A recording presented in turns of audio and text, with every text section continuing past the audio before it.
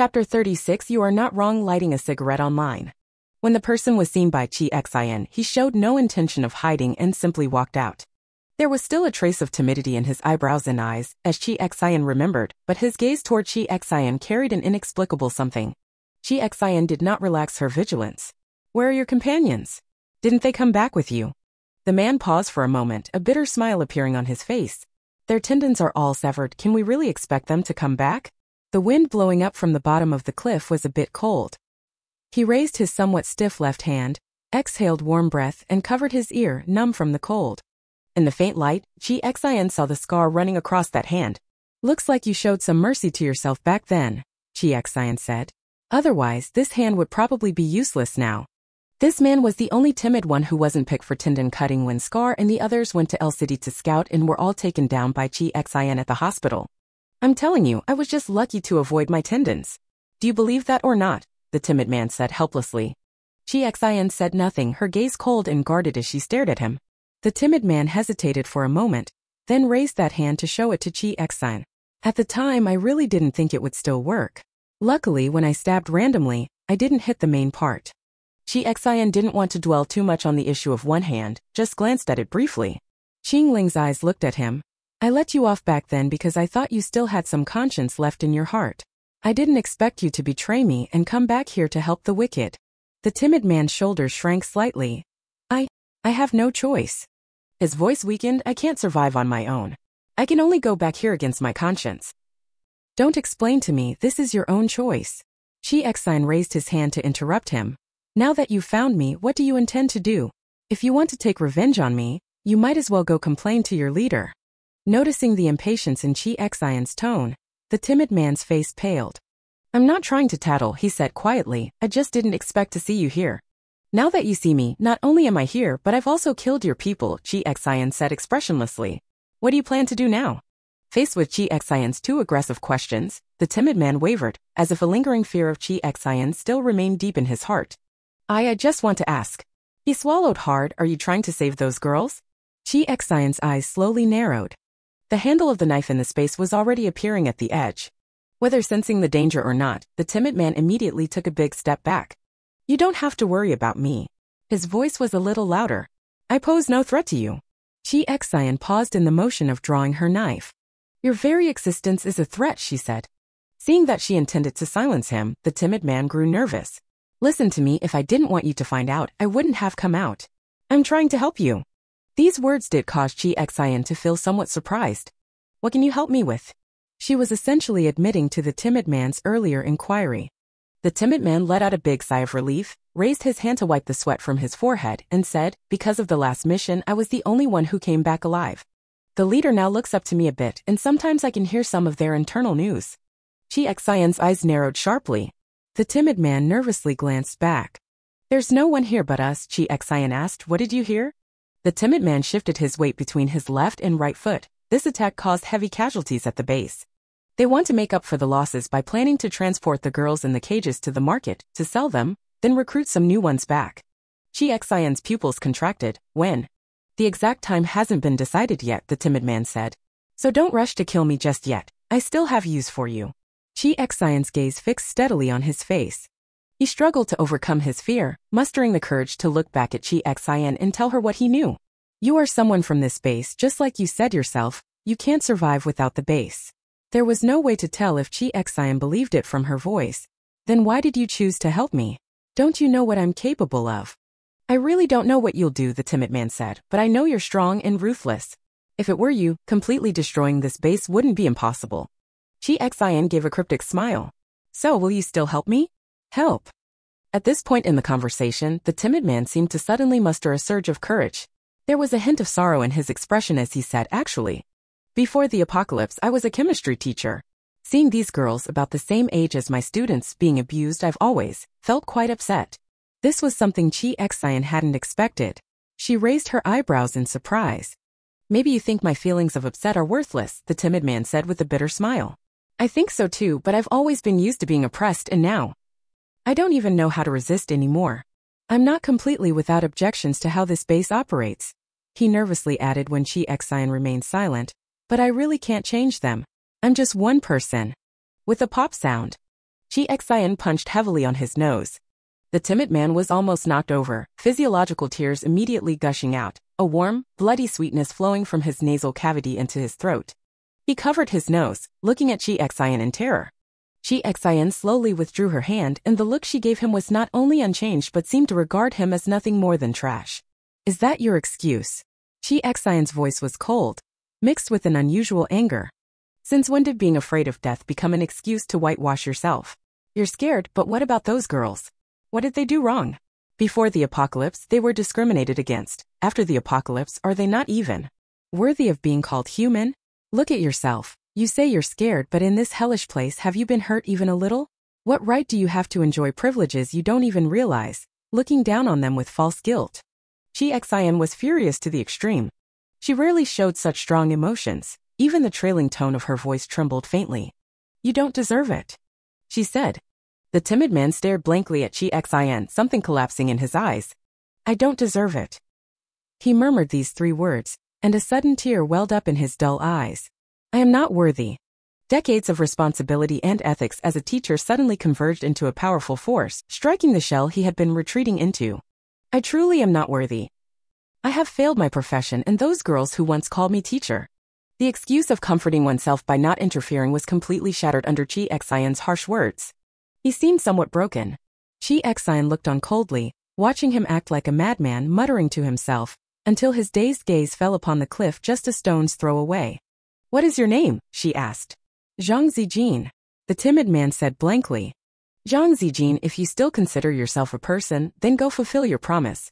Chi Xian said, they are still waiting for you. You need to live up to those words of teacher from back then. Zhang Zijin looked at her, a faint light flickering in his eyes. Can I still live up to it? He asked tremblingly. Then it depends on what you do. Chi Xian grabbed him and pulled him up from the ground. I'm asking you, where is the market you mentioned? What kind of place is it? The movie only briefly touched on this part of the plot. Her impression was just a chaotic scene, with the focus placed on the original character's shots. Zhang Zijin staggered but managed to steady himself. Chi Xian had personally destroyed the excuse he had relied on for survival, yet she also injected a new strength into him. He looked at Chi Xian, and the timidity in his brows surprisingly faded a little. That market, they never took me there before, Zhang Zijin said. But I've heard some related things from their conversations.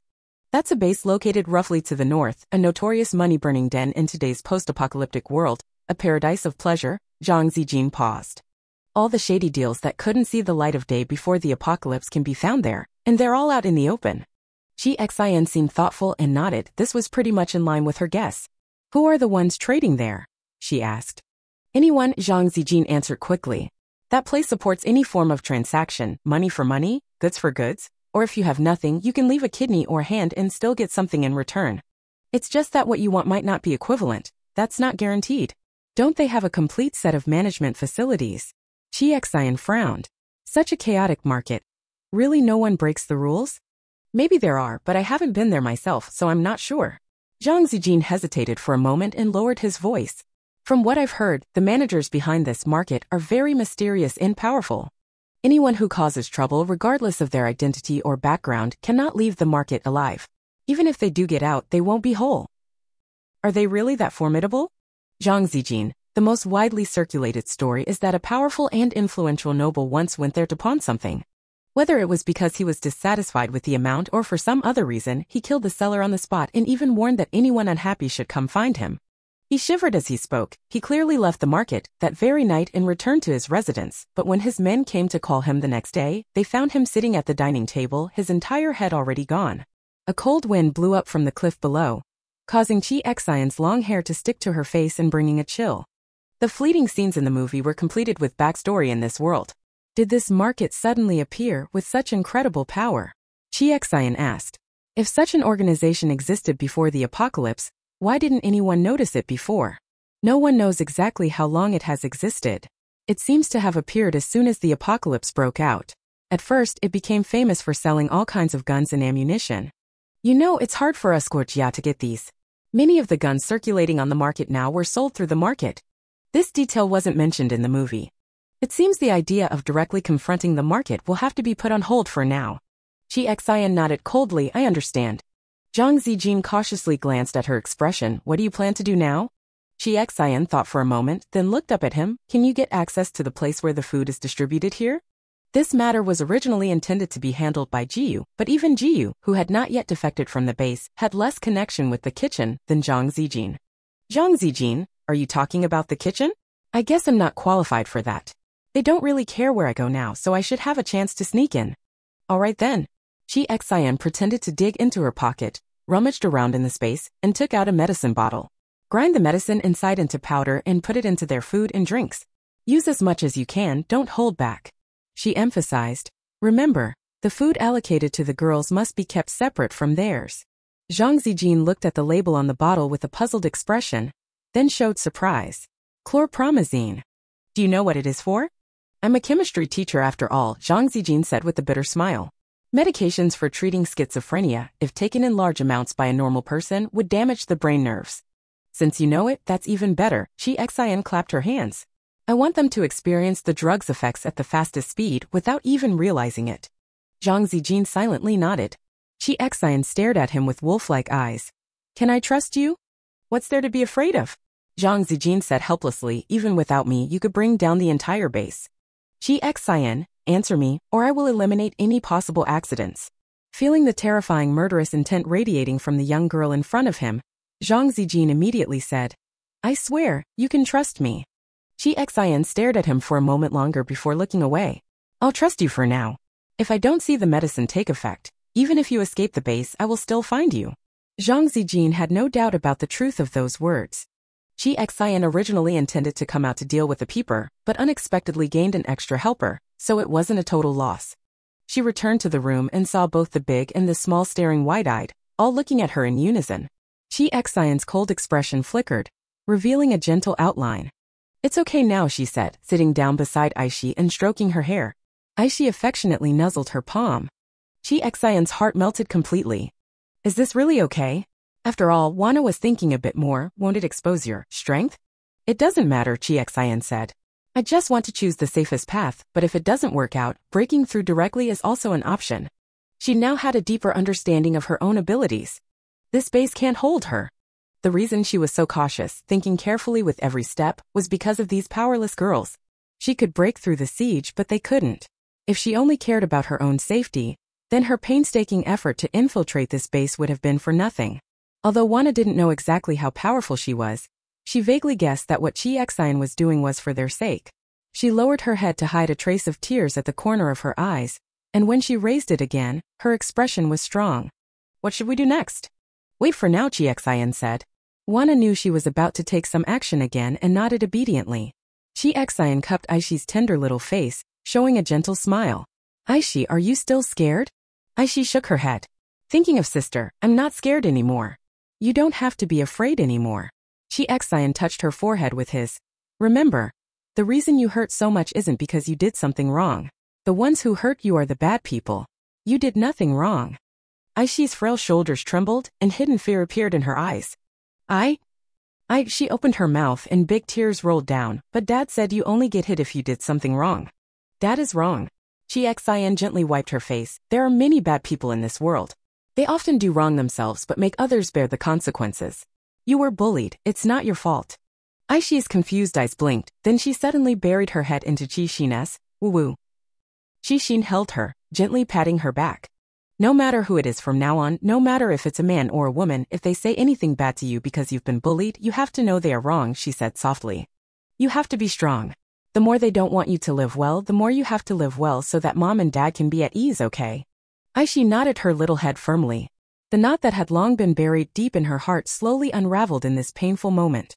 Wana put away her shocked expression and, seeing Aishi crying so sorrowfully, said guiltily, I can't believe I never noticed. Chi Xian shook her head. From the very first time she saw Aishi, she could tell that the child's mind had become somewhat twisted. She described the harm she suffered as pain, and when she thought Chi Xian had made a mistake, she worried that she would also experience pain. Aitza regarded this method as a punishment she received only after making a mistake. A cold light flashed in Shishin's eyes. It's already not easy for you to struggle and survive, so don't be too hard on yourself. The one responsible for all this was not Wana. Shishin's goal had always been very clear. Aishi untied the knot in her heart, and the fear of that night completely disappeared. She lay on Qixin's bed, sleeping soundly while snuggled close to Qixin. Worried about alerting the enemy, Qixin sent her back to her own room early the next morning.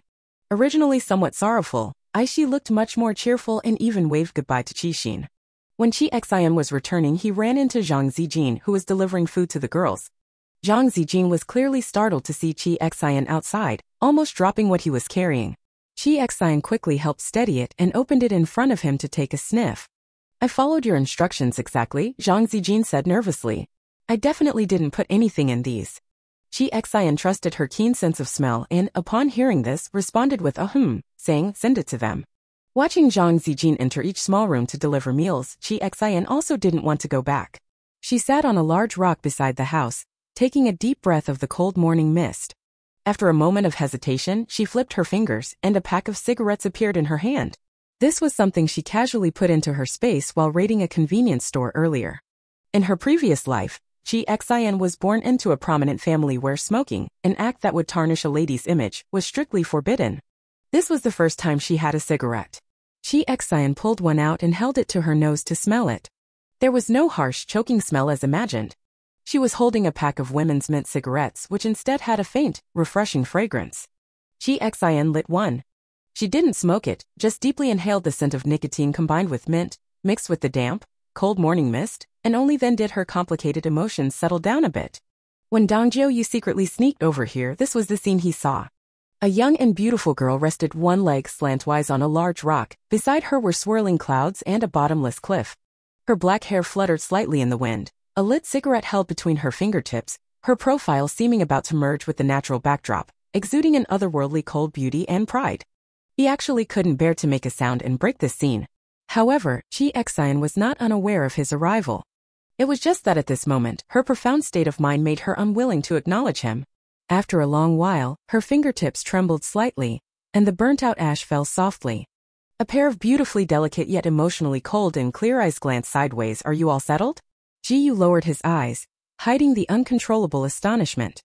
He cleared his throat. No more problems. There's food I stored there earlier, so we don't need to worry about their eating and drinking for now. Xian just nodded lightly, then turned to look toward the mist-covered cliff bottom. Jiyu couldn't help himself and stepped forward to look down together with her. Did you see your sister again? Xian asked. Jiyu's expression darkened slightly. No. Are you sure it was her yesterday? Xian said. Is it possible it was someone who just looked very, very similar? There's no way I could be wrong. Jiyu said firmly. Xiaorui has a mole on her neck. I wouldn't mistake my own sister. Xian sighed quietly. Please accept my condolences. That was all she could say. Jiyu looked at her, no longer showing the loss of composure and anger from yesterday. Only a trace of bitterness remained in his eyes. I never expected. He took a deep breath. I trusted the wrong person and I caused her death. Xian had no way to comfort, nor did she want to. Do you think I'm stupid for actually believing someone like Song Longping? Jiyu said softly. Xian wanted to say it had nothing to do with her, but her innate kindness made it impossible for her to let someone who was clearly heartbroken fall even further. I admit, I'm not a good person, Jiyu smiled bitterly. Before the apocalypse, I made dirty money too. I was a mercenary, sold contraband, all to pay for Xiaorui's treatment. But once I messed up and was hunted by many enemies. It was Song Liangping who saved my life then and promised to treat Xiaorui. I was desperate and had no choice but to trust him. Xian silently handed the cigarette pack to Jiyu. Jiyu trembled slightly as he lit one and took a hard drag. These ladies' cigarettes really aren't strong enough. But in the apocalypse, having a cigarette at all is rare. Where did you get it? Xian said. I brought it. Jiyu looked at her in surprise. Forget it, you're always so mysterious, it's not surprising you can do anything. Xian neither agreed nor disagreed. She put down her leg and changed her posture. If Yangyang's side is short of food, ask me for it. Don't touch the supplies in the base. Jiyu looked at her in confusion. Just listen to me, Xian said. Jiyu had no choice but to nod. Although I don't know what you're doing, my intuition tells me it probably isn't anything good, Jiyu said. Luckily, I got away in time. What's wrong with you? His tone suddenly changed. Xian's originally relaxed posture shifted. She covered her head, staring fixedly at a void point in front of her, a terrifying expression appearing on her face. Chip? Chip. Jiyu held her shoulders helplessly. Do you have a headache? Where's the medicine? Jiyu's voice seemed very far away from her. Just now, a sudden intense tremor surged through her mind. The electric current sound, which she had almost thought was a hallucination before, once again filled her entire mind.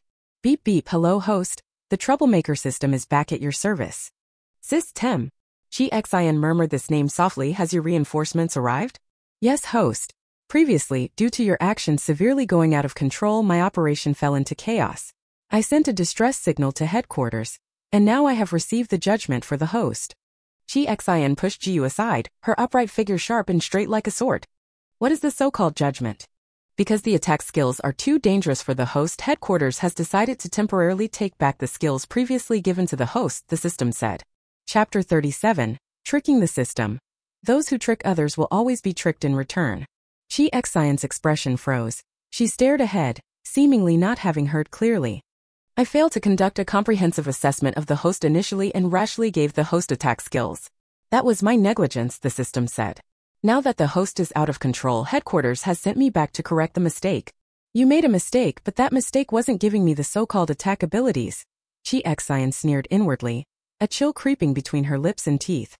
The system ignored the accusation. If the host has no objections, then I will. Can't you see I'm busy right now? Xion interrupted.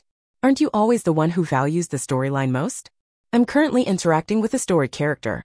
Are you sure you want to start now? Sorry, I don't know what you are. The system stalled for a moment, as if it was gathering the action data of Xion during its absence. It stalled for a few seconds. Then, a huge explosion roared in Xion's mind. What have you been doing? The system's electronic voice was mixed with crackling static, as if it would break down at any moment. Besides leaving base cell, is there any action you took that fits the storyline? Who is this? You should fegdro in this base.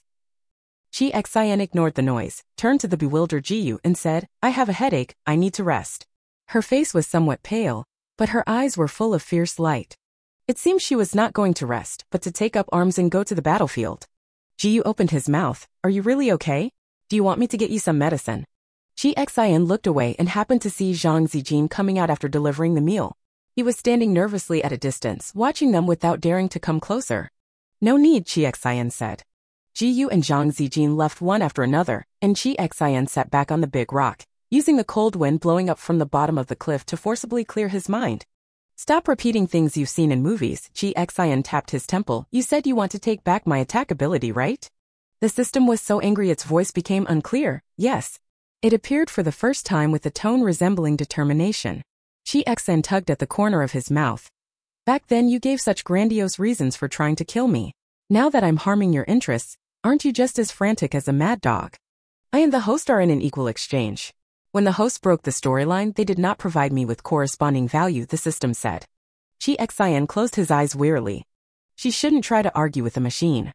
Then let's keep it simple, Xion said. According to your principle of equivalent exchange, if you take back my offensive ability, what can you give me in return as an equivalent compensation? This question stumped the system. It paused for a few seconds, unsure whether to send another request to that headquarters. Are you really willing to give up your offensive ability? Xion, you go first. What can you use to trade? She still looked calm on the surface. Even the system couldn't tell whether she truly didn't care, or if there was something else going on. Wait, the system said, then fell silent for a moment. Xion looked toward the bottomless cliff, clasping her hands together, her fingers trembling slightly as she tightened her grip. She wore a calm expression, lowering her eyes to conceal the emotions beneath. After an unknown amount of time, Xion's body had become slightly numb from the cold before the system's voice sounded again. After discussion at headquarters, the system can choose another skill as compensation. Xion's tightly clenched fingers relaxed slightly. What can I choose? She asked cautiously. According to the data, the host's uncontrollability is too strong, so they are not allowed to choose abilities that would affect the balance of the world, the system said. Instead, the host can choose life-related abilities, such as plant affinity, max-level cooking skills, and so on. There were so many things wrong with that statement that Xixin didn't know whether to angrily call the system shameless or sarcastically accuse it of treating her like a fool. In the end, she thought of someone she disliked because of plant affinity, and frowned with disgust. Tell me, what use do these skills have in the apocalypse? Am I supposed to hit zombies with a frying pan? The system is impartial and unyielding. This is the decision of headquarters. Xion snorted. She had a certain suspicion in her heart, but she couldn't be 100% sure it would develop as she expected. She pondered for a moment. Is there an ability to communicate with zombies? I don't know if it was her previous rebelliousness that left too deep an impression on the system, but the moment it heard this sentence, the system said, "You want to have the abilities of the zombie king and replace him to conquer the world? No way. Chi-Xian. Chi-Xian. No, I mean, is there an ability that lets me understand what zombies are saying without making them listen to me?" The system hesitated. If it's just that level, there is one. Chi-Xian's eyes lit up. The skill Heart Whisper allows communication to a certain extent with other intelligent beings besides humans. If it's zombies, it can be used on advanced zombies whose brains are still intact and retain some thinking ability. The system introduced in one breath. Host confirmed to switch. Not only zombies, but it can also communicate with other intelligent beings? Chi-Xian suppressed the excitement in her heart and put on a reluctant expression. Can I still say no? Seemingly afraid that Chi-Xian would back out halfway, the system quickly executed the switch command after confirmation. Before Chi-Xian had any sensation, the system said, "Skill replacement complete. The host is now equipped with the skill Heart Whisper." Chi-Xian's heart sank heavily.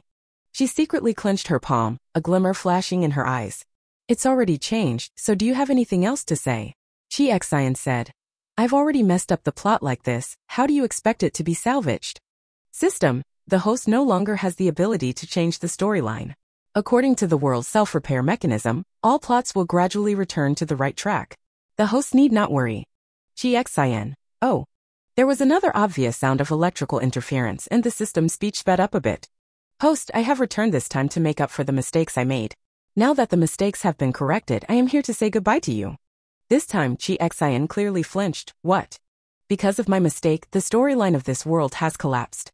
The headquarters not only punished you but also me," the system said. "I was sentenced to be destroyed and rebuilt. I don't know when I can come back." Its tone remained calm and steady. According to its programming, certain commands lead to certain outcomes. Its host issued incorrect commands to the world, so it was punished accordingly. This was logical. Chi-Xian hadn't expected this. She had already prepared for a long-term battle with the system, but hearing that it was going to be rebuilt now felt like a great joy. The system did seem really urgent. After leaving this message, it didn't even wait to hear Chi-Xian's response.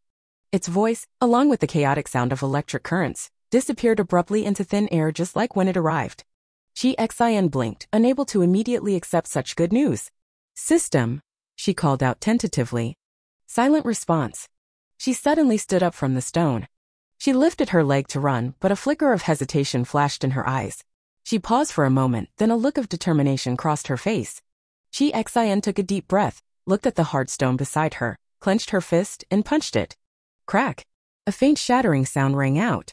But it was not the bones in Chi-Xian's hand. Uncontrollable joy appeared in her eyes as she looked at the slight crack on the stone, then at her own fingers. The long-suppressed frustration suddenly poured out from her heart, and she felt an urge to laugh out loud to the sky. Dog system. It schemed and connived against her, but it never expected that before leaving it would be tricked by a human it had always looked down upon. Being careful not to attract attention, Chi-Xian only showed a satisfied smile on her face. She suddenly leapt into the air, flipping several times sideways before landing steadily. All the strength was in her own limbs. The dog system was left empty-handed. Chi-Xian suppressed the excitement in her heart, eager to test whether the other skill she had obtained for free was useful.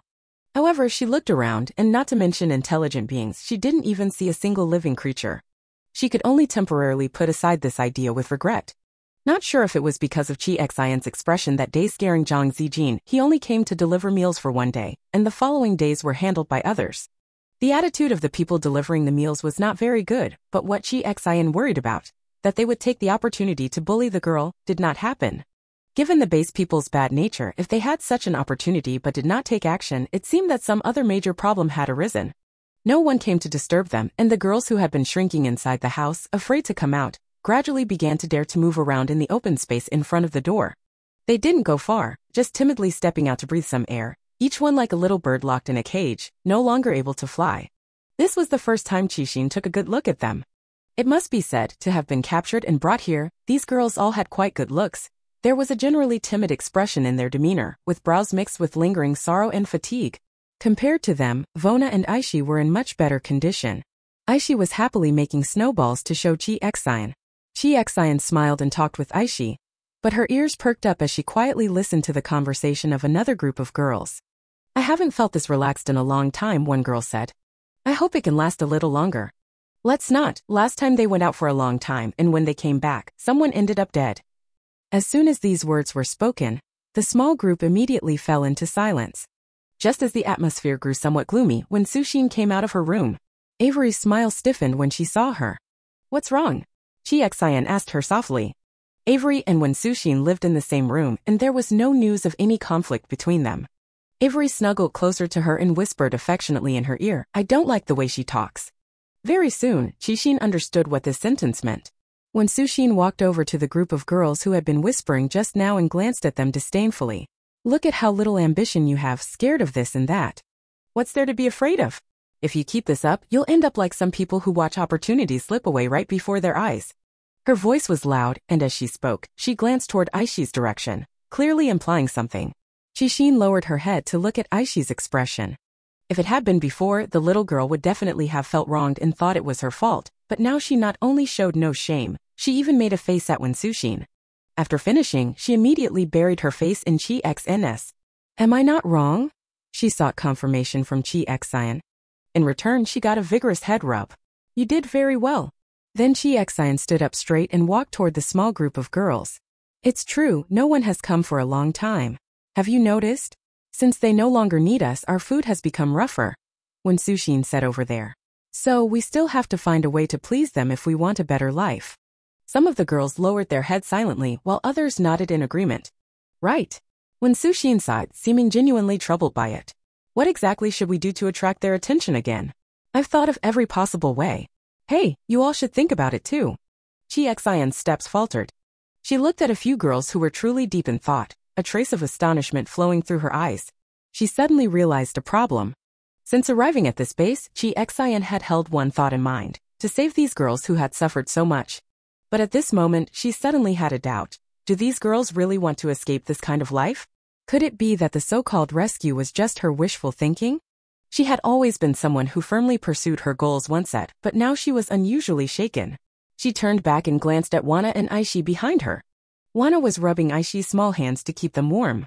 Noticing Chiexien looking over, they both looked up and gave her bright smiles. Their eyes were full of trust and hopeful light. Chiexien subconsciously returned a faint smile. Turning her head back to the group of girls, Chiexien toned down her aura and pretended to be an ordinary girl. She sat down beside them and greeted them warmly. Hi, hello, my name is Chiexien. Only when Suxin had some impression of her. She said nothing, and the others had even less emotional recognition of the newcomer. The few girls who had been looking down just now smiled cautiously at Chiexien. Chiexien didn't mind. She turned her head to look around and deliberately said, It seems there are no guards here now. So what? A girl asked. Chiexien bit her lip, looking hesitant and conflicted.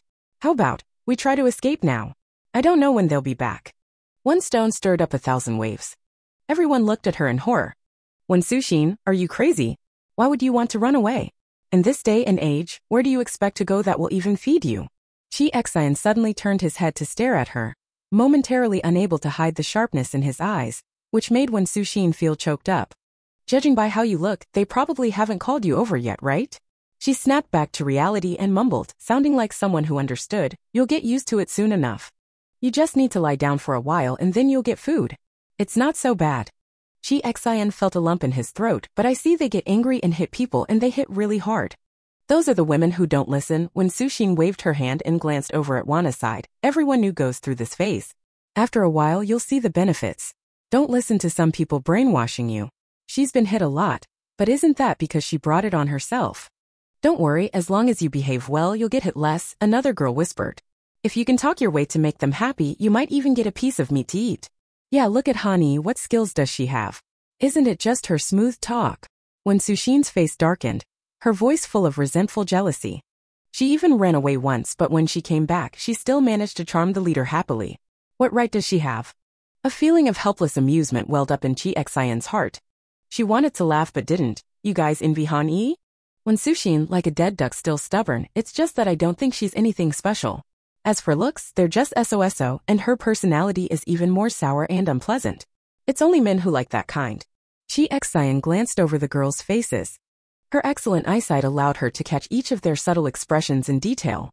Then do you know how Han-yi is doing now? She asked slowly. What else could it be? Living the good life, eating and drinking well. When Sushin answered quickly. Honestly, who among us hasn't stayed with the leader? So why is it that only she has the privilege to live there all the time? What she eats and drinks must be different from ours.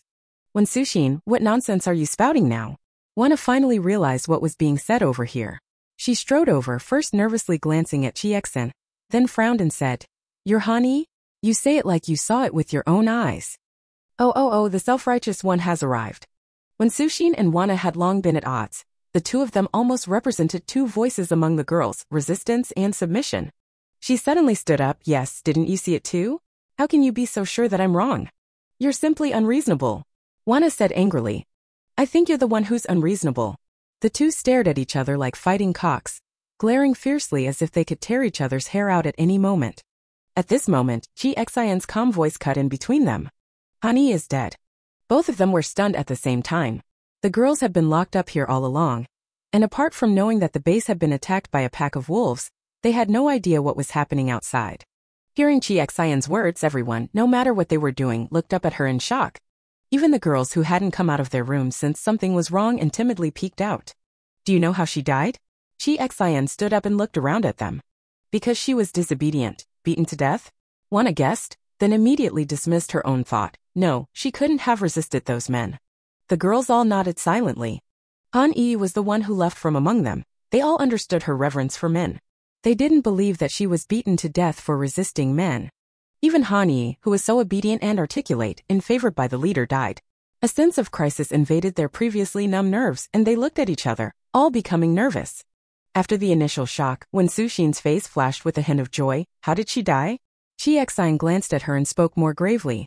That day when the wolf pack attacked, as the wolf king lunged at Song Liangping grabbed Han Yi, who was protecting him nearby, and deliberately used her as a shield, watching helplessly as she was bitten to death by the wolf king, her body completely destroyed. Her voice was faint, stirring a chilling wind. The girls couldn't help but shiver, fear appearing in their eyes. "Impossible." When Sushin said in shock, "The leader dotes on her so much, how could it be?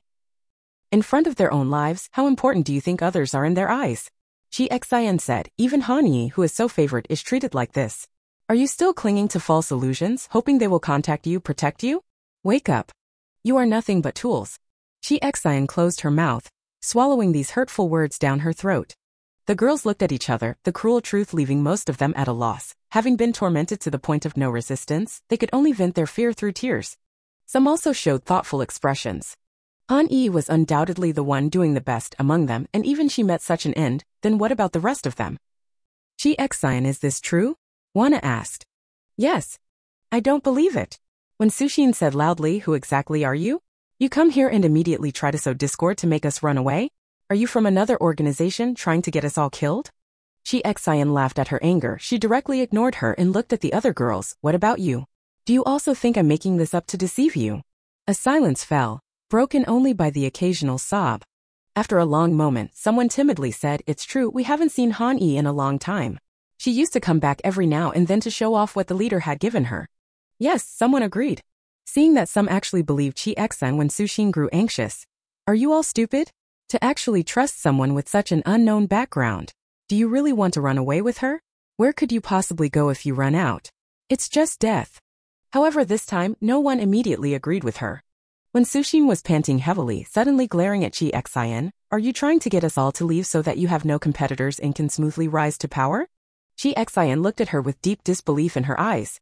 What on earth is going on in this person's mind? When Sushin sneered coldly, "I don't believe you, I will never believe you." After speaking, she ignored everyone else and directly turned to walk towards her small room, slamming the door shut with a bang. Chi Xian rubbed her forehead. "What about you all, are you the same as her?" Wana pressed her shoulder, stepping forward proactively. "Sisters, you don't know Chi Xian, but you should know me, right?" The girls looked up at her and nodded one after another. "Wana, listen to me. Do you want to live your life always wagging your tails and begging, taking beatings and insults, having food when they're happy and suffering when they're not? Think about the sisters who died before. Think about Han Yi." Chi Xian was new. She hadn't experienced life here, but Wana had been through everything with them. Her words stirred their empathy. "If we had a choice, who would want to live like this?" a girl said with a sob. "We were all beloved by our parents at home, and I had plenty of admirers at school.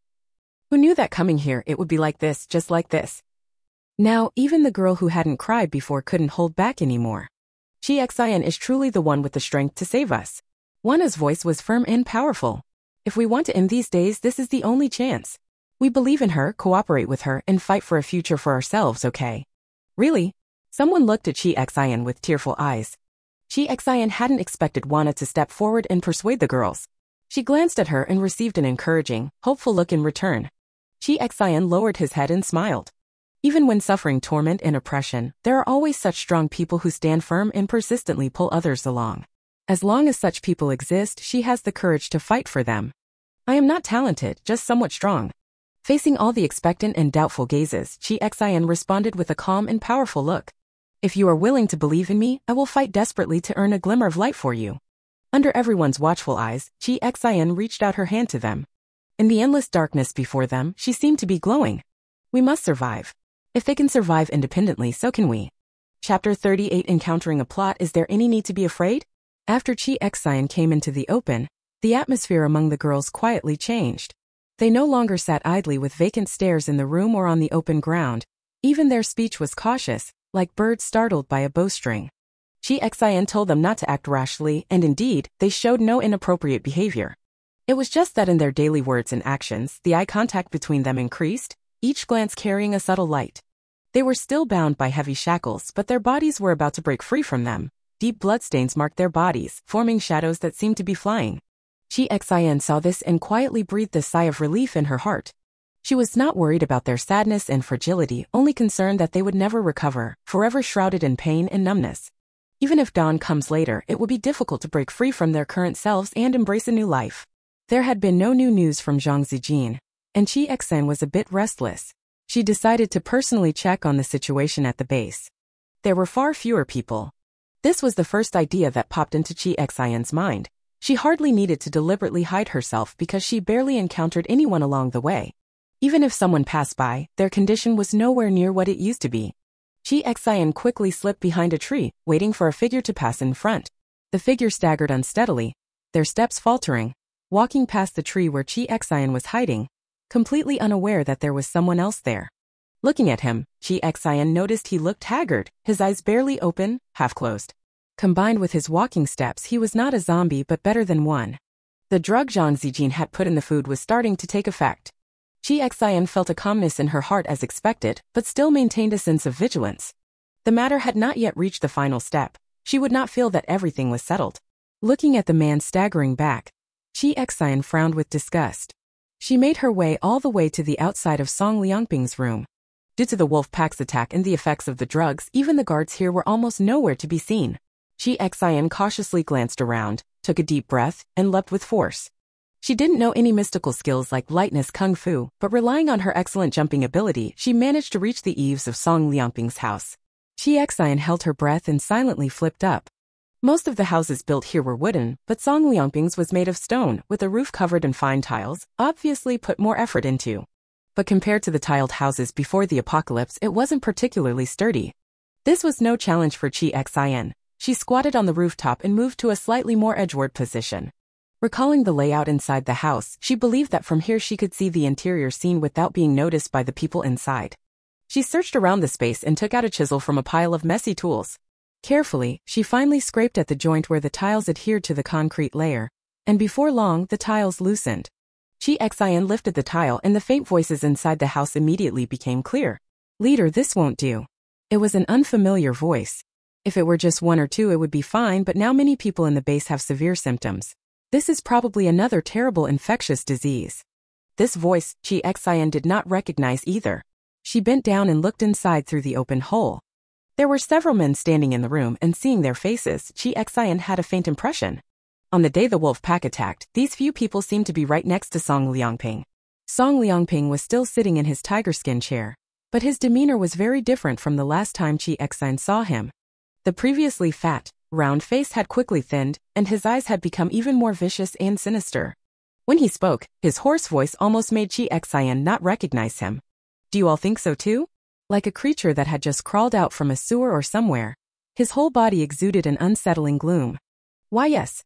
This man seemed very afraid of Song Liangping, and he didn't dare to look him in the eye when speaking. At first, everyone inexplicably lost interest, then there were symptoms like crooked mouths and slanted eyes, like strokes happening. Now we have no choice but to take it seriously. Song Liangping said nothing. The man who had spoken earlier asked, "Boss, have the people sent to find a doctor and medicine returned yet?" The response came from another person, "It's really fucking strange. They've been to the market more than once already. According to the schedule, they should have arrived by now." The atmosphere fell into a silent gloom. Ahem, ahem. Matsuyashihai coughed twice, looking somewhat tired. "Is there no more Zidinafin?" Zidinafin? Although Chi Xian didn't recognize it, she instinctively searched the medicine section in the space and pulled out a medicine bottle to take a look. The man striking a heroic pose on it was very eye-catching. Good grief, who here doesn't know who this is? Does Viagra really need such a fancy scientific name? Chi Xian was both amused and helpless, just as she heard the conversation continue inside. No. No more. The brothers' demand for this stuff has surged recently, and it's long been. Smack. With a painful grunt, a cup was slammed heavily onto the speaker's forehead, then rolled to the floor. "I told you strict control over usage, right?" Song Liangping's throat emitted a harsh breathy sound. Looking at the men in the room with downcast eyes, his tone carried a faint, almost imperceptible hope as he spoke again. "They've used this much, has it all been effective?" The men below exchanged glances and fell silent. "This is undoubtedly the answer." Song Liangping, who had just been wearing an expectant expression, immediately grew even more sullen. "Trash." The men all dared not make a sound, and at this moment another person came in from outside. He looked a bit better than the people Chi Xian had encountered in the forest before, though his legs were somewhat weak, not to the point where he couldn't even open his eyes. He stumbled over to Song Liangping and whispered something in his ear. Song Liangping's expression paused. Then he gave the order, "Start." The man nodded and quietly stepped back out. Chi Xian glanced at his retreating figure twice, saw nothing unusual, and didn't pay it much mind. She continued to focus on the situation inside the room. The men in the room looked at each other, and Song Liangping exhaled slowly. "Everything will wait until our people return from the market." Not a single person dared to say what if the doctors and medicine they bring back still can't cure their illness. Their faces all bore a look of frustration and despair. Nothing was more annoying than this disease. Once the illness is cured, tidy up those in the cages and sell off the ones still alive. Song Liangping's spirit was already very weary, and the overdose of various medicines gave his face an unhealthy flush. "This time we are severely weakened and urgently need to restore some manpower." Chi Xian was startled and listened even more carefully to every word they said. Someone expressed agreement. "Yes, leader, and recently these matters have been too strange. There might be some changes again, so we need to quickly gather some new information from the market." Another person cautiously suggested, "Leader, since Hani is already dead, why don't we try to get information from the girl?" Song Liangping's face suddenly turned terrifyingly grim, like a fierce ghost. The man was startled and immediately lowered his head, not daring to speak again. After a moment, Song Liang slowly said, "Ease, obedience, and gentleness, it's hard to find another girl like her." A flicker of something passed through his eyes. Even if there is, none have that heartfelt reverence like hers. The people below didn't understand what he was talking about and could only let him sink into a bout of memories. Chi Xian curled the corner of her mouth. "When you use someone as a shield against the Wolf King, you didn't act like you valued them at all." Song Liangping suddenly coughed a few times. "All right, I don't know why you still have so much leisure time. Do you all understand the tasks I assigned? Get to work as soon as possible, and send someone down the mountain to scout the situation. Let's see when those useless people will finally come back." He grabbed Hoopy fiercely, his voice filled with deep hatred. "In this state, if I go to the market, I'd be ashamed." Everyone nodded timidly, afraid that if he got emotional, he would pick up the nearby gun and indiscriminately turn it on them. Next, it was almost like Matsuyashihai's personal impassioned speech session. Aixin felt there was no need to listen anymore.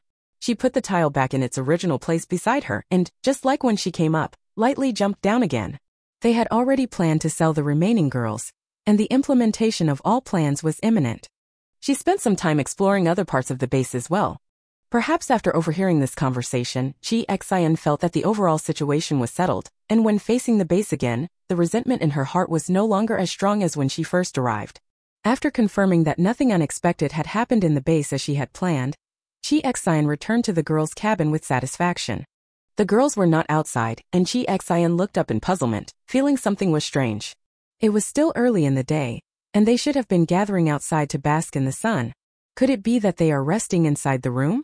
Chi Xian didn't hear any noise and instinctively thought so. She shook her head, feeling it was better not to disturb them.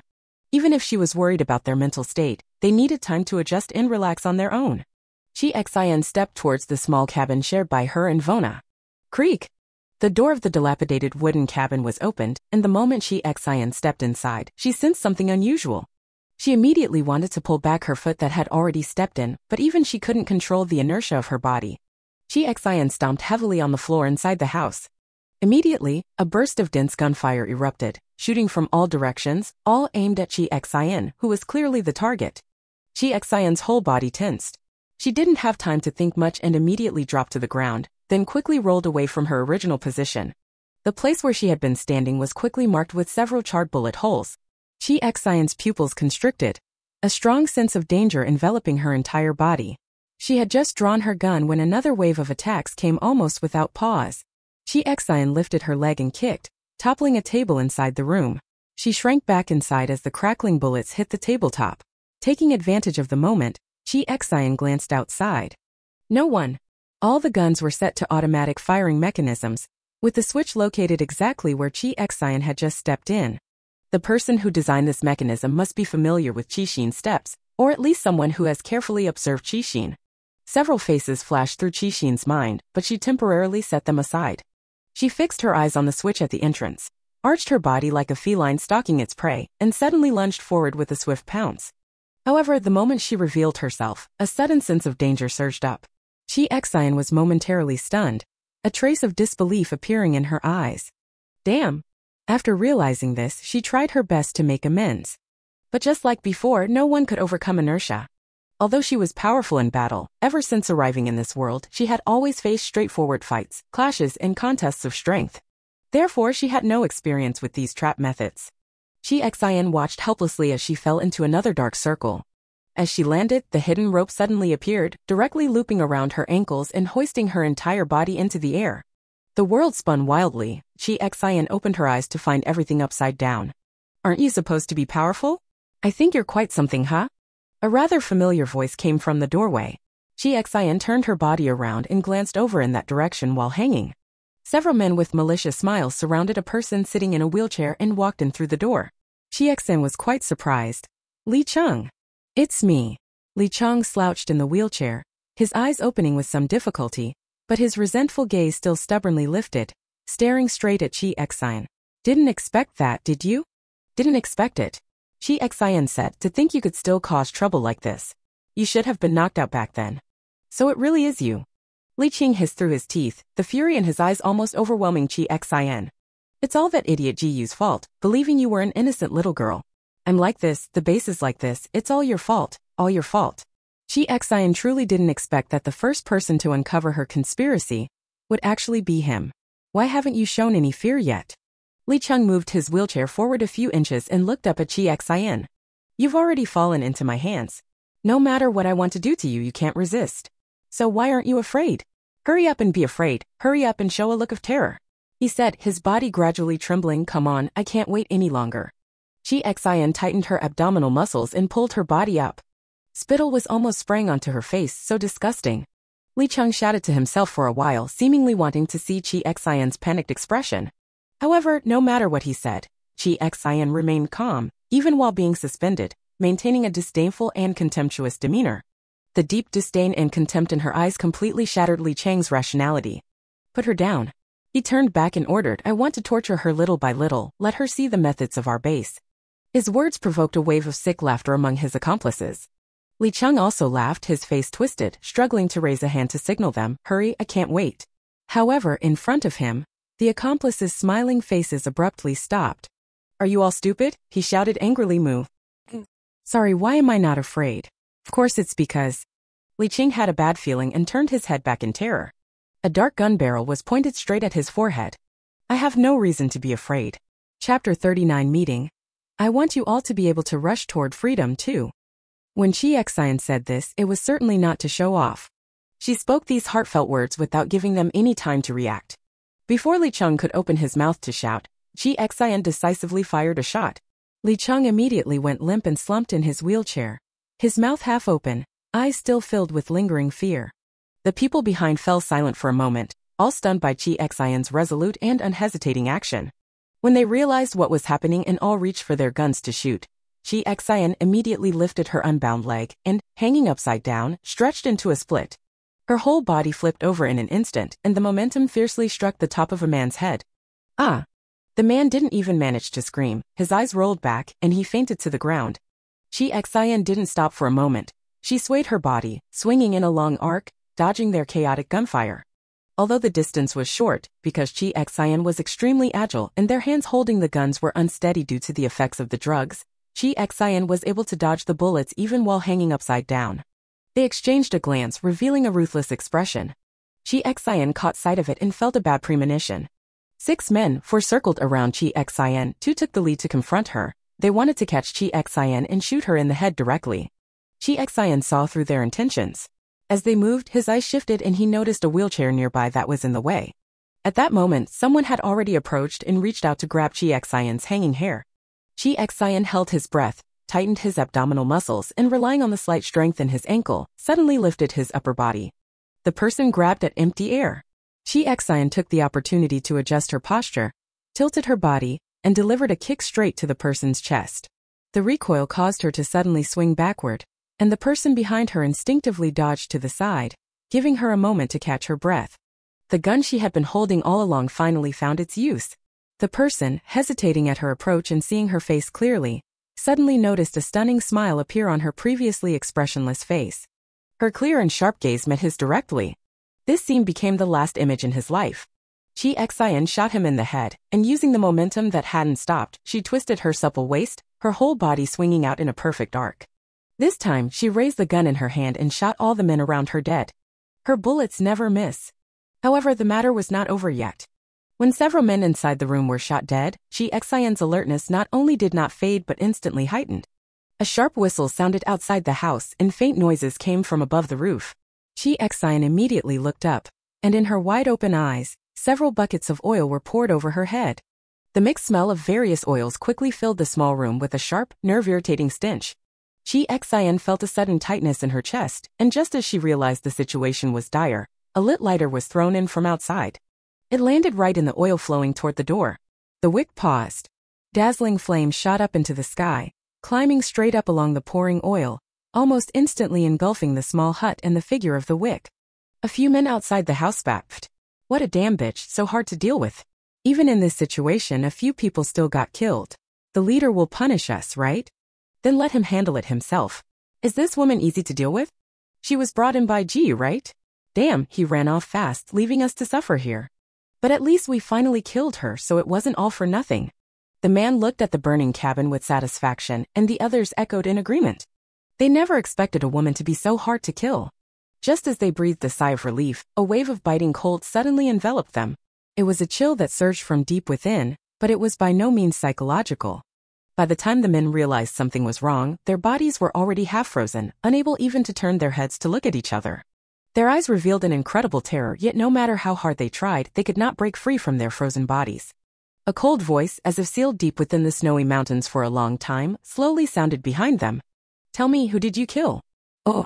At the moment the flames leapt up, Chi Xian immediately lifted her long hair, biting the ends to prevent them from catching fire.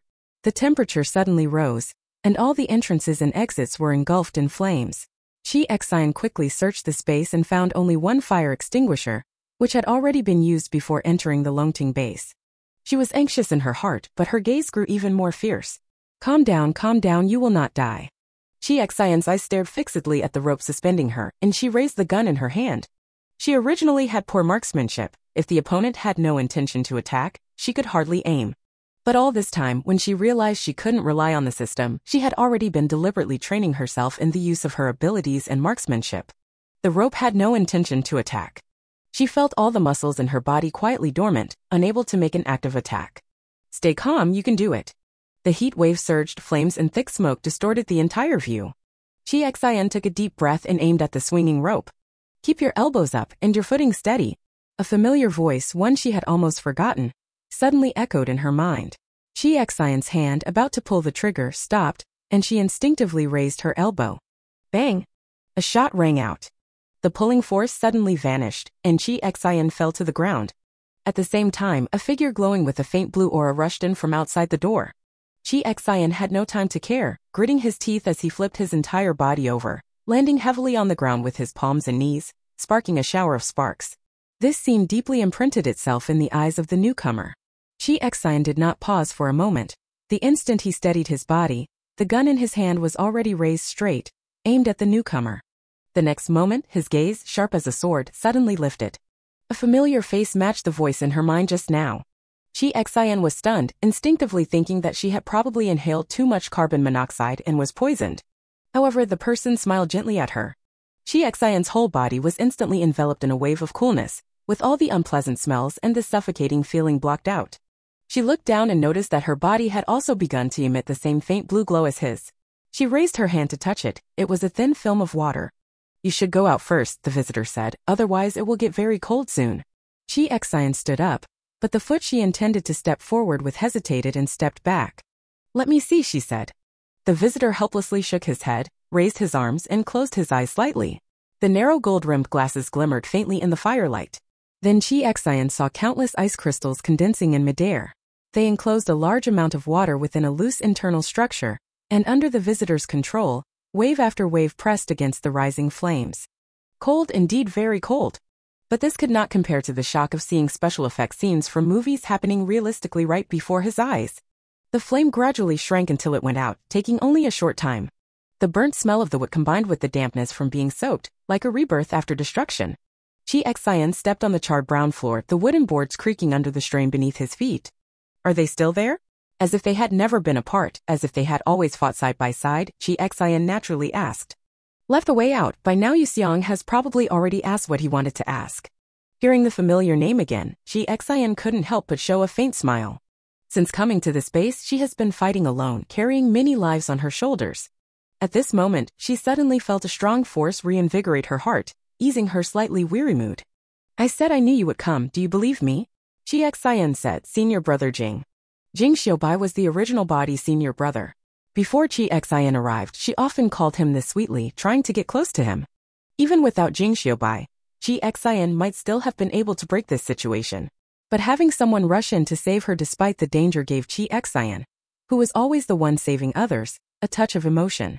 She suddenly understood where the original self's dependence on Jing Xiaobai came from. Although it didn't affect her, the feeling of being supported strangely overlapped with that of the original self. Hearing this form of address, a flash of unusual light appeared in Jing Xiaobai's eyes. He chuckled softly, "Let's go. Before Yu Xiang loses his temper, see if there's anything else you want to ask."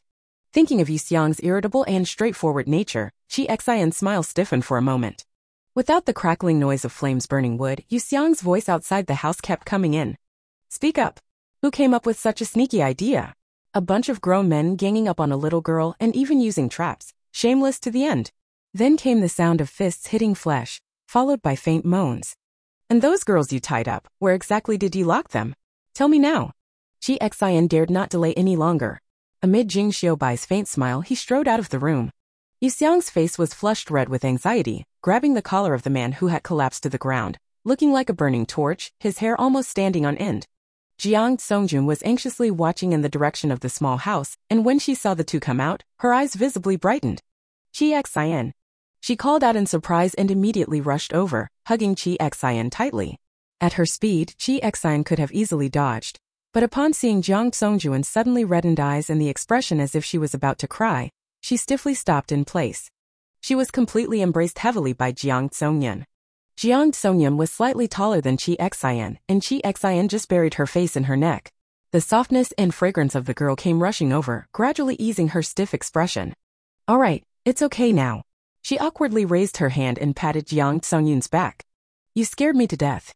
Jiang Songyun's muffled voice sounded by her ear. "I was just thinking if Jing Xiaobai hadn't managed to rescue you, I would have locked him in there with you."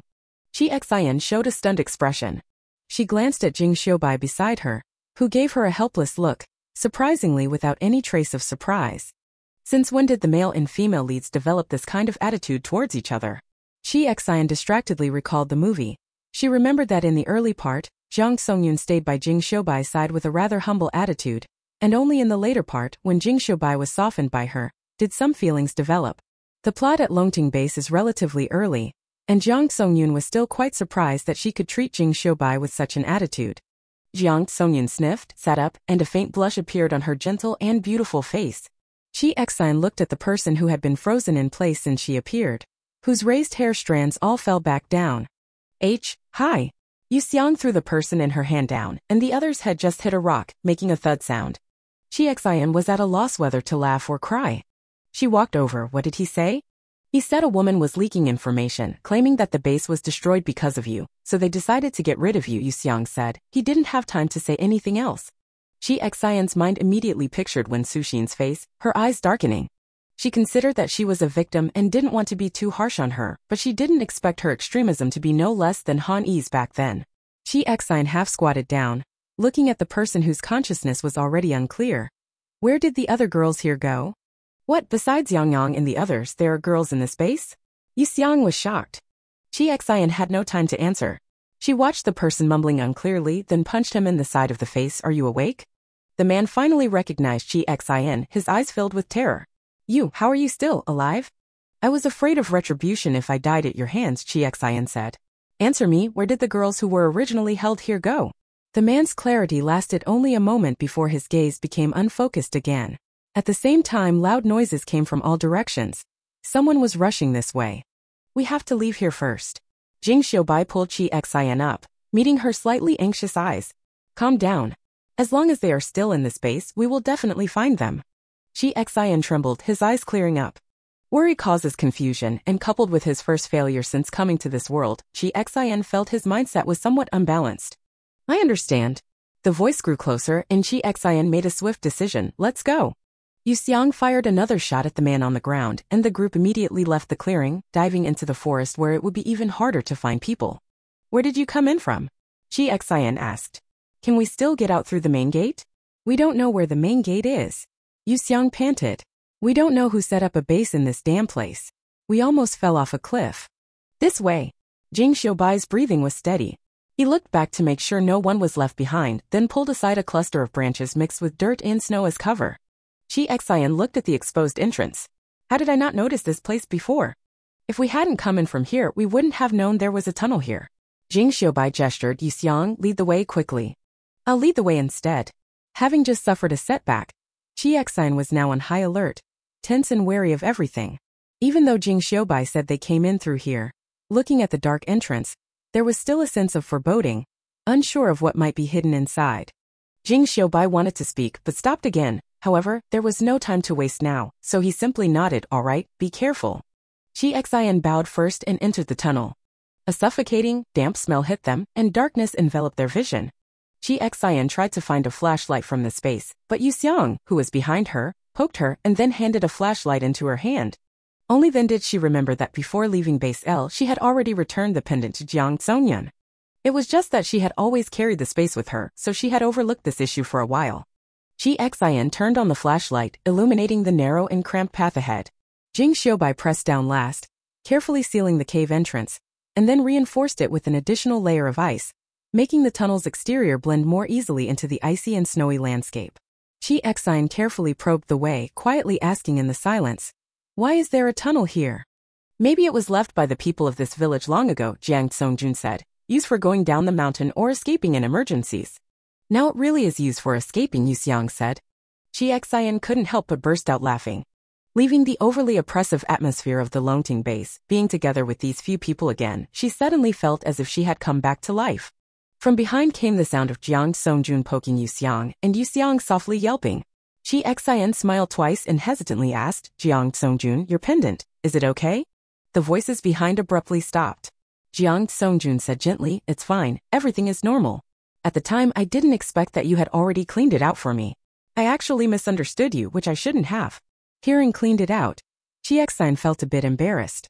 Is there really nothing inside? Jiang Zongyun was puzzled. Didn't you deliberately clean it up before returning it to me? This was truly a wonderful misunderstanding. Chi Xian stopped explaining and walked a few steps further. Behind her came Jing Xiaobai's voice. Chi Xian, how did you find this base? I was tricked into coming, Chi Xian said casually. What? Yu Xiang exploded. How dare they lie to you after all they've done? I heard them talking about trafficking girls or something, so I came to check it out, Chi Xian patched up. What about you guys? She thought of the tragic situation L-Base faced after the main group left, her voice suddenly dropping. Do you know that L-Base has already? Silence fell afterward. Jiang Zongyun's voice was somewhat choked. We only rushed back because we heard about this matter. But even if we rush back, the incident had already happened, Chi Xian said bluntly. After a moment, Yu Xiang spoke. At that time, we originally wanted to stay a little longer, but Xiaobai suddenly received a message and we had to set off quickly to country A. It was sent by my father. We have a relatively secret way of transmitting messages, but after the outbreak of the apocalypse, the signal was cut off. Jing Xiaobai's tone was very calm, but his voice sounded a bit hoarse. He said that bases all over the world have begun to be besieged by high-level zombies. Many small and medium bases have already been destroyed, and the demand for the serum is urgent. Chi Xian's steps paused for a moment, then continued forward. I didn't expect it to still be like this. Yu Xiang sighed. Chi Xian's mood was somewhat complicated.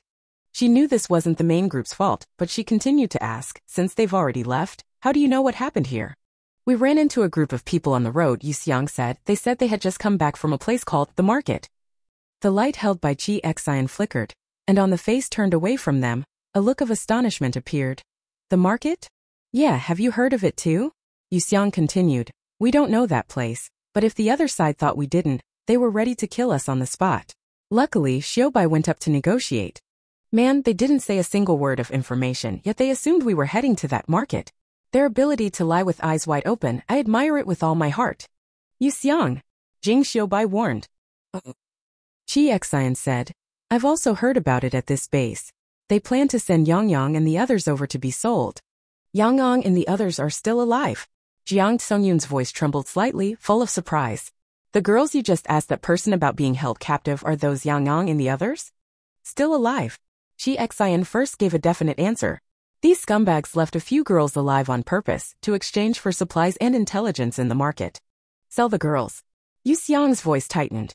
Do they think they're little matches or something? Chi Xian was momentarily stunned, then decided to ignore him. Girls in this base are no different from livestock or goods. The only reason I've stayed here without taking action is because I'm afraid of harming them. Her words were somewhat veiled, but none of them were naive. After a moment's thought, they understood what she meant. These beasts, Jiang Songyun gritted her teeth and said, her gentle voice showing clear hatred for the first time. Do you want to rescue these girls? Yu Xiang hesitated, but Chi Xian, even if you get them out, you can't protect them forever. Jing Xiaobai said nothing, his gaze fixed on Chi Xian ahead.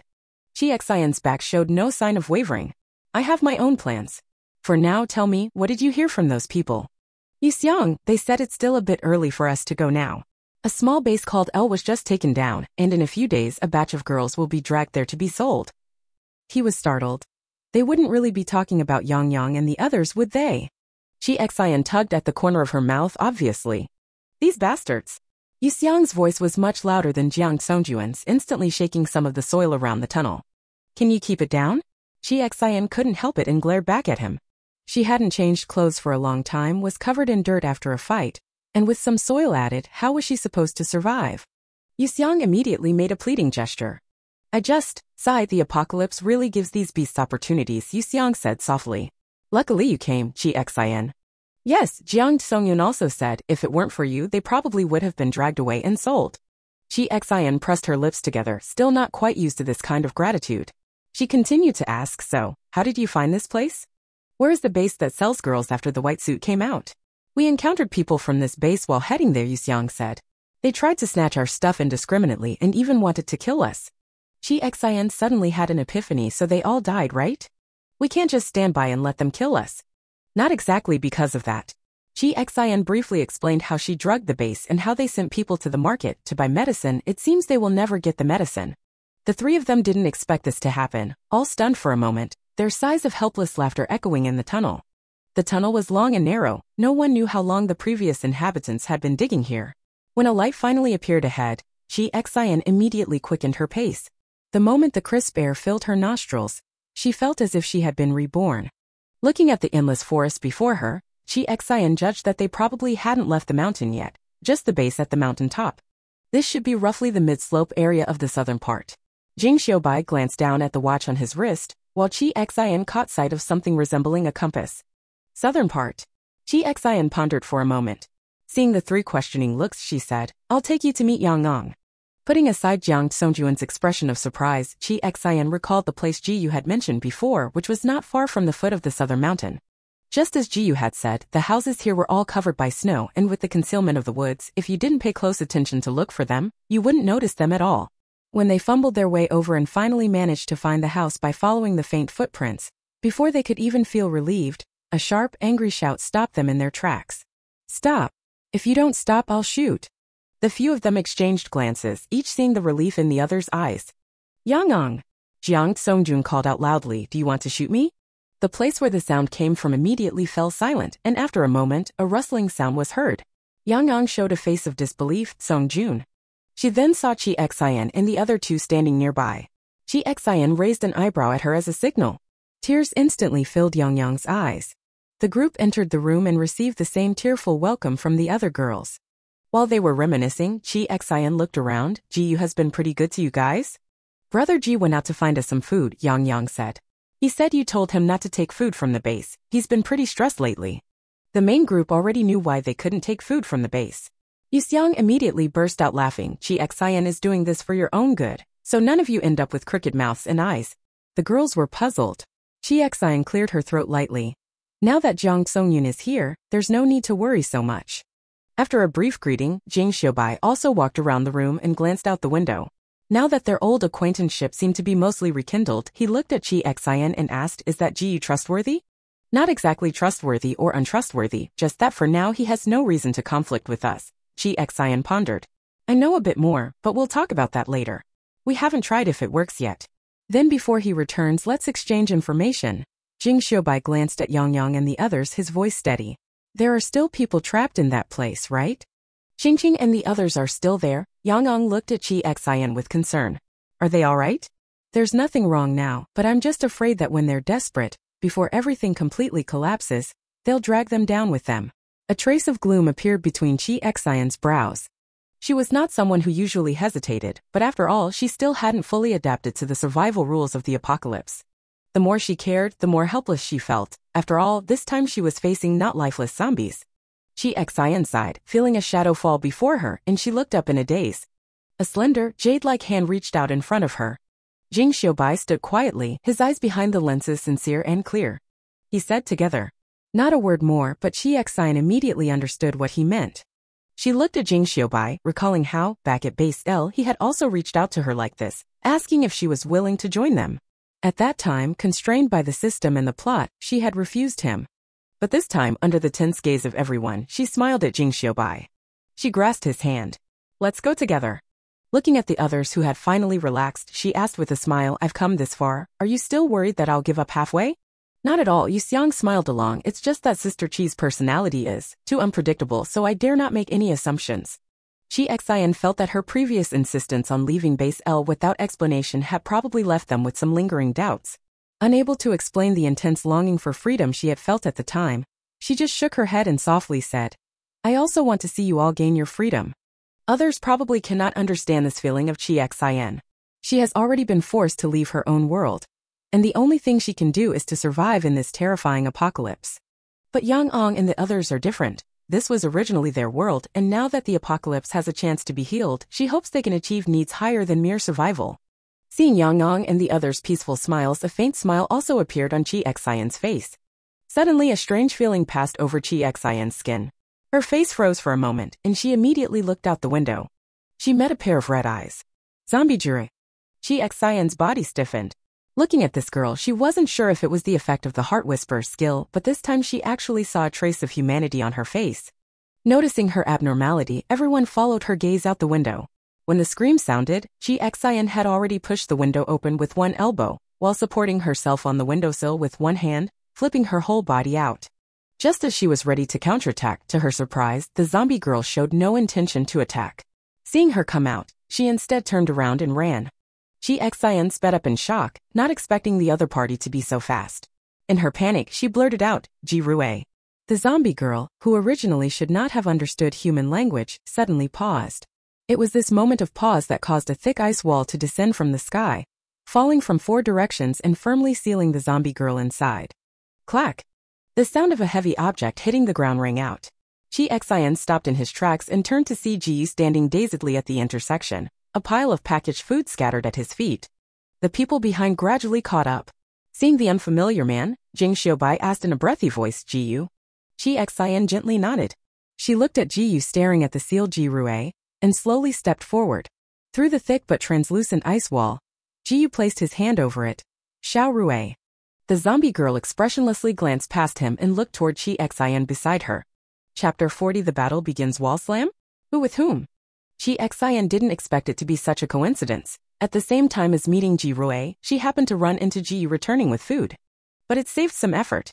She glanced back and saw that not many people were following. Yang and the others had all been left inside the small cabin. In a fleeting glance, they recognized that Ji Rui was a zombie.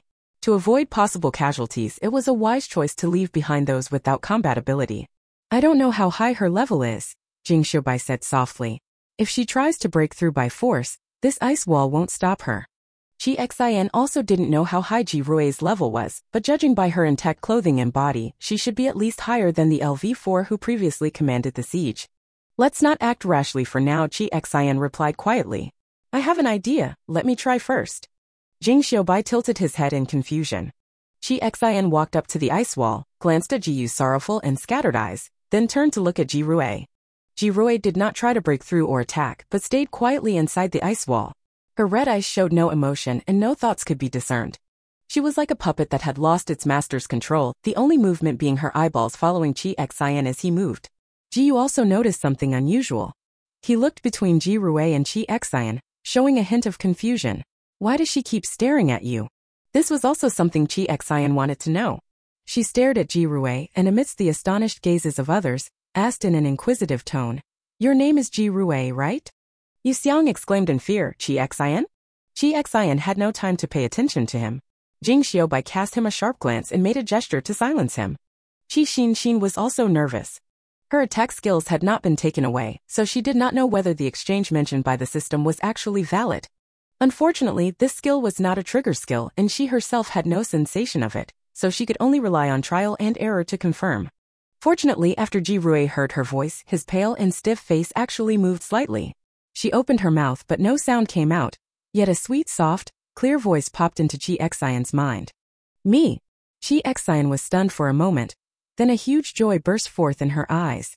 This joy made her uncontrollably grab Jiyu beside her. Jiyu looked at her in confusion as she excitedly pointed at Ji Rui and then at him. Jiyu, your sister, your sister. Jiyu still hadn't reacted. Jing Xiaobai whispered from behind. Chi Xian means she has confirmed that she is your sister. Chi Xian nodded firmly, ignoring Jiyu's shocked expression. She turned to face Ji Rui and said seriously, don't you remember?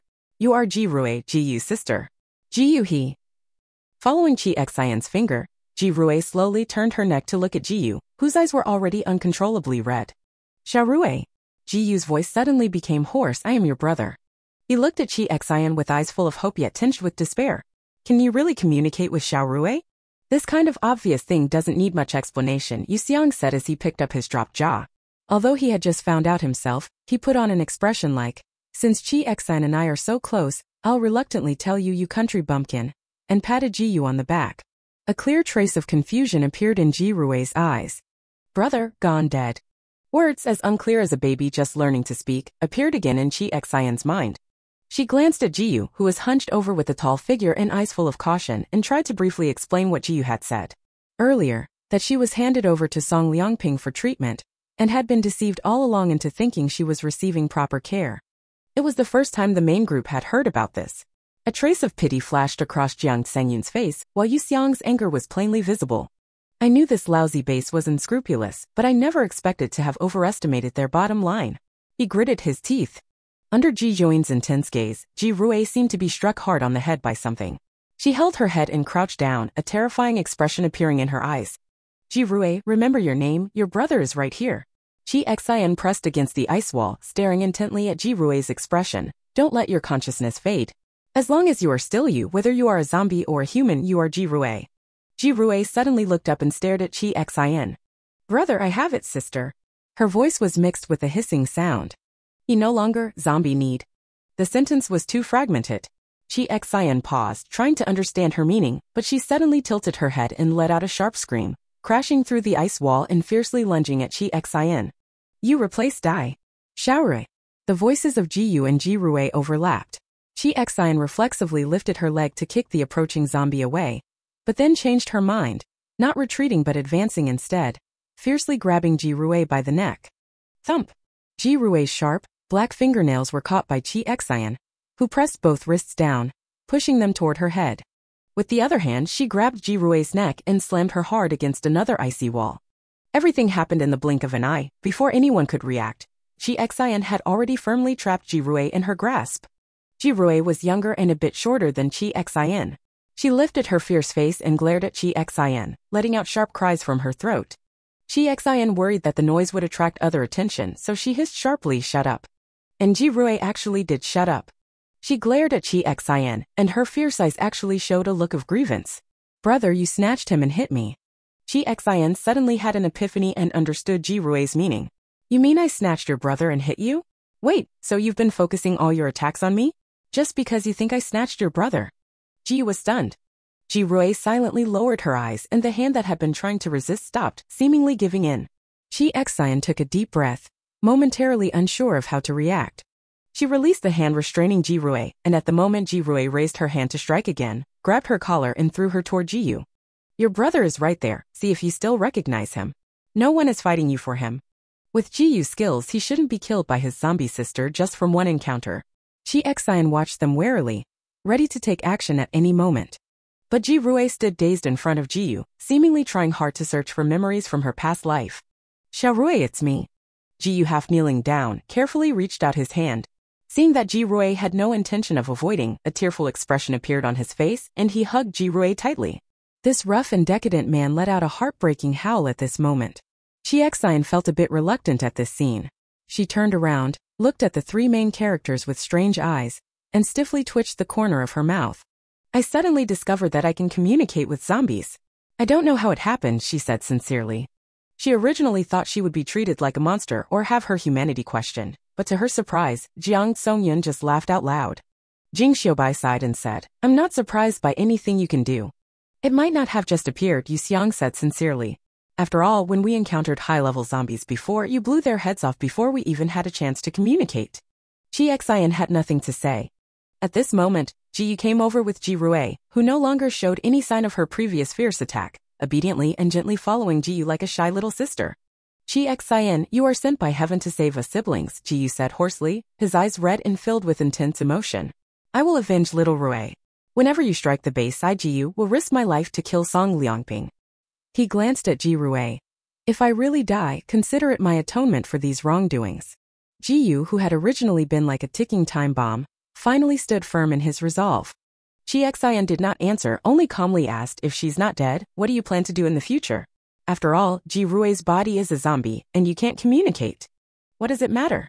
Ji Yu said, "As long as Xiao Rui is still here, I will always be her brother." Chi Xian and Jing Xiaobai exchanged a glance, seeing the certainty in each other's eyes. "Most of the preparations are almost done now, and I plan to attack the base as soon as possible," Chi Xian said, a trace of worry flashing in his eyes. "Except for today's accident, everything is progressing according to my plan. They almost have no strength left to fight back, but I still feel uneasy." Her vigilance had always been on high alert. There was clearly no obvious enemy, and now even Ji Rui had regained consciousness. She didn't know why her entire body felt like alarms were exploding, as if she were a cat with its fur standing on end. Could it be that just one mistake made her so jumpy and paranoid?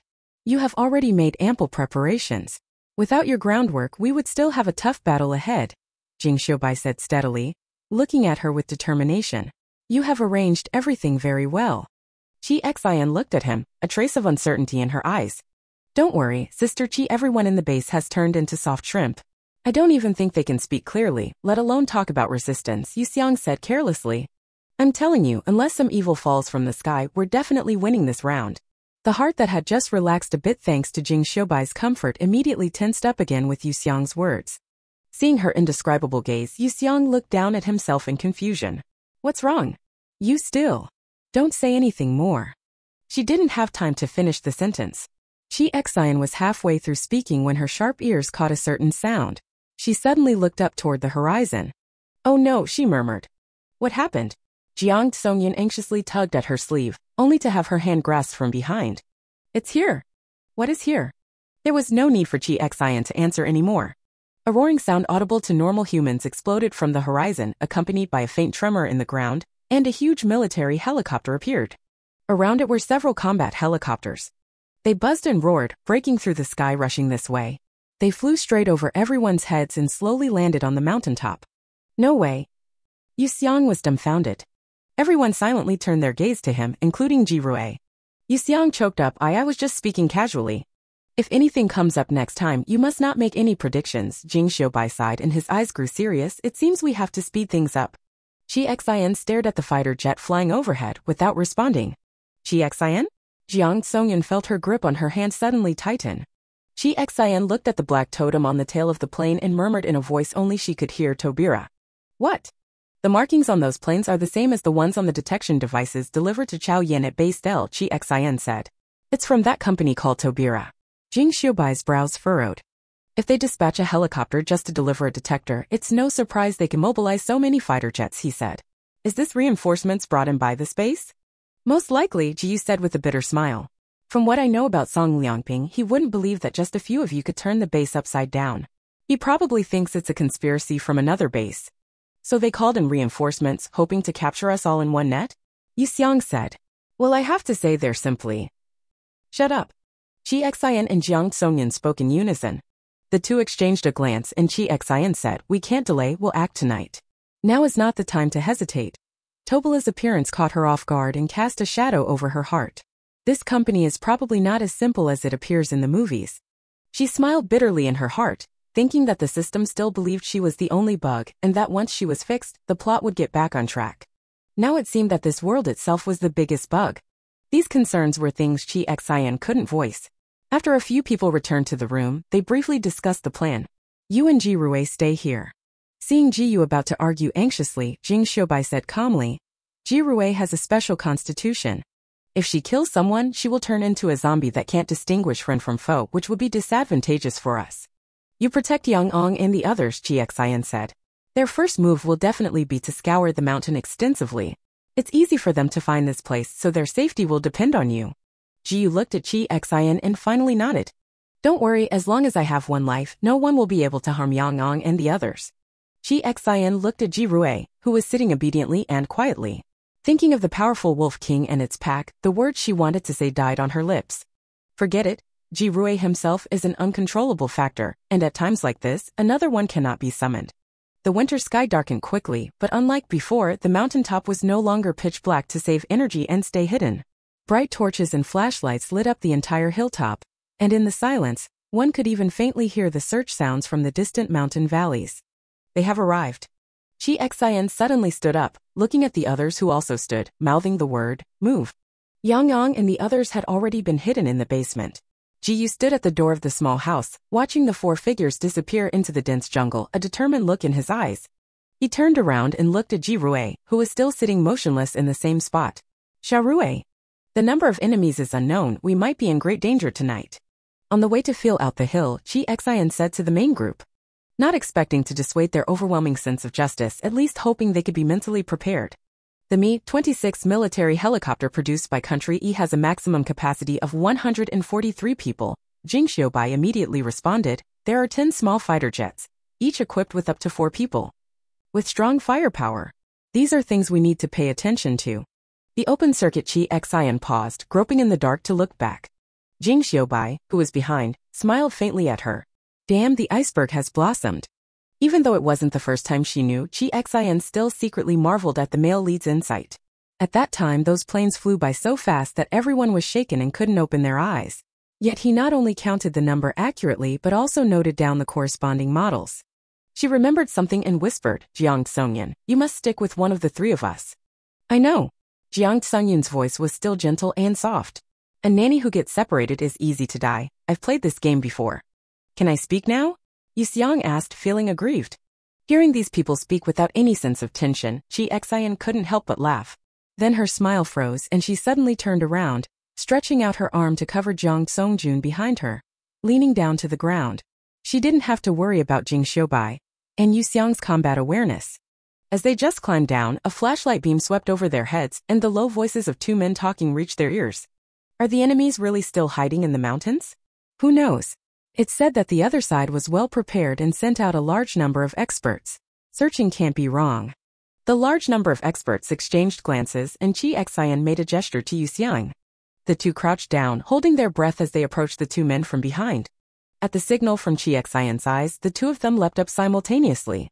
Yu Xiang used her size advantage to grab the opponent's neck, forcibly pressing him down until he lost his breath.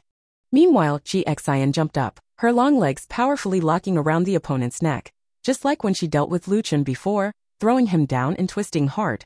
The fragile neck made a cracking sound. Chi Xian looked up, Yu Xiang shivered and gave her a thumbs up. At that moment, the fallen corpse suddenly emitted a sharp explosive sound that instantly echoed across the entire hill. Both were startled. Chi Xian reacted faster, crouched down, searched the man's body, and pulled out a small device. Jing Xiubai and Jiang Songjun also rushed over. Jing Xiubai glanced at the device in Chi Xian's hand, his expression darkening. An alarm linked to the user's life signs. Once the owner loses vital signs, it will emit a loud blast. Chi Xian stomped on it with one foot, crushing it. How could they have something like this? Yu Xiang was frantic. This just doesn't sound like real technology. The apocalypse doesn't sound real either. Chi Xian's voice grew cold as she looked toward the disturbed Ming Guang in the distance, a sense of rebellion awakening within her. The sounds of alert and shouting tore through the silent night. Split up. She made a quick decision. I'll go find the girls. Jing Xiubai grabbed Yu Xiang, who was about to say something. Be careful. Chi Xian nodded, showing a faint comforting smile. If they all went up the mountain, the people on the mountain might unintentionally come down, putting Yang Ang and the others in danger.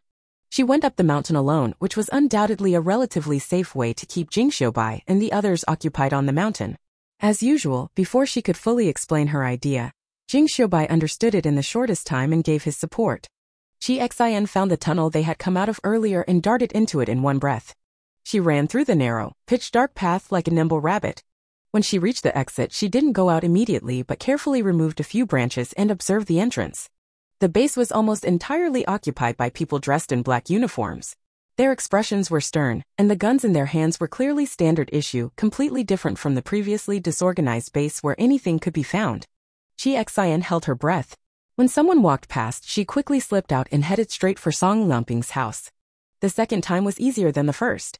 Chi Xian skillfully climbed onto the roof, found the tile she had previously lifted, peeled it back, and looked inside. Are you all ready? A calm voice came. Chi Xian looked and saw that Song Liangping was not sitting on his tiger skin chair, but was standing respectfully to the side. And on that tiger skin chair sat a man also dressed in a black uniform.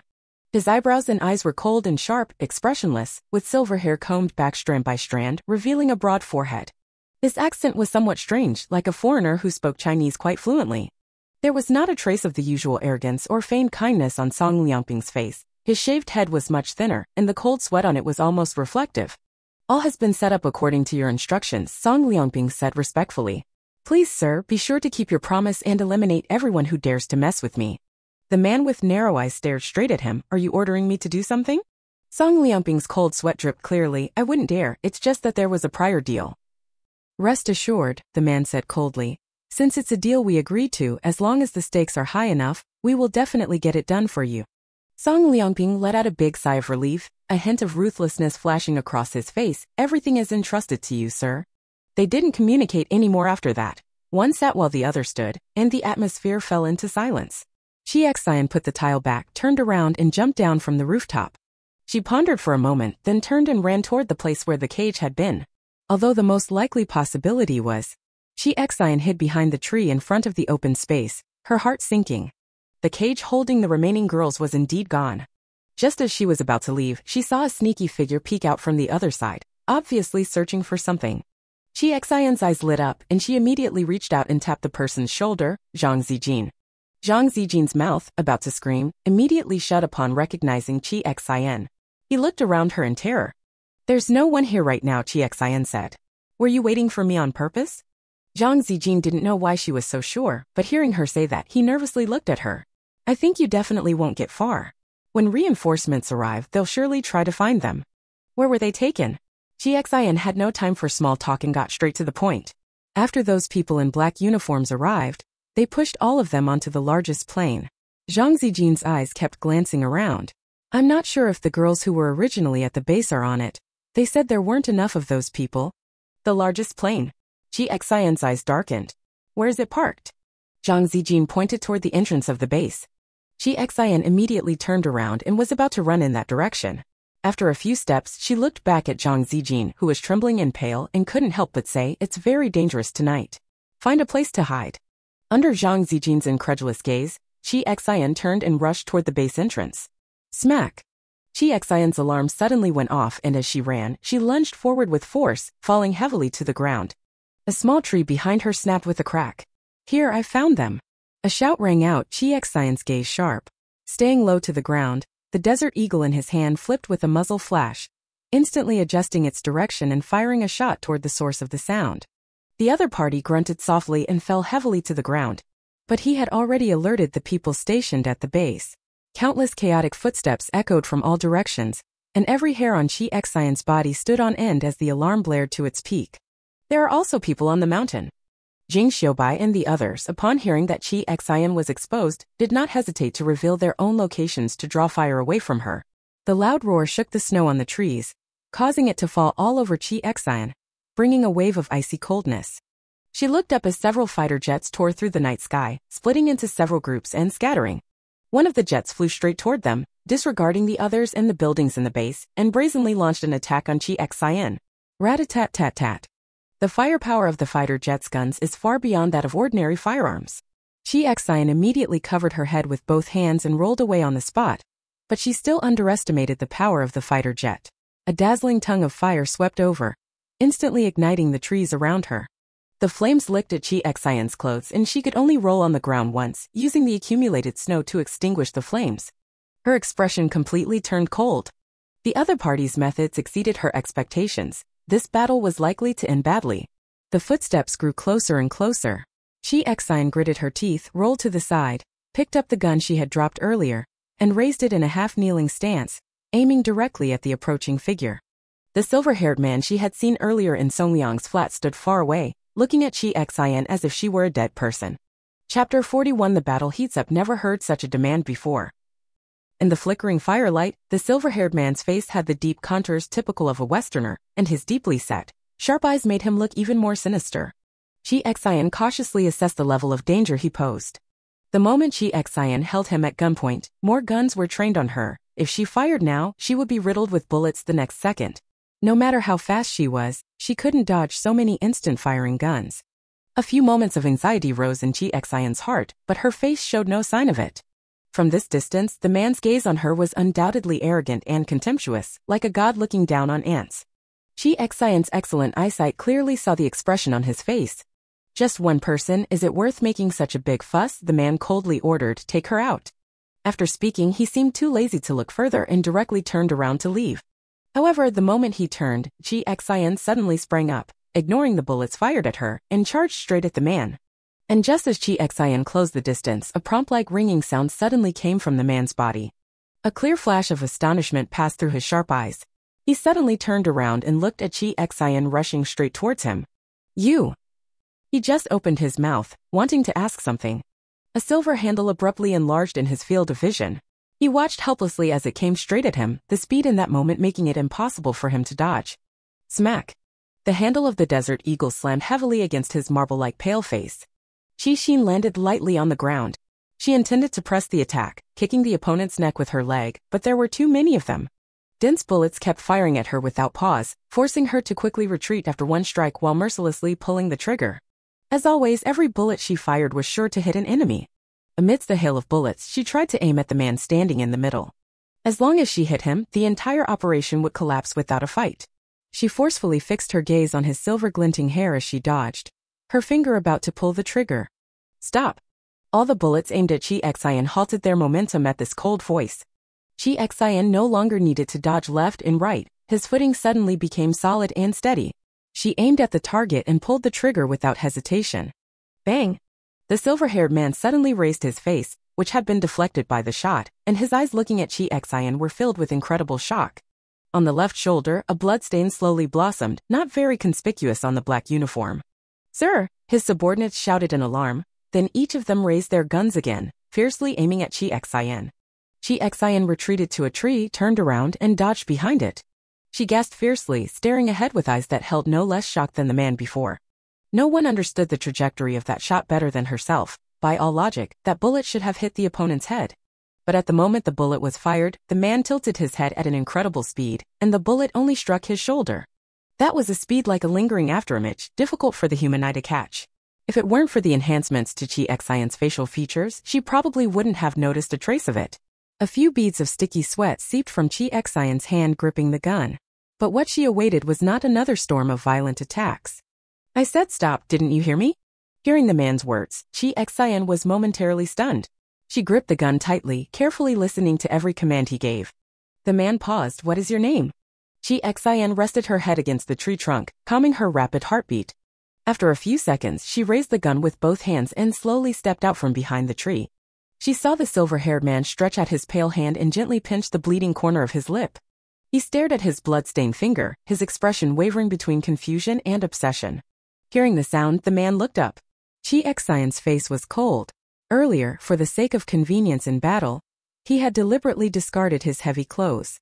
Now the glistening sweat on his exposed skin reflected the sea of fire behind him, and the calm eyes held the shadow of burning flames. She walked over like a fearless Amazon warrior. Across from her were a dozen tall men armed with guns, while she was alone on her side. Seeing Chi Xian step forward, the silver-haired man's eyes no longer held the previous indifference. He took out the device on him that kept beeping and casually crushed it with one hand. Aren't you afraid of me? He asked Chi Xian. Chi Xian didn't want to answer such a strange question.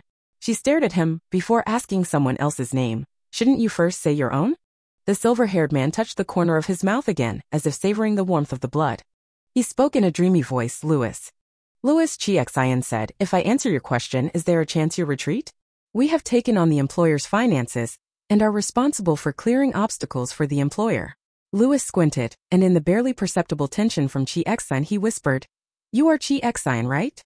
A current silently ran down Chi Xian's back, and she stared at him with increasing vigilance.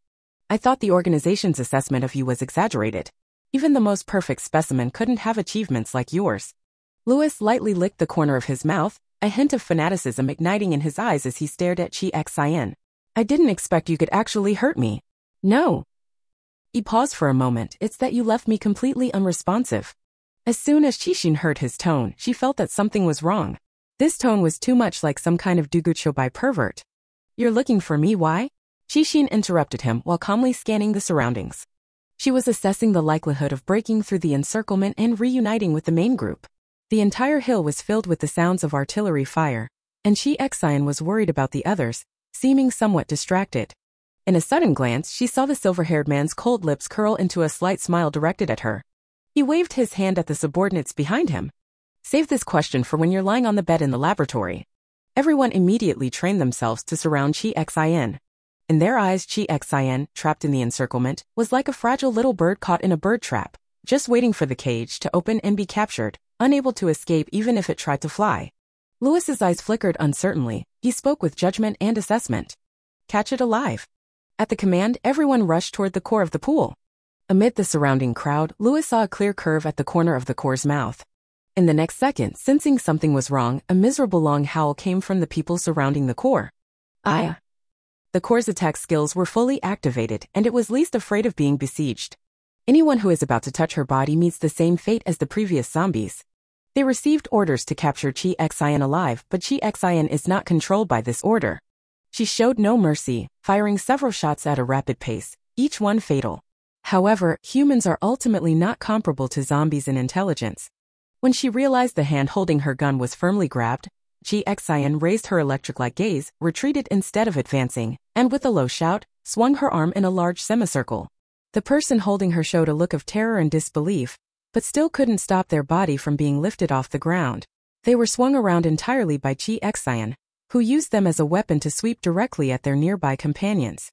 The originally dense encirclement was instantly cleared by Chi Xian, with more than half of it wiped out.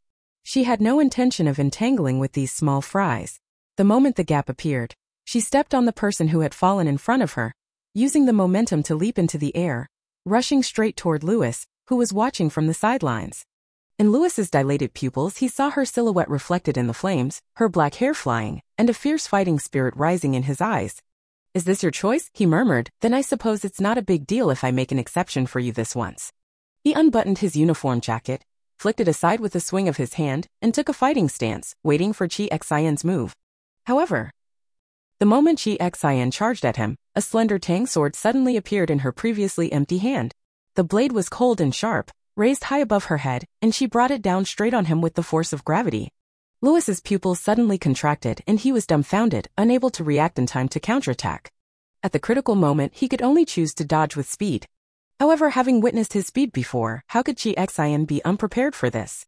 The strike straight ahead was just a feint. The moment Chi Xian saw his move, she changed the angle of her weapon, turning a vertical chop into a horizontal slash. Chi Xian let out a deep shout, holding the blade horizontally, one knee touching the ground. By her blade, a strand of crimson blood was flicked off by the smooth, water-like edge of the sword, while a few strands of silver hair drifted down slowly. My lord! Chi Xian stood up holding the knife, seeing that half of Lewis's clothes had been cut open by her, revealing his pale skin beneath and the blood continuously seeping from the wound. The huge injury extended from his body all the way to the side of his face, completely shattering the arrogance on his face. Do you like someone who can hurt you? Chi Xian flicked the blood droplets off the knife. Then you must love me to death right now. Lewis stood there in a daze. He was completely on the edge of frenzy and obsession, paying no attention to the blood wildly flowing through his body, only staring fixedly at Chi Xian. Lord Raphael was not wrong, you are the most perfect creation, he murmured. Chi Xian suddenly tightened her grip on the knife handle. The name Raphael struck her dormant memory, the blonde man who appeared repeatedly in her dreams, and his snake-tail ring alternately surfaced in her mind. What exactly are you people? Chi Xian asked in a deep voice. Lewis showed a grimace mixed with wounds and blood, took out a walkie-talkie, and gave an order. At all costs, capture the girl here. Chi Xian wanted to press forward and kill Lewis in one go, but the hair on her back stood on end. She immediately stopped caring about Lewis and rolled on the ground to dodge the artillery fire rushing straight at her. The roaring helicopters flew overhead, this time with a clear purpose, to hit all the artillery and all head straight for Chi Xian. Stop the attack, she won't die. Hearing Lewis's finishing words, Chi Xian sneered inwardly, a strong sense of rebellion rising within her. She suddenly raised her eyes and stared fixedly at Lewis ahead. The spot where Lewis was cut tingled, and he looked back at Chi Xian as if assessing the possibility of taming a wild beast. Chi Xian saw the look in his eyes and sneered coldly. I won't die and neither will you? Chi Xian endured the barrage of fire, swiftly scrambling through the space. Seeing Lewis's face, both extremely weak and incredibly annoying, she suddenly leapt up from where she stood. While dodging the attack, she forcefully threw something. Even when throwing, Chi Xian has an impressive accuracy that cannot be underestimated. Enjoy the feeling of being hurt, no need to thank me. Right in front was a steep hillside. After throwing something, Chi Xian curled up and let himself roll down the slope. Lewis looked down and saw at his feet a hand grenade with the pin pulled.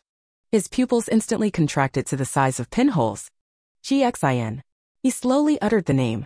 The next second, a massive explosion echoed across the entire hill, and the already crumbling base instantly became a raging sea of fire. The remaining people at Longding Base had long since lost almost all ability to move due to the effects of the drugs, and were now curled up in a room, waiting for the ordeal to end so they could find a doctor to treat them. Unexpectedly, what arrived was not good news, but a sea of fire that swept through in an instant. How old? Countless sharp cries sounded like vengeful spirits. Qixin, knocked to the ground by the shockwave of the explosion, could almost recognize the voices he had heard before. Several helicopters flew overhead. Those previously sent out to attack the main group were all recalled. They lowered long ladders and the scattered survivors of Tobira were pulled onto the plains. Qixin stood on a protruding boulder, looking far toward the situation at the mountaintop. Someone wrapped in blazing flames struggled painfully on the ground, trying to plead with Tobira's people to save them as well. But Tobira's mercenary contract probably did not include rescuing people. They were furious at the heavy casualties.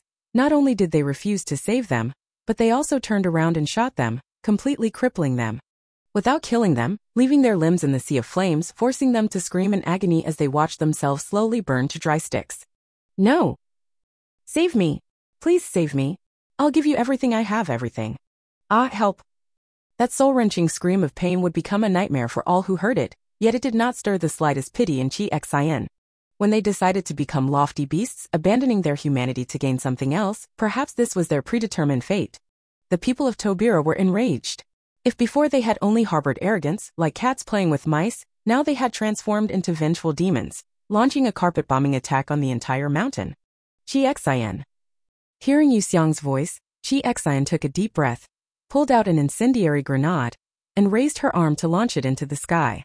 The blazing red light ignited the pitch-black sky, also illuminating the girl standing firmly on the giant rock below. Incendiary bombs naturally do not attract only friendly forces. The blindly attacking fighter jets found a clear target. They roared as they surged forward, carrying a fury that swept everything away. Chi Xian closed her eyes briefly and took out a heavy sniper rifle in the space. Her slender arms steadily raised the barrett, aiming it at the fighter jets encircling her. In the face of extreme life-threatening danger, her spirit instantly cleared, sinking into a profound realm. Come on, I'm here. Chapter 42. The most expensive fireworks. Guess what they used to set them off? Bombing a fighter jet with a sniper rifle? This sounds like a plot from some passionate, over-the-top anime, or to put it another way, a fairy tale. Obviously, the fighter pilot thought so too. The sky was very dark and they didn't see how Chi Xian pulled out the gun, but watching the girl raise the barrett, this group of ruthless profiteers roaming unchecked in the chaotic world all showed cruel smiles. They surrounded Chi Xian in a circle, concentrating all their firepower on her.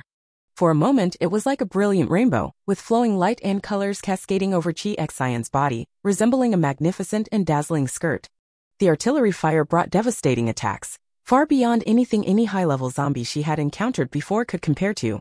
It was a cataclysmic impact, and Chi Xian's vision was instantly filled with various light effects, the pitch-black night sky bright as day. For a brief moment she thought she was really going to die. But when the fear of death reached its peak, she instead burst out with endless courage. At this moment, her mind was incredibly clear. The trajectories of all the shells were deeply imprinted in her eyes, and she automatically calculated their subsequent paths. At the same time, the rapid breathing and the sound of running over snow and dry branches became especially clear by her ears. A knowing smile appeared on Chi Xian's face.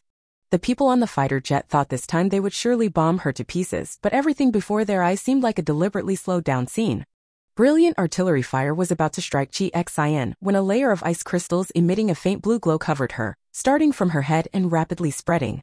Countless incoming artillery shells were frozen into sparkling ice sculptures in that instant. Even the radiant light was sealed within. The entire night sky glittered, filled with a breathtaking sense of grandeur and beauty. This was the moment Chi Xian had been waiting for. The attack intention was there. The attack time had also arrived. Bang, bang, bang, bang. Chi Xian pressed the firing trigger without hesitation. She held nothing back. All the bullets in her barrett were fired off in a rapid burst. Some of the fired shells struck the ice sculptures suspended in midair, causing the sealed firepower to explode instantly, unleashing an unparalleled grand fireworks display in the night sky. Even more hit the fighters frozen in midair, unable to even maneuver to dodge. The little girl they had looked down on before, holding her tiny sniper, rifle and assault gun, shot their propellers in their incredulous eyes. Bang! Bang! Chi Xian was unharmed, turning around abruptly with smoke and sparks all over her body, her eyes reflecting the fireworks filling the sky. Hearing the main group rushing over, Chi Xian was about to say something when she suddenly felt the gun barrel she had just fired repeatedly was a bit hot, so she took the gun down and gently blew on the barrel. Several fighter jets, trailing brilliant tails, fell behind her. So fierce and beautiful, yet so calm and untroubled. Yu Xiang and Jiang Zhongyan stopped in their tracks, looking at Chi Xian at this moment as if gazing upon a deity of a new world. Chi Xian blew on the muzzle, not sure if it was just her imagination, but it felt less hot, so she looked up at the others and showed a faint smile. However, before she could speak, a strong wave of icy cold air surged from beside her. She was already quite familiar with this formidable momentum, and since there was no intention to attack, Chi Xian had no reactive response. She turned her head and smiled at Jing Xiu Bailu. Just now, thanks to. Do you know that you could have accidentally died just now? Apart from when Chi Xian first arrived in this world and was mistaken for an enemy by Jing Xiubai, she had never heard him speak in such a cold tone. Only then did she clearly see Jing Xiubai's appearance. Perhaps due to the intense running earlier, Jing Xiubai's chest was rising and falling slightly. And on his face, Chi Xian looked up and met his unobstructed eyes, filled with brilliant light, and was momentarily stunned. His glasses were gone. All of his black hair was grabbed back, the madness and anger hidden beneath it pouring out toward Chi Xian without reservation. The face that had always been covered with a shell of restraint and calm now stained with color. If I hadn't arrived just now, if I had been even a little slower, you would have died, do you know that? There was a slight but unmistakable tremor in Jing Xiubai's voice as he spoke again. This face is extremely beautiful, Chi Xian had always known. But since she met Jing Xiubai, including in the movie, she had never seen him show such vivid emotions, which made his whole being seem to ignite, shattering the previous false sense of coldness. Chi Xian looked at him. Were you not nearsighted before? She asked. Jing Xiaobai's face, tinged with a faint blush, showed a clear moment of stunned surprise. He habitually reached to touch the bridge of his nose but found nothing there, revealing an awkward expression. He cleared his throat lightly and turned his head away. Yu Xiang stopped standing there dazed. If his ears hadn't flushed slightly red and his trembling fingertips couldn't be hidden in front of Qi Xian, she might have believed in his composure. Qi Xian lifted the corner of his mouth, and the expression that had been especially cold due to facing a life-or-death moment became vivid. However, before she could speak, a huge buzzing sound covered the sky. The largest transport helicopter, the biggest one before, finally joined the battlefield. It soared above them like a giant Kuan fish, gliding leisurely through the air. The transport port slowly opened. Qi Xian focused her eyes, a trace of shock appearing in them. She reflexively threw Xiaobai, who was in front of her, to the ground and grabbed him, sprinting forward. Go! As they passed Jiang Songyun, she grabbed her again. What's going on? Yu Xiang was dizzy and confused, still not recovered from the scene with Qi Xian just now. Seeing the three running away, he immediately took off after them. He blankly looked back once, then instantly let out a standard emotional exclamation, WTF. From the mouth of the transport plane, several heavy motorcycles, all painted black, were released down the ramp. They roared harshly, charging straight towards them. Find cover. Earlier, to ensure a clear view for the bombing, she had deliberately chosen a patch of open ground. If they didn't leave quickly, the few of them would undoubtedly become huge targets. Qi Xian threw a sniper rifle to each of them. The confusion on their faces was noticed by Qi Xian, who only had time to say, I'll explain later. Hiding behind a tree, Qi Xian exposed half of her body and fired several shots, taking out the first few riders with headshots. The ownerless motorcycles buzzed loudly as they sped forward, then toppled over not far away. Jing Xiaobai calmed down now. Because he had consumed too much energy controlling the situation earlier, he conserved his strength and did not use his supernatural power, instead attacking with the gun given to him earlier. He and Qi Xian stood back to back, and amidst the gunfire, he heard her steady voice. There's one or several planes holding many girls captive, Qi Xian said softly. Can you determine where they are? She tried to locate them, but the girls' voices were too faint amid the chaos.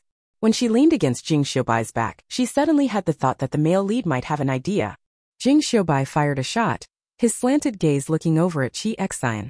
Without the lens to shield them, these eyes radiated a brilliant and resolute expression.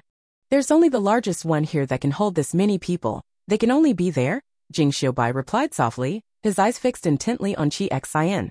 What dangerous thing are you thinking about? Qi Xian tugged at the corner of his mouth as if to hide something, then turned his head and fired several more shots. Her gaze rested on the massive helicopter standing quietly like a mothership in its original place. How's the recovery? She asked. Jing Xiaobai's eyes flickered, ready at any time. In a brief exchange, the two confirmed each other's intentions. In this situation, Qi Xin could no longer save people by maintaining stability. Since there was a need to take risks, having a powerful helper was naturally excellent. She made a stay-put gesture to Yu Xiang and the other person on the opposite side. She glanced back at Jing Xiaobai, crouched down, grabbed the heavy motorcycle lying on the ground, and swung her long legs to straddle it. She looked at the stunned Jing Xiaobai. Get on. Jing Xiao's face turned pale, wanting to speak but hesitating. Qi Xian was confused, the male lead afraid of a motorcycle? There was no time to hesitate. Qi Xian started the motorcycle, and with a vroom sound, a smell of gasoline mixed with dry twigs spread out. Vroom, vroom, eh? Qi Xian's gaze was firm. The moment the motorcycle started moving, she stretched out an arm and grabbed Jing Xiaobai. Such a big man was forcibly placed on the back seat of the motorcycle by her. Sit tight. Jing Xiaobai. Holding the gun, he vented all his frustration on the enemies chasing them while Qi Xian drove, leaving a trail of exhaust far behind. The rest of Yu Xiang was dumbfounded. Jiang Songyun wiped the sweat from her brow and asked in surprise, what's wrong with him? Yu Xiang silently covered his face. When I was little, I insisted on riding a motorcycle to take Xiaobai out to play, but we had an accident. Maybe for him, this is a terrifying scene no less than the laboratory in his life. Qi Xian pushed the throttle to the maximum. In her past life, she never lacked food or clothing, and her only desire was freedom, so she was very attracted to all activities that gave the illusion of freedom. It was just that she used to be too timid. She had only slight contact with motorcycles and never dared to ride freely. She never imagined that she would be like this now, riding a heavy motorcycle speeding through a hail of bullets, because with guards behind her, countless gunfire could not harm her. Jing Xiaobai, are you afraid? She asked loudly, her sudden surge of passion evident. Jing Xiaobai's soft sigh came through. I'm afraid you won't be able to stop. His voice was a bit tense. Chi Xian laughed out loud. The previous waves of ultimates had already cleared most of the enemies, and Qi Xin, with an unbeatable fierce posture, aggressively drove the motorcycle into the shadow of the large helicopter. With a dragon's tail swing, Jing Xiubai, who was almost thrown off, grabbed her shoulder. Abandoning the vehicle, Qi Xin looked up. Sensing their arrival, the transport hatch that had been wide open just moments ago was slowly closing. I want to go up, Chi Xian said. Jing Xiubai, okay. He bent down, clasped his hands together, and looked straight at her. Trust me. Chi Xian glanced at the distance. Even with Jing Xiubai's support and her own jumping ability, she might barely reach the edge of the transport plane, but it would be too late to get to the closing cargo door. But since he said so, Chi Xian nodded. She took a few steps back, adopting a running-up stance. Here it comes. Jing Xiu exerted force with his bare arm. When Chi Xian suddenly jumped onto his palm, he forcefully lifted her upward. Chi Xian was like a large bird flapping its wings to fly, surrounded by bright flames that gilded her with beautiful and magnificent feathers. The closing transport gate grew closer and smaller before her eyes. The momentum of her ascent suddenly weakened, and Chi Xian's heart sank. This was bad. But at that moment, a chill spread from beneath her feet. Her falling body halted as she stepped onto a solid ice wall. She looked down and saw a block of frozen ice suspended in midair beneath her feet. Then, block after block of ice appeared before her like steps, leading straight to the transport entrance. So this was Jing Xiubai's method. Chi Xian took a deep breath, trying hard not to look down, fixing her gaze on the target above, and took long strides. She stepped on each floating block of ice, and just 1 second before the input port closed, she grabbed its door panel with force, braced her arms, and rolled her slender body inside. The moment she landed, several guns were pointed at her head. Why you don't move?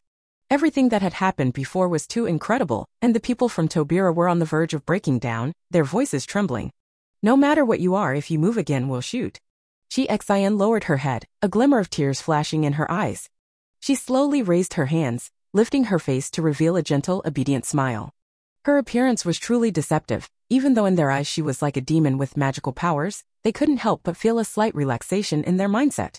At this very moment, with a sharp gaze, Chi Xian crouched down, bending one leg while the other leg swept fiercely across their lower bodies. No one could have imagined that Chi Xian's seemingly slender and graceful legs possessed such power. A group of big, burly men, not a single one could stabilize their stance. All of them fell to the ground with thuds under Chi Xian's sweeping strike. Without pausing for a moment, Chi Xian spun around among the fallen men, and by the time she stood firm again, she had already confiscated all their weapons in her hands. She looked up and met the eyes of several pairs of shocked and delighted eyes pressed against the cage wall. Chi Xian. Sister Chi. The imprisoned girls watched Chi Xian approach and couldn't help but let out soft sobs. The girls from the L base had seen Chi Xian's savior-like figure more than once before, but for the girls suffering at the Longting base, it was the first time they had seen a true light in their darkest moment. Sister Chi, I thought we were all going to die.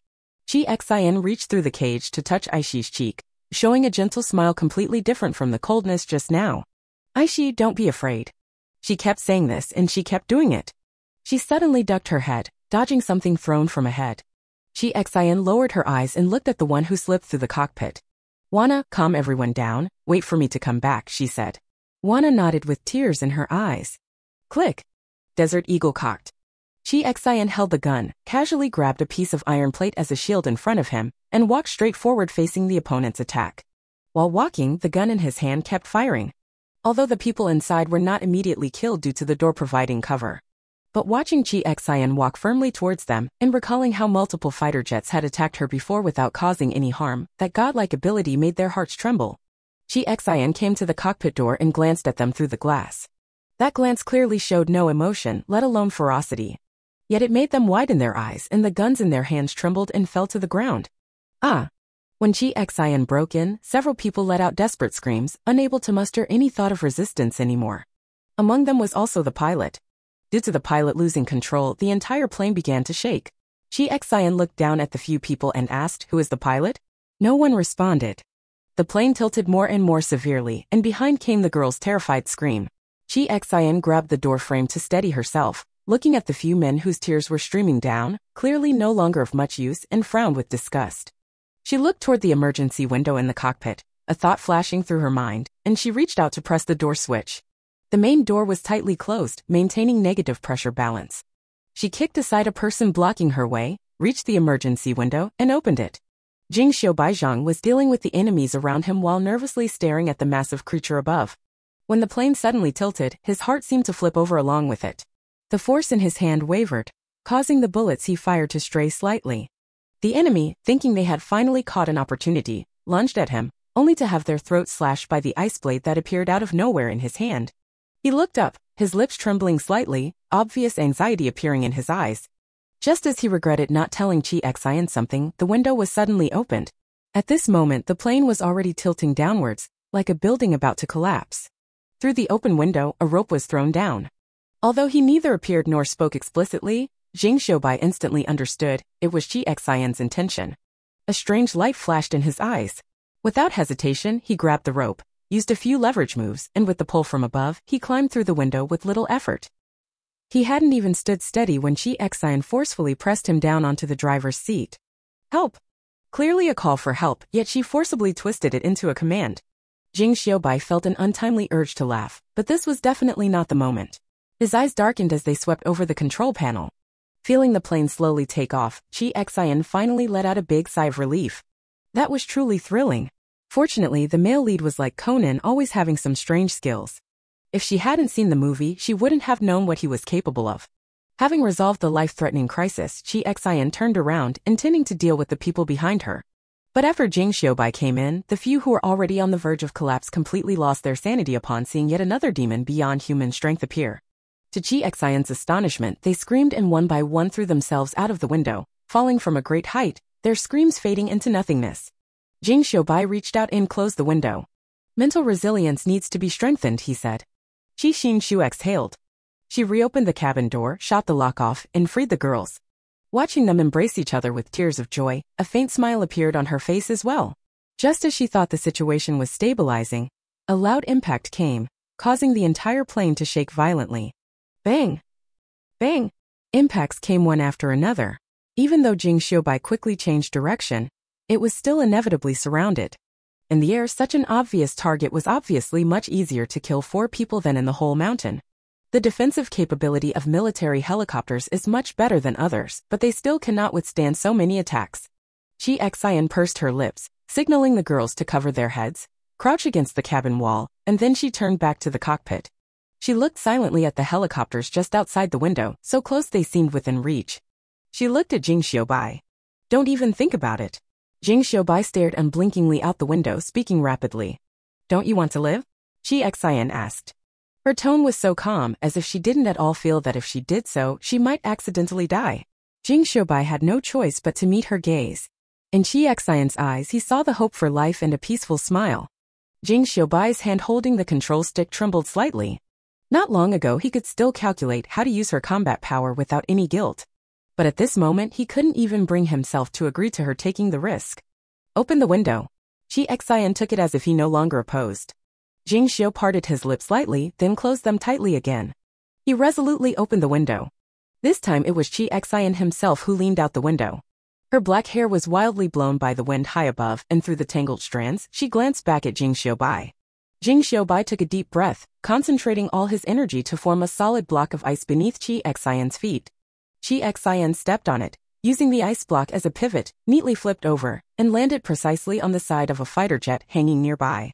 She smiled at the terrified expression of the pilot inside, and a sharp, large iron hammer appeared in her hand. Take a deep breath, smash.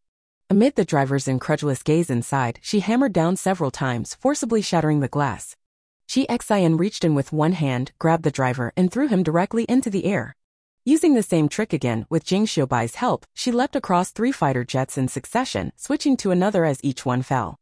Such an extraordinary attack method undoubtedly caught the attention of the other fighter jets. They all abandoned the transport planes, directing all their attacks toward Chi Xian. Chi Xian was about to pull out the next pilot when he sensed the attack and immediately dodged inside. However, how could one plane withstand the siege of all the other planes? She only felt the body of the plane suddenly shake, followed by a wave of scorching heat coming from outside. The plane had been hit and caught fire. Chi Xian exchanged a glance with the bewildered pilot, then directly stretched out a foot and kicked him off. Jing Xiaobai shouldn't just stand by and watch her fall to her death, right? After the previous battle, Chi Xian had developed a comrade-like trust in Jing Xiaobai. She She looked out at the pitch-black, boundless night sky below from the swaying helicopter. She had to live up to her trust, male-led.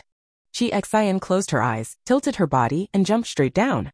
The moment she just jumped down, the helicopter behind her exploded with a roar, creating the most desperate yet romantic fireworks in the apocalypse.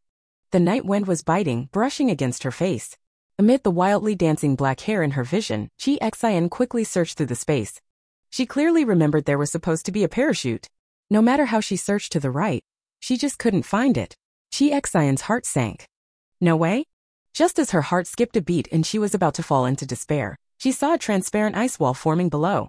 At the same time, a long mournful wolf howl came from below. Chapter 43. How could this be? Dragon soars and hides the end. Amidst the continuous cannon fire, the long deep howl of a wolf clearly reached Chi Xian's ears. She had just lowered her head to look when a huge snow-white wolf suddenly leapt out from the trees. The fierce wind in the air blew its facial fur backward, exposing sharp teeth and a wolf's snout that looked even more fierce and menacing. It stepped on the previously formed ice block with one claw, using the momentum to leap upward again, its gaping blood-red mouth rushing straight toward Chi Xian. Chi Xian sighed. She hadn't dared to fully trust Jirue before, fearing that she might betray them at a critical moment. The living Jirue was a good girl, but who could guarantee that the Jirue turned into a zombie was still the same as before? She was not incapable of killing. Even when facing a deadly situation, Chi Xian would not give up making one last effort. With no leverage in midair, she couldn't wield the tang sword, a weapon that would throw off her balance the moment she drew it. Instead, a small pistol appeared in her hand and she aimed at the Wolf King as she descended. However, just as she was about to pull the trigger, a voice suddenly echoed deep within her mind. "Stubborn girl, don't mistake a good wolf's heart. If you dare shoot me, I'll bite you to death." The voice was strong and deep, carrying a sense of aged wisdom. But whether it was because it was forced to come out and take risks to save someone, its tone was somewhat overly lively and intense. The strong contrast made Chi Xian pause, instinctively lowering her gun. She fell heavily into a thick, soft mass of white fur. Compared to the size of the Wolf King, her figure was too small. This fall barely made any impact on the Wolf King. Upon spotting the person, the Wolf King howled loudly once again, stirring countless packs of wolves in the forest to respond with high-pitched cries. The Wolf King turned around and, without any hesitation, dove straight downward. Chi Xian let out a sharp scream that nearly escaped her throat. She tightly grasped the long fur on the wolf's neck, burying her face into it to shield herself from the fierce night wind. Even so, her long black hair was completely swept behind her, trailing a long shadow. Under the moonlit night and amidst the artillery fire, the girl riding the giant wolf crossed the chaotic sky, like an ancient war god stepping out of mythology, carrying an invincible aura. However, in the eyes of others, the elegant and fierce Chi Xian was at this moment inwardly. So high. She likes bungee jumping, but she doesn't like bungee jumping without any safety measures. This is not the height comparable to the 3rd or 5th floor in the department store center. Can you do it or not? If you can't, then quickly find a buffer. Just grab any of these planes, okay? I'll do it. In a moment of urgency, Chi Xian didn't care whether the Wolf King could understand or not, grabbing Mao and shouting out loud. This feeling is even more thrilling than riding a roller coaster without barriers. It's simply too free. After saying this, Chi Xian clearly felt the Wolf King's big head pause for a moment. It turned out that the balance of a 4-legged animal was indeed incomparable to that of a 2-legged one. Even when rushing down from such a height, the Wolf King only bent its legs slightly to cushion the fall. Just as Chi Xian thought it would land properly on the ground, its front leg snelled, and its whole body suddenly lunged forward. Chi Xian, who was on its back, was completely unprepared. Coupled with the momentum of the dive not yet dissipated, the wolf stopped, but she did not, so she tumbled off the Wolf King's back with a roll. Chi Xian? Fortunately, her body's reflexes were still intact. Using that force, she rolled onto the ground, and after a few more rolls, she came to a steady stop. She looked up at the Wolf King, who was just inches away, leisurely licking his paws, and a furrow appeared on her forehead. "Did you do that on purpose?" The Wolf King paused his paw licking, cast her a rather contemptuous glance, then turned his head back and smoothed the fur that had been ruffled by the wind. Chi Xian was at a loss whether to laugh or cry. "You threw me down so hard just now, and now you're pretending like it didn't happen?" The Wolf King put down his paw, his pupils glowing like molten gold in the dark night. "Girl, the life-saving favor between us cancels out. Even though you're strong, if you look down on me again, I'll bite you." Chi Xian. She didn't expect the Wolf King to look so majestic, yet actually have such a bad temper. "Chi Xian, are you a husky?" The Wolf King tilted his head, and in his dignified and imposing eyes, a clear question mark appeared. Da-da-bang. Before Chi Xian's smile could even form, the fighter jet's attack was already upon him like a shadow. The man and the wolf instinctively jumped in opposite directions, each rolling over once. Amid the sudden blaze, Chi Xian looked up and met the gaze of the Wolf King opposite him. The debt of saving my life is settled. Can our revolutionary friendship develop a bit further? Chi Xian drew out the Tang sword, lightly flicking off the bloodstains that had stuck to it earlier. The blade, clear as autumn water, reflected the blazing fire, shimmering with a cold, sharp light. The Wolf King looked at her deeply and answered in a low voice, yes. With a long stride, she mounted the giant wolf. She took a deep breath, leaned down to grab the wolf's fur, and whispered close to its ear, begin. The Wolf King board suddenly leapt into the depths of the forest. Chi Xian looked up, the plane where the girls were had Jing Shoubai piloting it. After the initial chaos, it was already enough to evade the few remaining fighter jets. As for the remaining diversions and the debris left on the ground, Chi Xian calmed down and looked ahead, swinging the long knife in a perfect arc. The girl riding the giant wolf seemed to have entered a no-man's land. Any enemy blocking their path was no match for them. They can shoot, but the thick fur and agile movements of the giant wolf make it impossible to hit such a large moving target. They could also pursue, but when they swept through, there were almost no survivors left on the ground. Yu Xiang was shot in the arm during the continuous attacks, but fortunately he had a reliable healer by his side. With the constant healing, he became more and more excited in battle.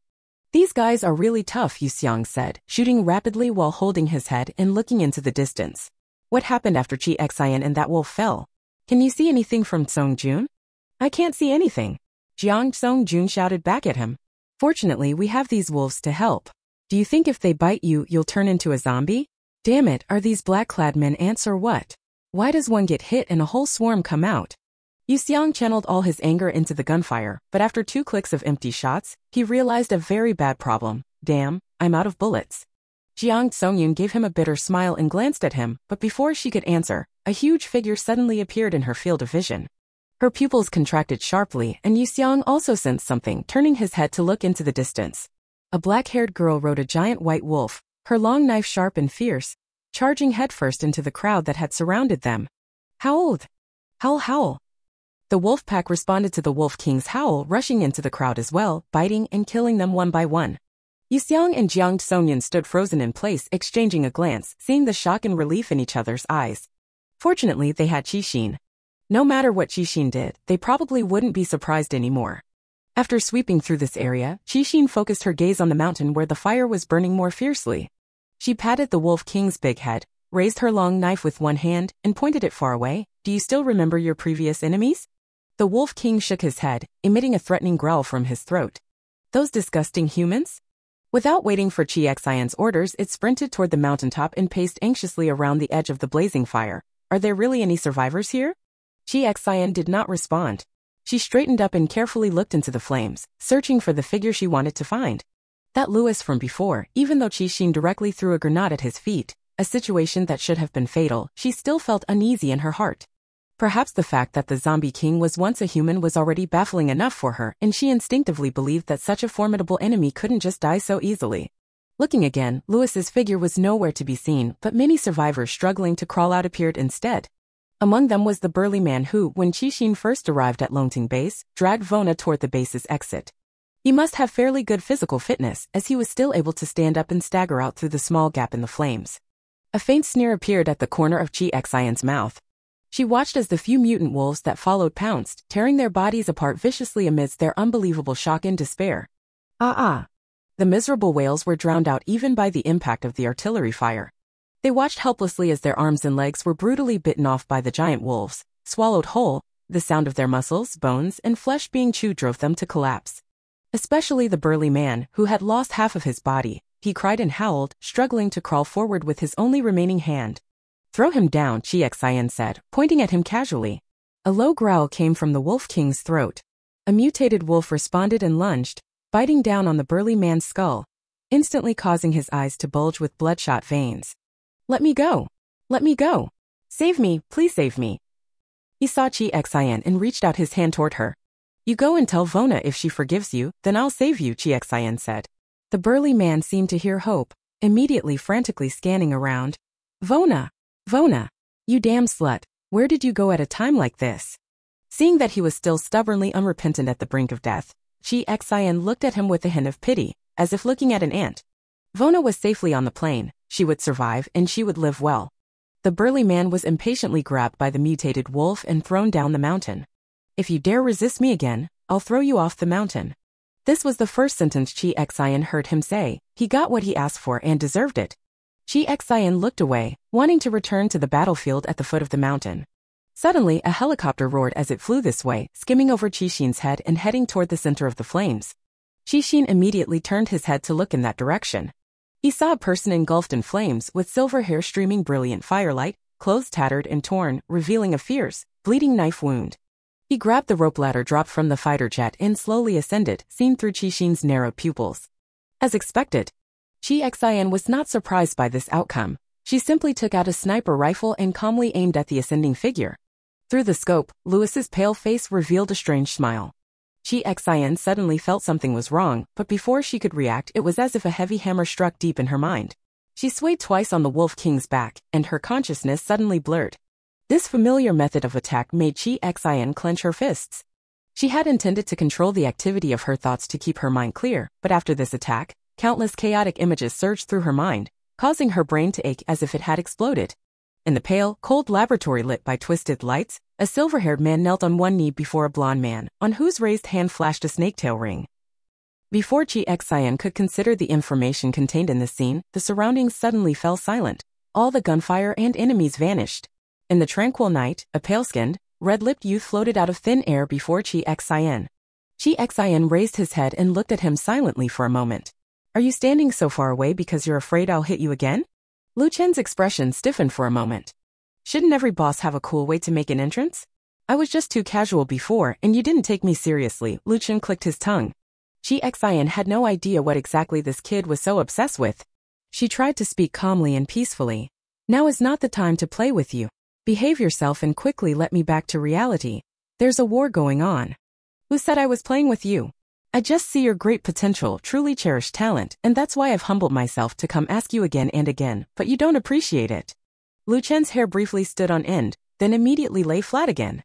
He looked at Chi Xian and let out a snort. This world is doomed. You see some people covering the sky with one hand, others ignoring life. What exactly are you still struggling for? Here we go again, here we go again. If it were usual times, Chi Xian might still have some thoughts of being a somewhat pretentious therapist, but at this moment, with her companions' lives hanging in the balance, hearing this old-fashioned theory made her head explode instantly. Break to build, the world is doomed, and a new world will naturally be born. No matter what, you will never be its master, she said coldly, a fierce light suddenly flashing in her eyes. Put me back now. Lu Chen's pupils contracted slightly. Whether it was because of the psychological shadow left by Chi Xian, he actually took a step back in midair. Realizing his own behavior, his expression became even more stiff. I know what hope you're clinging to, he said. Isn't it just that elusive serum? Let me tell you, it's impossible. They are a group of lunatics who would rather be shattered jade than intactile. They will never give it to you. Were you the one who attacked all those bases? Chi Xian shook her head, not answering the question, instead gripping the long knife she had brought into the dream with her threat unmistakable. Lu Chen took a sharp breath. That person named Ji Rui, did you turn her? He dodged the question. Could it be that your body has also been infused with this kind of serum? Impossible, you can't survive if you are injected with two different serums at the same time. Chi Xian found confirmation in his response. Since that's the case, Lu Chen, as you said, we are enemies. Chi Xian said softly. Lu Chen suddenly felt something was wrong. What do you want to do? Chi Xian looked up, no longer responding, but her expression suddenly turned cold and fierce. She pushed off with her legs and sprang up from where she was. This is a dream, Chi Xian told herself. Since Lu Chen can fly, there is nothing he can't do. Her consciousness broke through the limits of the dream, and to Lu Chen's incredulous astonishment, she leapt to a height absolutely impossible for a human to reach. She raised her long knife and struck down on Lu Chen's head. Will it hit? Chi Xian made a decisive judgment in that instant. No. She swung her blade through empty air, her whole body falling down. The familiar touch of wolf fur came from beneath her, and the clamor of the battlefield surged into her ears once again. The zombie king Lu Chen actually fled in panic just like that. What's wrong with you? The Wolf King said. My people have already exterminated the enemy. This battle can now come to an end. Chi Xian looked around and indeed saw that the fighter jets that had previously besieged Jingxiubai had all fallen one after another, with mutated wolves tearing apart the enemy everywhere. Except for the last fighter jet carrying Louis, the entire opposing force was wiped out. But Chi Xian did not feel relieved, instead, she felt even heavier. She had originally thought that the boss company in the movie was the biggest villain, but now suddenly another Tobira appeared, seemingly possessing great ambition and strength, making the situation even more perilous. Another towering mountain was added to the path of her survival. What followed was just the finishing touches. Jing Xiaobai controlled the plane to land, and the girls cautiously stepped out, seeing a chaotic battlefield, each reacting differently. Some of them knelt on the ground, crying out desperately, some stared blankly at the burning base, others bit their lips tightly. The myriad expressions of life, facing the dawn that suddenly arrived after despair, they showed their most sincere reactions. Jing Xiaobai concentrated his supernatural power, and just like when he put out the fire in the cabin before, a sky full of sparkling ice pressed down, and the abundant water inside extinguished the great fire in the entire base. Yang! Chi Xian turned around and saw Ji Yu rushing over with the girls from the mountain below. They were all covered in blood, clearly having gone through a fierce battle. The girls hugged each other, laughing and crying at the same time. "You did it," Ji Yu said, a strange light shining in his eyes as he looked at Chi Xian. Chi Xian made no move to take credit, simply smiling at him before turning to look at Ji Rui, who was following by his side. Ji Rui lifted her red eyes, her voice ringing in Chi Xian's mind. "Brother, zombies not allowed, wolf." Chi Xian, already quite familiar with her way of speaking, immediately understood her meaning. Brother did not allow zombies to join the war, so she called the Wolf King for help. Chi Xian reached out and touched the Wolf King's thick fur. The Wolf King, who always argued with her during battles, was unusually gentle at this moment. It even lowered its big head and gently rubbed against Chi Xian's hand. "Thank you, Your Majesty," the Wolf King, Chi Xian said with a smile. The Wolf King looked at her deeply, howled loudly, and then, with its wolf children and grandchildren, turned and disappeared into the dark forest. Facing Yu Xiang's regretful sigh, Chi Xian said, "It belongs there. I know, it's just the first time I've seen such a handsome and well-behaved wolf. It makes me a bit restless." Yu Xiang chuckled twice. At this moment, Wana came towards Chi Xian with Aishi and all the girls. "You saved all of us," Wana said. "It was your spirit that saved yourselves." Chi Xian shook her head. "If you hadn't had the determination to resist, I wouldn't have succeeded either." Wana smiled, a mix of gratitude and bitterness in her expression. "We are free, but in this world we women don't even know where to go." Chi Xian looked back at the base, now a pile of ruins, then smiled as she turned to look at them. "The base is right here. Why don't you start over?" The girls exchanged glances and Wana's eyes lit up. You mean? You can also be the masters of the base." Chi Xian firmly patted Vona's shoulder. "Until the end of the apocalypse, we must live well." Vona hesitated. "The apocalypse, will it really end?" "It will." Chi Xian, having watched the movie, told her the ending without hesitation. These words, coming from Chi Xian, who had just accomplished so many incredible things, were full of determination and credibility. The apocalypse will definitely come to an end. Everyone looked at Chi Xian as if they had seen the beautiful future she spoke of. "Wana, you are capable. These girls are in your care." This was the plan that Chi Xian came up with after meeting Wana. Wana nodded heavily, her eyes full of gratitude and longing for a new life. Chi Xian didn't know that with this casual assignment, the leader of the largest female survivor base in the late post-apocalyptic world was born. But at this moment, she was only busy responding to Jing Xiaobai and the others' invitation. "Are you going to part ways with us this time as well?" Jing Xiaobai asked. Hearing that Chi Xian was leaving, the girls also cast concerned glances. Chi Xian glanced at them, then asked Ji Yu first, "What do you plan to do?" Ji Yu smiled, a glimmer of hope appearing on his previously gloomy and despondent face. "Xiao Rui could never be accepted by any human base. We will live away from the crowds." "Actually, if you want, you can stay here," Wana said. "You saved many people, you're different from them." Ji Yu just smiled and shook his head. Chi Xian understood this was his choice. She sighed and replied to Jing Xiaobai, "I have no choice but to part ways as well. There are other matters to attend to."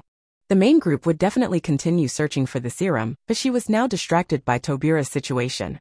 Her intuition told her that the previously mentioned market was related to this mysterious company, so she decided to investigate. She had a unique personality and everyone was used to her ways. Even if they felt disappointed and reluctant, they no longer tried to persuade her. Yu Xiang sighed gloomily. "If that's the case, then we can only part ways once again." Chi Xian smiled and nodded. Having fought side by side so many times, she had developed some feelings for the main group. But everyone had their own goals and dividing the work and cooperating was quite good, Chi Xian thought. Then she heard Yu Xiang continue, "Let's go, Xiaobai. We also know the way to that market now, so let's quickly take care of things there and keep moving forward." Chi Xian. Damn. Chapter 44, Youth, the struggle between tigers and wolves, Chi Xian prevails. In this sudden cold snap, many people are living in ways that were once unimaginable. Under the overcast sky, even the falling snow appears dull and gray. This is the most desolate area between the two cities. Even in the later era of highly developed transportation and economy, aside from passing vehicles, there were rarely any living people around this place. The reason is simple. This mountainous region is actually close to a national border, separated from the westernmost border city of country C only by a vast, barren Gobi Desert. It is almost impossible to cross relying solely on human power. Originally, there were only mountains here. Later, to serve transportation needs, the mountains were deliberately split in the middle, forcibly creating a wide national highway through the center.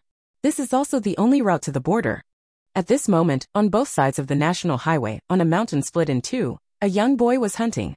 The boy looked about 14 or 15 years old, the age of a middle or high school student before the apocalypse, lean and dark-skinned, with a hint of cleverness in his brows.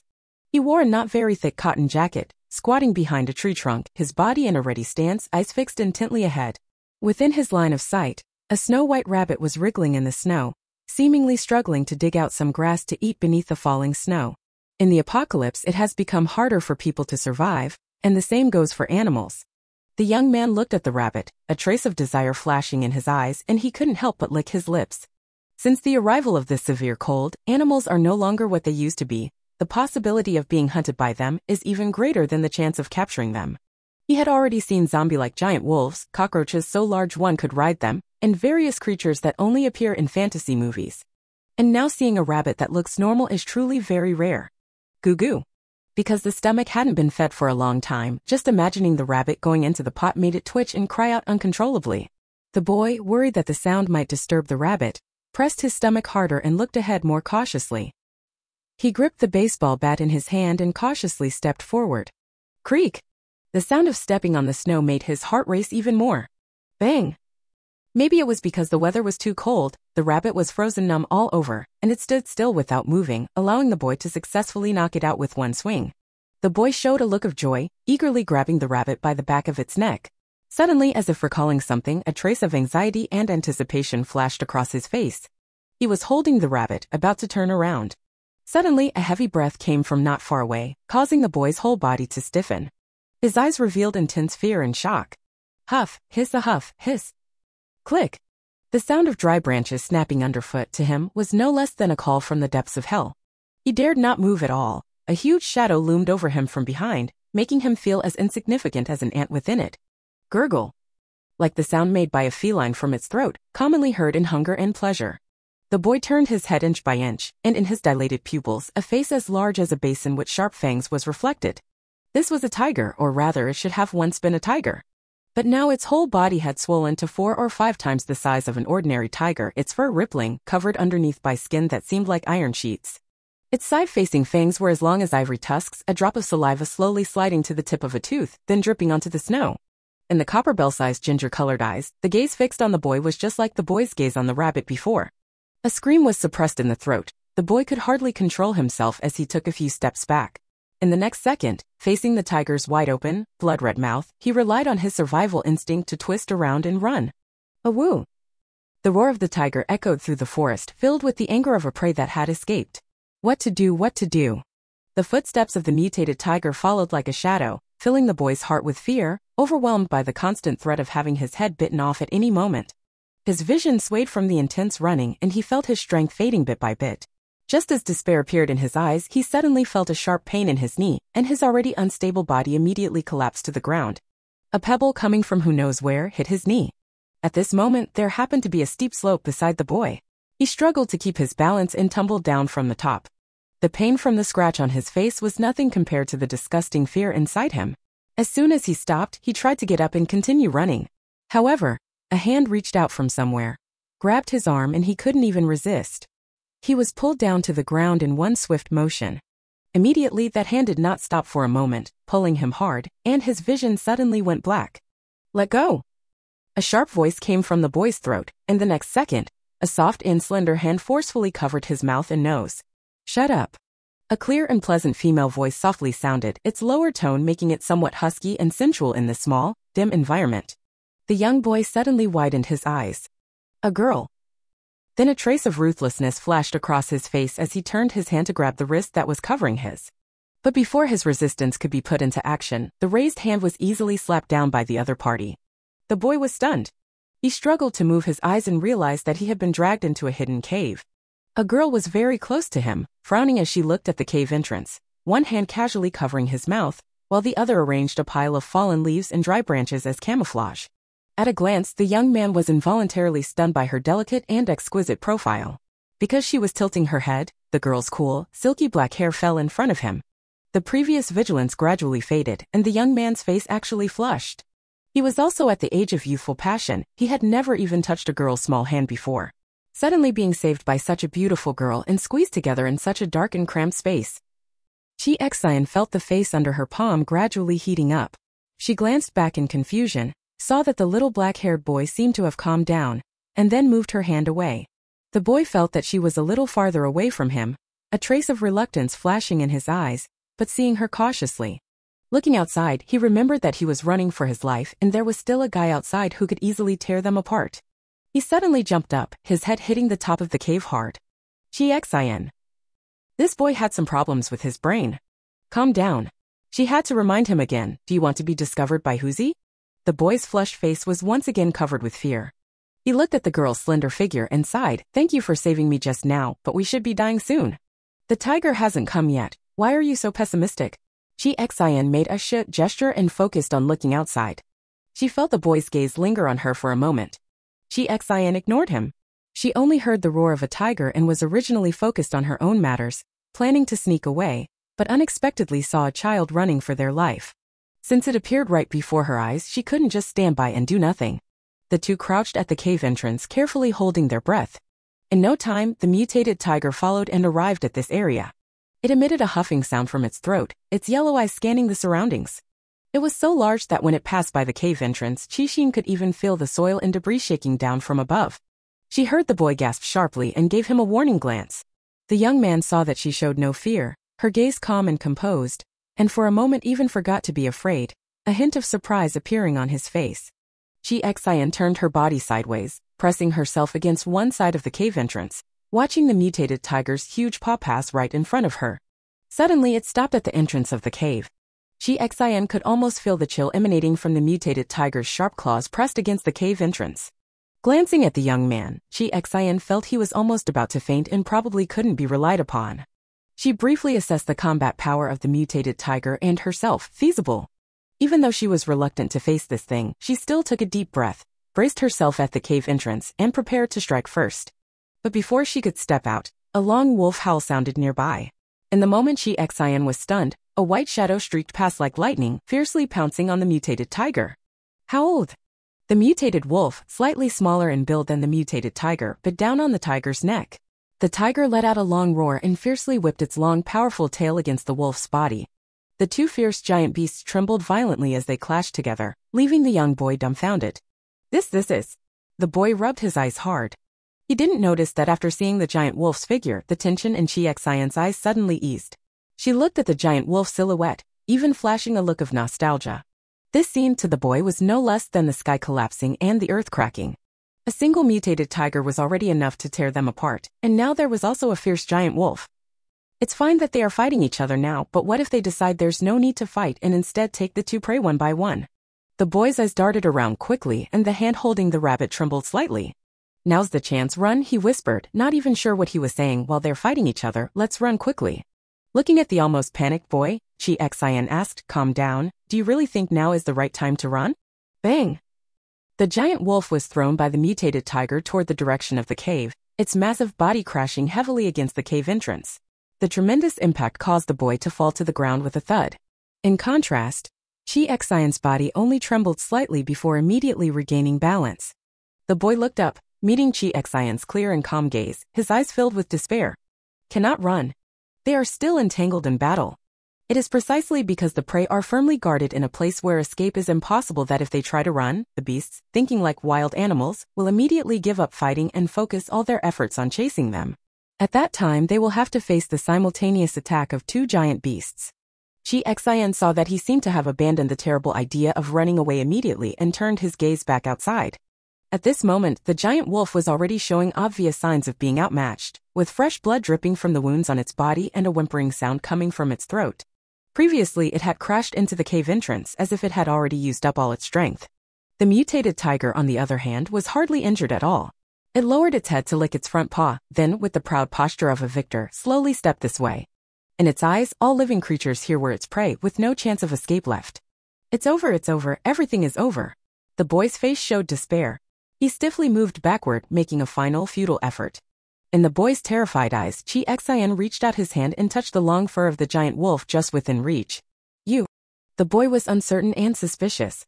Chi Xian bent one leg, and it actually looked like he was about to step out of the cave. A flash of struggle passed across the boy's face. Like a dead fish caught on the shore, he opened his mouth and took a few shallow breaths, then spoke. Don't go. When it starts eating this wolf, maybe we'll still have a chance to escape. He thought Chi Xian had gone mad, eagerly rushing to her death. Then he saw the beautiful, delicate girl turn her dark eyes back to him and smile faintly. That smile was gentle and calm. Just as he was flustered by this, he felt her quickly reach out her hand, and before he could react, he realized his hand was empty. Looking down, he realized that the rabbit he had been holding in his hand was suddenly snatched away by her in an instant. The young man showed a trace of astonishment. The next second, the girl took a firm step forward with her long legs, decisively stepping out of the narrow cave. The young man only felt her figure pause for a moment before shooting straight like an arrow from a bow toward the approaching mutated tiger. He couldn't care about the giant wolf lying at the cave entrance and hurriedly scrambled up, fumbling to push aside the branches blocking his view. This. He was so shocked by the scene before him that he was speechless. The moment Chi Xian stepped out of the cave, he felt the overwhelming pressure of facing the mutated tiger head-on. The sense of threat it exuded was even no less than that of the mutated zombies he had encountered before. Qixin's combat system activated in an instant. As she stepped forward, she threw the rabbit in her hand straight at the mutated tiger's face. Dogs have a conditioned reflex to catch things thrown by people, and in fact, felines do too. In fact, cats are even less able than dogs to tolerate moving objects flickering before their eyes. The fierce giant tiger immediately retracted its snarling expression when it saw the rabbit flying toward it, staring unblinkingly at the midair. It suddenly leapt up, opening its mouth to snatch the rabbit.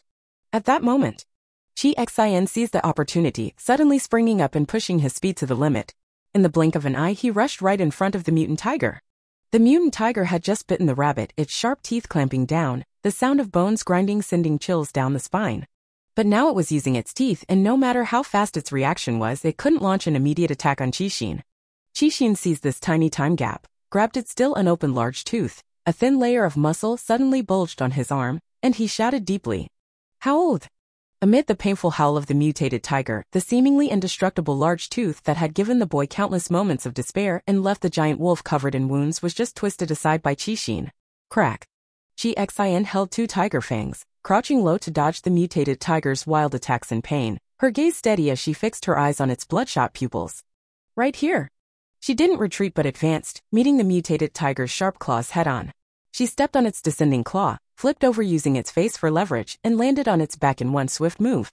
Oh wow, it's been a few days since I've done such intense moves, didn't expect it to still feel this smooth.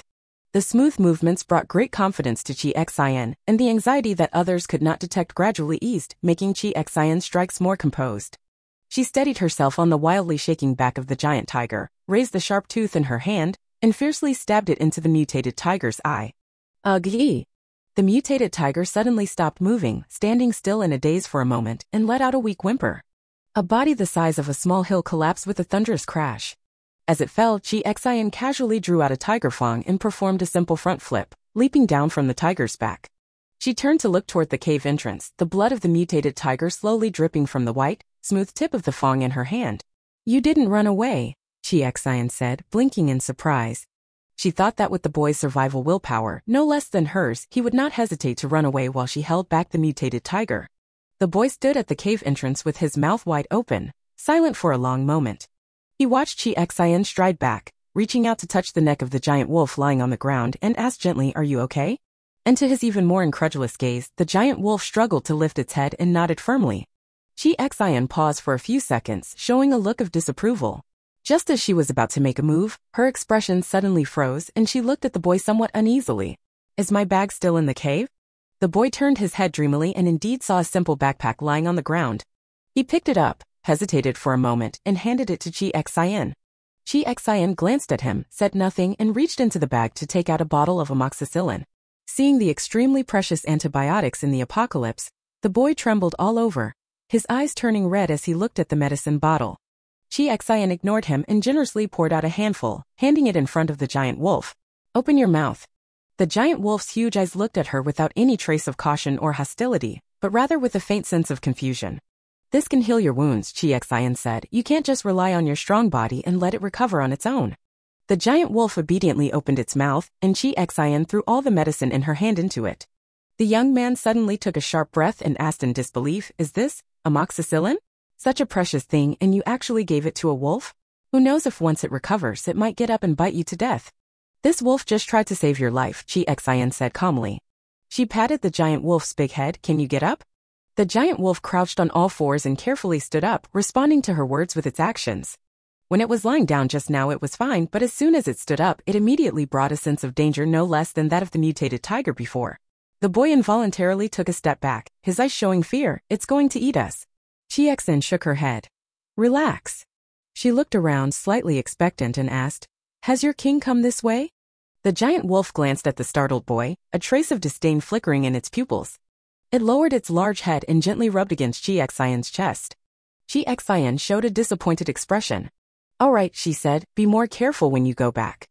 The young boy originally thought that everything he had experienced today was enough to overturn his understanding, leaving him immersed in shock for quite a while.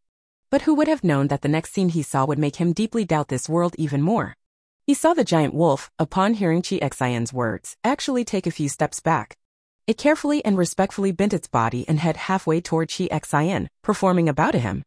Chi Xian showed a faint smile and waved at it. The boy remained dazed for a long time after the giant wolf's figure disappeared into the jungle. Chi Xian looked back to make sure the mutated tiger was completely dead, then bent down to pick up the tiger tooth on the ground and handed it to the boy. "I used your rabbit, and there isn't another one here to compensate you. If you don't mind, use this as compensation." The shock on the boy's face slowly faded. He looked at Chi Xian, a flicker of hesitation and struggle passing through his eyes. "Can I ask for something else?" His voice was a little hoarse. "I know you saved me, and I shouldn't ask you for anything more, but... As he spoke, he seemed to feel shameless himself, bashfully lowering his head.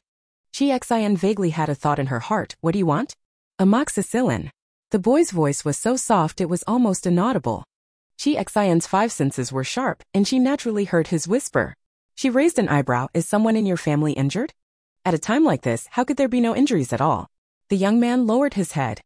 "There was a mutant beast attack on the village where I was. Everyone died.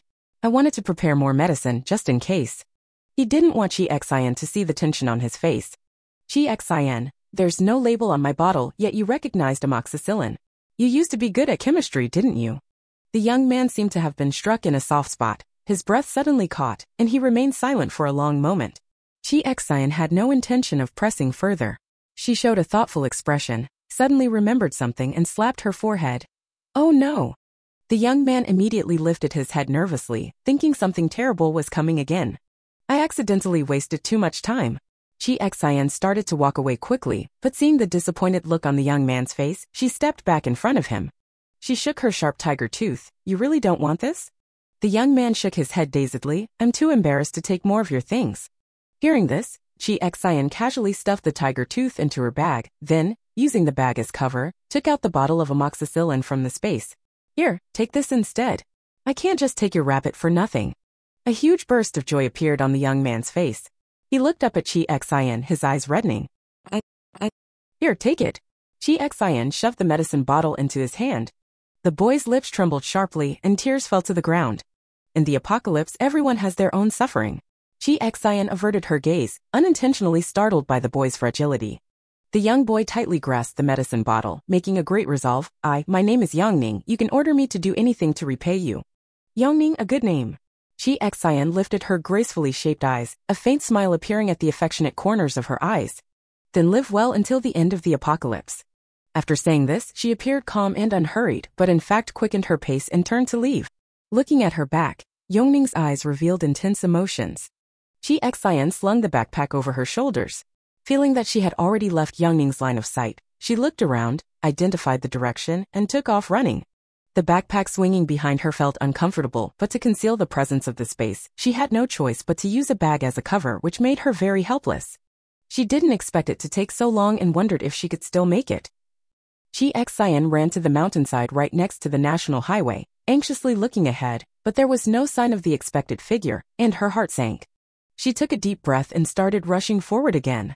She was moving quickly, running along the edge of the national highway for about half an hour before coming to a stop. 3 staggering figures appeared in her sight, and only then did Chi Xian let out a heavy sigh of relief. By a careless mistake, she almost lost track of the main group. Watching the backs of the 3 as nothing happened to them, Chi Xian pouted, using the tree trunk as cover, and fell far behind them. As for why she had to use such an embarrassing method, it all started back at Longting. No, it should now be renamed Phunpu Mountain Base. At that time, the great battle had just ended. They searched everywhere for any survivors. While discussing their respective paths ahead, Chi Xian thought the main group was determined to head to Country A to find that laboratory, so she declined their invitation to travel together. But in the very next second after refusing, Yuxiang slapped her face by revealing that they already knew the location of the market and planned to go there to handle things. This filled Chi Xian's heart with a strong sense of disbelief. But since the words were already spoken, she felt too embarrassed to take them back. After thinking it over for a long time, she didn't know what came over her and actually came up with the lousy idea of silently following behind. In these past few days, she has regretted this decision countless times. Chi Xian's emotions fluctuated greatly, and she accidentally ran too far ahead, getting closer to the main group. She thought to herself that this was bad and immediately ducked down. Just as she lowered herself, Jing Shoubai below looked up. His glasses had been broken in the battle, and in the wilderness, there was no way to find a replacement. That clear and sharp look he gave as he looked up made Chi Xian's heart race with fear. What on earth is this utterly terrible idea? Chi Xian cursed silently in her heart once again. But since it was already done, she had no choice but to continue crouching here, waiting for Jing Shoubai to dispel his doubts, and for the 3 of them to keep moving forward. Fortunately, she had gone a bit too far just now, and at this distance, she could faintly hear the 3 of them talking. "What's wrong?" Yuxiang asked. "Nothing," Jing Shoubai said. "Jiang Tsongyan, did the wolf and the tiger just now make you feel uneasy again?" "Most likely they started fighting among themselves," Yuxiang said. Jing Shoubai just shook his head. Seeing that there was no suspicion of being followed, Chi Xian breathed a sigh of relief. She carefully continued to follow. "We need to find a car as soon as possible," Yuxiang said. "It's one thing to be tired from walking so much, but with this awful weather, who knows what tomorrow will be like." Jiang Tsongyan expressed her agreement. "Yuxiang, speaking of which, Tsongyan, your space is so versatile, but can't you put a car in it?" Chi Xian perked up her ears. "No." Jiang Tsongyan shook her head, her voice soft and elegant, and her tone lowered as she spoke. Chi Xian didn't hear clearly, so she leaned forward again, but still couldn't catch it. Jiang Tsengyun's voice was just too soft. But she did catch the information that was revealed, tilting her head with a puzzled expression on her face. Unfortunately, she couldn't ask them about it now. "Crossing this national highway will get us to Umair. Although it's a border town, it used to be a big city at least. Once we get there, we'll restock supplies and see if there are any vehicles," Jing Shoubai said, then looked up thoughtfully. Startled, Qixin immediately shrank back. "After reaching Umair, is it not far from the market?" "Jing Shoubai, there's still some distance. The vastness of the border is far beyond what those who haven't been there can imagine." I know. I've been there before. The so-called neighboring city, or not far in their local terms, good grief, it takes 3 to 4 hours by car to get there," Yuxiang said with some excitement, then quickly lost interest again. Such a long journey, it would be great if Qixin were here too. When the name Chi Xian was mentioned, the other 2 fell silent for a moment. "I miss Chi Xian so much. I don't know when we'll see her again after this parting," Yuxiang sighed deeply, his tone filled with grief and despair. "If you didn't know better, you'd think Chi Xian had already passed away." Chi Xian felt both annoyed and amused. "Don't be so pessimistic," Jiang Tsongyun comforted him. "Chi Xian is like a mythical dragon, appearing and disappearing without warning. Maybe she'll show up before we know it." "Really?" Yuxiang's eyes sparkled. "You never let me speak, so what Song Jun said must be right? Thinking of Yuxiang's jinx, Chi Xian couldn't help but grin. "I'd rather be right." Jiang Song-jun rolled his eyes at him irritably. "Do you think I want to travel with you 2 stinky men?" Xiaobai, we're completely despised. Yuxiang pretended to be miserable as she came to the other side of Jing Xiaobai, only to be brushed away disdainfully. "Oh," Yuxiang said, "I understand now, only Chi Xian won't look down on me." "No." Chi Xian was silent. "I don't want to play with a fool either." Naturally, Yuxiang didn't hear any rebuttal from Chi Xian herself. He was silent for a moment, then his tone became much more serious. I really hope Chi Xian can come with us. After all what we have to do, with her there, I always feel like no difficulty is insurmountable. That Yuxiang. Chi Xian's face flushed slightly. You rely on her too much, Jing Xiaobai said. She's strong, but she's also human. When she's tired, don't bother her too much. Does she really get tired? Yuxiang pondered for a moment. Jiang Tsongyan, how can you still be tired? Even the good-natured Jiang Tsongyan started snapping back. Chi Xian smiled silently, her gaze falling on Jing Xiaobai, revealing a complex expression. Since coming to this world, she seemed to have gotten used to saving people, used to being everyone's hope. It was as if no one had ever said that Chi Xian was also human, that she could get tired too. She lowered her head and stayed in place for a moment. After the three had walked a bit further away, she lifted her leg and followed again. Time quickly turned to night, the light dimmed for an hour, and the perceived temperature dropped sharply again. Chi Xian pulled out a thicker piece of clothing to wrap around herself. Fortunately, her body was not actually sensitive to the cold now, wearing thick clothes was just to feel a bit more comfortable. It was time to sleep. She glanced into the distance and saw that the main group's tent had already been set up, with warm yellow lights glowing inside. Of course, sleeping on the main road was out of the question. They quietly entered the woods and found a spot sheltered from the wind. Chi Xian leaned against a large rock where they were hiding and let out a small yawn. Time to sleep. Tomorrow they would continue the surveillance. At least when bored they could listen to Yuxiang being teased. She closed her eyes and everything fell into silence. After an unknown amount of time, a rustling sound startled Chi Xian from her dream, and she suddenly opened her eyes. Someone. Chapter 45 Half-Human Donkey. What is this thing? When she opened her eyes, cold snowflakes fell on the corner of Chi Xian's eye. Before, she had only instinctively opened her eyes, but now she was fully awake. Was she no longer afraid of the cold to this extent? Almost buried in snow, yet she could still sleep so soundly. Chi Xian was momentarily speechless at herself, then sat up straight, listening to the rustling sounds coming from all directions. It seemed someone was deliberately treading lightly, sneaking over this way under the cover of night in heavy snow. She felt that something was wrong. Chi Xian turned around, grabbed the big rock, and looked toward the main group's tent, wanting to see if they were alert. As soon as she poked her head out, she met Jing Xiaobai's gaze. He was leaning out of the tent, quietly watching Chi Xian with no surprise in his eyes. Chi Xian. Chi Xian. She gasped sharply, immediately instinctively shrinking her neck and curling up behind the big rock. What to do, I've been discovered. Chi Xian angrily pounded her head, hearing the footsteps getting closer, but her worry about the situation still outweighed the despair of social death. She poked her head out again and saw that Jing Xiaobai was not walking toward her, nor paying much attention to her, but instead his gaze fell into the dense darkness ahead. The forest rustled, hiding something unsettling. After all, Jing Xiaobai was not Yuxiang. He wouldn't ask questions that made people laugh and cry at the same time. It must be said, his reaction had effectively saved Chi Xian's life, helping her recover from the hopeless embarrassment and calm down, allowing her to focus on dealing with the current situation. Seeing that she no longer curled up like a little turtle, Jing Xiaobai silently withdrew his expressionless gaze, a faint, subtle smile appearing in his eyes. Those people were approaching. The first thing to appear was not a person, but a few thudding sounds from the shadows. Chi Xian's muscles tensed reflexively, but she immediately realized that in this situation, there was no need for her to intervene. Jing Xiaobai's expression remained unchanged. He raised one hand slightly, and from his center, a blue arc of light instantly spread out, causing the surrounding air to freeze in an instant. The bullets fired at him froze in place just 1 second before reaching his body, turning into a few useless iron lumps that clattered to the ground. This icy, snowy weather with snow still falling was practically a natural battlefield for him. His supernatural abilities seemed to have improved again. Chi Xian recalled the previous occasions when he saw Jing Xiaobai use his supernatural ability and made this judgment in his mind. It seems that after the Fengpu mountain stop, she wasn't the only one who made progress. Chi Xian clenched her fists slightly. This move seemed to have scared the potential enemies. They fell silent for a moment, then the rustling sounds resumed. Chi Xian was quietly waiting to see what they planned to do when a distinct sound of footsteps came from behind her. Was she discovered? Chi Xian raised her eyebrows, exchanged a glance with Jing Xiaobai, and then retreated behind the stone again. She sat down curled up with her arms wrapped around herself, clutching her bag and shrinking into a small ball. Cold, large snowflakes kept falling, and within seconds, they covered her entire body with a thin layer of snow, making her look like an abandoned little pitty, weak and harmless.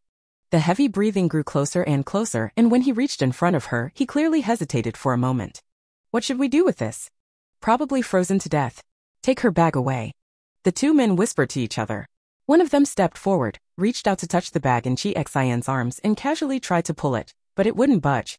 The man was about to exert force when he saw the person he thought was already frozen to death lift a rosy, fair face and even smile at him with relaxed brows and eyes. He was stunned, but his companion behind him reacted first, raising his gun to aim at Chi Xian. Bang! The person might have been holding an old-fashioned gun, which didn't have the silencing effect of modern firearms. The shot sounded like a landmine explosion, a loud bang that shattered the silence of the night. Chi Xian's ears rang for a moment from the shock. The voices of Yu Xiang and Jiang Songjun came from the other side. The enemy had stepped into the open, and the battle had begun. She shook her head, squatted down, raised one long leg high, and forcefully kicked the head of the man in front of her whose hand was still on her bag, clearly dazed and dizzy from the impact. Ah! He let out a miserable scream and fell backward onto his back, the effect no less than being hit with a heavy club face to face. Chi Xian didn't stop for a moment. The next second after kicking him down, she supported her entire body with one hand on the ground, her long leg drawing a powerful arc and kicking straight into another man's face. As she pulled her leg back, she lunged forward, snatched the gun from the other's hand, and rolled simply to a stop. She stepped on the person on the ground who was covering their nose and rolling around, then raised the gun she had just snatched and fired several shots toward the main group. Several people who were about to escape in the distance were hit squarely by her shots and howled as they fell to the ground. Yu Xiang was stunned for a moment, then shouted loudly, Chi Xian. Is that Chi Xian? That shooting skill is definitely Chi Xian's. This voice was actually louder than the gunshots just now. Keep your voice down, do you want to attract zombies? Chi Xian couldn't help it, casually threw away the empty gun, supported herself on a big rock, and lightly flipped over, revealing her figure. Chi Xian. Yu Xiang and Jiang Songjun exclaimed in surprise. Chi Xian stiffly tugged at the corners of her mouth, thinking that the crisis was resolved, but was she going to continue socially dying? Suddenly, a muffled grunt came from the person who had fallen to the ground, immediately catching Chi Xian's attention. The sound was not an ordinary wail or moan. The extremely painful tone gradually turned into a high-pitched, intense scream. What is that? Yu Xiang was startled, fumbling to pull out a flashlight from his body and shining it toward the direction of the sound. A shadow with an unusual outline slowly stood up among the few people who had just been shot by Chi Xian a little farther away. Its upper body was human, that was certain. But from its waist, 4 legs and a body of an equine animal extended out, a long tasseled tail flicked, and its pointed ears twitched. He breathed hoarsely, a pair of eyes glowing with ominous red light in the darkness, staring fixedly this way. What is that? Chi Xian asked hesitantly.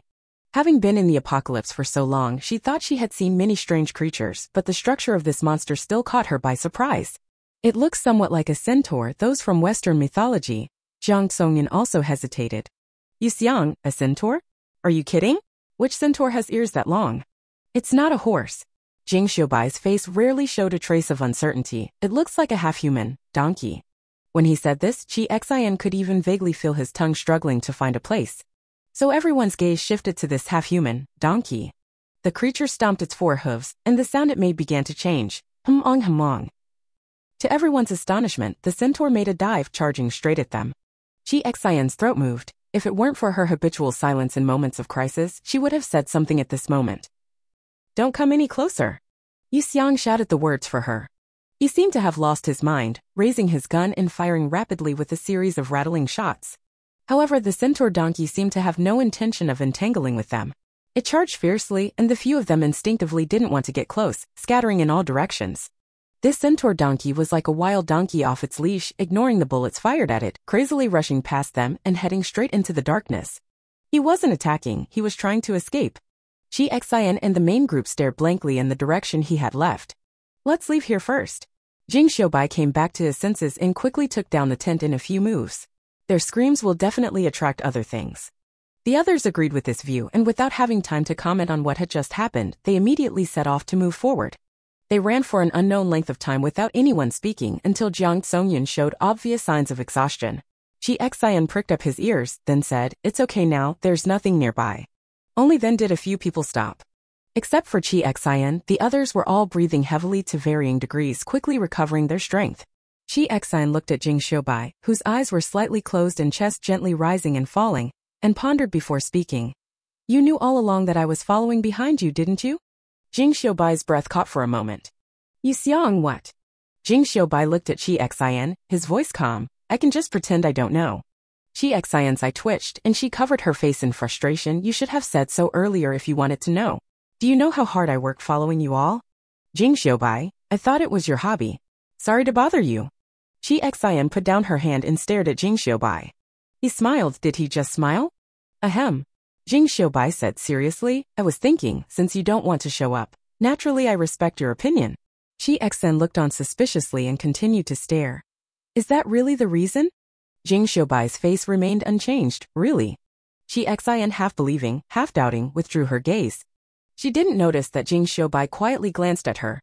Fortunately, she wasn't scared away. She was still there.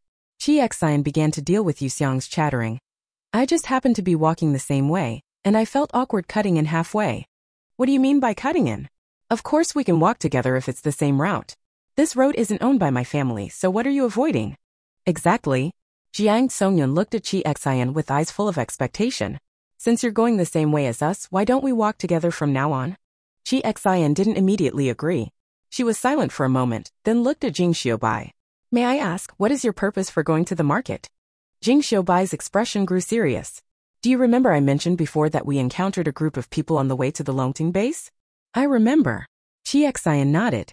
She still recalled that the main group had dealt with the people who were returning from the market after buying medicine. The situation was urgent at the time, so I couldn't tell you more details. Jing Xiaobai said, from them, we learned some things. The night was very quiet. Jing Xiaobai's cold voice carried a strong sense of righteousness, but it did not prevent Qi Xian's eyes from gradually widening. Jing Xiaobai said that the group had just returned from the market, where they saw some new things. There were actually supernatural ability potions for sale there. However, what was sold was not the complete potions that had previously successfully evolved Jiang Songyun and Han Yi, but rather ones with certain defects. They caused different side effects in the users. They had witnessed with their own eyes people turning into half-human, half-wolf monsters. Although their combat power suddenly increased, they also lost their human sanity, just like werewolves transforming. Wolves. Qi Xian murmured, the image of the half-human donkey from earlier involuntarily flashing through his mind. Judging by the expressions of the others, it was clear that they were all experiencing obvious discomfort as well. That one just now was probably also due to using the potion. Jing Xiaobai frowned. To casually encounter one like that, the circulation of this kind of potion is even more widespread than we imagined. Definitely, Yu Xiang said. Anything that can grant power is worth the risk, no matter what. Are you suspecting that the market is connected to the laboratory you're looking for? Qi Xian asked. Yes. Jing Xiaobai looked down at the watch on his wrist. If the mutated serum is allowed to circulate in the world, it will cause consequences even more terrifying than zombies. I definitely don't want everyone I meet in the future to possibly turn into a donkey or a snake or something, Jiang Songyun muttered softly. Zombies are a last resort, but the use of this kind of serum will completely alter human genes, eradicating the root of humanity. Qi Xian imagined the consequences if the serum were to spread uncontrollably and couldn't help but shiver. With this serum, even if a serum is obtained later and a vaccine developed, even if the zombies disappear, if everyone around turns into these monsters, how's that any different from an apocalypse? You are right, Qi Xian said, this is indeed terrifying. She revealed a thoughtful look in her eyes. The main group seemed unaware of the abnormalities in the company Tobira. That's how things are, Qi Xian, do you want to come with us? Yu Xiang's eyes sparkled. Qi Xian looked up, gazing at Jing Xiaobai's seemingly calm but drifting eyes as well as Yu Xiang and Jiang Songjuan's unabashedly big Pika eyes, and pressed her lips together. I'm just passing by. She stiffened her neck and spoke stubbornly, once we get there, I can't promise I'll stick with you all the time. The three protagonists exchanged a glance. Are you agreeing to this? Jiang Songyun asked cautiously. Qi Xin softened and immediately nodded upon hearing this. Let's go together. Great. Jiang Songyun threw herself at her and hugged her tightly. I finally don't have to share a tent with those two anymore. Buried against her soft body, Qi Xian showed a doubtful expression. Was the female lead truly happy to join the team for her sake, or was she just happy to have a tent to herself? She glanced between the male and female leads, finding no sign of any sparks of love between them. This is not surprising, as it was originally a positive and passionate theme movie. Until the end, it never said that the male and female leads ended up together. Rather than being a couple, they seemed more like collaborators who each got what they needed. Maybe they will follow a career-oriented love line in the future. Qi Xian thought uncertainly, and under Yu Xiang's cheers, reached out to pat Jiang Songyun on the back. We can't stay here any longer. If everyone has rested enough, let's keep going, Jing Xiaobai said calmly. If Qi Xian hadn't seen him habitually reach out to push his nose bridge, and after pushing it empty air, show a slightly stunned expression. Yu Xiang took a long moment to calm down, then said, "Excellent, may I ask which way we should go?" After a night of tossing and turning, the snow had stopped, and the sky was just beginning to brighten. Jing Xiaobai pointed toward the sky, showing the first light of dawn. If you want to find the market, you have to pass through Yumar over there. From a distance, the group only felt as if they were heading toward the edge of the sky. So far away, Jiang Tsongyan sighed. Speaking of which, Qi Xian patted her forehead and looked at Jiang Tsongyan. Can't your space hold a car? Jiang Tsongyan shook her head. No. She took a pendant out of her clothes. I've tried. This works as a storage, but larger things can't fit inside. Qi Xian nodded thoughtfully. Yu Xiang stammered as he spoke. Actually, we've been curious for a long time. Qi Xian, it seems like before at the base you also, well, pulled out a weapon out of thin air, right? He immediately added. It's okay if you don't want to say. I'm just really curious, thinking maybe you have some kind of other space or something. There was no doubt in his tone. Instead, after speaking, he showed a look of regret. Looking at the other two's eyes, Qi Xian smiled. Is this what you're talking about? In the stunned silence of the three, she reached out her hand to the side, and immediately two black heavy motorcycles appeared beside her empty side. This is. Yu Xiang's eyes nearly popped out. Aren't these the bikes from those guys earlier? Qi Xian, there are still quite a few of these bikes left. I discussed with Wana and took a few. A few. Yu Xiang's voice changed tone.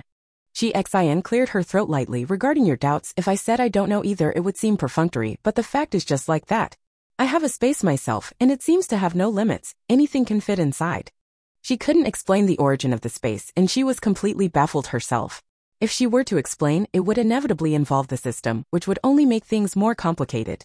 Moreover, even the system probably never expected that a space would mysteriously be left on her. But surprisingly, her explanation was quickly accepted. Jiang Tsongyan stared at the motorcycle for a long time, then lowered her head and murmured, so the pendant was really accidentally bound back then. Qi Xian hadn't thought of this before and was momentarily stunned when she heard her say that. Only then did she realize that she had space on her own body, and it seemed even more useful than the heroine's, which automatically cleared the stain of the original self having stolen the heroine's pendant, leaving no trace at all. It could even make them turn around and blame themselves for not believing her in the first place. This is indeed unexpected. She looked at Yu Xiang's shocked and guilty expression and at Jiang Tsongjun, whose head was almost buried in the ground, and scratched her head. It's my fault for not saying anything, she said. Seeing Jiang Tsongjuan's shoulder tremble and her fists clench tightly in guilt, her excellent dynamic vision even caught a transparent tear falling from her lowered face, which immediately startled her. She reached out her arm and awkwardly hugged Jiang Tsongjun, not very skilled at comforting. All right, it's only natural for you to have doubts. Don't blame yourself. Jiang Tsongyun's body stiffened, and she buried her face in Qi Xian's shoulder, wrapping her arms around her from behind. Qi Xian looked at the two men with a pleading expression. What should we do? But the two men probably felt no less guilty than Jiang Tsongyan. They both turned their heads away, pretending not to see. In a moment of desperation, Qi Xian said, Don't cry, Tsongyun, it's really my own fault. Jiang Tsongyan suddenly looked up. What did you call me? Qi Xian realized belatedly Tsong. Yan. Xin. Jiang Tsongyan sniffled. From now on you should always call me that. Qi Xian was dizzy and confused, not knowing how things had come to this. They have already delayed long enough. And Jiang Tsongjun felt too embarrassed to hold up the progress any further. She looked at the two terrifyingly large motorcycles. Who among you can ride these? I can. Qi Xian and Yu Xiang spoke at the same time. I'll sit with Xian, you two take the other one, Jiang Tsongjun said. Jing Xiaobai's expression stiffened along with his body, his whole person as rigid as if struck by his own ability. Well, Yu Xiang looked at him awkwardly and smiled wryly as she whispered to Jiang Tsongyun. Tsongyun, you see, letting Xiaobai sit in my car might be even more unbearable than killing him. What's wrong? At this moment, Qi Xian had already straddled a motorcycle. As it started with a humming sound, she leaned forward slightly, testing the feel of the handlebars. Hearing what seemed like a dispute between them, she let one long leg drop to the ground for support and turned her head to look at them. Beauty, motorcycle, skyline light. This scene, even long after, when the three of them recalled it, would still leave them impressed by her. It's nothing. Jiang Tsongyan smiled at her. Because Yu Xiang isn't skilled, Brother Jing was afraid, so he let him ride your bike. Oh. Qi Xian had no opinion on who rode her bike, rummaged through the space, and took out two helmets. One put it on himself, while the other threw it to Jing Xiaobai from a distance. Put it on. Jing Xiaobai caught it reflexively, was silent for a moment, then showed a somewhat struggling look in his eyes. You really don't have any cars saved or anything? Why would I save cars? I don't even know how to drive. Chi Xian looked at him baffled. Jing Xiaobai sighed, showing an expression like a warrior cutting off his own arm. On the other side, Jiang Xongyan also took out 2 helmets. The 2 of them were already fully geared up, both looking at the pair. Get on, what are you doing? Chi Xian revved the throttle again, noticing her passenger still hadn't gotten on. Get on, Xiaobai. Yu Xiang urged anxiously. Jing Xiaobai gently sat behind Chi Xian. Looking at the girl so close, he felt stiff all over, not knowing where to place his hands and feet. Let go of my waist, Chi Xian said. With her back to Jing Xiaobai, she didn't see the faint blush that instantly rose on his cheek. Hurry up, I drive fast. If you don't hold on to me, you'll be thrown off. Chi Xian glanced back at him. Then she felt a pair of hands loosely wrap around her waist, as if afraid of hurting her. Chi Xian shook her head, too lazy to say more. Anyway, once she started running, she would naturally know how much force to use based on instinct. Yu Xiang, are you ready? She asked, looking back. Of course. Yu Xiang's voice came through the helmet. You just said you drive fast. How fast exactly? Fast enough to leave you behind. Chi Xian said. Goodness, I've never seen a situation like the one you're describing. Yu Xiang's voice suddenly grew excited, the roar of the throttle echoing through the air. You're good at fighting, but I don't believe you're good at riding too. Then just watch closely. A long-lost sense of exhilaration burst from his chest. Chi Xian chuckled, his gaze suddenly turning serious. Come on. 2 heavy locomotives sped forward, rushing into the vast distance. Accompanying them were Jiang Xongyun's screams and Jing Xiaobai's weak voice. Can you slow down a bit? Their path ahead was both rugged and full of hope.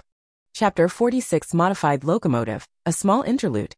Apocalyptic weather often changes in an instant, making it hard to react. Just a few days ago it was still heavy snow, with tires slipping on the icy ground in the extreme cold. But soon as the sun grew stronger, the snow on the road melted completely. The climate returned to scorching heat. Vrr hiss. A dull, piercing screech of brakes sounded as a sleek black heavy motorcycle tore across the hot ground with a defiant attitude, leaving a long white mark on the asphalt. Because of the high speed earlier, when it came to a stop, white smoke was still rising beside the 2 tires. A leg hung down from the bike, the slender, fair leg forming a sharp contrast with the motorcycle it was pressed against. A black leather strap is tied around the rider's pale upper thigh with a matching colored gunstock attached to it. Outside the gunstock, a hint of the silver grip of a desert eagle is faintly visible.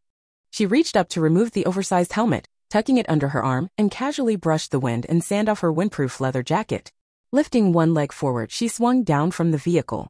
She brushed her sweat-moistened hair away from her forehead and looked distantly in the direction from which she came. 3, 2, 1. The countdown in her heart ended, and in the heat-distorted view, another motorcycle of the same model quickly appeared, buzzing as it sped to her side, braking with the same cool posture. The rider on the bike took off the helmet, revealing a flustered and exasperated face. Chi Xian, you're cheating.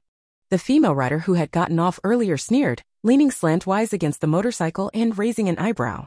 Yu Xiang, you can't do something yourself and also not let others do it, right? The smiling face was so arrogant and bright, as if this was not a desperate escape at the end of the world, but friends agreeing to race on an ordinary summer afternoon, then looking down on each other's driving skills. With such a huge crowd of corpses, you didn't even think of a strategy and just charged ahead without looking back. Yu Xiang's voice grew louder. You know very well that when both of us are driving, our combat effectiveness is basically 0. After all, Xiaobai he. Huh, Xiaobai? Only then did Chi Xian belatedly realize that she hadn't felt the presence of the passenger behind her for quite some time. She suddenly turned her head back to look. Could it be that the male lead fell off halfway? Jing Xiaobai was still wearing his helmet, sitting upright on the back seat of the motorcycle. If you ignored the surroundings, Chi Xian would think this was a high school classroom. Jing Xiaobai? She called hesitantly.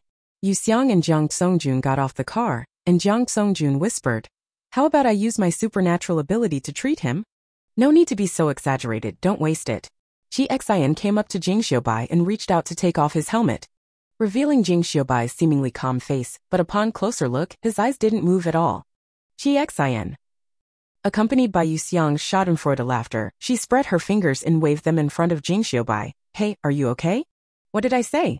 Yu Xiang laughed loudly. Look at Xiaobai's reaction, then look at your tire. At this rate, it won't last more than a few days before it's ruined, and there's no place here to fix a tire. Before, Chi Xian only knew how to ride a motorcycle and was clueless about its maintenance and repair. Upon hearing this, he nervously bent down to look at the tire below, then patted Jing Xiaobai's leg, saying, "You get down quickly, my tire can't bear the weight."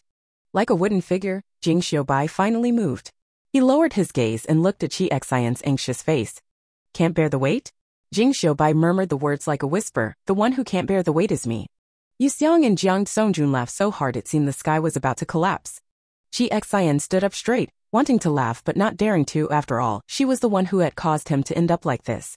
She awkwardly scratched her cheek. "Well, you get off first, it's time for dinner." Using an excuse, she finally got Jing Xiaobai, who was clinging to the motorcycle, to get off.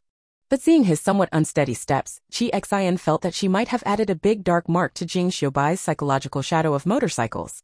Yes, she had already learned from Yu Xiang's big mouth why Jing Xiaobai was unwilling to ride in his car. But compared to Chi Xian, who Jing Xiaobai preferred to ride with, was truly an unsolved mystery. Jiang Songyun laughed so hard she could barely straighten her back. She shakily pulled out a table and skillfully set up a simple stove on it, placing a pot on top. "I've run out of my green Sichuan pepper hot pot base. Chi Xian, do you still have some?" she asked. "Here you go." Chi Xian rummaged around and pulled out a bag of bluish-green stuff, tossing it to her. "Don't forget to add plenty of Sichuan peppercorns." "Got it." Knowing Chi Xian's heavy-handedness, Jiang Songyun added a lot more Sichuan peppercorns. Yu Xiang went to check the damage on the two motorcycles, while Jing Xiaobai sat blankly on the small stool by the table, his whole body seeming out of it, hugging his knees. Chi Xian turned and saw his posture, and this time she really laughed out loud. The laughter of the original troublemaker infected two more spectators, and soon several people were laughing together in a burst of giggles. Jing Xiaobai cast a faint glance over, filled with silent accusation. Ahem. Jiang Songyun was still kind-hearted. She lit the fire and added a lot of previously stored beef, mutton, and hot pot meatballs, using the aroma to divert attention. Chi Xian was indeed attracted over. She stopped laughing and added a bag of handmade beef meatballs inside. "Enough, enough." Jiang Songyun moved her hand away from the rolling meatballs. "You can't eat anymore." "I want to eat," Chi Xian murmured softly. "We don't know how far the next city is, so we have to save some." Jiang Songyun was used to living frugally, quite the opposite of Chi Xian's lavish ways. She could only pout and watch eagerly as Jiang Songyun took her beef meatball. At this moment, a slender hand like jade reached over, took the beef meatballs from Jiang Songyun's hand, and poured them all in. Chi Xian's eyes lit up as she looked at Jing Xiaobai, who neatly folded the packaging bag and handed it back to her. "Brother Jing." Jiang Songyun laughed and cried at the same time, "You're just spoiling her." Jing Xiaobai's face was pale. "There's a town not far ahead, where we can get some supplies." "Let her eat then." Chi Xian chuckled softly. The pot bubbled and hissed, releasing a rich spicy aroma as various meats simmered inside. The long national highway stretched endlessly in both directions. A few people casually set up a table by the roadside, and as they chatted and laughed, the sunset shifted from a dull yellow to a deep crimson. Chi Xian swallowed 5 large meatballs in a row, then looked up at the enormous setting sun that seemed almost within reach. "It's this late and it's still not dark. The further west you go, the later it gets dark." Jing Xiaobai calmly tapped Yu Xiang's chopsticks, causing the beef ball he had just picked up to fall back into the pot. Ignoring his plaintive look, he said, "If our estimate is correct, the market should be at the westernmost border." Yu Xiang obediently picked up something else. "When I came here before, I heard there are ruins of a mysterious ancient city at the far west. No one built a city there afterward. Did they choose this spot on purpose to use the location as a cover?" "Maybe?" Chi Xian turned around and unconsciously picked up another meatball. "Are you sure about the direction? Given how crowded the market is, we should have run into a few people passing by on this road." Several people's gazes simultaneously turned to Jing Xiaobai, who was leading the way. Jing Xiaobai didn't know if it was because he hadn't fully recovered his composure, but he barely moved his chopsticks from start to finish. Habitually, his fingertips tapped on the table. "We can't rule out that possibility. At the time, we only heard those people mention it casually. I'm not entirely sure about the exact route yet." He calmly shared his plan with his companions. "The worst outcome would be just circling around the border. With such a large target, we should be able to find it." "That's right, by then we should be able to meet someone." Yu Xiang was very open-minded. "Besides, I heard from the locals before that the ancient city ruins are very complex. Without a guide, we probably wouldn't be able to get inside." Chi Xian nodded thoughtfully. After finishing the dumplings in her hand and feeling nearly full, she put down her chopsticks and pulled out her gun to check the magazine. After the weather warmed up, Chi Xian took off her cotton jacket and changed back into her own tank top and shorts. Then she felt that this cool outfit casually pulling out a gun would too easily arouse suspicion. So she rummaged through the space again and also searched through Jiang Songjuan's stock, finally finding a belt buckle and a holster. The belt buckle had been collected by the original owner before to change her style, mostly for decoration, and was only long enough to tie around the leg, which Chi Xian found quite regrettable. Apart from the movements during attack shooting, she was becoming increasingly skilled at these tasks, looking perfectly integrated into the background. Like a cool cowgirl, yet also like a mysterious wanderer, carefree and tough, who feels at home anywhere. The other three sneaked a few glances, while Chi Xian focused on cleaning his gun. They exchanged looks that were like silent battles. Not even going up? Jiang Songyun sneered. Dare not, Yu Xiang said with a look of grievance. I want to go up too, Jiang Songyun suddenly said plaintively. Jing Xiubai glanced at them, then lowered his head to look at the beef meatballs in the bowl. Those were specially picked out for him by Chi Xian earlier, thinking he would feel uncomfortable at night if he didn't eat. His fingers moved slightly, he raised his hand to pick up the chopsticks and slowly ate the meatball that had already started to congeal with oil. Chi Xian didn't know what little tricks they were up to, fanning herself with her hand and complaining, this damn weather is really unbearable. Let's head to the town ahead and see if there's a place to freshen up, Jing Xiubai said, immediately noticing that Chi Xian was feeling unwell. Right. Yu Xiang swallowed hastily and hurried to speak. Chi Xian, if you keep riding your bike straight into zombies like before, it's questionable whether you'll even make it to the next town. Is it that serious? Chi Xian scratched her cheek. But stopping to kill them all wastes so many bullets. Leave it to me. Jing Xiubai stood up. Who among you has steel plates or something like that in your space? Only then did Chi Xian realize that Jing Xiubai's hands-on skills were not limited to medicine making. She watched in amazement as Jing Xiubai and Yu Xiang huddled together, creating something out of nothing, piecing together a few simple materials. When they stopped, the two motorcycles no longer looked like they did before. Is this even possible? Chi Xian reached out to touch the steel plate installed at the front of the motorcycle, serving as a defensive shield, as well as the two machine guns mounted on the bike, with triggers resting against the handles. This way, when she rides the bike, she doesn't have to free her hands specifically to draw a gun. Mission accomplished, Yu Xiang said, standing up from the front of the bike. The head and the entire body of the motorcycle were fitted with a ring of long spikes, all modified using hardware provided by the two girls. Chi Xian walked around the car, looking it over, and commented, from now on we need to be careful getting on and off. Jiang Songyun didn't pay attention here. She wasn't interested in the motorcycle and was busy cleaning up the leftover scraps from the meal. We really stand out too much, she sighed. If someone passed by right now, they'd immediately know something's wrong with us. What kind of problem could there be? Yu Xiang replied casually. Besides, this rundown place had hardly anyone passing through before the apocalypse. Now, I doubt even ghosts would come here. Chi Xian raised her head and exchanged a glance with Jing Xiubai beside her, her eyes filled with terror. You better not. Her words were cut off halfway. Because her excellent hearing caught the sound of vehicles roaring closer from afar. The sound of the car grew louder and echoed far along the empty national highway. Before long, others also heard it. Everyone looked at Yu Xiang, who was dumbfounded, filled with speechlessness. Yu Xiang didn't know where to put her hands and feet. I just said it casually. Looks like you still need to learn to keep your mouth shut, Chi Xian bluntly mocked. It was definitely too late to leave now. They could only speed up, gathering the scattered materials and tables, pretending to be resting by the roadside. When they finished all this, an SUV drove out from the end of the road, heading towards them along the highway. The vehicle roared past Chi Xian and the others, and a man stuck his head out of the front passenger window, glancing at them, his gaze landing on the newly modified motorcycle. They sped by at a very high speed, quickly rushing past without the slightest pause. Just an ordinary passerby, right? Jiang Songyun breathed a sigh of relief. Hopefully. Chi Xian had just met that person's gaze, and her attack instincts trembled slightly, giving her a bad feeling. However, nothing had happened yet. She didn't want to say too much and scare Jiang Songyun, so she just smiled at her. Let's leave here first. We can't spend the night on the main road. Jing Xiubai glanced at him, and the two understood the expression in each other's eyes. Those who come are not friendly, prepare your defenses. Although Yu Xiang was a bit simple-minded, he was not completely naive. His expression turned serious, and without a word, he reached out to take a helmet from Jiang Songyun. Chi Xian also found a helmet. Just as she pulled it out, the buzzing sound came again, and her expression tightened. They're back? She whispered the warning through clenched teeth. The others immediately understood what she was saying. Having fought side by side so many times, they had developed a considerable tacit understanding. Jing Xiubai consciously sat on the back seat of Chi Xian's bike, and the two motorcycles started. The off-road vehicle they had just tried roared back. Before it could get close to them, the sunroof on the roof opened, and a man popped out halfway, simultaneously raising a machine gun. They launched a barrage of gunfire at Chi Xian and the others, accompanied by vicious cheers and roars. "Scum, leave your motorcycles behind, and I'll spare your lives." Chi Xian's expression paused for a moment, revealing a slight sneer, and she slightly recoiled as all the bullets struck the newly installed steel plates. She turned back and whispered to Jing Xiaobai, the usual rule, "Don't reveal ourselves yet." His ability was too conspicuous. Near the market, it was better not to show any signs for now. Jing Xiaobai nodded in understanding, gripping firmly on the sides of Chi Xian's waist.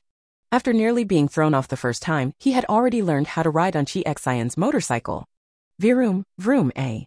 Chi Xian twisted the throttle twice, just as the motorcycle warmed up. She suddenly lifted her foot to start, and the bike shot forward like a bolt of lightning. Chi Xian. Yu Xiang was startled. He barely had time to shout before he watched in disbelief as Chi Xian not only made no attempt to dodge, but even charged straight at the oncoming off-road vehicle, heading right for its front. "Trust her," Jiang Songyan said softly from behind. Originally, Chi Xian did plan not to confront head-on. If she guessed wrong, she could at least ask for directions or something. However, as expected, one shouldn't rely too much on meeting good people in the apocalypse. Since that's the case, there's no need to show mercy to the two of them. Under the sealed helmet, Chi Xian's sharp eyes glared fiercely as she fixed her gaze on the approaching off-road vehicle, skillfully maneuvering the steering wheel, dodging left and right on the wide national highway. Getting closer and closer to the off-road vehicle, the shock on the other party's face became clearly visible. They obviously didn't expect Chi Xian to be so fierce, charging straight at them like a fool. Da-da-da-da-da. Except for the sunroof, the others also stuck their heads out of the windows, firing wildly at Chi Xian. Facing such an intense assault, Chi Xian shouted sharply, "Hold on tight." The next second, she suddenly changed direction and the entire motorcycle tilted to an angle almost parallel to the ground. Screech! The sharp cone scraped against the ground, producing a piercing sound. The person opposite was stunned by her, and the offensive eased for a moment. However, the two sides had already closed the distance to the point of imminent collision. At this very moment, Chi Xian suddenly twisted the throttle, and the high-performance motorcycle roared forward.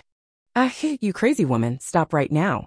In the second before the imminent collision, the thin layer of muscle on Chi Xian's arm tensed tightly. The motorcycle soared upward with an incredible force, starting from the front and lifting the entire vehicle into the air. In the approaching shadow, the terrified expressions of the people below were clearly reflected in Chi Xian's eyes.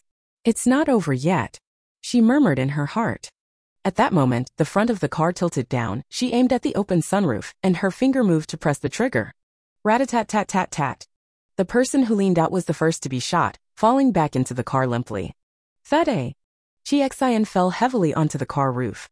Jing Xiaobai casually tossed a small grenade into the sunroof right at his feet. Boom! After the motorcycle sped past the off-road vehicle and accelerated forward for a distance, an explosion roared loudly. Chi Xian applied the side brake and came to a steady stop in the middle of the road. She took off her helmet and casually shook her hair. "You just threw it like that. What if it hurts Songjun and the others? Then Yu Xiang can just eat the motorcycle." Jing Xiao stared without blinking at the overturned off-road vehicle burning fiercely by the roadside, his voice tinged with regret. It could have been brought over. Chi Xian glanced at him. Yu Xiang rode his motorcycle through the thick smoke to the two of them. "You guys are way too ruthless," he said, "no distinction between friend and foe." That's what he said, but there wasn't a trace of complaint in his tone. Instead, it was filled with a sense of pride and ease, as if to say, "You really lived up to expectations. Don't take advantage and then act all innocent." Chi Xian glanced at the two of them, confirmed they were indeed unharmed, and restarted the throttle. "Stop looking. Even if you keep staring, I'm not giving you a ride." Jing Xiaobai silently withdrew his longing gaze. Encountering road robbers was nothing new. The group regarded it as a trivial incident, something to be dealt with and then left behind. That night, they found a sheltered spot, set up 2 tents, arranged a watch schedule by number, and took turns keeping guard, sleeping soundly through the night. At dawn, Chi Xian, who was on the last early morning shift, woke all 3 of them up. After a simple breakfast of bread, they continued on their journey. Before entering the border, the group had to pass through a small town. This marked the boundary between the border and the inland.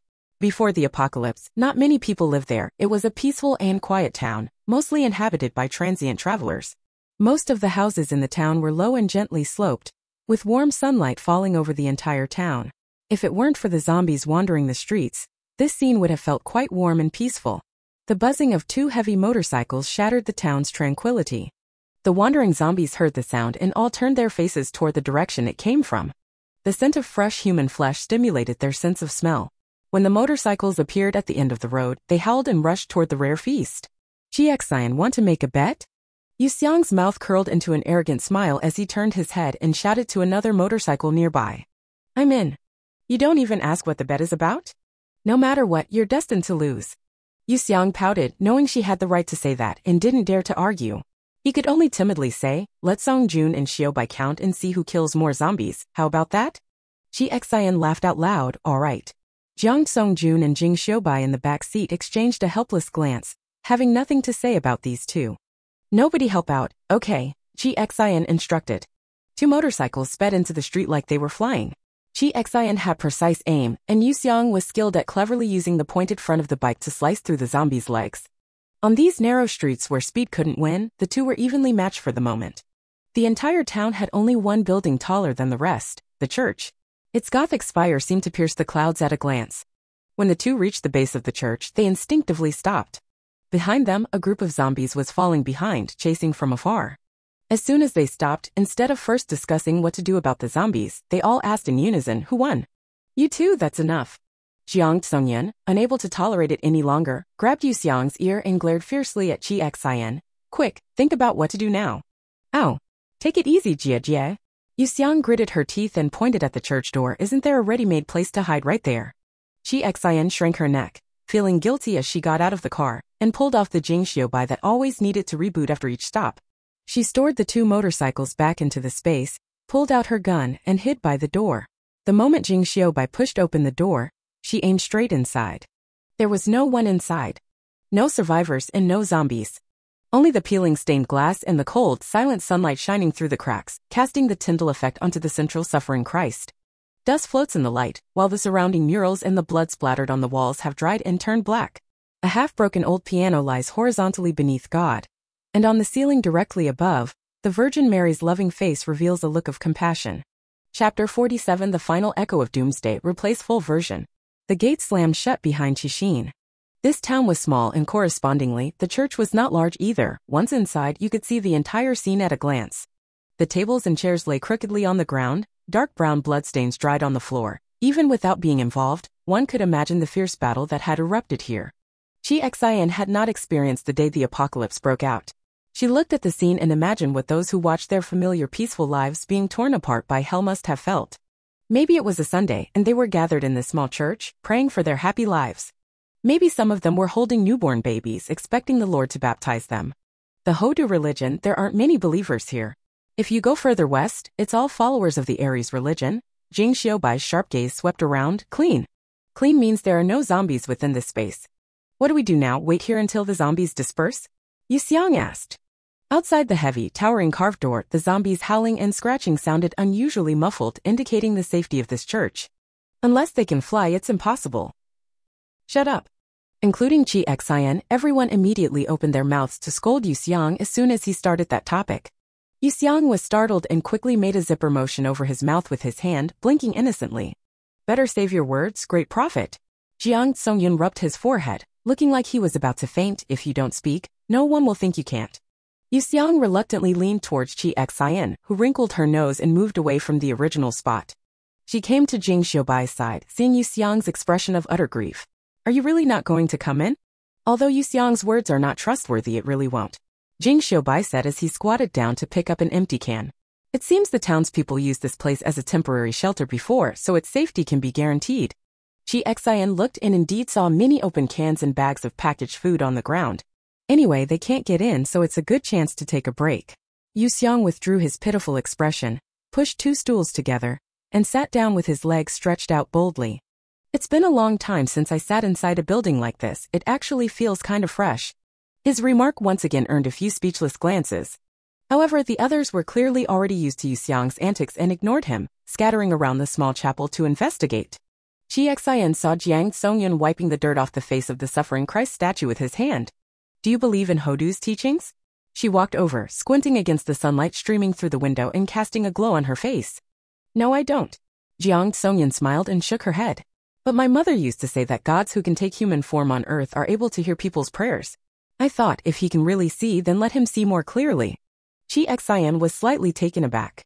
She looked at Jiang Songyun's calm and earnest profile and suddenly felt that it wasn't entirely unreasonable for her to be the heroine. Aren't you afraid? A question slipped out without thinking. Seeing the gaze from Jiang Songyun, Chi Xian scratched her cheek in frustration and added, I mean, why do you have to follow those two, wandering around chasing a truth and serum that might not even exist? What if? She wanted to ask, what if when you get there, you find everything is empty, no serum, no vaccine, what then? But she felt that in front of someone so serious about this, she shouldn't pour cold water on it. She hesitated, pressed her lips, and swallowed the words back. Jiang Songyun looked a bit surprised, but her usual gentle demeanor showed no blame. Xian, are you afraid too? Chi Xian opened her mouth but did not answer the question. A delicate hand grasped her clenched fist and gently unfolded it in the palm. Chi Xian looked up and saw Jiang Songyun's calm smile. Actually, both Yuxiang and I are following Brother Jing. He's the only one who truly understands the laboratory, Jiang Songyun said softly. What the final result will be, I don't know either, but isn't this the greatest hope we have right now? Chi Xian knew that according to the momentum of the plot, the main group would definitely get the results they wanted, but as insiders they were not clear about all of this. If anyone is least likely to follow us, it's Yuxiang, Jiang Songyun said with a smile, glancing at Yuxiang fumbling not far away. He's the young master of the Yu family. Even in the apocalypse, as long as he returns to base A, he can live a life free of worries. Right now, wandering the world is all for a possible hope. The movie didn't explain their identities in such detail, so Chi Xian hesitated before saying, Yuxiang has such a big background, huh? What? Yuxiang wasn't good at much, but he was quite skilled at catching his own name from Chi Xian's mouth. He immediately ran over. Are you guys talking about how handsome I am behind my back again? Screw you, the two girls said together. They exchanged a glance and both burst out laughing. You're kidding, right? Yuxiang's face fell. Chi Xian smiled and shook her head. With a glance, she noticed the piano placed to the side. The faint smile that had just appeared vanished again at the corner of her mouth. Jiang Songyun followed her gaze and saw the piano, exclaiming in surprise, Xin, can you play? This question also drew Jing Xiaobai, who was inspecting the window nearby, over. Chi Xian, you really keep your talents hidden. Yuxiang whistled. How many more skills do you have that we don't know about? This skill is useless in the apocalypse. Chi Xian walked over to the old, dilapidated piano and gently touched the dust on its top with her fingertips. It seemed that during a previous battle, someone had smashed into this piano. Its top was dented inward, even exposing the strings inside. Can it really still be played? Jiang Songyun asked softly. Chi Xian did not answer. She lowered her eyes, her long eyelashes casting a quiet arc of shadow on her fair face. She extended her slender, pale fingers and gently pressed down on one of the piano keys. Do. It's a bit off-key but still playable, Chi Xian said. She lifted her trench coat and was about to sit down when Jing Xiaobai stopped her, wiping the chair clean. Someone who loves cleanliness so much, it doesn't make sense for the piano to suddenly change like that. Seeing Chi Xian's gaze, Jing Xiaobai stiffened his face and reached out to push his nose bridge. After pushing at empty air, he awkwardly lowered his hand again. Xiaobai, how long has it been? Haven't you gotten used to life without glasses yet? Yuxiang asked. Jing Xiaobai completely ignored him, made a please gesture towards the piano, and turned behind Chi Xian. Yuxiang noticed that after he left Chi Xian's line of sight, from his earlobe to his neck, it had actually turned red. Jing Xiaobai gave him a cold sideways glance. Chi Xian didn't notice the turmoil behind her. She took out a piece of paper, carefully wiped the piano keys, and stepped on the pedal to adjust a few notes. This posture is definitely professional, Yuxiang said. Jing Xiaobai, you understand it again? Yuxiang, I don't understand. When I was a child, my dad hired 3 internationally renowned pianists to be my teachers, but they all quit in frustration. Still, I have seen them play. Yuxiang was not lying. What he saw was indeed an extremely professional performance. Jiang Songyun, shoo. Both men fell silent. Ding. A clear, crisp sound of a zither rang out. Chi Xian gently closed her eyes, her fingers fluttering like butterfly wings as an imperfect rendition of Mariage d'amour flowed through the chapel. The quiet and beautiful melody, combined with the sorrowful face of the Virgin Mary above her, was illuminated by a beam of light mixed with colors, shining straight through the broken glass onto her, casting a stunning hue over the scene. Both the player and the listeners were captivated by this rare melody in the apocalypse, and no one made a sound even as it gradually reached the final movement. Just as they thought it was over, Chi Xian suddenly changed her playing. The wedding in the dream is no more, and the prelude of March of the Iron Flood resounds with a clang. This tragic and powerful melody is played on a piano out of tune amidst the ruins, and its imperfect flaws become an emotional complement. Life is meant to go against the current. As Chi Xian's fingers press down heavily, the piano keys emit a mournful cry under the strain, and this unexpected performance comes to an end. It can be called the final echo of the apocalypse. The three listeners remain silent for a long time. Chi Xian also did not speak. This small expenditure of energy was clearly insignificant to her, yet she felt a dazed sensation as if just recovering from a serious illness. She breathed slightly heavier, feeling her mind still immersed in the moment just now. A powerful force surged from within her heart, instantly breaking through the faint unease that had lingered before like a flood breaching its dam. Clap, clap. Jing Xiaobai's applause woke the other two people, and also woke Chi Xian. Awesome, Xian. Jiang Songyun's face flushed with excitement. You can play such a broken piano like this, you must have been a professional before, right? Absolutely. Yu Xiang said confidently. Even if you haven't eaten pork, you've seen pigs run. Chi Xian's level is not much different from the 3 teachers I drove away back then. Professional level? Chi Xian smiled. I just learned from my mom. Your mom, is she an internationally renowned pianist? Several people were stunned. Chi Xian smiled without speaking. The 3 exchanged glances. They suddenly realized that no one actually knew anything about Chi Xian. What was she like before? What kind of life did she live before the apocalypse? They tried hard to remember, but their earliest memories of Chi Xian seemed to only go back to the day the zombies besieged the city, when she jumped down from the city wall with Jing Xiaobai and kicked the head of a high-level zombie. Perhaps the figure at that moment was too intense, overshadowing all the time before it. She was terrifyingly strong, skilled in many things. These were now the halo around her, but no one knew exactly how she became who she was. Unaware of the complex emotions of the main group, Chi Xian stood up from her seat as if nothing was wrong. That night, they stayed overnight in this small chapel. Jing Xiaobai had checked around before and confirmed there were no safety hazards. The zombies gathered outside the house were all low-level zombies. After calling out for a while and not smelling any human flesh, they gradually dispersed. They rarely slept in tents. Instead, they took out several sleeping bags and laid them out haphazardly on the ground. Jiang Songyun was sleeping next to Chi Xian. In the middle of the night, when Chi Xian moved and tried to crawl out of the sleeping bag, she was awakened. She blinked her drowsy eyes. Xin. It's okay, go to sleep. Chi Xian patted her head. I'll get up to change shifts. Oh. Jiang Songyun showed a relieved expression, and then fell into a deep sleep again. As long as Chi Xian was there was nothing worth her being afraid of. Chi Xian stood up, stretched her arms and legs briefly, and looked up to meet the eyes of Jing Xiaobai, who was on the previous shift. He was sitting on the windowsill, probably watching the outside scene before, and when he saw Chi Xian get up, she stretched her long legs and jumped down from the windowsill. Aren't you tired? He said softly. I'm on duty until dawn tonight. You should go back and keep sleeping. Cut it out.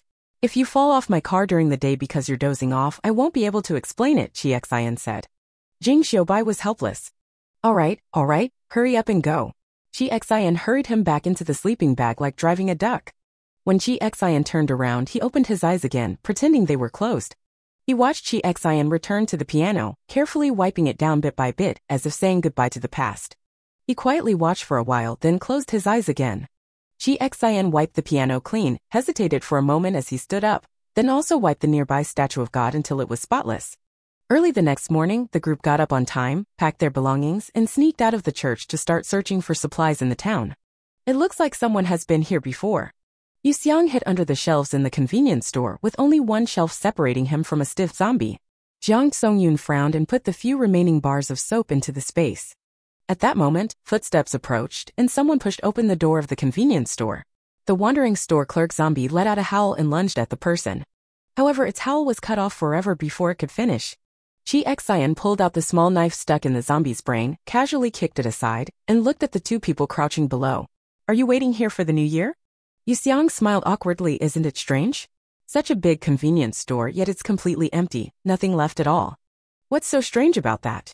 Either the people from the town took everything with them before evacuating, or some other survivors passed through here.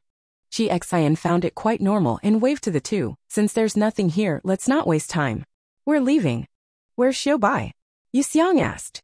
Chi Xian looked around. Isn't he with you? Several people shook their heads simultaneously. When they came out of the convenience store and walked across the street, they noticed something clearly abnormal. Several zombies were howling and growling as they circled around. But no matter how hard they tried, They couldn't break through the blue ice wall in front of them. Jing Xiaobai was crouching behind the ice wall, panting and seemingly busy with something. Qi Xian and Yu Xiang raised their silenced pistols and took care of the zombies, then curiously gathered around. They saw Jing Xiaobai crouching in front of a car, struggling to turn the tire, his hands already covered in oil. Qi Xian was speechless. If this could work, do you think we'd leave it here for you? Get up quickly, let's go. Jing Xiaobai lifted his face, and on his expressionless face, a deep sense of loss spread. Qi Xian didn't even know how she figured it out. She was almost laughing out loud from being teased, quickly clearing her throat. Let's go, let's go. Didn't you say there's a bigger city ahead? Let's go there to find a vehicle. Jing Xiaobai finally stood up. He looked at the two heavy motorcycles that had reappeared and sighed resignedly. He instinctively took the helmet from his girlfriend and shrank his tall frame onto the back seat. Qi Xian started the throttle and, before the zombies were attracted, shouted through the loudspeaker, "Let's go." Just like when they arrived, two heavy motorcycles sped through the town streets, heading toward the setting sun. Beyond this town lay the western border region. Arriving at this place, Qi Xian finally deeply understood what Yu Xiang meant by, at least 2 or 3 hours' drive. Crossing the provincial border, Qi Xian felt as if he had entered another world. Previously in the small town, the terrain and style were still quite similar to the Central Plains, but after crossing that line, all that came into view was what seemed like an endless national highway, flanked on both sides by vast, desolate Gobi. The further west he went, the stronger the sun became, especially near dusk, when the orange-red sunlight scorched the entire land, making the few people racing across it feel so insignificant. Qi Xian, your tires are smoking again. Stop and take a break for a while. From afar, Yu Xiang shouted. Qi Xian skillfully braked by the roadside, took off her helmet, and wiped the sweat. The huge round sun seemed almost within reach, casting a flush of red on her face.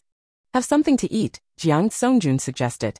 They had been rushing all day to make up for lost time and still hadn't eaten. Just eat something casual, Jing Xiaobai said as he got out of the car, his voice carrying the usual weakness he had right after getting out. It's too open around here, lodging isn't safe, and we still need to keep moving forward. Several people agreed, and Jiang Songyun took out some packaged buns to share with everyone. Xiaobai, why can't your ability be fire? Yu Xiang mumbled.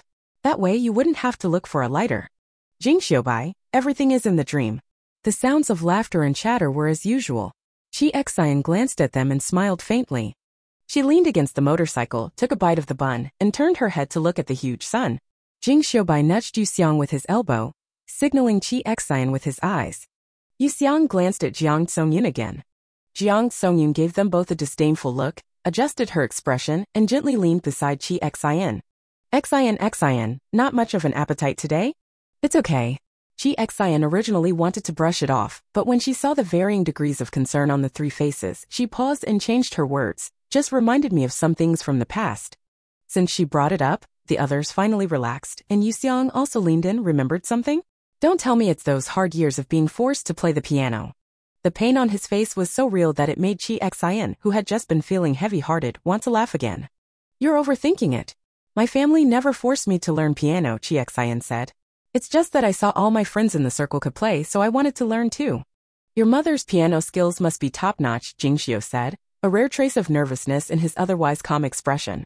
Qi Xian smiled and shook her head. Her mother was indeed a world-renowned pianist, but in this world she simply did not exist. Qi Xian, your family must be quite well off, Yu Xiang said. Although you don't really look like those rich young ladies, the things you know are definitely not something an ordinary family could provide.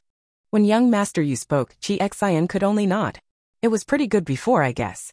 Since she said so, there must have been some unexpected change in the middle, and none of them felt comfortable continuing to ask. It was actually Qi Xian who broke the silence. Maybe it was the warm sunlight, maybe the quietness of the wind, or maybe it was because there were only a few of them on the entire avenue, giving her a slight sense of empty loneliness. She took the initiative to talk about some of her past. Families like this always attract some lunatics. Yu Xiang, you can understand that, right? Qi Xian said, it's always kidnappings, extortion, threats, and the like every few days. Yu Xiang was stunned for a moment. I'm afraid, the lives of families like this aren't usually as exciting as yours. Qi Xian tapped him. Do you all think I've always been very calm? Isn't that so? Every time when faced with a crisis that seemed almost catastrophic to others, Qi Xian was always at the forefront, never missing a shred of hope, leading everyone out of danger. If you're not calm, how could you accomplish all this? Qi Xian looked at them and said, when I was little, there was a time when the kidnappers who took me were especially violent. Because I was so scared that I cried uncontrollably, they kicked and broke my ribs. Her tone held no emotion, not even a flicker in her eyes. Speaking of these cruel past events was like recounting someone else's experience. No matter what situation I encounter in the future, I can no longer show any sign of fear, Chi Xian continued. It's not that I don't want to, it's just that I have no choice. The air fell into silence with only the scorching wind blowing through the group. Chi Xian's black long hair brushed across her face, obscuring the expression in her eyes. For some reason, these secrets she had thought she would take to the grave, when facing these three people, she couldn't help but want to share them. Perhaps it was because she had learned about their situation from the movie while they were unaware of hers. It would have been fine if they were strangers going separate ways before, but now that they were to move forward together, she didn't want to be too distant. Unconsciously, she had already integrated into this world, forming emotional bonds, no longer a mere wandering soul. The few words Chi Xian spoke were enough to reveal the complexity of her past experiences. The three dared not ask further. After a brief rest, they tacitly got back into the car. When a huge wind-eroded mushroom appeared before them, they decisively chose it as their place to spend the night. At this moment, the deep blue night curtain had advanced from the horizon toward here, the sky mixed with complex colors, vivid yet calm. Chi Xian followed the regular patterns of the big mushroom, gradually turning to its back. In the vast Gobi Desert stood this thing looking rather frightening. Chi Xian was absent-mindedly thinking when hurried footsteps came from beside her. She looked up and asked, "What's wrong?" Opportunities like this are rare, just this moment. Jing Xiaobai spoke quickly and softly as if deliberately avoiding the other two people. Chi Xian was confused but was pulled by him closer to the base of the mushroom. Seeing his rare mysterious demeanor, she also felt a spark of interest. "Look," Jing Xiaobai said, opening his palm and spreading it out in front of her. The scarce water molecules on the Gobi Desert danced and condensed in his palm, gradually forming a small ice tree about the height of a forearm. The branches were distinct, the leaves delicate and intricate. Jing Xiaobai's expression was serious as he carefully sculpted the piece in his hands. "What is this?" Chi Xian blinked in surprise, reaching out to touch it. "Wait a moment." Jing Xiaobai shifted outward, gave Chi Xian a mysterious wink, then lightly lifted the floating little tree and aimed it at the sky. Chi Xian's breath caught, and she slowly opened her eyes wide. In her eyes reflected a small tree made entirely of crystal clear ice, yet flowing with fiery colored light. The deep blue of the horizon slowly spread over, turning the leaves into a half-red, half-blue color, like a brilliant firework gradually blooming before her eyes. A tree of fire and silver flowers. The border night fell unusually fast, and when the little tree turned completely dark blue, it reflected a sky full of twinkling stars. "So beautiful," Chi Xian murmured. Jing Xiaobai showed a trace of pride on his pale face, then quickly hid it. He cleared his throat and pretended to be calm. "Reach out your hand, it's yours now." "Really?" Chi Xian instinctively reached out her hand, watching the little tree transfer from Jing Xiaobai's hand to her palm, still floating faintly. She asked helplessly, "How should I keep it?" "If I'm not mistaken, the flow rate in your space should be constant," Jing Xiaobai said. "Just put it in directly." "Why did you suddenly want to give this to me?" Chi Xian asked with a hint of doubt, but her tone was purely joyful. "I want to make you happy." Jing Xiaobai's voice was so soft that even Chi Xian almost didn't hear it. "Now that we are here, you don't have to force yourself to bear all of this alone."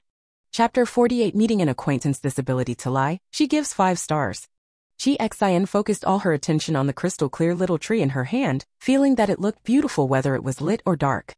Jing Xiaobai's voice entered through her left ear and exited through her right ear. Chi Xian sluggishly raised her head. "What did you just say?" Jing Xiaobai closed his mouth. "It's probably not something important."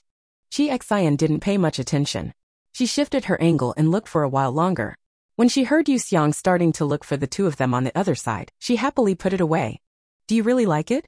Jing Xiaobai wanted to reach out to push the bridge of his nose again, but this time he was aware in advance and stiffly placed his hands at his sides, standing like a schoolboy being scolded by the head teacher.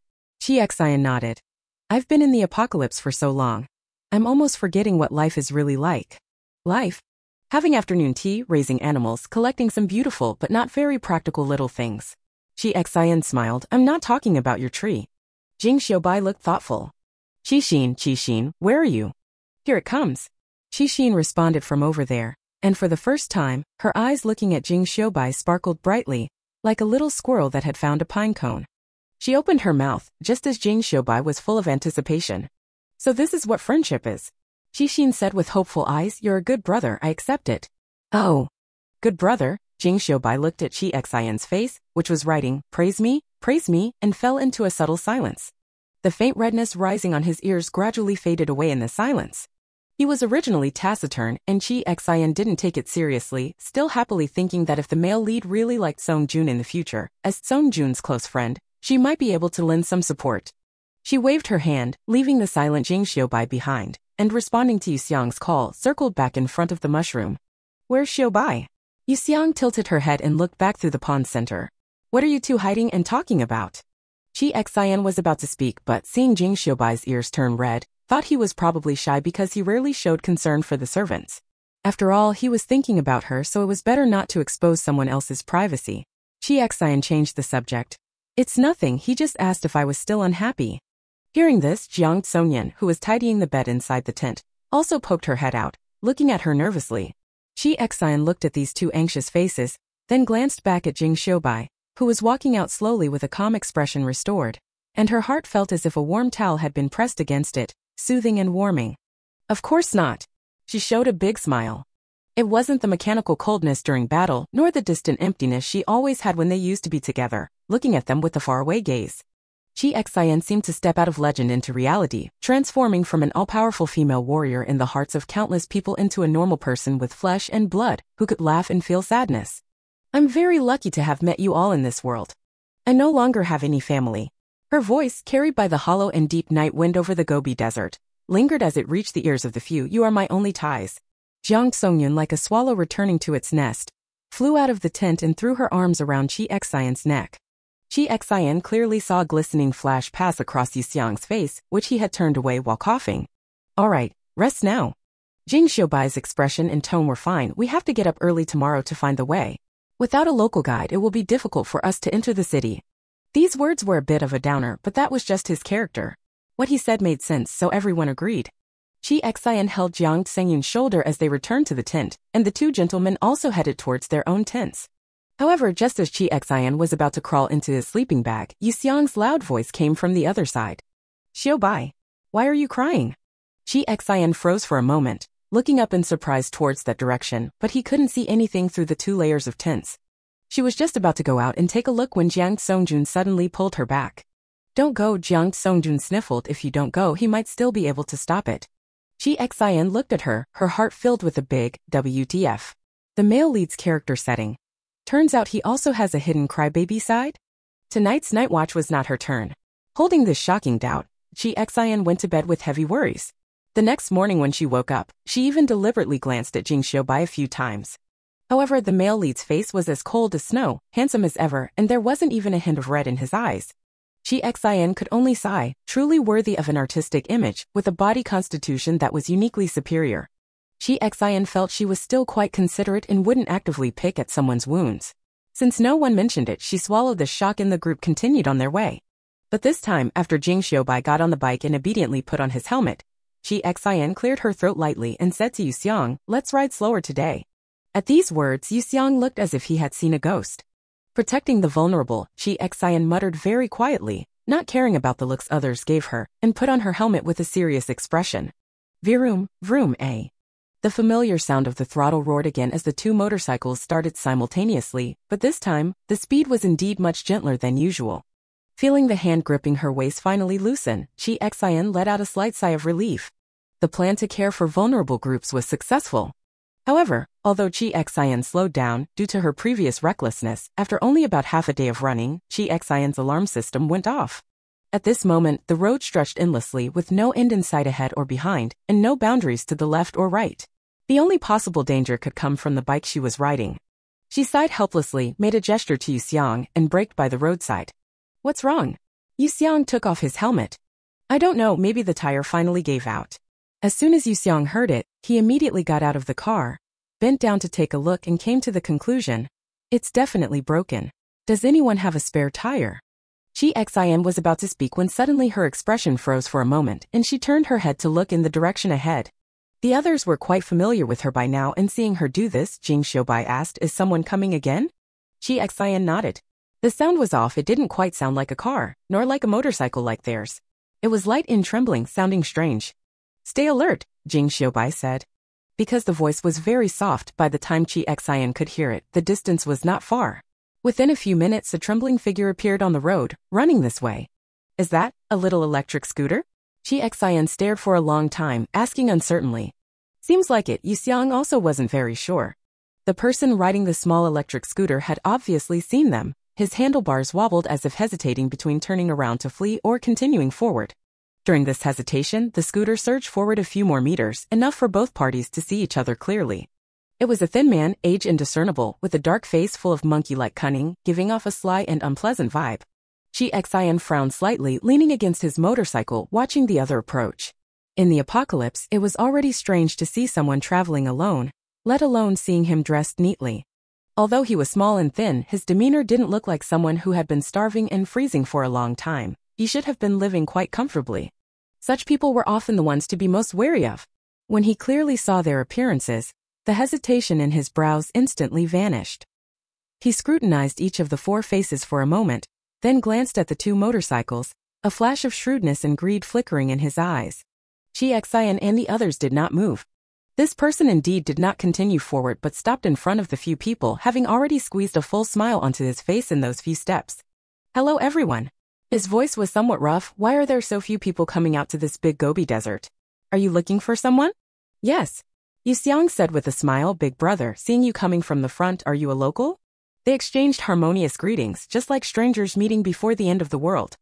Chi Xian was not good at things that required talking. She obediently played the role of a little mute, arms crossed, watching them.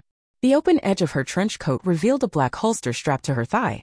The small man glanced over in that direction, his expression unchanged. With a cheerful look, he got out of the car and came up to them. Meeting his fate. My name is Barreto. What are your names? Yu Xiang firmly shook the hand he extended. Hello, brother Ba.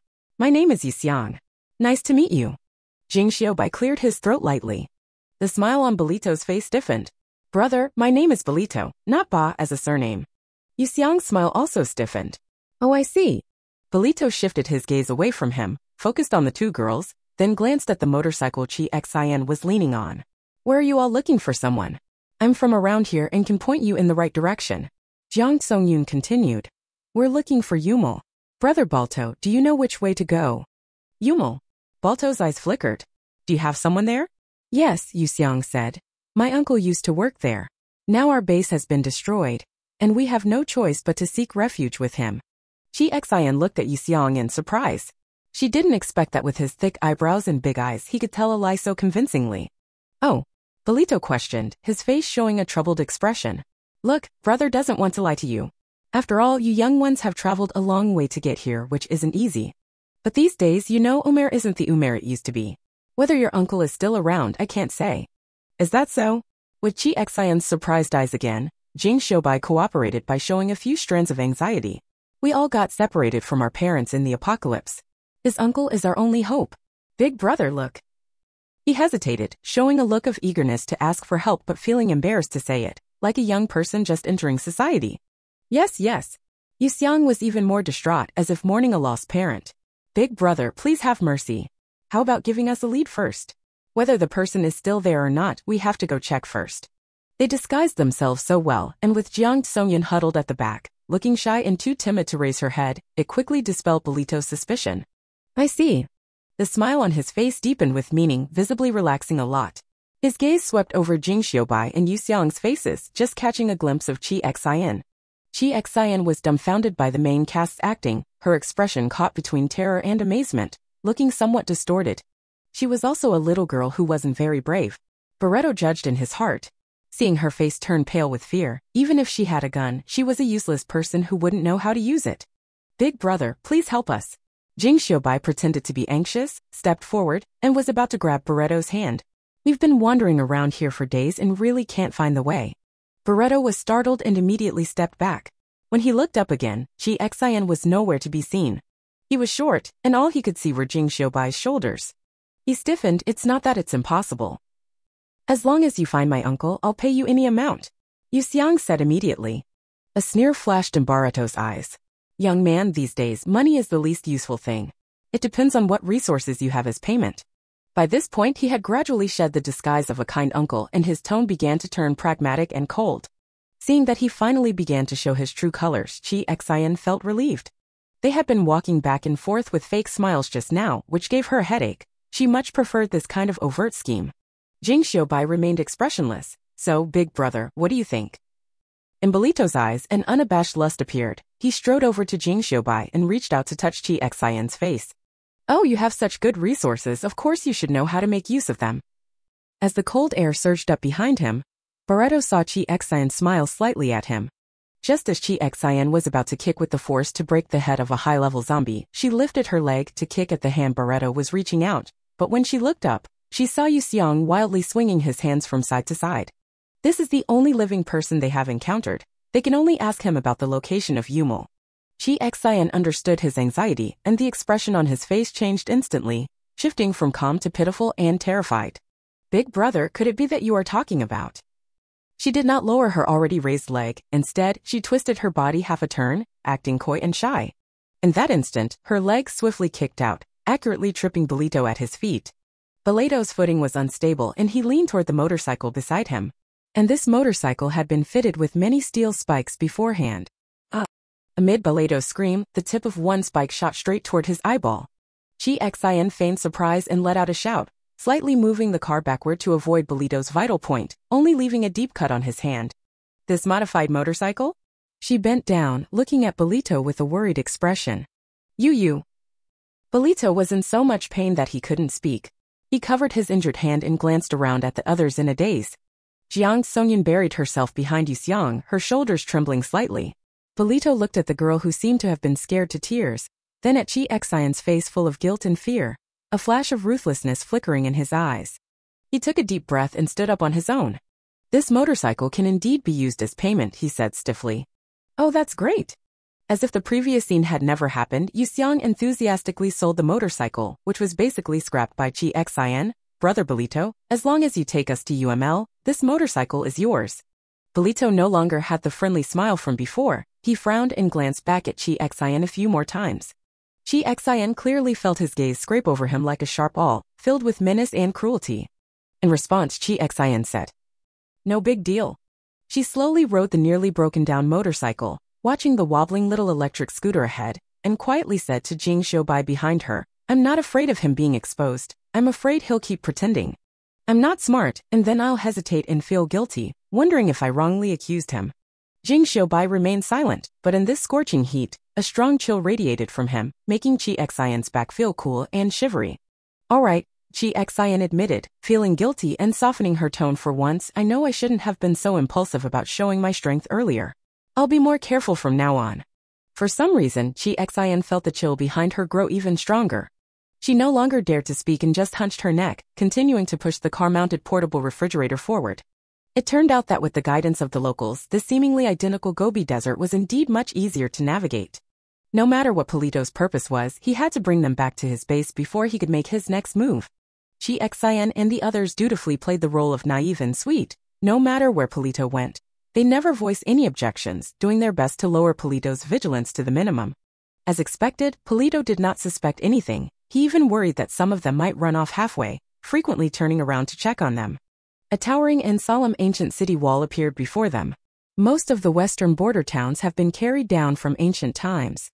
The people of this world, in order to preserve historical culture, deliberately have not modified these ancient cities, still maintaining their original form. Hurry up, keep up, Barreto urged. Wait, big brother, Yu Xiang showed a worried expression. Are we just going in like this? What if it's full of zombies inside? Bolito glanced at him contemptuously. Young man, is that all the courage you have? Yu Xiang smiled awkwardly. It's just that I was scared by the zombies. Bolito said, don't worry, there are few people here to begin with, and with these huge city walls, when the whole world falls into a zombie crisis, we are still very safe. It's now called the last pure land on Earth. Putting aside what kind of person Bolito was, when he mentioned his hometown, the pride and boastfulness in his tone were unmistakable. Chi Xian pursed her lips inwardly. If that market really had something to do with the lab, how could they let the city closest to them also break out with the virus? That would be self-destruction. Thinking this, she cooperatively put on an amazed expression, then turned to meet Jiang Songjuan's gaze, and the two secretly made a disgusted face in unison. Bolito didn't see it. When he turned around, Chi Xian had already returned to her obedient expression. Get off the vehicle, there are inspectors ahead. Follow the instructions. Just like at Base L before, someone was holding a detector in front of the heavy gate. It had been a long time since seeing this thing, and a trace of nostalgia flashed in Qixin's eyes. The days when I first came to this world are still vivid in my mind. Rong Feng, Xiaoli Yang Yang. I have no idea how they are doing now. Beep. Green. The person in charge of inspection was lazy, only glancing at a few new faces, and when he saw that Barlito had brought them, he couldn't help but show some sympathy. They successfully entered Yumel. Surprisingly, life inside looked no different from before the apocalypse. Stalls were set up along the roadside and various shops were still mostly open. The sign for U City Hotel flickered with a faint, multicolored neon glow, hanging in front of a building. Don't wander around recklessly, or if you offend the wrong people, don't blame me for not warning you, Belito said warningly. He naturally had 2 men to deal with it, but Chi Xian ignored him completely, curiously looking around the city. Whether in her past life or this one, this was Chi Xian's first time in a city in the Gobi Desert. Everything here retained a rustic and primitive charm. The edges of the ancient earthen city walls were old and weathered, some had already become part of nature, and the sense of decay made it feel even more authentic. This place reminded her of the ancient city of Pompeii in her previous world. Umair is the largest city in the west, with a heritage that has never been broken since ancient times. It is called the living history by the inland people, Jing Xiubai said softly. This place has always been very mysterious. I have always felt that things are not as simple as Belito says. The locals might have their own ways of making a living, so be careful. Got it, Chi Xian also replied quietly. What are you two whispering about? Belito looked back at them. We've arrived. Chi Xian looked up and saw that they had arrived beneath the U City Hotel they had seen before. Brother Belito. Yu Xiang smiled awkwardly and spoke, since we've already entered Yumel, we should go find my uncle. We won't go inside to sit. A strange smile appeared on Belito's face. Don't be in a hurry, he said. Little brother, you don't know, our organization is currently the largest and most populous in Yumel. It's possible your uncle is in our organization. Or to put it another way, with so many of us, we can help you find him. His foxtail became even more lazily exposed, and Chi Xian and the others exchanged glances. At this moment, several men in the Wuxia Hall saw them and immediately came out to check. Belito. One of the men with a cigarette raised his eyebrows, his gaze falling on Chi Xian and the other 3, as well as the motorcycle beside them. His expression changed instantly. Where did you find? Hey old Diao, let's talk about that later. Belito gave a signal with his eyes. These kids are looking for someone and we're here to help them. Looking for someone? Old Diao gave him a half-smile, sneered, casually took down his cigarette, and crushed it underfoot. All right, come in first. Brother Belito, going straight in like this, it should be fine, right? Yu Xiang said tremblingly. The eyes of the men around them fell on them, no different from looking at lambs about to be slaughtered. Chi Xian's mouth twitched slightly, but fortunately she was already skilled at pretending to be weak. To make it more convincing, she even imitated Jiang Tsongyan, grabbing the corner of Jing Xiubai's clothes and shrinking behind him. Old Diao led them into the hotel elevator, and in the cramped space, he gave a half-smile and asked, looking for someone? Yes, Yu Xiang said, looking for my uncle. Old Diao chuckled and fell silent. The elevator arrived at the 3rd floor. This hotel also looked very dated, at least in Chi Xian's impression. This seemed like the kind of decoration from the 1990s. The lower half of the wall was dark green, the upper half white, with large, faded posters of Hong Kong stars haphazardly pasted on the wall, covering spiderweb-like cracks behind them. No matter how you look at it, this place doesn't seem like one where good deeds are done. Chi Xian withdrew her gaze and obediently followed behind Jing Xiubai, her lowered eyes only seeing her and Jing Xiubai's legs moving back and forth. Creak! Old Diao opened an old wooden door. The moment she saw the person inside clearly, Chi Xian distinctly felt Jing Xiubai's upright back suddenly stiffen. Even though he quickly returned to normal, that brief abnormality still made Chi Xian's heart tighten.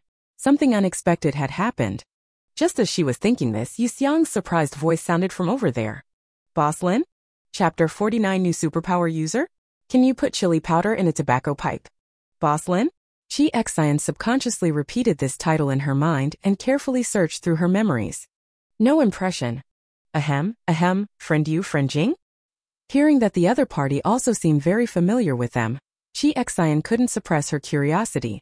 She adjusted her facial expression, timidly peeked out from behind Jing Xiubai, glanced at the scene in front of her, and quickly withdrew back behind him.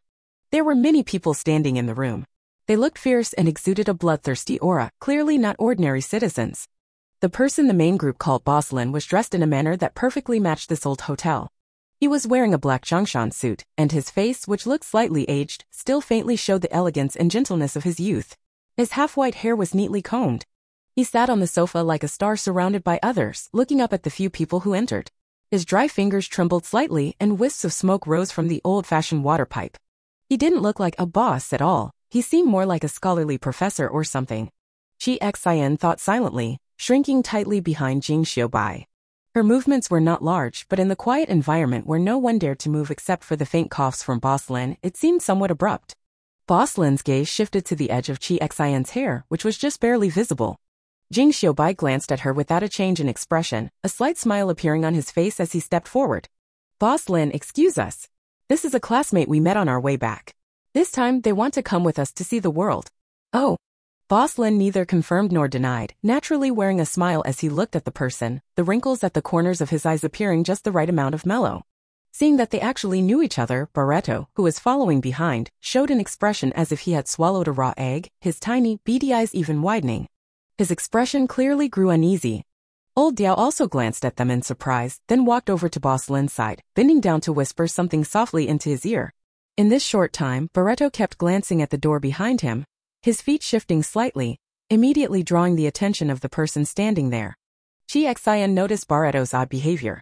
She curled her lips as if she had seen something dirty, then looked away. She was pondering who this Boss Lin was. Another character who hadn't appeared in the movie. I see. Old Diao finished speaking and Boss Lin just responded lightly. This response seemed to break Bolito's limit of patience. The small man sobbed and knelt down with a thud. Boss Lin, you are wise. I really didn't know these few little rabbits. Young people knew you. If I had known, even with 800 guts, I wouldn't have dared to set my sights on them. They said they were coming to find some uncle. Yo, Brother Poletto, what exactly were you planning to do to us? Yu Xiang's initial shock faded and she asked with a smile. Boss Lin remained silent, quietly shifting his gaze towards Jing Xiaobai. It's a misunderstanding, Jing Xiaobai said. He doesn't know us and we don't want to be too open with strangers. Boss Lin understands the way things are these days. Poletto's tears and snot streamed all over the carpet.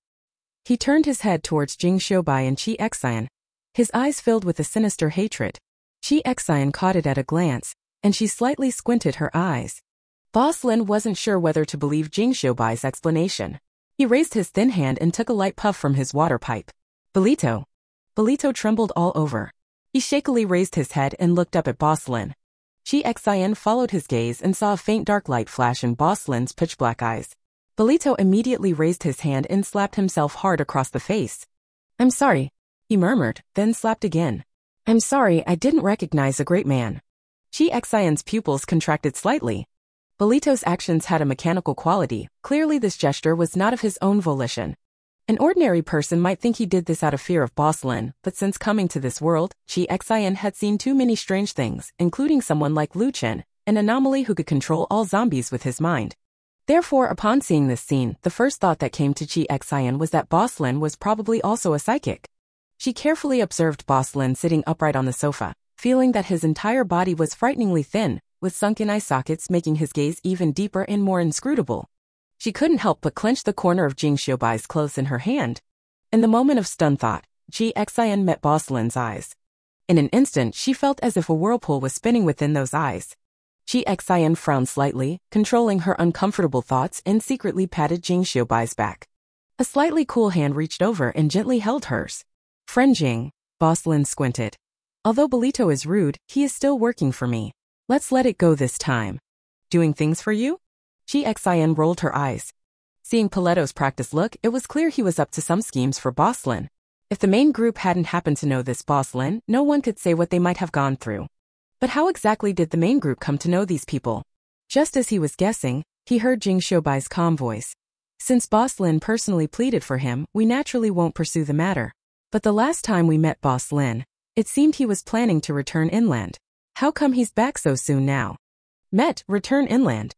Chi Xian suddenly realized this was probably the group the main characters mentioned before, the ones they had once encountered on the road returning from the market. Unexpectedly, Chi Xian was thrilled to have found a way to the market so quickly, his breath catching with excitement. Boss Lin smiled silently. Didn't you come back just as quickly?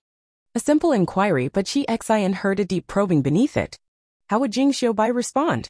Chi Xian felt a bit nervous. After all, they actually knew nothing about that market, and whatever they said might give them away. Oh. Chi Xian couldn't see Jing Xiaobai's expression, but in his tone there was a kind of disappointment inside that could pass for genuine. I really thought this news could be kept from Boss Lin. but I didn't expect to be laughed at. Chi Xian was momentarily stunned. As soon as these words were spoken, Chi Xian clearly felt that the gaze, which seemed calm but was actually sharp enough to pierce, was withdrawn. Looks like you know quite a lot, said Boss Lin. Jing Xiaobai, surely not as much as Boss Lin knows. We just came upon hearing the news. Boss Lin probably already knows the inside story, right? He and Boss Lin exchanged what seemed like encrypted riddles back and forth. Chi Xian and Jiang Songyan, who was behind, exchanged a glance, feeling somewhat impressed. Clearly knowing nothing yet pretending as if it were really the case, Chi Xian gained a deeper understanding of Jing Xiaobai's ability to lie with his eyes wide open. Until the end, they never heard from either of them what this so-called information actually was. Since you're here for the same reason, we can travel together for a while. Boss Lin ended with this sentence, a deep weariness showing on his face. Let old Diao take you to find a room to sleep. When the time comes, we'll set off. Thank you very much, Boss Lin. Chi Xian had a head full of questions she wanted to ask, but clearly this was not the right time. She forced herself to hold back, lowering her eyes and acting like a well-behaved, inexperienced young girl, following the others out. Just before leaving, she glanced back. Boss Lin was staring steadily at her back, the water pipe lightly tapping on the tea table. When faced with a crisis, the habitual passive facial paralysis was triggered. The astonishment inside Chi Xian's heart was not reflected on his face at all. After leaving Boss Lin's office, Old Jiao led them toward the elevator. Perhaps because of the seemingly harmonious conversation between Jing Xiaobai and Boss Lin, his attitude was much better than when he first brought them in. You should have said earlier that you knew Boss Lin, he complained. It's all that idiot Bolito's fault. If the boss investigates later, I won't have a good time either. Bolito followed at the back, and Chi Xian felt his breath catch.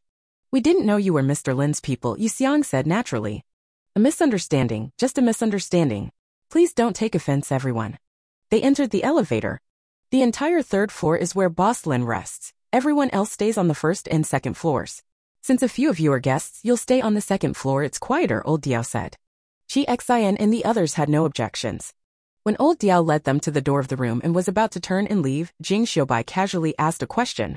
Although Boss Lin said earlier to wait for the right moment, I'm still worried that if we keep waiting like this, we might miss the timing.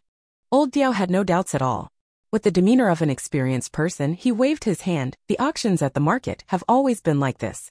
There is always a complete clearance before it starts and no one is allowed in before the time. Arriving early is useless. This is probably your first time participating, right? Auction. Chi Xian quickly lowered his head, hiding the shock that showed in his eyes. How embarrassing, such a big event and you got discovered the first time you participated, Yu Xiang said loudly, coughing a few times to cover his surprise, while also drawing Old Diao's attention to give the others time to adjust their expressions.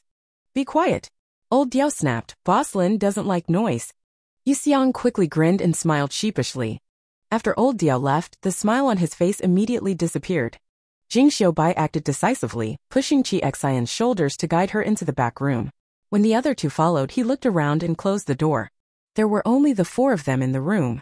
Can't tell at all, Chi Xian said with a strange look at the two gentlemen. They usually seem so proper, but when they start making up lies, each one is smoother than the last. Life's pressures, Yu Xiang coughed. Jing Xiaobai looked at her. You should have guessed by now this is the group we ran into earlier. Chi Xian, what do they do? Something like what Bolito does. I'm not sure either. Jing Xiaobai shook his head. He's always been mysterious, but judging by how well he knows the market, he must be a regular there.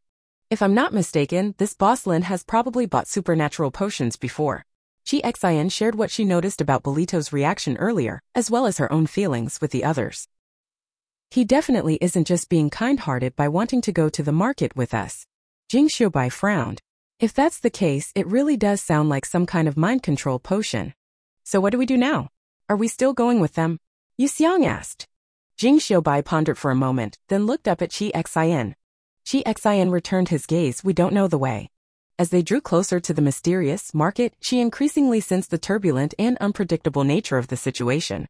Rather than encountering other unknown people again, it's better to play along and see what exactly Boss Lin is planning. I agree, Jiang Songyun said. Since that's the case, then we... Before Jing Xiaobai could finish speaking, a sharp, hoarse roar suddenly came from the room just a few walls away, sounding like a human voice strained to the extreme, filled with intense hatred that drew everyone's attention. The few of them exchanged glances, stood up in unison, and opened the door. The sound of footsteps echoed down the corridor as Old Diao, accompanied by a few people, entered the room at the end of the hallway. Soon after, shouts of anger, sounds of beating, and threats rang out one after another, the malice conveyed completely different from before. After a moment, the screams ceased. Old Diao strode out swinging his wrist, but when his cold, sinister gaze landed on Chi Xian and the others it shifted. Sorry. He walked over and said, I momentarily forgot that guy was here. Sorry for disturbing everyone. What is that? Chi Xian asked. It seemed he didn't expect the seemingly weak and timid her to ask a question. Old Diao looked at her in surprise, a trace of greed flashing across his face. Originally not intending to reveal anything, he said proudly, you don't know? That's our cargo. Goods. Chi Xian blinked her big, bright eyes and asked in an innocent and curious tone, is that a person? Old Diao chuckled twice, not for long. I'm afraid I'd scare you if I said more. A dark glint flashed in Chi Xian's eyes. Old Diao seemed to want to say more to her and took the initiative. You don't know, this guy is very vicious. After we caught him, a group of our brothers were killed on the way to the meeting. TSK, both the car and the people were burned. They were probably his accomplices. The brief little episode flashed through her mind, and Chi Xian hesitated for a moment. What a coincidence. No doubt about it, no one walks that path. It must be that guy's organization coming to rescue him. Old Diao's eyes flashed with a fierce light. It would be best to run into them at the market. Even if we can't take revenge on the spot, we have to remember what those bastards look like. Old Diao misunderstood Chi Xian's meaning, but the main group did not. They exchanged looks that said more than words, making Chi Xian want to scratch her head. Eager to say something, a question slipped out. Why can't we take revenge in the market? Old Diao's smile faltered, and he looked at her with a puzzled glance. Jing Xiaobai remained expressionless. I told Boss Lin before, this is her first time coming to the market to broaden her horizons. Some rules we haven't had the chance to tell her yet. Oh right. Old Diao put away his suspicious look. No wonder she didn't know that disputes in the market are eliminated on the spot. Eliminated on the spot. This time, Chi Xian remained silent, silently repeating the phrase in her mind, feeling a hint of absurdity. Whether it was the laboratory or Tobira, these people probably saw the apocalypse as their stage and intended to crown themselves as kings. After Lao Diao finished speaking, he instructed them to stay in their rooms and not wander around, then hurriedly left. What should we do? Change the plan or not? Yu Xiang asked as soon as she returned to the room. As soon as you enter the market area, get rid of them. Jing Xiao's face was somewhat serious. I didn't expect things to be so coincidental. We can only consider the worst-case scenario. If any of them saw us earlier, things would be very troublesome. This unexpected change made everyone fall into silence. Chi Xian looked around and suddenly said, what do you think if we put chili powder into Boss Lin's tobacco pipe? Would he still be able to speak so calmly and nonchalantly? The gloomy atmosphere suddenly shifted. There's time to try it out. Chi Xian said thoughtfully. The others exchanged a helpless glance, having to admit that although Chi Xian's way of lightening the mood was unconventional, she truly had the confidence to do so without fear. Add some more pepper. Yu Xiang enthusiastically joined the discussion.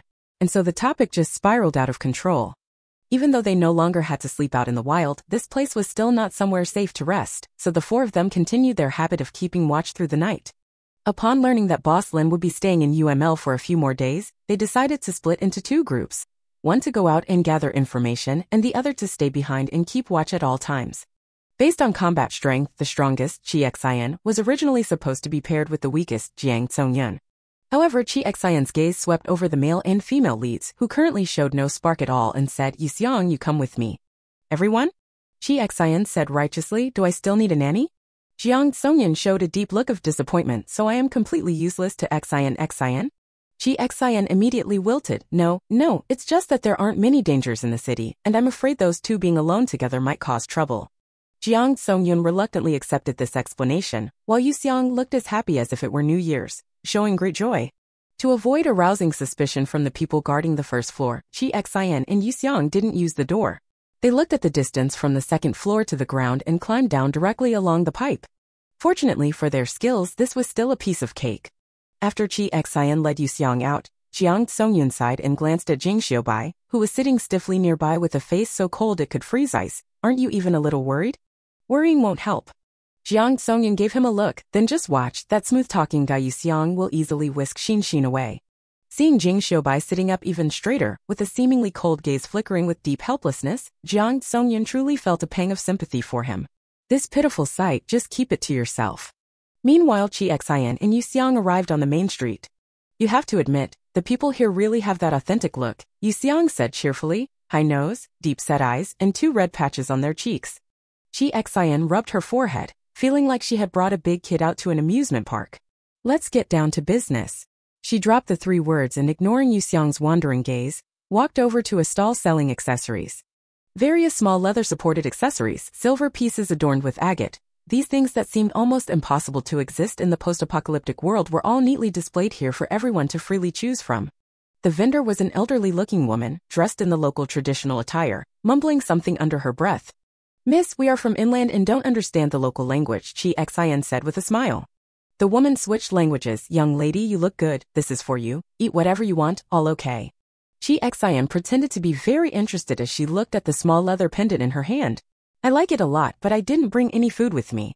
How about this, we are staying at the Urumqi Hotel and you can bring the food there."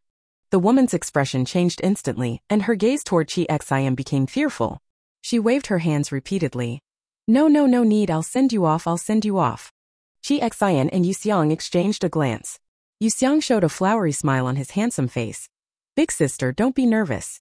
We're actually not familiar with those people. We just happen to live there and don't know what they do." The woman looked at him nervously, seemed to make up her mind, and quickly whispered, "You all stay away from them. Bad scorpions, they sting." Her inland dialect wasn't very good.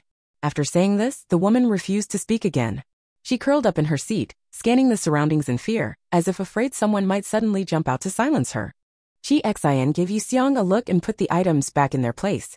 They tried several more shops in turn, deliberately choosing vendors who clearly looked like locals. Following the same approach, revealing that they were staying at a hotel, they gradually managed to extract some information. Just like when they went out, the 2 of them climbed back to the room along the water pipe. "How is it?" Jiang Songyun handed a bottle of mineral water to Chi Xin. Chi Xin took it and secretly glanced at the male and female leads. How should I put it? Not to say completely motionless, but it was like the freezing point. Chi Xin temporarily put aside the worries about the couple's relationship and seriously told them about the day's gains. The locals did not know what Boss Lin's name was or where he was from, but the organization he led, called Poison Scorpion, was indeed the largest force in the western border besides the market. He occasionally returned inland to visit family, but most of the time he stayed in Umair. So last time we met him inland, it was just a coincidence that we ran into him going back to visit his family. That should be the case. Chi Xin nodded, but if you ask what exactly this organization does, no one dares to speak. You don't even need to say it. Yuxiang said. It's just the difference between specifics and speculation. Most likely it's those kinds of things. One thing is certain. Jing Xiaobai tapped the table with his finger. It's almost impossible to expect him to generously give free rides to the market. He must have other intentions towards us. A dangerous element as dark and gloomy as a scorpion, quietly lurking, ready to strike with its venomous pincers at any moment without warning. There's nothing to be afraid of. In the silence, Chi Xin spoke softly. Zombies have already surrounded the city, and you're still afraid of a bunch of them who can die anywhere at any time? That's true. Jing Xiaobai suddenly smiled, looking steadily at Chi Xin. Let's face it together. This time you are no longer fighting alone. We will all stand by your side. In the following days, they quietly waited in the hotel until one morning someone came knocking on the door. Guests, Boss Lin is about to set off. Chapter 50 Giant Scorpion vs. Vulture. The thing Chi Xin fears most has finally arrived. Boss Lin keeps his word. Just before setting off, he indeed took the initiative to call them along. Chi Xin reflexively tried to go down through the window again, but Jiang Songjun grabbed him firmly. What are you thinking about? Jiang Songyun tapped Chi Xion's head. Are you used to climbing through windows? Chi Xin stuck out her tongue. She stepped outside and saw old Dio directing people to move a large and heavy object into the elevator. The object was covered with a black cloth, its sharp corners clashing against the elevator, making a clanging sound. Be careful! Old Dio angrily scolded them. However, the warning came too late. A rustling sound came from beneath the previously quiet curtain, followed by a loud bang, as if something heavy had slammed against the wall. Bang! The men carrying it were startled and quickly let go, dropping it to the ground. A beastly roar came from behind the curtain, which rattled violently from the impact. Chi Xin squinted and softly asked the person beside her, That's a cage, right? Having experienced some events at the former Longting base, she was now particularly sensitive to people being kept in cages. Even knowing there might be some kind of beast inside, she couldn't help but feel a slight discomfort at the sight. Maybe Jing Xiaobai also replied softly. Chi Xin, we can't save every life that suffers injustice. You need to stay in control. Chi Xin stood still, watching old Dao grumble as he had the cage moved back up, remaining motionless for a long while. It wasn't until the next group came up in the elevator that they went inside. The enclosed space had a chemical smell. 5 off-road vehicles of the same model were lined up in front of the hotel. Old Dia was tying the previous cage to the top of one of the cars. Boss Lin stood calmly nearby, and when he saw a few people come out, a flicker of something unusual passed through his eyes. "You haven't been running around these past few days, have you?" he asked lightly.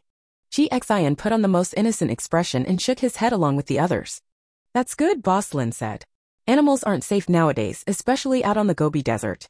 It's best to be cautious." "Thanks for the reminder, Boss Lin," Yu Xiang said with a grin. "The rest of us are timid, so we rely on you. If you say not to go out, we wouldn't dare." Because of this remark, Chi Xian started wondering what kind of mutated animals might exist now. She gently tugged at the corner of Jing Xiubai's clothes. What kind of creatures used to live here? Jing Xiubai. All kinds of poisonous insects. Chi Xian's face stiffened slightly, almost imperceptibly. Insects? Their motorcycle was promised to Belito as payment when they arrived, but Belito didn't dare to accept it later, so the motorcycle just stayed parked in front of the hotel. When Yu Xiang was about to push it, Boss Lin spoke up, "This time you all come with me.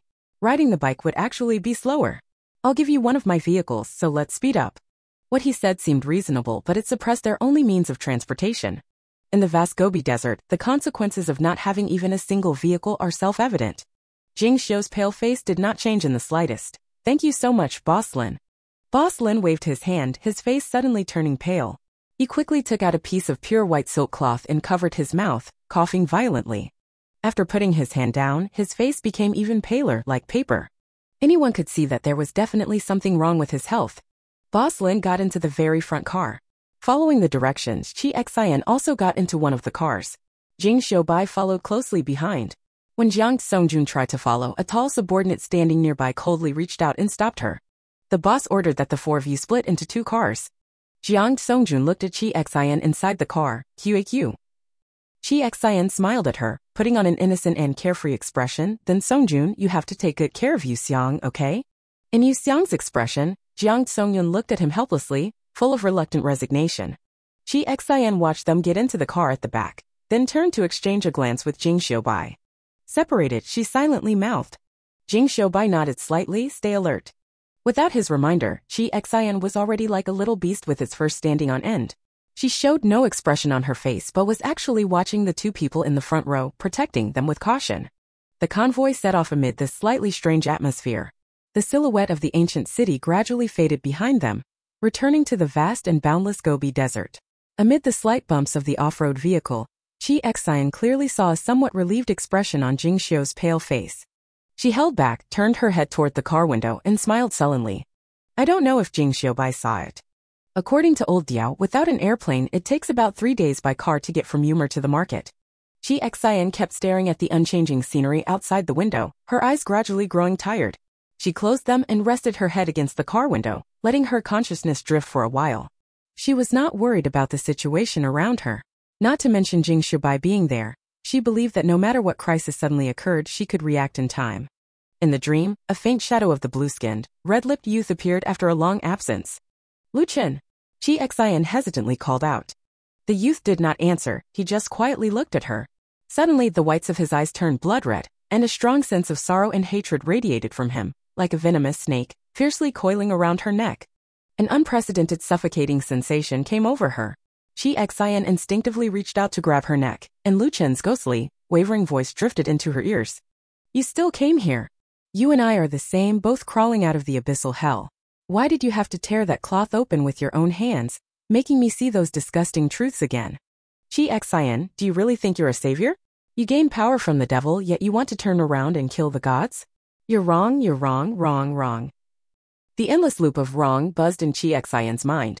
She was so furious that she just wanted to immediately grab that damn kid who was hiding somewhere and beat him up badly. I'm king mad at you. Chi Xian really couldn't hold back anymore. Amid the strangling sensation around her neck, she forcefully blurted out her first curse. The amazing thing was, as soon as she finished cursing, Chi Xian felt the pressure on her neck pause for a moment, then gradually fade away. She suddenly opened her eyes wide. The jolt of the off-road vehicle driving over uneven ground came from beneath her, and Chi Xian knew she had returned to the real world. Because of the unpleasant scenes in her dream, she didn't immediately realize where she was. She sat up straight with a cold expression, moving her neck and wrists. The clear cracking sound of bones. The two men in front simultaneously glanced up at the rearview mirror inside the car where they met Chi Xian's expressionless face. She also posed dramatically, twisting her wrist and neck, an aura radiating from her as if she were a seasoned martial artist. Chi Xian. Facing the strange looks from the two in the mirror, Chi Xian softened instantly, hugged her neck, and decisively turned to look at Jing Xiaobai. She feigned a coy voice. Jing, senior brother, I twisted my neck while sleeping. Jing Xiaobai. These goosebumps scattered all over the floor and it was impossible to tell whose they all were.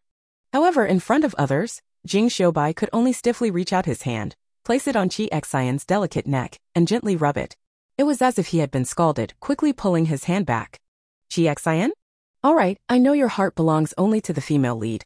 Chi Xian pouted and turned her head indifferently, not noticing that Jing Xiaobai deliberately turned his back to her, his face flushed all over from the ear to the neck. The two people in the front row glanced at each other awkwardly and continued to look forward. Chi Xian gazed at the undulating gobi line outside the window, her eyes deep and contemplative. Lu Chen's opposition only strengthened her resolve to go to the market. No matter what she was about to face, this would inevitably bring them one step closer to the conspiracy of those behind the scenes. There was nothing to fear. She told herself. Do you want to live your whole life under the shadow of death looming at any moment? Now she knew that her existence was a conspicuous target to any force. Rather than constantly living in fear, wary of hidden attacks that could come from anywhere, it was better to risk everything now in exchange for peace of mind in the future. The slight hesitation suddenly solidified into determination. She remembered something and was about to pat Jing Xiaobai when suddenly, a strong sense of danger surged from her heart, like a needle popping a balloon, and her attack system was ignited with a snap. There's something. But what? Chi Xian quickly looked out from the car windows on both sides. The distant horizon was fully visible with no sign of any danger. No, something must be coming. Her instincts had never deceived her. Chi Xian's body tensed up straight, like an arrow ready to be released. She calmly patted Jing Xiaobai's leg, reminding him to stay alert. A sudden, inexplicable sense of danger made her extremely vigilant. Her muscles tensed so tightly they trembled, allowing Jing Xiaobai to easily understand her meaning. The entire convoy remained unaware and continued to move forward steadily. In the height of tension, Qi Zinlingtai suddenly became clear-headed, her pupils sharply contracting. No, something's wrong. If it's not nearby, then it can only be in the sky. Ah. A sharp screeching sound pierced through the clouds. Chi Xian reflexively reached to pull the car door, and upon realizing it was locked, he raised his leg in frustration, trying to kick it open. It was this split second of delay. Shoo! The sharp sound of a blade scraping metal rang out fiercely. Chi Xian reflexively lunged at Jing Xiaobai, pinning him down and rolling him under the seat. Just as they were tumbling down, a huge claw flashing with a cold light easily pierced through the car roof and forcefully tore apart the seat where Qi Xin originally sat. The leather was torn and the sponge inside burst out. Damn it! What is that thing? The two people in the front row exclaimed in shocked voices, and the subordinate driving suddenly swerved, causing the SUV to carve a distorted arc. Chi Xian and Jing Xiaobai sat between the narrow seats, very close to each other. Facing each other with faces that were especially attractive among the opposite sex, neither of them had any romantic thoughts. Chi Xian looked up and saw the car roof like a thin crisp, easily torn and rolled up. Through the cracked gap, she saw a vast layer of feathers. What was that thing?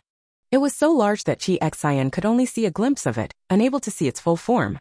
It could only be judged from the trembling sound of flapping wings that this was probably some kind of large bird. Let's get out first. Jing Xiaobai gritted his teeth and said. Just as Chi Xian was about to stand up, the vehicle they were in shook violently. She immediately reached out to grab the seat, avoiding the embarrassment of falling back onto Jing Xiaobai. Her expression tightened. The claw from before forcibly stretched in through the cracked gap, firmly hooking onto the car roof.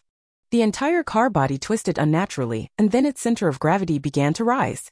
The view outside the car window quickly elevated, and Chi Xian stiffly looked out. They, along with the car, were entirely grabbed by that bird and lifted into the sky. Because of her experience in aerial combat, Qi Xin remained relatively calm. The two men in the front row screamed in panic, pulling out their guns and firing wildly at the claw. Qi Xin silently lowered her head deeply to avoid the stray bullets hitting herself. Ah! The big bird holding them seemed enraged. Their altitude suddenly surged, causing even the non-acrophobic Qi Xin to feel a bit dizzy. A seemingly thin layer of ice instantly froze the two men into ice pops, stiffly collapsing onto their seats. They need to calm down.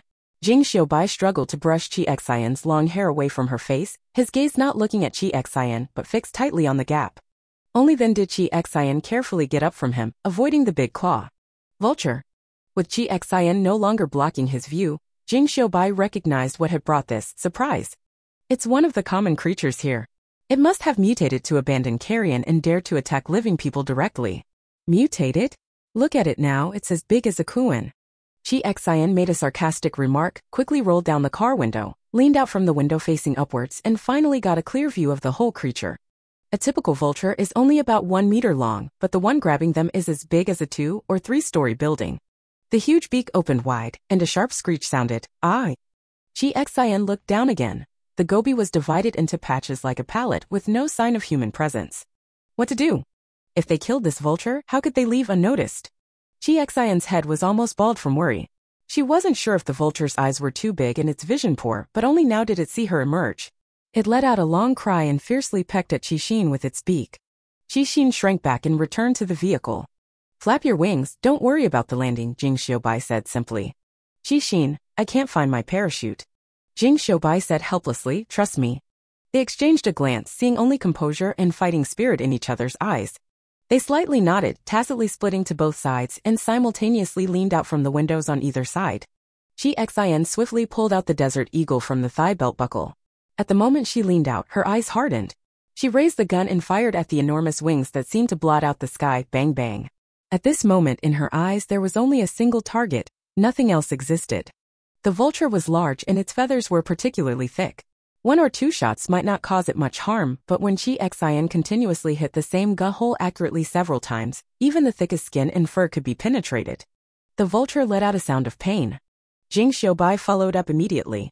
He raised his hand and waved it, and a large number of water molecules from the nearby clouds swarmed together, condensing into a sharp giant sword that fiercely stabbed into the hole Qi Xian had made. "Ah!" The body clearly tilted to one side. The vulture's wing was injured on one side and could no longer support flying while carrying a heavy load. "Are you really not going to just throw them down directly?" Through the vulture's claws, Qi Xian looked at Jing Xiaobai in shock. Jing Xiaobai shook his head, and the 3 words still parted from his lips. "Trust me." As Jing Xiaobai had predicted, the vulture did not dare to ambush Yumer. Having finally caught its prey, it was reluctant to give up so decisively. It flapped its injured wings and gradually descended. Perhaps it wanted to find a quiet place to finish this struggling feast first, but Qi Xian would not let that happen. She grabbed the car roof with both hands, tightened her waist and abdomen muscles, and slid onto the roof like a swimming fish. Braving the howling gale high above, she tucked the gun back into her thigh, flipped her wrist, and pulled out a gleaming dagger. She casually held the dagger in her mouth, and under Jing Xiaobai's surprised gaze, grabbed the vulture's feathers and nimbly climbed upward. To the vulture's massive form, she was as tiny as an ant, crawling through its thick, foul-smelling feathers. Qi Xian felt like she was suffocating. Holding her breath, unwilling to endure the torment any longer, she unleashed her body's potential and in just a few moves was astride the vulture's neck. "Ah!" The vulture frantically shook its head. Qi Xian suddenly grabbed the vulture's slender, bare neck and plunged the dagger in with force. The vulture flew in midair, still clutching something in its claws, completely unable to resist, watching helplessly as it was pierced through, going utterly mad. It swung the off-road vehicle in its claws and charged fiercely at Qi Xian. Qi Ximing lowered his head and reached out his hand. Jing Xiaobai grabbed it, but was forcibly pulled out of the car window by Qi Xian. As for that poor SUV, it was directly thrown down from a dizzying height. Even if the vulture falls from this height during its descent, it would probably be reduced to nothing but bones. For a fleeting moment, Qi Xian showed a hint of resentment. Amid the vulture's struggle, she stabbed the dagger into the original wound again and turned the volume up to the maximum. "I order you, go down." The vulture seemed to be frightened by her recklessness. It stiffened in midair for a moment, then directly turned around and dove straight downward. Faintly, they saw the convoy speeding below. Qi Xian and Jing Xiaobai buried themselves in the thick fur, hiding their figures. As the vulture approached the ground, the 2 of them stood up and jumped at the same time. Jing Xiaobai quickly created a layer of ice as a buffer, and the 2 of them essentially slid down a short slide, tumbling all the way back to the ground. They rolled right up to the car that had fallen earlier and was now engulfed in roaring flames. Qi Xian's heart pounded loudly. She got up and saw the enraged vulture abandon the 2 of them and charge straight toward the remaining convoy. "Yixiang and Songyan," she murmured softly and then dashed off in that direction. The Gobi Desert was vast and open, Even if they could see each other, there was still quite a distance between them. By the time Chi Xian arrived at the scene, 2 of the 4 off-road vehicles had already been overturned. The survivors were protecting Boss Lin in the middle, facing the vultures circling relentlessly, desperately trying to attack. Seeing Yu Xiang and Jiang Songyun safe and sound, Chi Xian let out a heavy sigh of relief. And seeing Chi Xian and Jing Xiaobai appear safely in front of them, the 2 almost cried tears of joy. "I really thought you 2 were done for," Yu Xiang said. Chi Xian punched him lightly.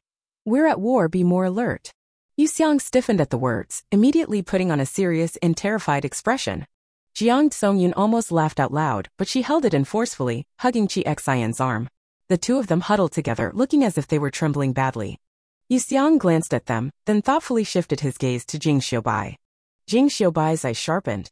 "Shut up. Yu Xiang, I haven't said anything yet." Chi Xian didn't expect it to be so funny as soon as she returned.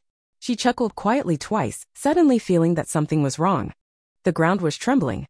Chi Xian looked up and saw that Boss Lin, surrounded in the center, had eyes that had turned completely black, without a trace of white. His face grew paler, and his thin lips seemed to be murmuring something. As he murmured, the earth trembled more violently, to the point where Jiang Songyun had to rely on Chi Xian to keep his balance. Shock was evident on the faces of the few people. The firepower over there caused great pain to the vulture, which screeched and dove toward Boss Lin and the others. At that very moment, the ground in front of Boss Lin suddenly split open with a huge crack. A creature resembling a prehistoric monster crawled out of the fissure in the earth, its body a dark purple-black color. Chi Xian froze in place, the enlarged pupils of his eyes reflecting that figure. The monster let out a faint hiss sound. The moment it was summoned, it used its long, powerful segmented tail to support its entire massive body and suddenly stood upright. In an instant, the sunlight grew dim.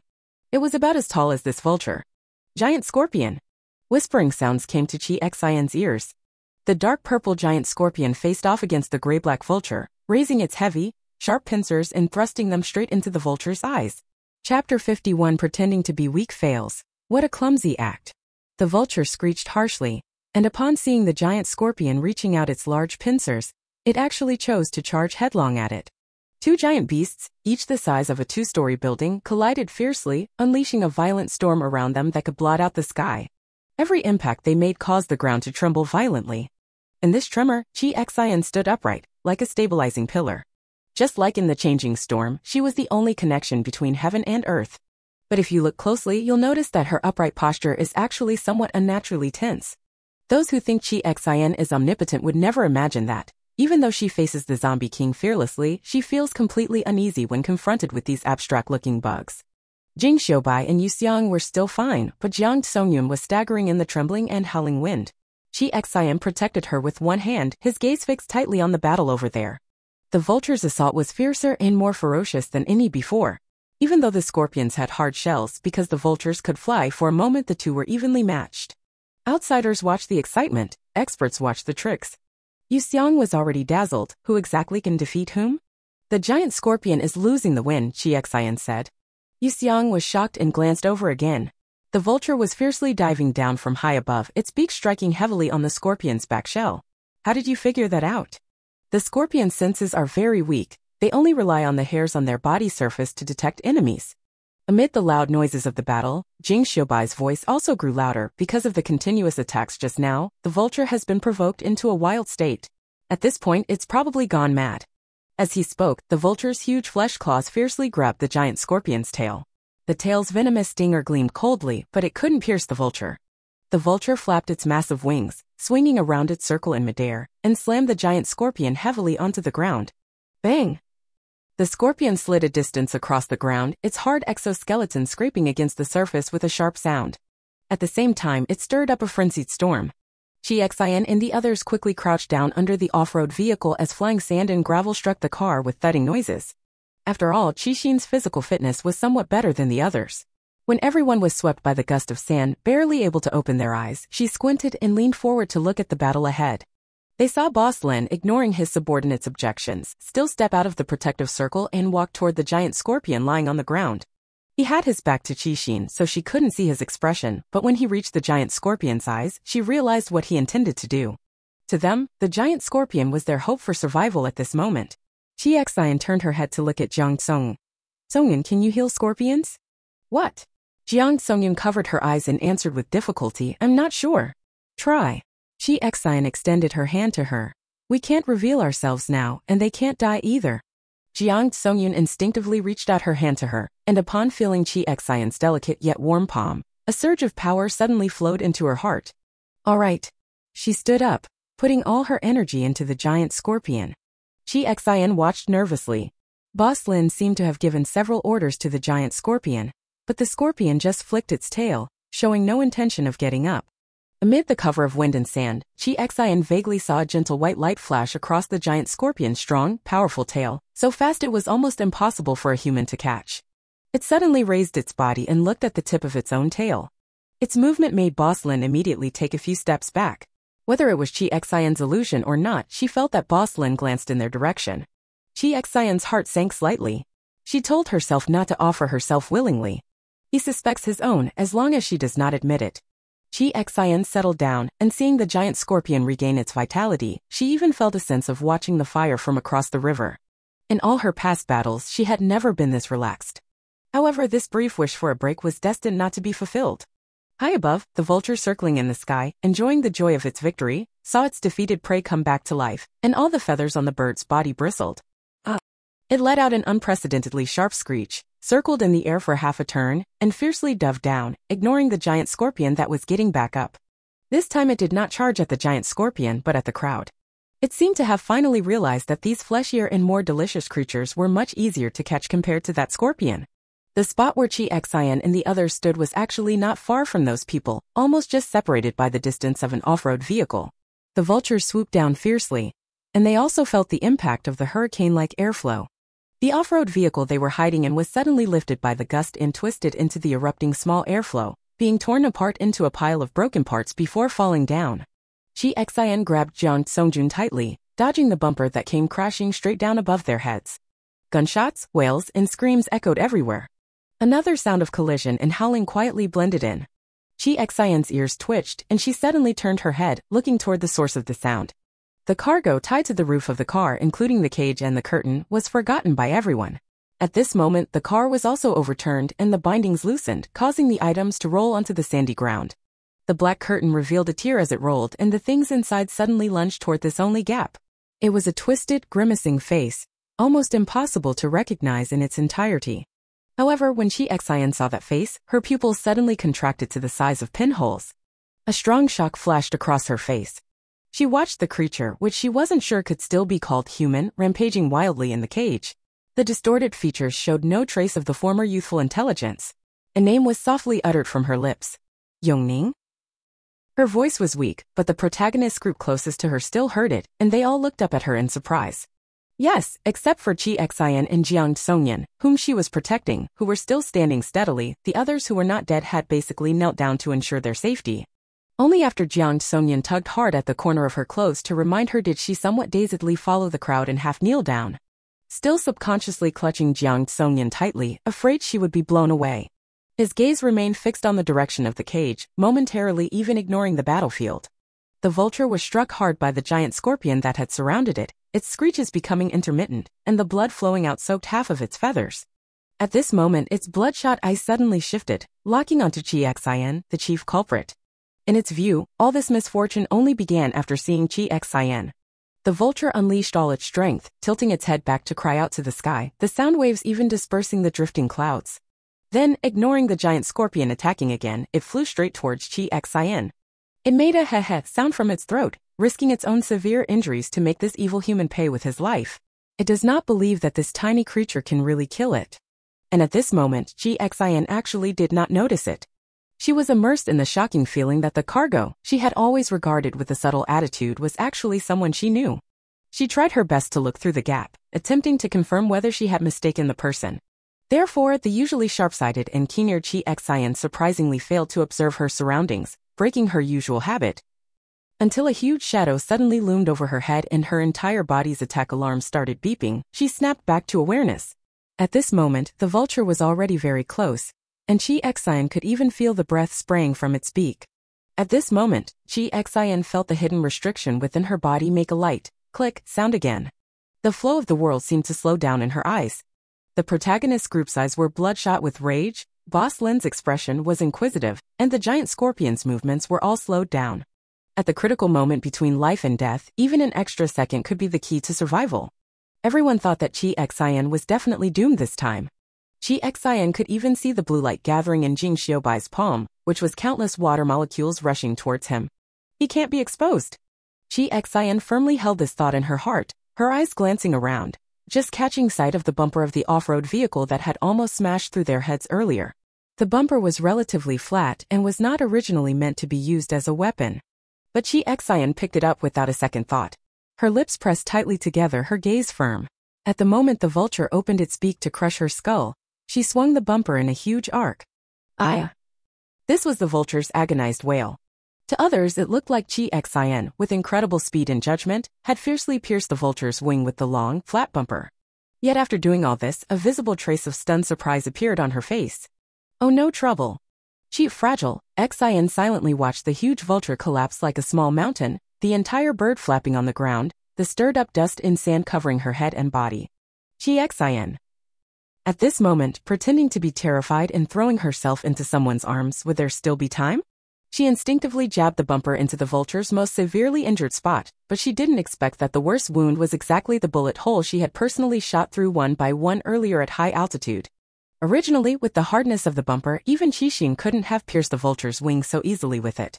But things often turn out to be just that coincidence upon coincidence, leaving Qixin frozen in place, unable to explain herself in the face of Xing's gaze. She tried to make amends, bending her leg and letting her whole body go limp on the ground. However, unexpectedly, the vulture rolling wildly beside her suddenly seemed to have a last burst of energy, fiercely flapping its other wing straight at Qixin. This time, Chi Xian was clear-headed, though she hesitated for a moment, wondering whether to give up her disguise. Fortunately, Boss Lin didn't give her much time to agonize. She saw Boss Lin waving at the giant scorpion from afar, and the scorpion, like a soldier receiving orders, charged fiercely in this direction. Its attack was not aimed at Chi Xian. She held back from moving, even stepping back slightly, watching helplessly as the giant scorpion pounced, its tail stinger shimmering with a dark purple light, piercing through the vulture from behind. From the hole previously pierced through the chip core. The vulture was pierced directly by the scorpion's stinger for the first time, its eye sockets quickly turned a dark purple, and the scorpion's venom rapidly spread through its internal organs. Its eyes looked at the chip core unwillingly, and it struggled before collapsing right in front of her. Bang! Heavy objects thundered down in collapse. Chi Xian's chest rose and fell slightly, her gaze meeting that of the giant scorpion before her, her breath seeming to freeze. Looking at it from such a close distance brought a much greater impact to Chi Xian than when observing it from afar. The giant scorpion was a mutated species. All the terrifying features of an ordinary scorpion were magnified countless times on it, making it even more horrifying. Its front body was black with a purple sheen, the cephalothorax covered with a hard exoskeleton, bristling with sharp spines. On the pulsating mouth parts, the median eyes and lateral eyes simultaneously fixed on Qixin. Goosebumps all over Qixin's body stood on end. Without any deliberate disguise, she even took several steps back. As the giant scorpion slowly extended its forelimbs toward her, Qixin's hands trembled, almost unable to control herself, wanting to pull out her gun and shoot it through. But when she looked up and saw Boss Lin's dark eyes, all her impulses were deeply suppressed. Don't get angry, anger harms the body. Chi Xian silently recited a few lines of "Don't get angry," her whole body stiffly supported by the giant scorpion's front legs, lifted high. Chi Xian felt like she was riding a sightseeing elevator, with the view being the scorpion's front half. She felt numb. Numb, let it be destruction, what is there to fear, there is nothing to be afraid of. She sat on the scorpion's foreleg, locking eyes with Boss Lin from afar, seeing what he intended to do. Boss Lin was not simple, and she wouldn't think he was stupid. After her recent actions, it was impossible for him to have no suspicion of her. Boss Lin. Jing Xiaobai's voice sounded as if it carried frost. My friend is timid, it's better not to scare her like this. A flash of insight crossed Qi Xinling's mind as she recalled the terrified expressions her original self had made in the memories implanted by the Zombie King. She adjusted her facial muscles and a vivid replica of the same expression appeared on her face. Combined with her natural aversion to scorpions, it looked remarkably lifelike. What are you doing? To avoid giving herself away, she even covered her face and pretended to shudder. I am very scared, put me down quickly. She could feel Yu Xiang's indescribable gaze, but at the crucial moment, she still couldn't slip up and firmly covered her face, sobbing softly. Whether others believed it was one thing, but whether she struggled was another. You misunderstood. I just wanted to check if this young lady was injured, Boss Lin said softly. After all, she was a bit too forceful earlier. Xin. She was ready to fight to the death with the scorpion. But just as the atmosphere tensed to the breaking point, Boss Lin unexpectedly laughed. Since no one was hurt, it seems Lin was the one being abrupt. He stood among countless fallen subordinates, not a trace of sorrow on his face. His refined features slowly broke into a smile carrying a strange kind of madness. Saying this, the giant scorpion slowly placed Xin back on the ground. Just as when it arrived, it sank itself into a crevice in the Gobi Desert. Accompanied by a violent tremor, the ground was left with nothing but the aftermath of battle and the corpses of dead vultures. Faced with such a drastic change, Boss Lin ordered them to rest on the spot. They set up tents in a wind-sheltered area. I'll call another group to come. We'll wait for them overnight, Boss Lin said. The subordinates who died were insignificant to him. Xin couldn't stand the sand and blood all over his body. As soon as he crawled into the tent, he took out some no-rinse body wash and frantically rubbed it all over himself with a wet towel. This place doesn't allow bathing either, so we can only make do with tidying up a bit. Compared to her who fought in person, the others were actually doing better. For safety reasons, the four of them gathered in the same tent. While Xin was scrubbing frantically, the atmosphere was rather gloomy. Yuxiang said worriedly, "What do you think this old Lin is up to? Could he really believe Xin's clumsy lie? I'm afraid believing it is false. He must have other motives," Jingxiu said with a serious expression. "We still don't know what he does for a living. This scorpion is his, but I think it's probably not that simple." Jiang Songyun helped Xin wipe her back. The way he stared at Xin made me very uncomfortable. "Is this what they call a woman's intuition?" Yuxiang asked. "No." Jingxiu's eyes flickered, his expression somewhat unpleasant. "It's no big deal if he fixates on me," Xin said optimistically. "If he fixated on you all, I'd actually find it troublesome." Saying this, she became even more supportive of the decision to keep Jingxiu Bai hidden. Her words made the few people laugh and cry, and the gloomy atmosphere was instantly lifted. "That's true," Yuxiang scratched her head. "No matter what they want to do to you, it's probably like drawing water with a bamboo basket. This is not something to be praised. Don't let your guard down just because you're strong," Jingxiu Bai said disapprovingly. I know. Xin stuck out her tongue, her expression growing heavy. "Originally, we planned to get rid of these people as soon as we entered the market, but now I'm afraid that's not possible." "Is it the cargo in that cage? Do you know him?" Jingxiu Bai asked. Xin nodded and briefly explained how she met Yongning. "If it were someone I didn't know, it wouldn't matter, but since it's him, at least I need to find out what they want to use him for." She could still recall how that young man chose to warn her despite the layers of security, and thinking of the twisted, ferocious face in the cage, she sighed softly. Seeing her unusually quiet, Yuxiang slapped her shoulder with his usual carefree manner. "Since she's your friend, then go save her. After all, you're both going to the same place, it won't hold things up." "We'll help you," Jiang Songyun said. Jingxiu Bai said nothing, he just quietly stared at Xin. In the past, his eyes only held a cold gleam, like a chilling wind blowing up from the bottom of an abyss, reflecting a hollow emptiness unlike that of a living person. But now his eyes gradually filled and solidified with a certain profound emotion, as if gazing at the core of the pool, like peering at the sky from the bottom of a cliff. She has always been like this. When at the former Longting base, what did those girls have to do with her? What did the people from the L base have to do with her? With her strength, she could have completely withdrawn without being burdened by anyone, but she chose to stay, seeking breakthroughs on her own in a perilous environment, all to save more people.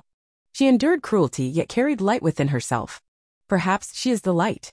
Jingxiu Bai, also an outcast, understood even more clearly how hard-won this kindness and goodwill were. "No need." Xin looked at them in surprise. "I can handle this myself."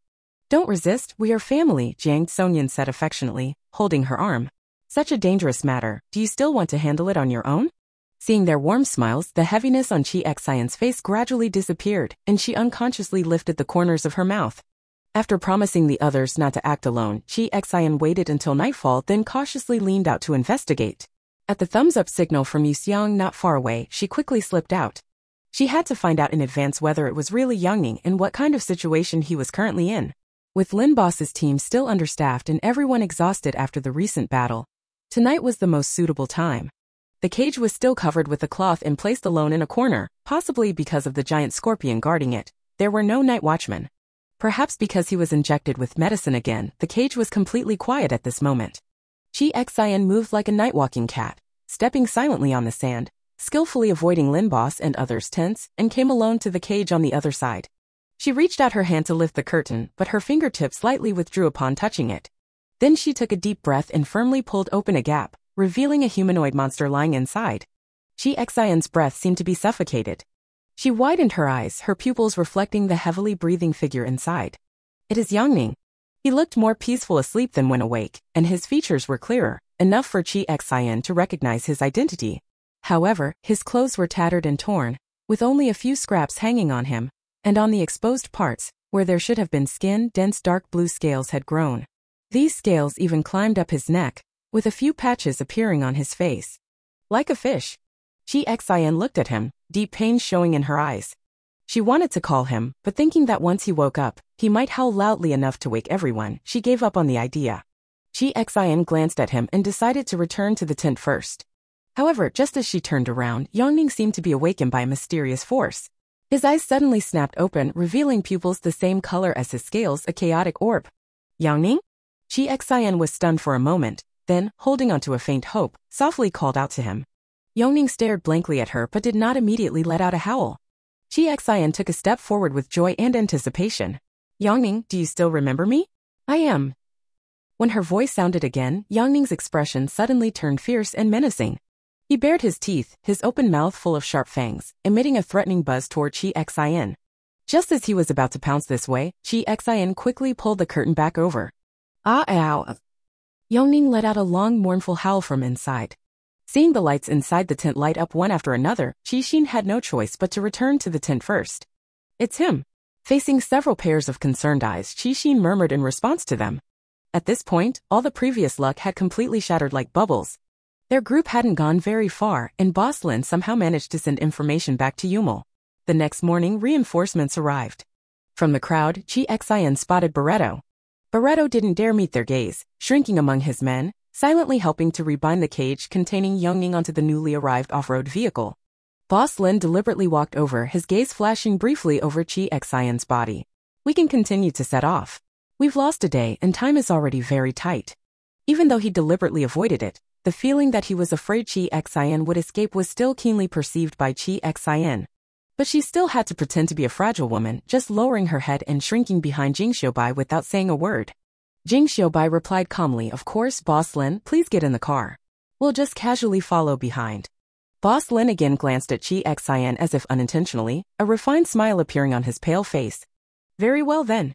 Watching his tall, thin figure walk away, Yu Xiang spat silently, "Old bastard, up to no good." As before, they split into two groups and got into two different cars. In the following 2 days, Chi Xian kept trying to go see Yangning again, but after more people arrived, there were simply too many and she couldn't find an opportunity. Time quickly came to the evening of the 3rd day. On the hillside filled with red clouds and yellow dust, Chi Xian looked out from the car window and saw a vast oasis at the foot of the mountain. The market had arrived. Chapter 52. Entering the market, you can't take advantage of her without making a move. Before seeing it with her own eyes, Chi Xian found it hard to imagine that in the vast, barren Gobi Desert, there could be such a prosperous oasis. The poplar forest, with its mix of green and golden hues, stood densely around the outskirts of the market, enclosing the mysterious and ancient city built with mud towers inside. The feeling was like a perfect replica of an ancient city that existed thousands of years ago in history books. Every new traveler couldn't help but marvel at its beauty and grandeur. By Chi Xian's ear came the sound of Jing Xiubai gently drawing a breath. Surely the market, this grand spectacle, deeply shocked the male lead as well. However, since Jing Xiubai's character is someone who has been here before, Chi Xian secretly glanced back at him, giving a warning look not to reveal anything. Jing Xiubai quickly composed himself, glanced at the two subordinates seated in front, and said, "It's your first time here, so don't wander around carelessly. It's easy to end up in places you shouldn't go." Chi Xian was confused, but over time she had gradually come to understand Jing Xiubai's way of speaking in clichés. She just obediently nodded, waiting to see what he wanted to know. Sure enough, the person in the front passenger seat immediately opened up. This young brother clearly looks like someone who has been here before, speaks very professionally. Jing Xiubai showed a humble expression. "Not at all, I was just fortunate enough to be brought here once before. At that time, the requirement was not to cause conflicts with others inside the city. I wonder if that has changed now." What he said was clearly something he had extracted from Old Jiao before. "Nothing major has changed, the rules are still the same few, just stick to them firmly," said the co-driver. Remember, in the market, as long as you have money or something good, and you don't cause trouble, you can find anything you want. A hint of greed appeared in his voice, stunning beauty's immortality, as long as it's what you. Enough. The driver reminded him, what's the point of saying so much? After coming once, you already know everything. In the rearview mirror, a wary glance flashed by. Chi Xian and Jing Xiaobai exchanged a calm look and both fell silent. Speak with money, avoid conflict. The basic rules inside the market were already known. The rest would be figured out after entering. When they were on the hillside, it seemed like they were already very close to the oasis, but in reality, they ran from afternoon until night. Unlike the endless yellow earth of the Gobi Desert, the market lit up brightly just as dusk fell, illuminating the entire ancient city and casting the sky into a hazy, dreamy color that made it almost impossible to miss. To have such ample electricity at this time is truly remarkable for this market. As the entrance to the ancient city gradually appeared in their view, Qixin's sitting posture also tensed up with the closing distance. She stared intently ahead, her breathing becoming slightly rapid. A cool, dry hand gently patted the clenched fist resting on her knee. Chi Xian turned her head and saw Jing Xiaobai's worried, questioning eyes. She shook her head, unable to explain the sensation of the combat alert buzzing as if about to explode. Her muscles were tense all over, and no matter how she tried to adjust, she couldn't return to her usual state as quickly as before. Even her wildly pounding heart was warning her that there was something terrifying inside, and not to get close. If it were Chi Xian who had just arrived in this world, she might have been solely focused on how to survive, and after receiving the warning, she might have left immediately. She glanced at Jing Xiaobai beside her. Don't be afraid. Chi Xian told herself. You have companions now and you have a firmer goal. Since you've come this far, don't give up. She took a deep breath, her expression gradually calming down. The convoy slowly approached the entrance of the ancient city. Chi Xian noticed that they were not the only ones arriving at this late hour. The empty avenue was now crowded with vehicles trying to enter the city, many of which were prestigious brands even before the apocalypse. Hold position and wait for the process, came Boss Lin's voice over the radio in the car. The convoy waited quietly, inching forward little by little as the clearance ahead moved deeper inside. Even though there were many cars, not a single person complained about the long wait in line. Regardless of what kind of car they were driving or who was sitting inside, they all obediently lined up outside. Chi Xian had been prepared for this, but seeing the situation still left him somewhat shocked by the power of the organizers behind the market. The two people in this car were reinforcements who had just arrived the next day and had not seen the situation on the day of the battle. They were probably bored at this point. Since they had been behaving obediently all along without any out-of-line actions, the co-driver glanced back at them and took the initiative to speak. It's always like this every time we come, but it's especially crowded this time. Do you guys feel the same way? Jing Xiaobai replied fluently, it's probably because of the auction. Some big shots who usually don't leave the mountain have all been attracted out by some good stuff. That's true. The co-pilot showed no doubt and even clicked his tongue. There might be something this time that makes me a bit curious. Less curiosity, said the driver, it's not something you or I can afford anyway. Can't a person still dream? The co-pilot retorted. This person reminded Chi Xian of Yu Xiang. She rolled her eyes and deliberately said, it's my first time here, nowhere near as many times as you all have been, but I think with how scarce resources are in this apocalypse, what could there possibly be? Hey, young lady, if you don't have the experience, don't talk nonsense. The co-pilot responded excitedly, even turning around to look at her. Haven't you heard? It's said that at this auction, there will be a perfect medicine with no side effects at all, as long as you inject it. TSK. Chi Xian and Jing Xiaobai both stiffened slightly. So what if you inject it? Chi Xian showed an innocent expression. The co-pilot glanced at her impatiently and muttered, she's quite pretty, but unfortunately she's a fool, then turned away. What can you do? Just turn into Superman out of thin air. In this damn world, who doesn't want some self-protection ability? After that, no matter what Chi Xian asked, he no longer responded. The information revealed so far was enough to confirm their previous suspicions and also proves that the direction they were working hard on was correct. Chi Xian waited patiently. When the watch on Jing Xiao's white wrist struck the hour again, a full hour and a half had passed, and they finally reached the front of the line. According to the gatekeeper's instructions, everyone got off the vehicle first. After getting off, the impact of the bizarre ancient city was even greater. Chi Xian looked up at the city gate forged by wind and sand, not even noticing Yu Xiang and Jiang Songjun coming to their side. Xian, what's wrong? Jiang Songjun asked. Once inside, we can't let our guard down for a moment, Chi Xian said with a serious expression. I feel like there should be something inside. Everyone looked up at the dazzling sky beyond the door, instantly feeling that these brilliant colors were like a snake's disguise to lure its prey. Boss Lin nodded once at the front, saw that Chi Xian was still standing there, and then turned back. They were about to face the first checkpoint for entering the city, virus testing. Led by Boss Lin, the others lined up one by one. Chi Xian peeked from behind and saw the gatekeeper take out a familiar testing device and press it against Boss Lin's forehead. This level is easy to pass. None of them in the group are infected by the virus. After entering the city gate, there is a long tunnel with blazing torches on both sides. Even with ventilation at both ends, the tunnel is filled with thick smoke and dust. Chi Xian frowned and glanced at the guard holding a gun beside him. They wore black uniforms and watched all incoming guests with wary eyes, ready to shoot without hesitation at the slightest sign of abnormality. Seeing these people, Yu Xiang gasped. This is. As soon as he spoke, the guard closest to him immediately raised his gun and aimed at him. Stay quiet. Yu Xiang immediately shut his mouth, but the shock on his face was still lingering. Chi Xian glanced back at him reassuringly, using her eyes to tell the three to stay calm. Even the main characters, no matter how foolish, realized by now that this market was not only related to the laboratory but also to Tobira. After all, the leather outfits they were wearing were no different from those worn by the group they fought against at the Longting base. Having learned from Yu Xiang's experience, no one dared to speak while waiting for the next checkpoint, and they gradually moved up to their turn. Chi Xian stood at the front of the group, and the inspector lifting his eyelid glanced at her new face. Boss Lin had already stepped forward, as if deliberately waiting behind Chi Xian and the others, and now spoke. These are the people I brought.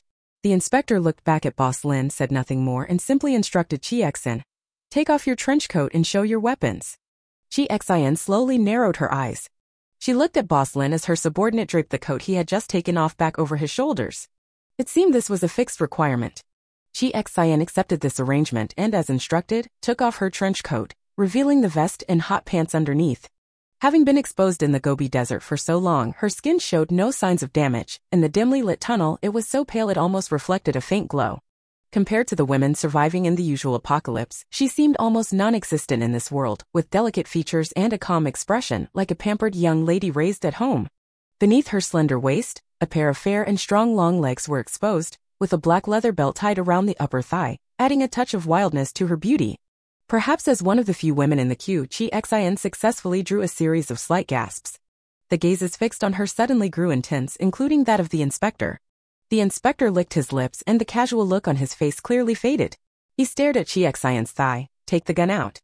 Chi Xian was a woman, and a beautiful one at that. She knew all too well what the gazes of these people meant. Her only goal at this moment was to blend into the market. She had no time to care about the petty thoughts of others. She curled the corner of her mouth, silently drew out the Desert Eagle, placed it on the confiscation table, spread her hands to show she was clean, and lifted her leg to walk inside. But she was stopped again by an outstretched hand. Chi Xian quickly stepped back, causing the inspector who tried to grab her arm to miss, her eyes turning cold.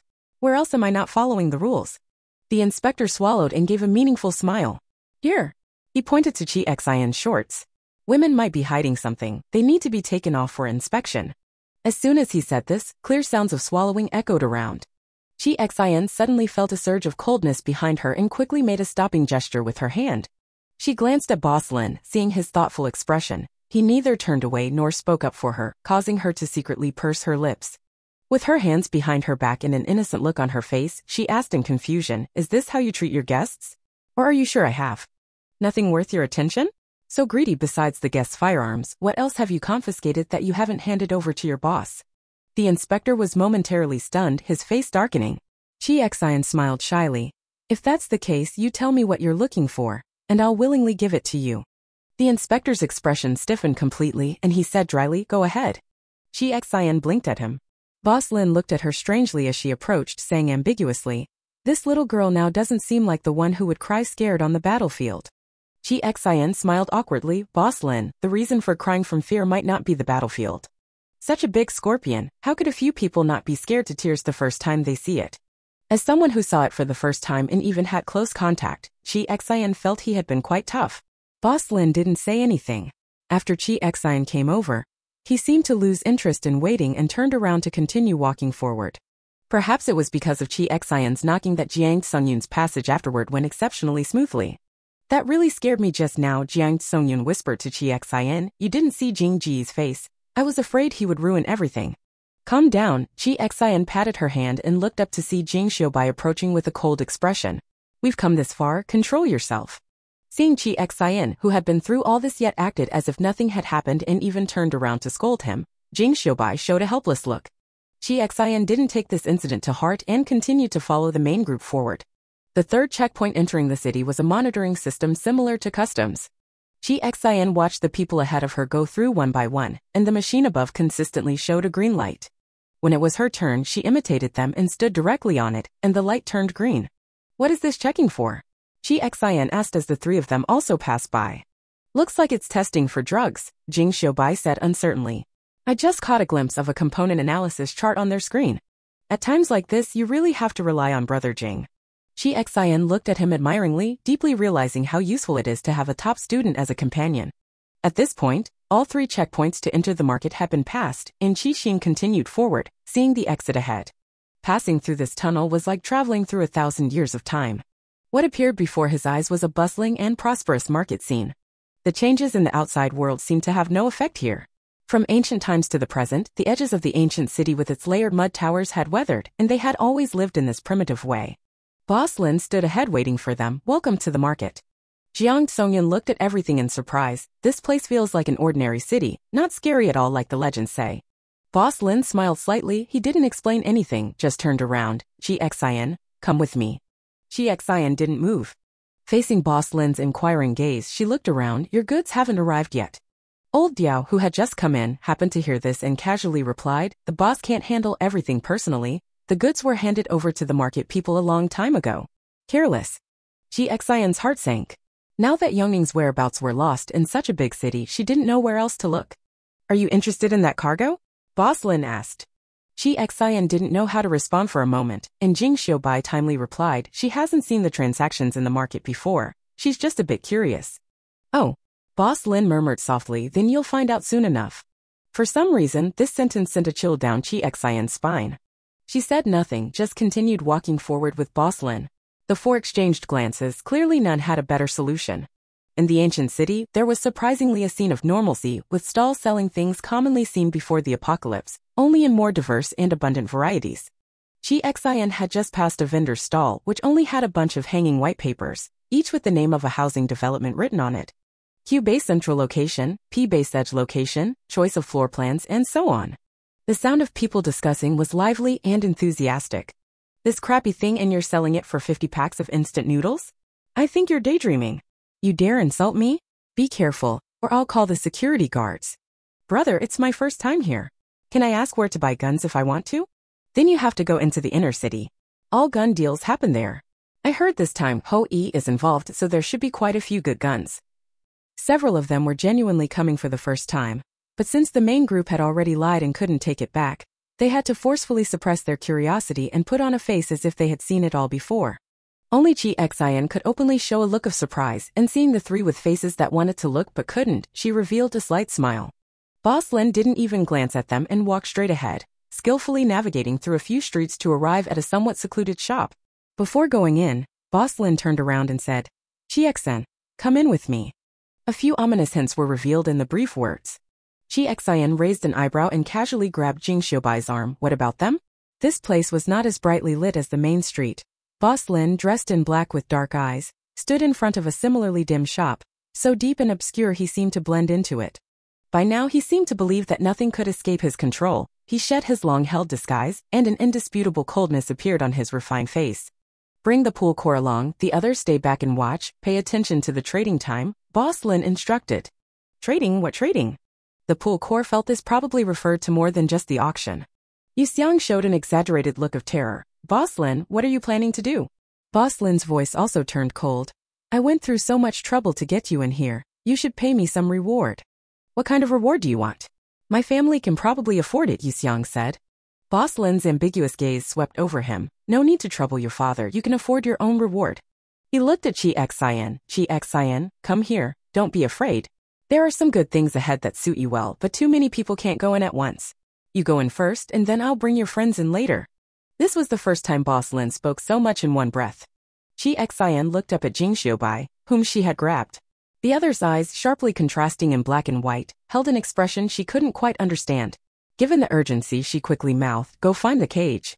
Then she tilted her head back and said aloud, you all go rest first. Boss Lin and I will go in and take a look. We'll be back soon. Boss Lin quietly watched them, a trace of mockery appearing on his face at Chi Xin's innocent expression. He originally thought he would have to spend some effort convincing her, but unexpectedly, this silly girl actually believed it just like that. What was even more baffling was that her several friends, upon hearing her say so, didn't pursue the matter further and confidently let her follow along. Chi Xin noticed that Boss Lin was looking at her with a somewhat strange gaze and couldn't help but raise her head. Boss Lin sighed and said pityingly, "Your friends." He stopped halfway through his sentence, leaving a huge question mark floating over Chi Xin's head. Seeing her puzzled expression, Boss Lin lowered his gaze. It seemed that she was not highly regarded among her friends, so her silent disappearance would not cause much of a stir. Chi Xin didn't know what he was thinking, and this strange misunderstanding naturally came about. Chi Xin followed Boss Lin into the shop, where only a few decorations with strong religious themes hung on the walls, and behind the counter at the far end sat a man. The moment he saw Boss Lin, he immediately stood up. "Boss Lin is here again? Are you planning to buy or sell this time?" Boss Lin smiled both. Seeing that he said no more, the man also didn't ask further. He took out a tattered booklet and a box of red ink. "Sign here." Boss Lin followed the instructions, signed his name on the booklet, and pressed his fingerprint. That person counted the people behind Boss Lin and made a few marks after his name. "All right, follow me." Chi Xin glanced back. Only 5 people had followed Boss Lin in, each with a stern expression and a fierce aura, completely different in caliber from the mixed group of underlings before. She lowered her eyes and obediently followed forward. The man led them into the inner room, moved the cups on the table slightly, and a virtual keyboard glowing with blue-green light immediately appeared on the earthen wall in front of them. The appearance of such high-tech items in this primitive earthen city felt somewhat out of place, but Chi Xin looked around and saw that no one showed any surprise. The man pressed a few keys on the keyboard, then placed his thumb on the spacebar. With a beep, the earthen wall slowly opened automatically. "Come in," the man said. Boss Lin nodded in acknowledgement, looked back to confirm that Chi Xin was still there, and led the way inside. A wave of damp, enclosed air enveloped them. Chi Xin held her breath, her pupils contracting as she took in everything before her. She saw a world completely different from the outside. "Welcome to the real market." The voice of Boss Lin, no longer cold but somewhat excited, came to my ears. "Chi Xin, you will become the focus of everyone here." Chapter 53, The Underground Evil, the female agent's disguise skills are well deserved. After entering the stone wall, we first passed through a long flight of stairs. At the end of the stairs was an unremarkable wooden door. When this door was pushed open by Boss Lin's subordinate, the true world beyond was revealed. Looking at everything before her and hearing Boss Lin's confident words, Chi Xin was unable to calm the shock in her heart for a long time. Even though before entering she thought she had prepared herself mentally, she never expected that no matter how she imagined, she could not estimate the limits of humanity. Because it was underground, the entire place was gloomy and dark, perhaps to hide the evil within. Even the torches only burned with a fading light. Perhaps there is an underground river nearby, and the air is filled with a damp feeling accompanied by an unshakable scent of blood. What meets the eye at the center of the pool are also vendors, but the goods they sell are very different from those in the market above. With a glance, she sees a variety of ethnicities, dressed in elegant attire, examining the strange wares with the same demeanor as one would appraise jewelry at a gathering. Fresh, unknown meat and offal are hung high and sold like ordinary pork. Severed limbs soak in transparent jars with labels indicating the archiving date. It's like a dark carnival. The space is vast, no different from the market above. The crowd is dense, yet no one knows whether beneath each human skin lies a god or a demon. Everything before her eyes made Chi Xin pause for a few seconds before responding to Boss Lin. "What?" The smile on Boss Lin's face was as usual, and this elegance, contrasted with the environment, actually highlighted a few terrifying aspects. "Have you seen these customers? They are all picky buyers, but I believe my choice will drive every one of them crazy." Chi Xin could no longer discern Boss Lin's plan, which was somewhat unreasonable. But she kept in mind her current persona as the idiotic Clematis, and even though she was greatly shocked, she still tried to maintain her expression, showing a look of fear mixed with confusion. "Boss Lin, what are you talking about? Besides the auction, is there going to be a ball here? I do dance quite well, and I always become the center of attention." Boss Lin's deep gaze shifted slightly, and he murmured mockingly, "Should I say you are innocent and naive, or?" Chi Xin restrained the disgust in her heart, making an effort to look at him with pure, untainted big eyes. Boss Lin was silent for a moment, then his face returned to calm. "The place we're going to is not here. Let's go further inside." Chi Xin's expression remained unchanged. Whatever Boss Lin said, she did. She gradually delved deeper into this devilish farce. Human body parts and organs are just the most ordinary products among them and also the most picky objects for buyers. Besides these, there are all kinds of bizarre things that are unrecognizable at a glance. There are also beautiful men and women, stripped bare, you know what I mean, chained by a single G-chain around their necks, forced to pose in various positions on the ground. Chi Xian's gaze swept over a row of plaster statues, life-sized, with fierce and terrifying expressions, each in different postures and appearances, not daring to guess what they really were. Boss Lin noticed the flicker in her eyes and chuckled softly, asking, "Are you scared?" Chi Xian shivered. "Boss Lin, what are all these? Those aren't people, right?" Boss Lin smiled. "If you don't want to see them as such, then they aren't." Chi Xian showed a frightened expression, suddenly shivering and obediently stepped closer to Boss Lin. This was exactly the result Boss Lin wanted. At that moment, a person came rushing towards them, and Chi Xian reflexively dodged to the side. That person brushed past her but collided with the subordinate behind her. In that instant, Chi Xian felt a cold, sticky air spreading over her arm. She looked back and met the gaze of that person who had also turned around. On a face so pale it seemed inhuman, that person had a pair of snake-like vertical pupils. Chi Xian had a strange feeling of being watched. "Ada, don't cause trouble," Boss Lin said calmly. The subordinate who was bumped lowered his head. "Yes, boss." The lighting here was dim, and Chi Xian hadn't paid much attention to these buyers at first. After the snake-eyed incident, she cautiously observed the customers coming and going. As expected, many of them bore beast-like features. It was their long-held suspicion that the market sold supernatural potions, so seeing this was not surprising. However, the proportion of users still made Chi Xian uneasy. "Ah!" A sharp scream rang out, and Chi Xian turned her head in that direction, only to have Boss Lin gently cover her eyes and turn her head back. "You wouldn't want to see what happened." Chi Xian took a sharp breath and obediently replied, "I understand." She followed behind Boss Lin, quietly glancing sideways. They saw a thin man tied to a cross, while vendors, following the instructions of the surrounding customers, used knives to carve various marks on his body. The man ignored the screams, even wearing a professional smile on his face as he asked the onlookers, "Is this cross flower standard enough?" In front of them, there was a sign that read, "Pay to watch." Chi Xian clenched her fists tightly. She felt like she was suffocating, a blazing fire burning in her chest, making her want to roar. But before she could figure out the situation, she chose to endure for the time being. She lowered her slender neck, letting her long black hair cover her expression, looking as if she was terrified, completely losing her own will. They arrived at another wooden door, and upon opening it, there was still a long flight of stairs. When the door at the bottom was opened, a tumultuous atmosphere immediately enveloped them, the purely primal and bloody scent causing a tightness in Chi Xian's chest. Huge, amphitheater-like tiered seats resembling the ancient Roman Colosseum surrounded the entire hall. In the front row of seats, a sturdy steel cage extended from the ceiling all the way down to the floor. People screamed and cursed, cheering for the brutal fight inside the cage. Chi Xian looked up, her eyes narrowing slightly. Two monsters, neither fully human nor beast, were fiercely battling each other, their muscular bodies occasionally crashing against the iron cage, producing sharp clanging sounds. The host held a microphone, his passionate voice booming through the loudspeakers. Boss Shang's half-bear bit off Boss Li's half-sheep's ear. Does the half-sheep still have a chance to fight back? The loser will give the winner 15 fresh kidneys. Let's look forward to it. Chi Xian turned his head away. Boss Lin had a silent smile at the corner of his mouth. He passed through the top passage of the arena and politely declined the staff's invitation to place a bet. They walked all the way to the third door. After experiencing the first two levels, Chi Xian felt that nothing could surprise her anymore. However, unexpectedly, the third level was completely different from the dark and chaotic first two. Upon opening the door, a brightly lit hall came into view, decorated like a high-end club before the apocalypse. Warm-colored sofas were placed on handcrafted wool carpets, and on the small stage behind the bar, a waiter was playing the violin. It was as if the sins and darkness of the first two levels did not exist here. Everything was elegant and peaceful, with time standing still in tranquility. Unlike the first two levels, no matter where they walked, no one came to bother them. They had just appeared when a smiling waiter came over and asked, "Good evening, gentlemen. Do you have a reservation or an invitation?" "We haven't had time to make a reservation yet." Boss Lin cleared his throat twice, suddenly stepping out of the shadows into the light, making his face look even paler. "But I am a member here." The waiter's smile did not change.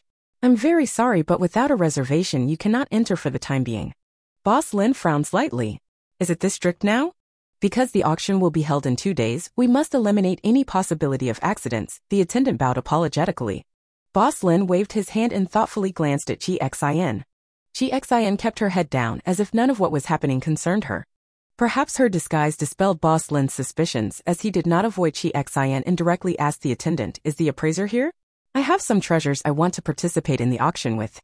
A trace of mockery quickly flickered at the corner of Chi Xian's mouth. The waiter showed a hint of surprise on his face, and his attitude immediately became noticeably more respectful. "I'm very sorry, sir.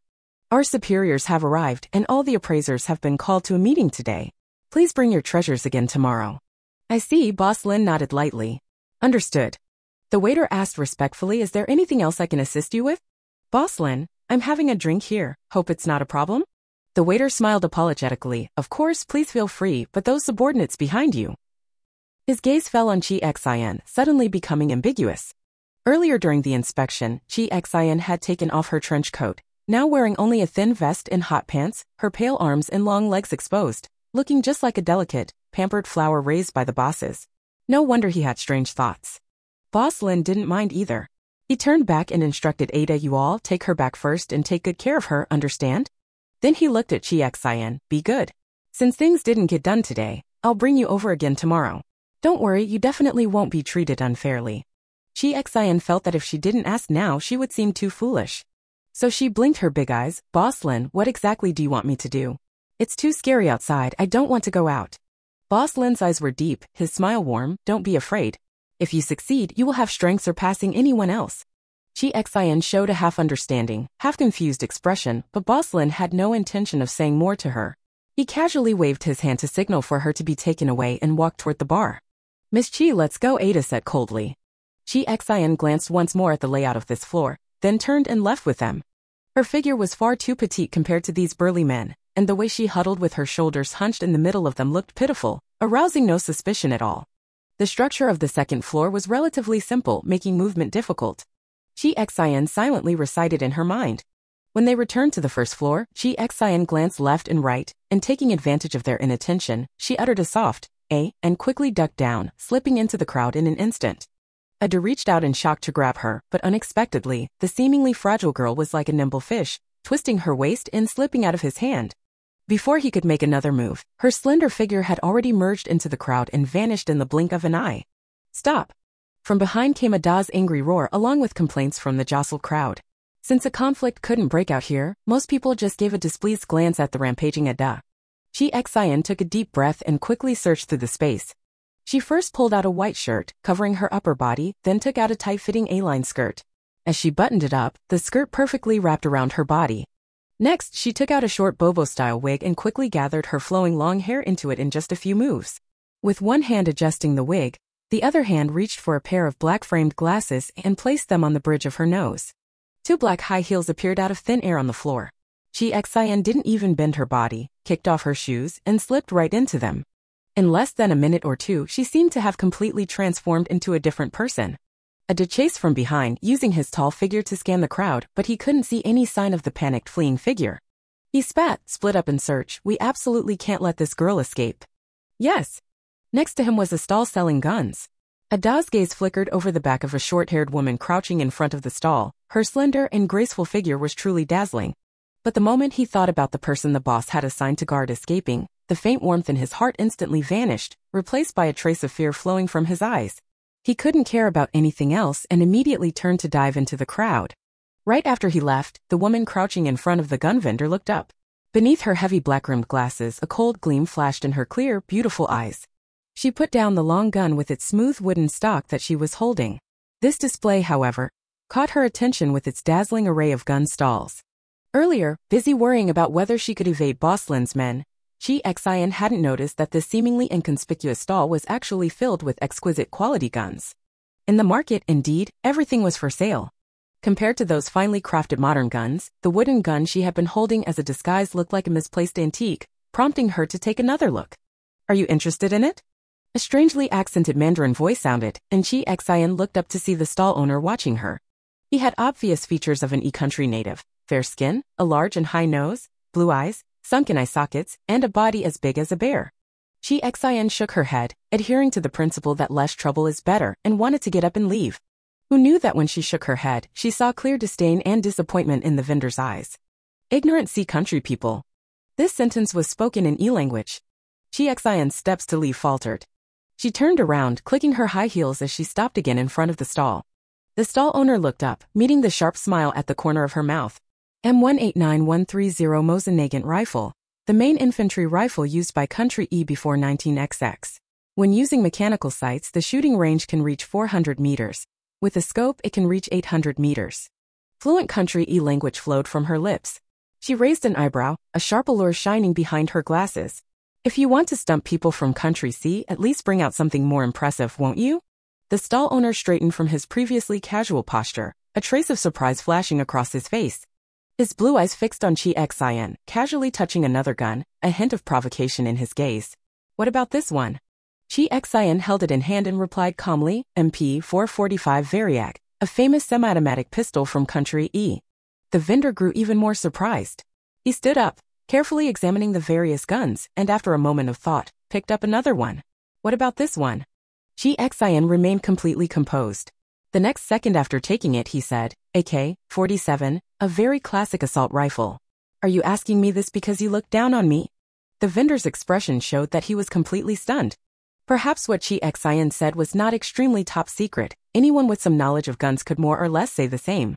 But her understanding of firearms, the unparalleled confidence and composure she showed when holding the gun, and the ability to name the model without even thinking, since the vendor was not an amateur, he could naturally see how strong the fundamentals behind this were. Who are you? The vendor put away all his disdain and looked at Xian seriously. With your skills, it's absolutely impossible for you to be unknown. Xian smiled, her demeanor elegant and grand. An ordinary person from Country C. After speaking, she no longer wasted time and turned around to leave directly. The vendor stayed in place, gazing at her back for a long time. Xian didn't know that just as she had left, a burly man had already returned to the stall. Leonid. The man spread his fingers wide, waving them in front of the stall owner's blue eyes. Are you seeing things? Leonid grabbed his hand. Just as he was startled, thinking the other might suddenly have some strange, gay thoughts, he heard him say excitedly, Chen, you were right after all. Country C really is a magical place. Even an ordinary little girl has such a profound understanding of firearms. Chen Xing took a breath. If you have something to say, just say it properly. You scared me to death. Then he showed a proud expression. Of course, our land is vast and rich in resources, with countless extraordinary people and events. It's not surprising if a little girl turns out to be some kind of hidden master. Suddenly, his expression froze. Leonid, what do you mean by hidden master? As soon as he finished speaking, the collar on his chest was grabbed by Chen Xing. Two burly men stood so close that Leonid could clearly see the excitement on their faces. Leonid, you said there was a little girl who knows a lot about guns just now? Why yes. Leonid was dizzy and confused. Hey, let me go or I'll report to the captain. If you answer my question, the captain would want to hug you and kiss you hard. Chen Xing's eyes bulged and he grabbed him even tighter, spitting droplets onto his face. Tell me, what does that little girl look like? Does she have long black hair? Leonid angrily twisted his hand free. What are you talking about? Answer me first. Leonid reluctantly replied, shirt and skirt, high heels, wearing glasses, not long hair, short hair. Chen Xing was stunned. Short hair? Leonid ignored him from then on. Chen Xing stood dazedly to the side, turning these few features over and over in his mind, yet still unable to match them with the fierce, godlike girl from his memory. Maybe I was mistaken, he murmured with a sigh. After all, the land is vast and rich in resources. It wouldn't be strange for another formidable girl to appear. It's just a pity about the appearance. His muttering was cut short as another person came wanting to see the gun. Leonid no longer dared to underestimate any person from Country C. He straightened his posture and stood the limp sign that had fallen to the ground back up. The shadow of a bow bending to shoot the sun came into view, causing the customer to exclaim in surprise. Ho! Hoi! If you have something to say, say it. Don't just shout nonsense, Chen Xing said impatiently. Even though his attitude was so bad, the other party showed no sign of anger. He nodded repeatedly, looking at the two with a mix of fear and reverence, and selected a large pile of guns from the stall. The guns sold by Hoi were of the best quality, and no one doubted this. Chen Xing had no good feelings about this market, and even less about these buyers. He watched as the man almost bought everything in one go, then said to Leonid, "That's about enough, let's go back." Xian was completely unaware of what was happening here. She was darting left and right on the first floor, disguised as an ordinary customer, looking for a way out. The way they came in before was definitely not an option to return by. Who knew if Ada and the others had asked the gatekeeper to keep an eye on her when they left? Her disguise could still fool people in the dim underground environment, but once she reached the surface it would be like handing herself over as a target. Chi Xian didn't know the way, so she wandered around the first floor, hoping to spot a guest who was leaving and follow them out.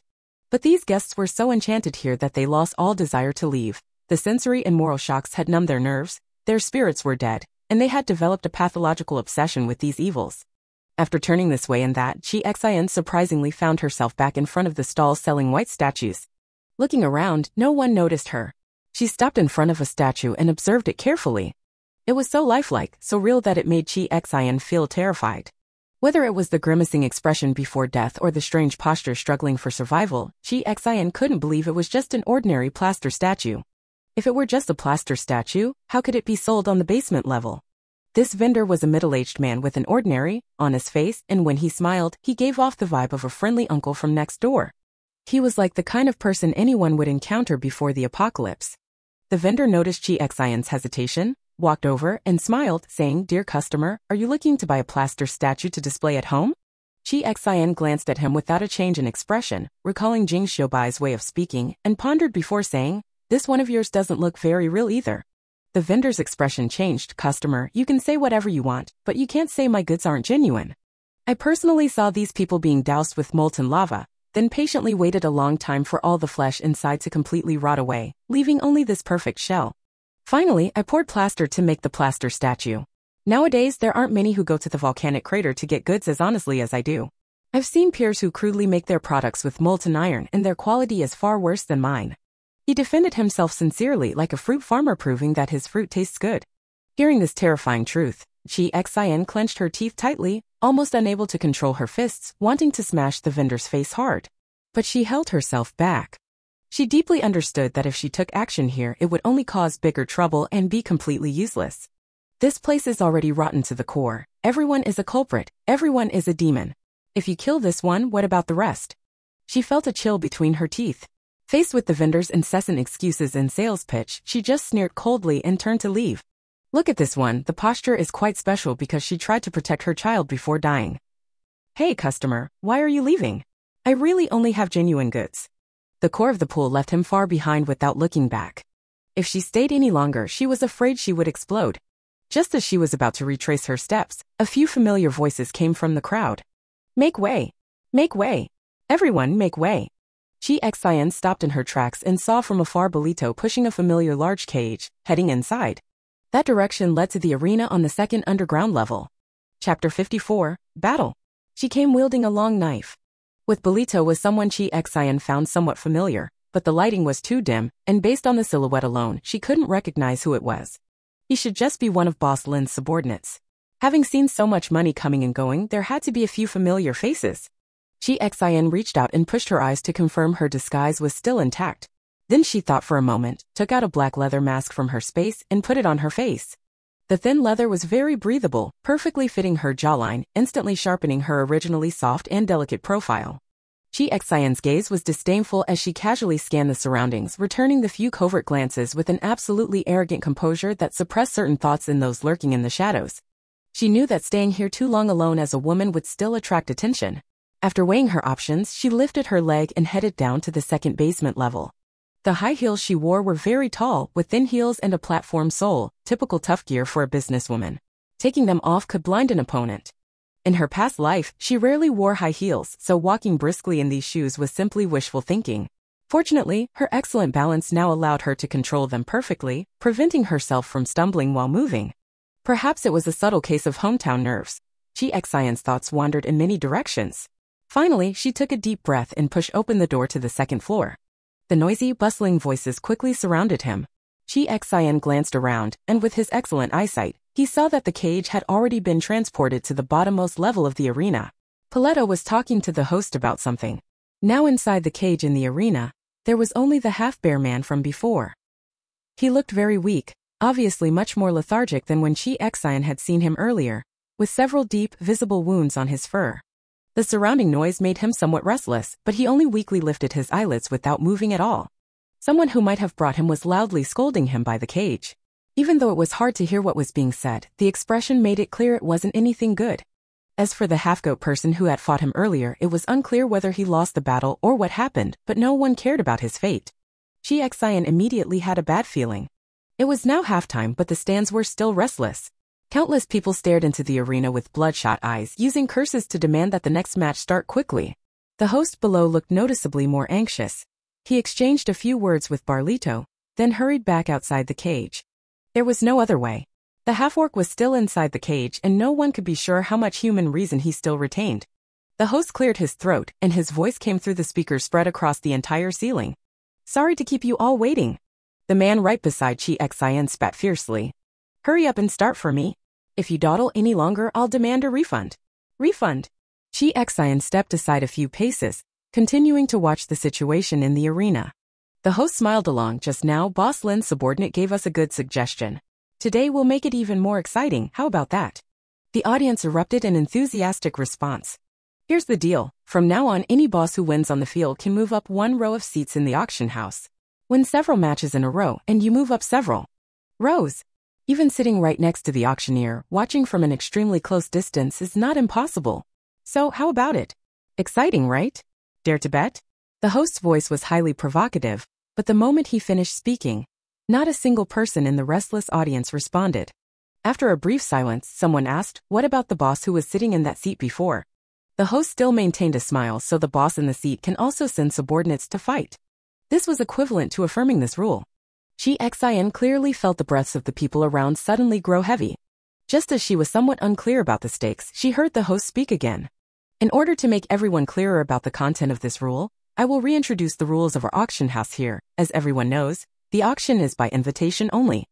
Only bosses who have received an invitation letter, or those who have rare treasures to auction, are qualified to enter and compete for those scarce treasures. But the birth of this rule can break this fixed class. As long as you have subordinates who can participate, or if any boss wants to try personally, even if you don't have an invitation letter yourself, you can seize this opportunity to sit before those rare and precious treasures." Everyone was in an uproar. The sudden outbreak of discussions made Chi Xian's sharp ears somewhat overwhelmed. She struggled to extract important information from the chaotic chatter. It turned out that after each market auction ended, it often sparked a new wave of pursuits. For example, the currently treasured incomplete superpower elixirs first appeared at the previous auction. It is said that someone obtained a perfect elixir back then and successfully evolved superpowers. Those who could enter the auction could grasp first-hand information about the apocalypse, while those who couldn't had to rely on fragmented and incomplete news chewed over by others. "I see."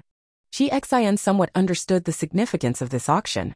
She quietly watched as everyone cheered excitedly at the sudden news, shrinking her own presence even further. They called their friends, and because of this news, within just a few minutes, more people flooded into the entire arena. Many guests who were previously on the first floor were also drawn over, making the whole venue even noisier and more crowded. Chi Xian saw the smile on the host's face gradually deepen.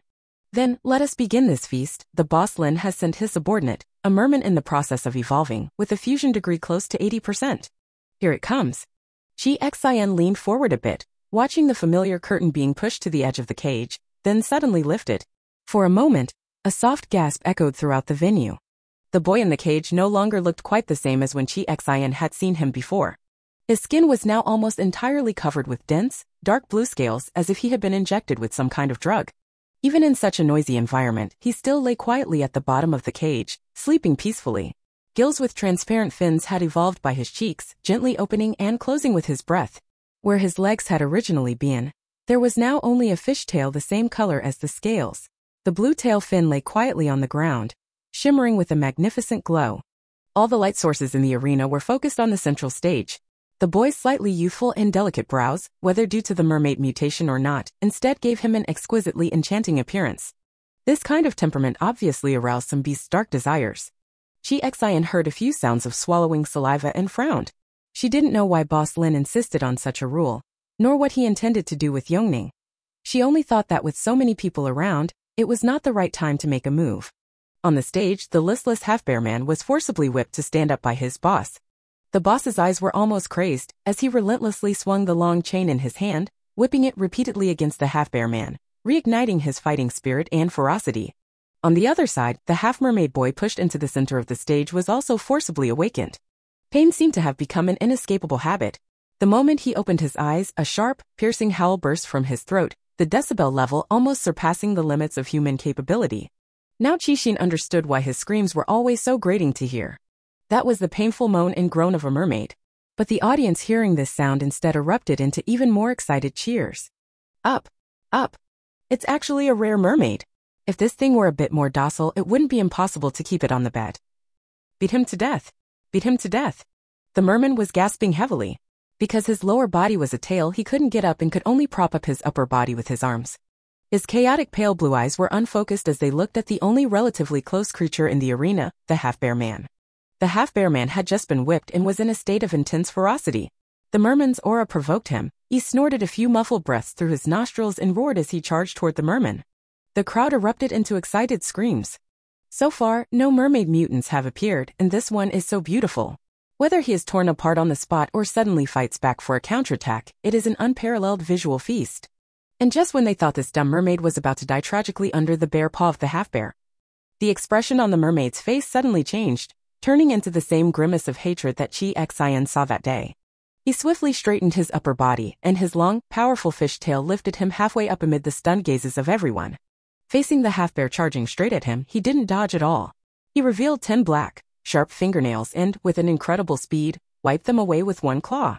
The half-bear clutched his throat and convulsed as he fell. One claw wiped the throat. Beneath his feet lay the dead opponent, and the mermaid once again raised her head and howled. This time he seemed to understand how to use the mermaid's skills, and most of the audience covered their ears to avoid the impact of the sound waves. But this couldn't stop their burning gazes. Boss Zhang's half-bear man is completely defeated.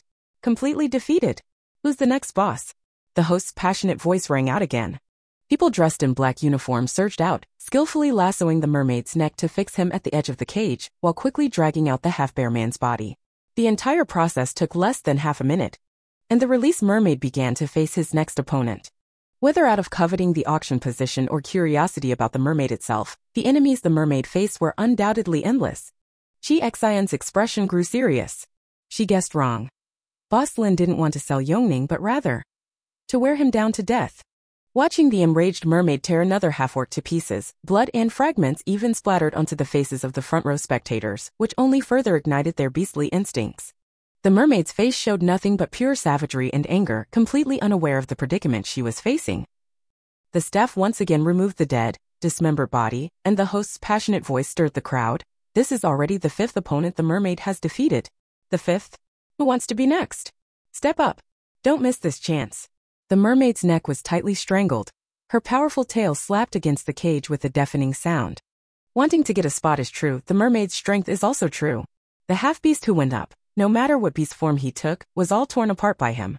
Those sharp claws seemed capable of tearing through steel plates, and his fish-like agile body made attacking him even more difficult. When the host asked this, the whole audience unexpectedly fell into a brief silence. They were all evaluating each other, seeing if there was anyone else willing to go up and be the one to eat the fish.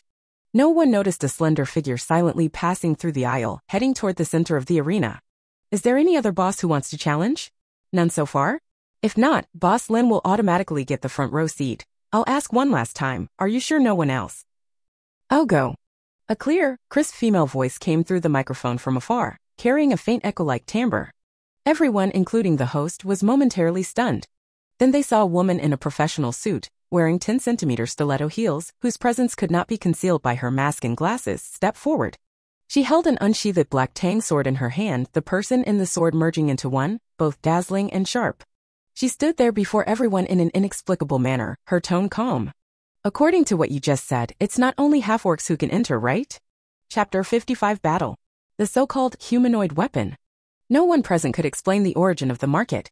It was just that after the apocalypse broke out, the evils originally hidden in the darkness naturally surfaced and became known to more people, making it seem even more prosperous than before the apocalypse. Here, there is a well-established order, no fear of zombie attacks, and for some people it is like a paradise. The existence of the arena is the only place in this brutal apocalypse where they can experience the feeling of being gods. Here, they can freely control the life and death of others, watching those half-beasts stripped of their humanity by the serum fight bloodily. This excitement and thrill of thankfully, it's not me, is enough to drown out their scarce conscience. When facing zombies, everyone is equal, but here people can be unequal. No, in their eyes, those altered by the serum are no longer worthy of being called human, just creatures like fighting roosters or dogs. Therefore, when a person who is obviously a top-tier beauty stood in this arena where only beasts would participate, most people were momentarily stunned and hadn't even come to their senses. The host blinked in surprise, looking at the masked beauty who had already rolled up the sleeves of her white shirt, revealing pale, slender arms, seemingly really intending to step into the arena, and awkwardly chuckled twice. He didn't continue looking at Chi Xian, but instead faced the unusually quiet audience. Ladies and gentlemen, dear bosses, whose lost beauty is this? Hurry up and take her back now, or else what you see later might not be the complete her. With his words, the audience gradually came back to their senses. Some let out knowing laughter, but more people, seeing such an exquisite beauty willingly participate in this beast fighting scene, shouted with even greater excitement. She wants to do it herself. Let her go. Let her go. Go. Tear her apart. Tear her apart. Of course, there were also vulgar remarks and disdainful sighs. What is a beauty fighting for? Come to me, you beep, I'll beep, you. Listening to these sounds, Chi Xian, who was rolling up another sleeve, squinted slightly. She glanced at Yongning, whose neck was tightly strangled and was almost suffocating, then turned to the host. I am my own boss. Now that I want to take the stage, what are all the things said in the arena just bullshit? Hearing her say this, the host sneered, his ambiguous gaze lingering on Chi Xian for a moment, then silently opened the arena cage. Even though he didn't say it outright, the deep disdain in his eyes and the look of enjoying the show were not even hidden.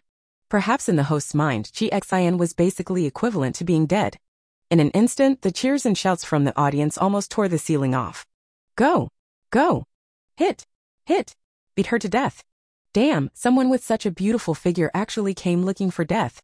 This beauty really doesn't know better. Has she been too well protected by some boss? Wielding a knife without knowing her limits, she actually came to play in the arena. This is also the place she came to. Various voices poured into Qi Xin's ears. She calmly exhaled and walked up the steps of the arena. Clang! The cage door slammed shut heavily behind her. Chi Xian squinted, looking at Yongning, who had also been released. The stands were large. From the top tier earlier, the battle stage had seemed small, but now that she was standing here herself, she realized it was the many steps of the audience seats that had given her that illusion. At this moment, the edge of the stage was isolated by a thick cage, with the only light coming from a hood overhead, plunging the entire audience into deep darkness, where nothing could be seen except the frenzied cheers. It was as if the whole world consisted of only her and Yongning. As Chi Xian entered, the shouting from the stands nearly descended into madness. In the arena, two creatures of different styles yet equally beautiful were locked in a standoff. This scene was enough to stir the deepest excitement in everyone present. Chi Xian did not act rashly for the moment. Yongning had now evolved more completely, and she was unable to judge the opponent's combat power for the time being. Also, she still held a tiny bit of hope, hoping he could recognize her.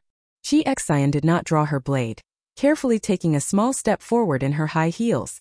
Click.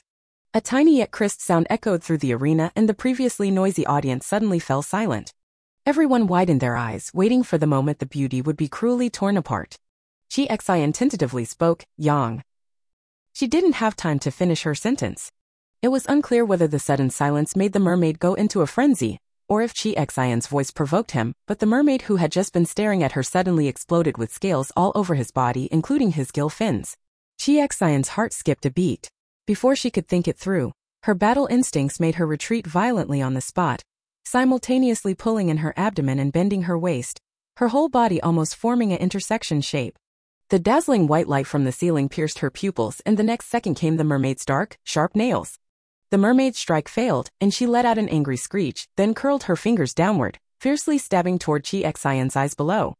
Helpless, Chi Xian suddenly bent both knees and knelt heavily on the floor, his upper body bending down even further, almost touching the floor.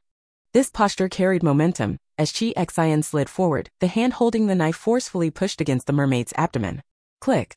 The knife's hilt instantly slid out of its sheath, revealing a short section of blade that gleamed coldly, aiming right at the mermaid's wide-open lower abdomen. Ugh! The mermaid's abdomen, the area where the human upper body connects to the mermaid, is the most vulnerable spot. Even though Chi Xian had no intention of hurting him, with the added force of her own strength and momentum, she still caused the mermaid to collapse on the spot and slide a distance along the ground.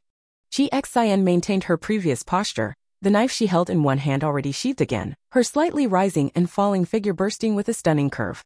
With a single strike, she forced the fierce mermaid who had just defeated 5 half-beast men in a row to retreat. Chi Xian slowly lifted her upper body from the ground. Her glasses had been thrown off just now, and now only half of her face was covered by a leather mask. Beneath her disheveled wig, a pair of sharp eyes shone brightly. The audience fell into a deathly silence. The next second, a wild cheer exploded. Fuck! Fuck! Fuck! Who is that? Why have we never seen them before? Are they mercenaries? Step on me. Step on me. Chi Xian ignored these and kept her eyes fixed on the mermaid who was trying to stand up again. Yongning, you're awake. Chi Xian's words were once again cut off by a sharp screech. The mermaid's cyan tail slammed forcefully against the ground, launching herself at her like a cannonball. Chi Xian helplessly shut her mouth again. This time, she chose not to dodge but drew a section of the scabbard and faced the cannonball head-on. Claws and blade clashed, producing a resounding metallic sound. On the cold, clear blade like autumn water, the eyes of the two were reflected. Yongning was fierce and chaotic, the core of the pool cold and anxious. Yongning, wake up, it's me, open your eyes and look, I don't believe you're already dead. But what answered her was a strong and powerful fish tail. The large blue tail struck at her fiercely, carrying the force to kill her. Chi Xian's reaction was to lift her sharp heel and kick his transparent tail fin. The A-line skirt couldn't withstand such a violent movement. If Chi Xian weren't slender herself, it would have been torn apart by this kick. Chi Xian rolled her eyes in frustration. Mermaids are powerful, but Chi Xian specifically targeted his most vulnerable spot, making it hard for him to endure. The mermaid slid backward for a distance, leaving a trail of water stains on the ground. His massive tail kept striking the ground, the clanging sounds resembling heavy blows on steel. Yongning. Those fierce, chaotic eyes showed that he had not been awakened to humanity in the slightest. Two beautiful creatures fiercely collided once again. Chi Xian blocked in front of her with a scabbard, using her last hope, wake up. But the response she received was still sharp claws.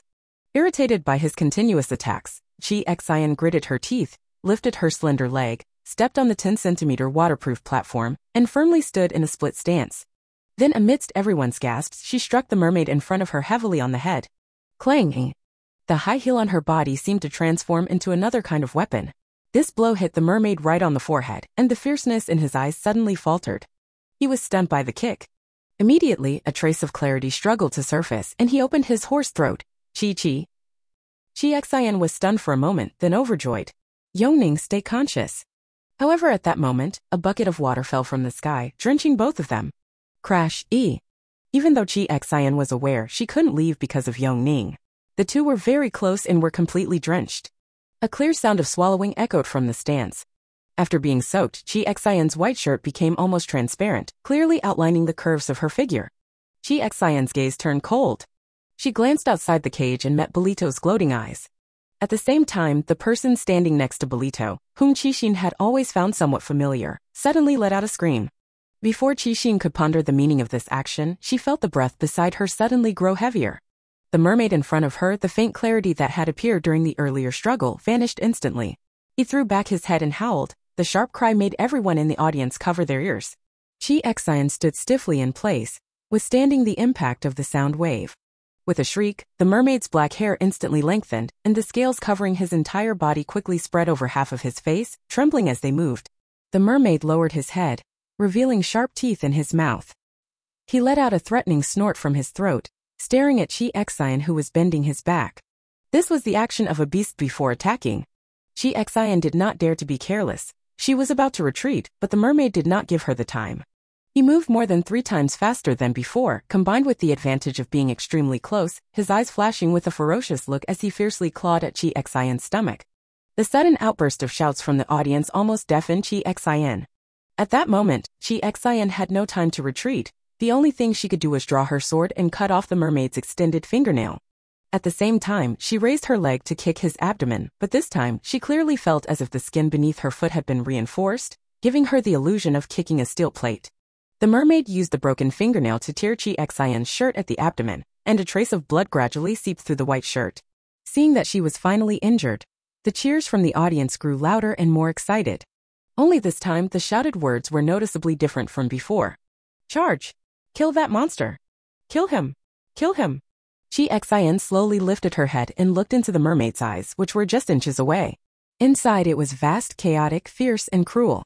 There was not a trace of what Qixin was looking for. Qixin reached out and touched the wound. It was not deep, and the bleeding had already stopped. But the glaring red on her fingertips still reminded her that this was the first injury she had suffered since coming to this world. The corners of the mouth beneath the mask slowly curled into a faint, ambiguous smile. If you are no longer yourself, I choose to give you release. Amidst the trembling, expectant gazes of everyone, Chi Xian abruptly tore off the already crooked wig on her head and threw it away, a cascade of flowing long hair tumbling down. Amidst a sharp aura, the long sword in her hand was finally drawn. The blade was cold and sharp, like the eyes emerging from the center of a pond. She looked at the mermaid who had become noticeably uneasy due to the change in her aura, speaking in a calm tone. "Yoning, I am very sorry." After speaking, she held the knife with both hands and her figure descended in a strange manner. At this moment, the blade was her and she was the blade. She was a humanoid weapon.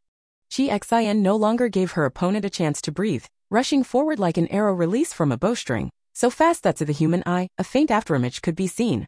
Before there was even a moment to blink, Chi Xin had already reached in front of the mermaid. She mustered all her strength and slashed across with the sword. Clang, clang. The sharp sound of metal striking rang out as Chi Xin struck down at the mermaid's chest. A long wound appeared on the scales and blue blood seeped out from within. The pain only fueled the mermaid's ferocity. He flinched in pain, then charged even more fiercely at Chi Xin. "Come on." Chi Xin did not retreat in the slightest.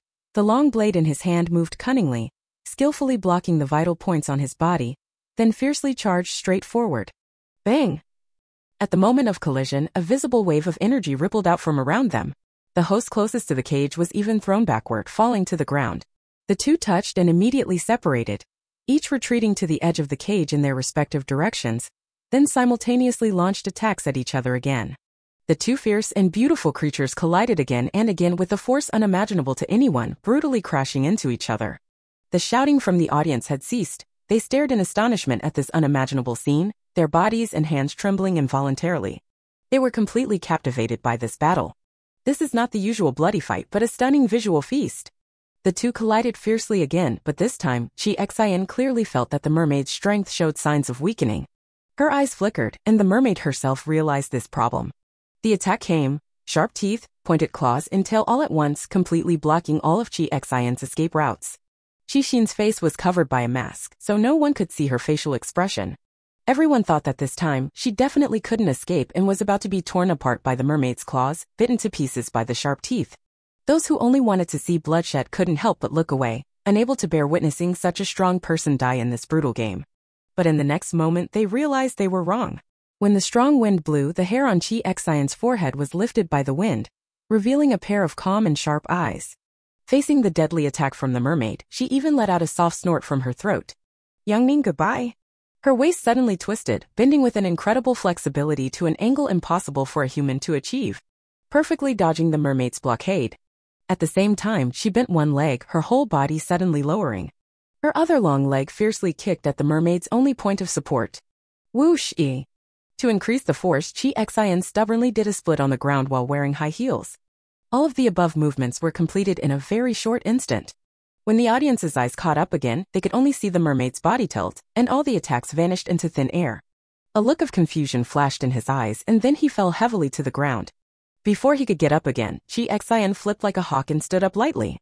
The finely crafted tang sword stabbed down fiercely, piercing the mermaid's most sensitive tail fin, but pinned him firmly to the stage. The next second, Chi Xian lifted her foot and stepped on his chest. Chi Xian was soaked all over, holding the sword with one hand, stepping on her prize beneath her foot, proud and noble like a queen ascending the throne. The audience was stunned by this unexpected scene, even forgetting to cheer. But there was no joy on Chi Xian's face. She released the knife, half kneeling in front of the merman, looking into his unwilling eyes, clenched her fist and struck his face with a grunt. Scales covered the merman's face as well. Although the blow caused him pain, it was not too easy for Chi Xian either. But her gaze was cold and sharp, and again she punched his face without holding back. "You wake up, wake up. What's the difference between this kind of eternal peace and being completely dead?" Everyone was once again dumbfounded, watching the girl pin the fierce mermaid to the ground and beat her mercilessly, unable to say a word. This guest. The host, who had been silent for a long time, finally found his voice. His hand holding the microphone was trembling slightly. "Do you intend to kill Boss Lin's mermaid?" "Shut up." The host immediately shut his mouth upon hearing her voice, his attitude completely different from before Chi Xian took the stage. Chi Xian stared intently into the mermaid's eyes, a moment of clarity flashing through her mind from before, then she punched mercilessly again. The blood oozing from her knuckles made it impossible to tell whether it was hers or the mermaid's. "Ah!" After another piercing scream, the hand about to touch his cheek suddenly stopped. The chaos in the mermaid's eyes gradually regained a trace of clarity amidst this fierce pain.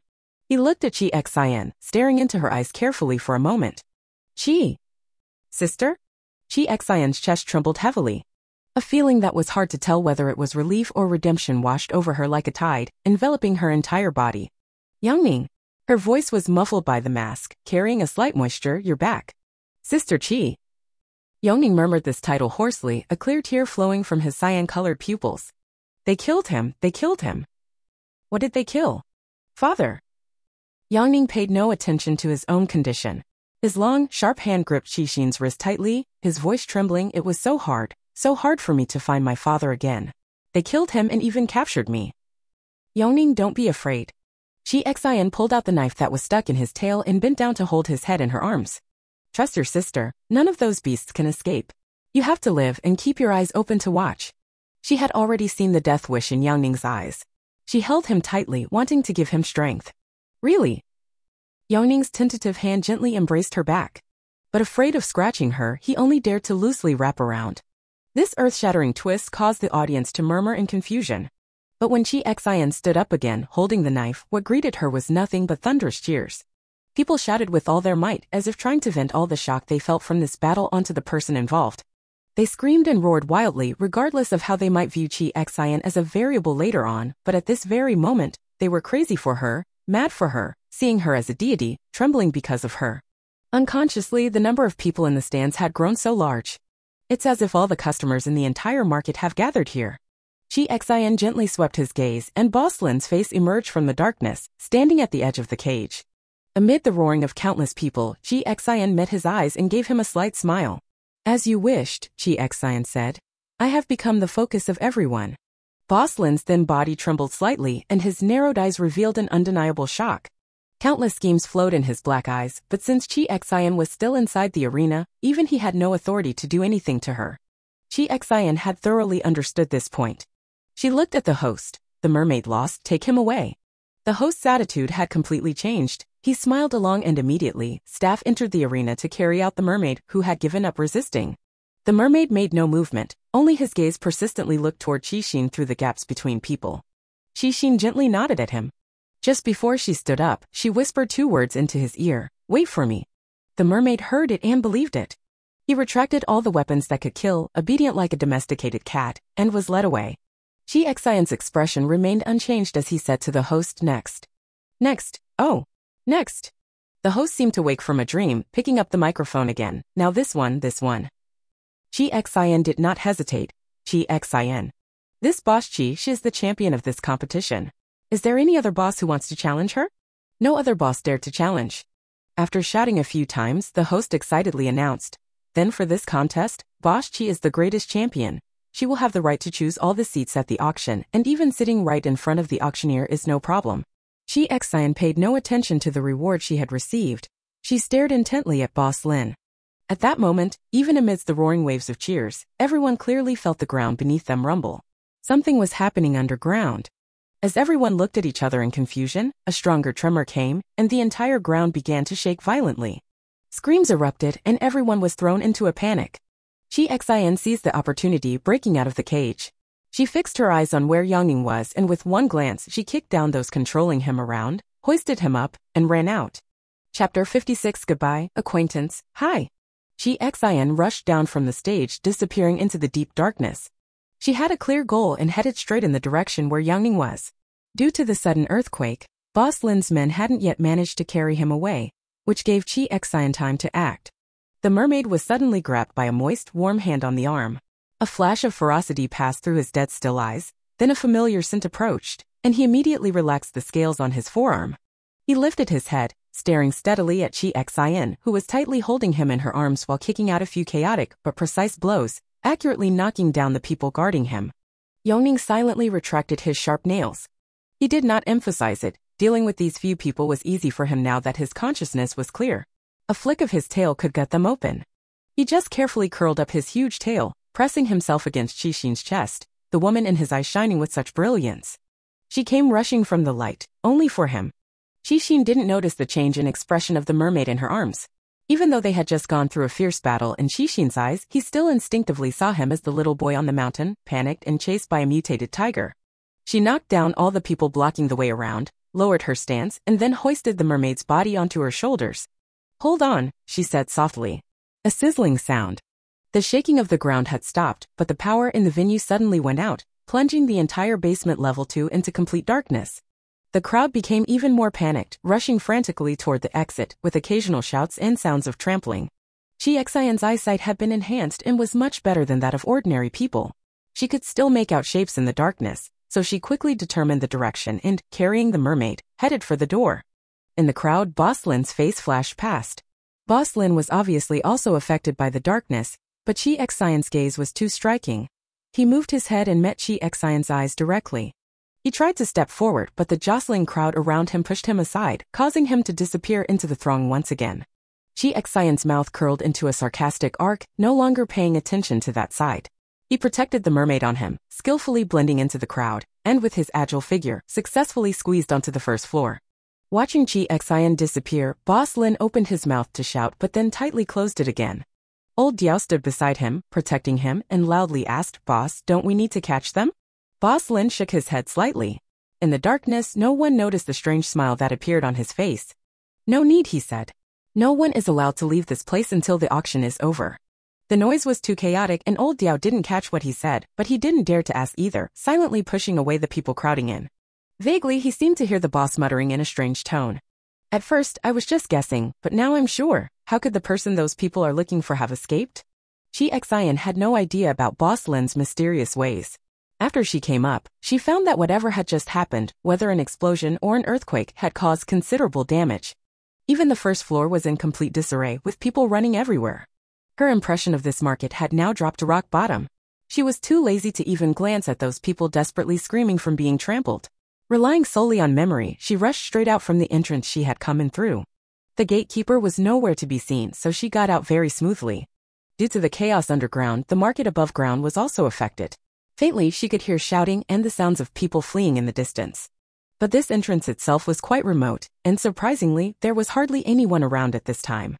Chi Xian's tense figure relaxed slightly, thinking about the mermaid still carried on her shoulder. She crouched low and slipped into the shadow beneath the earthen wall, walking close to the wall, carefully avoiding places where there were voices.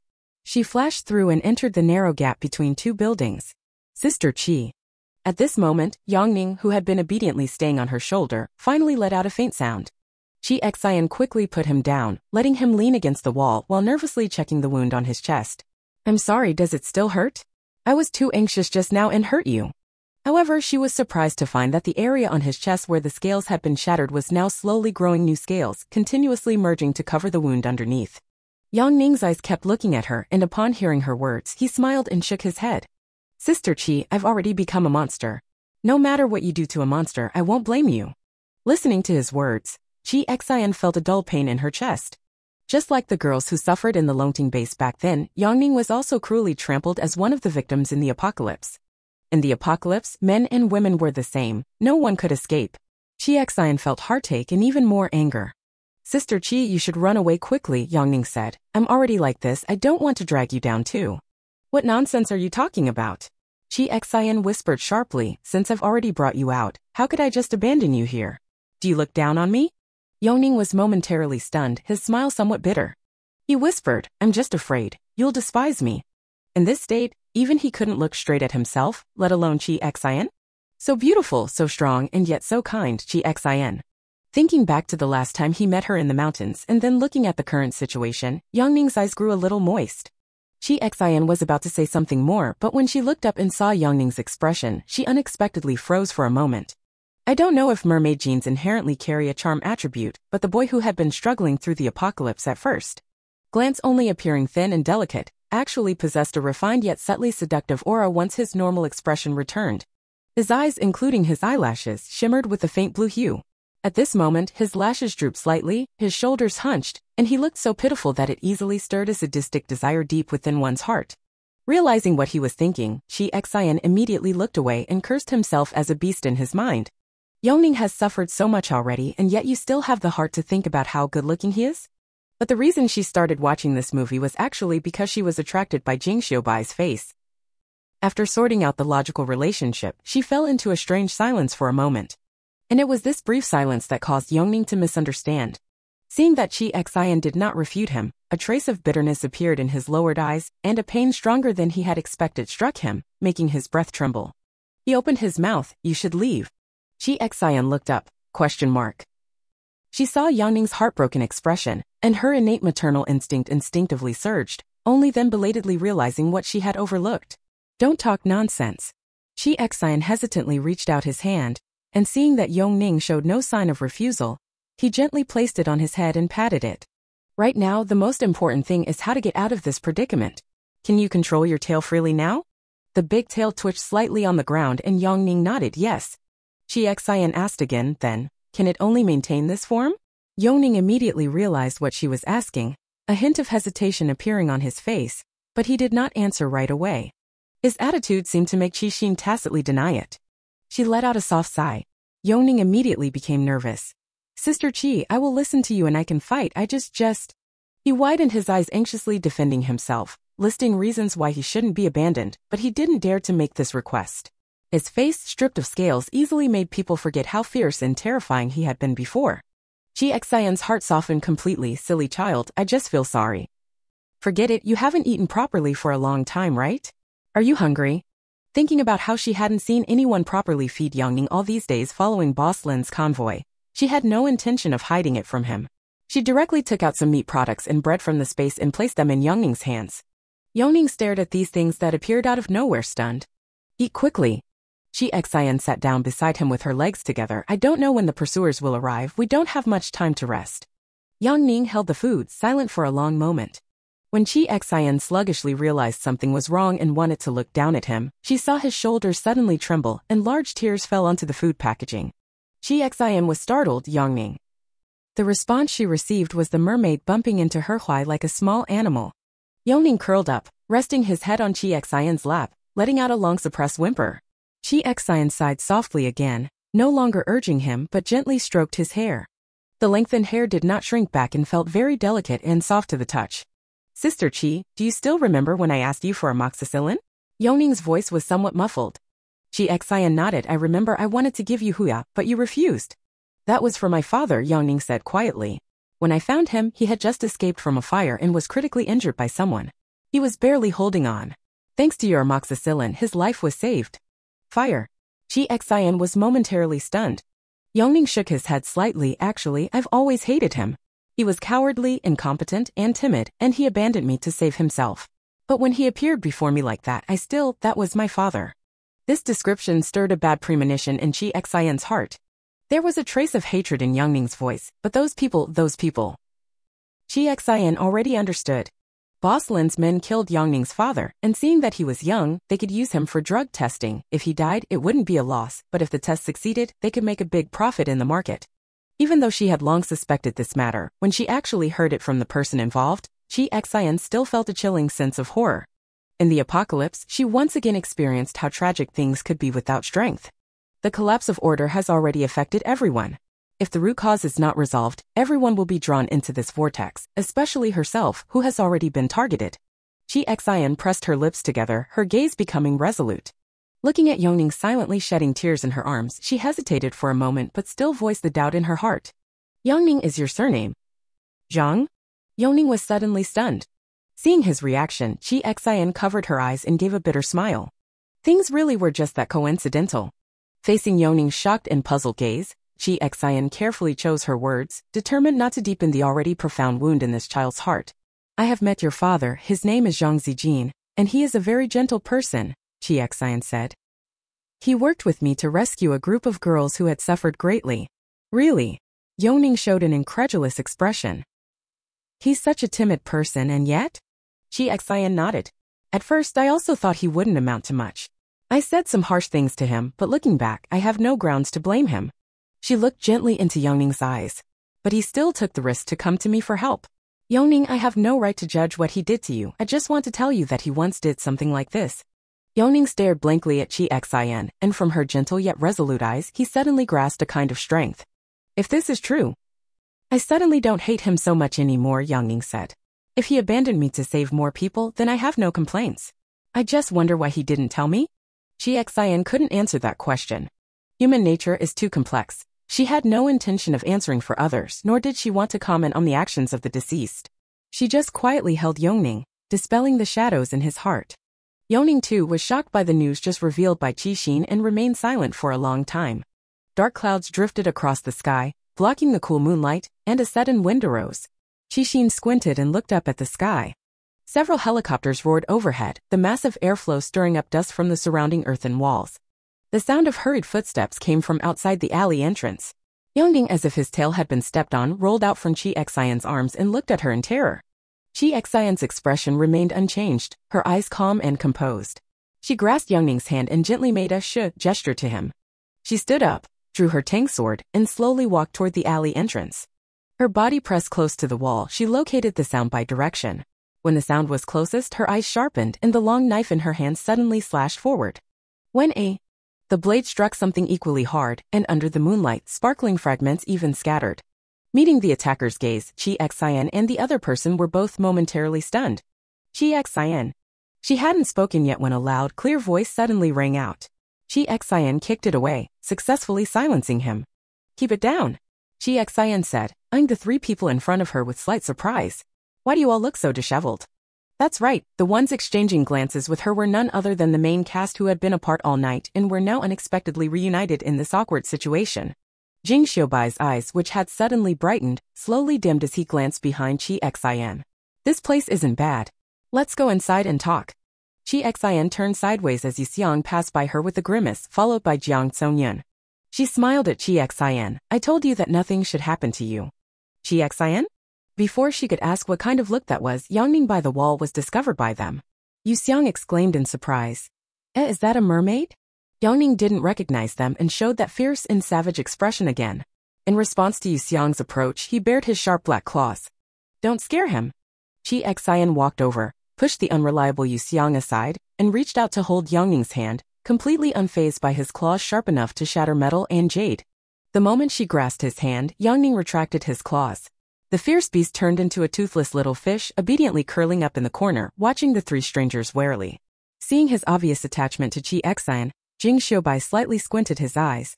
"It seems you two have already talked." "I happened to run into Boss Lin and he took him inside," Qi Xian said casually. "Where did you guys go?" When she stopped in front of Yongning, Yuxiang immediately whistled. "Judging by your outfit, something really exciting must have happened."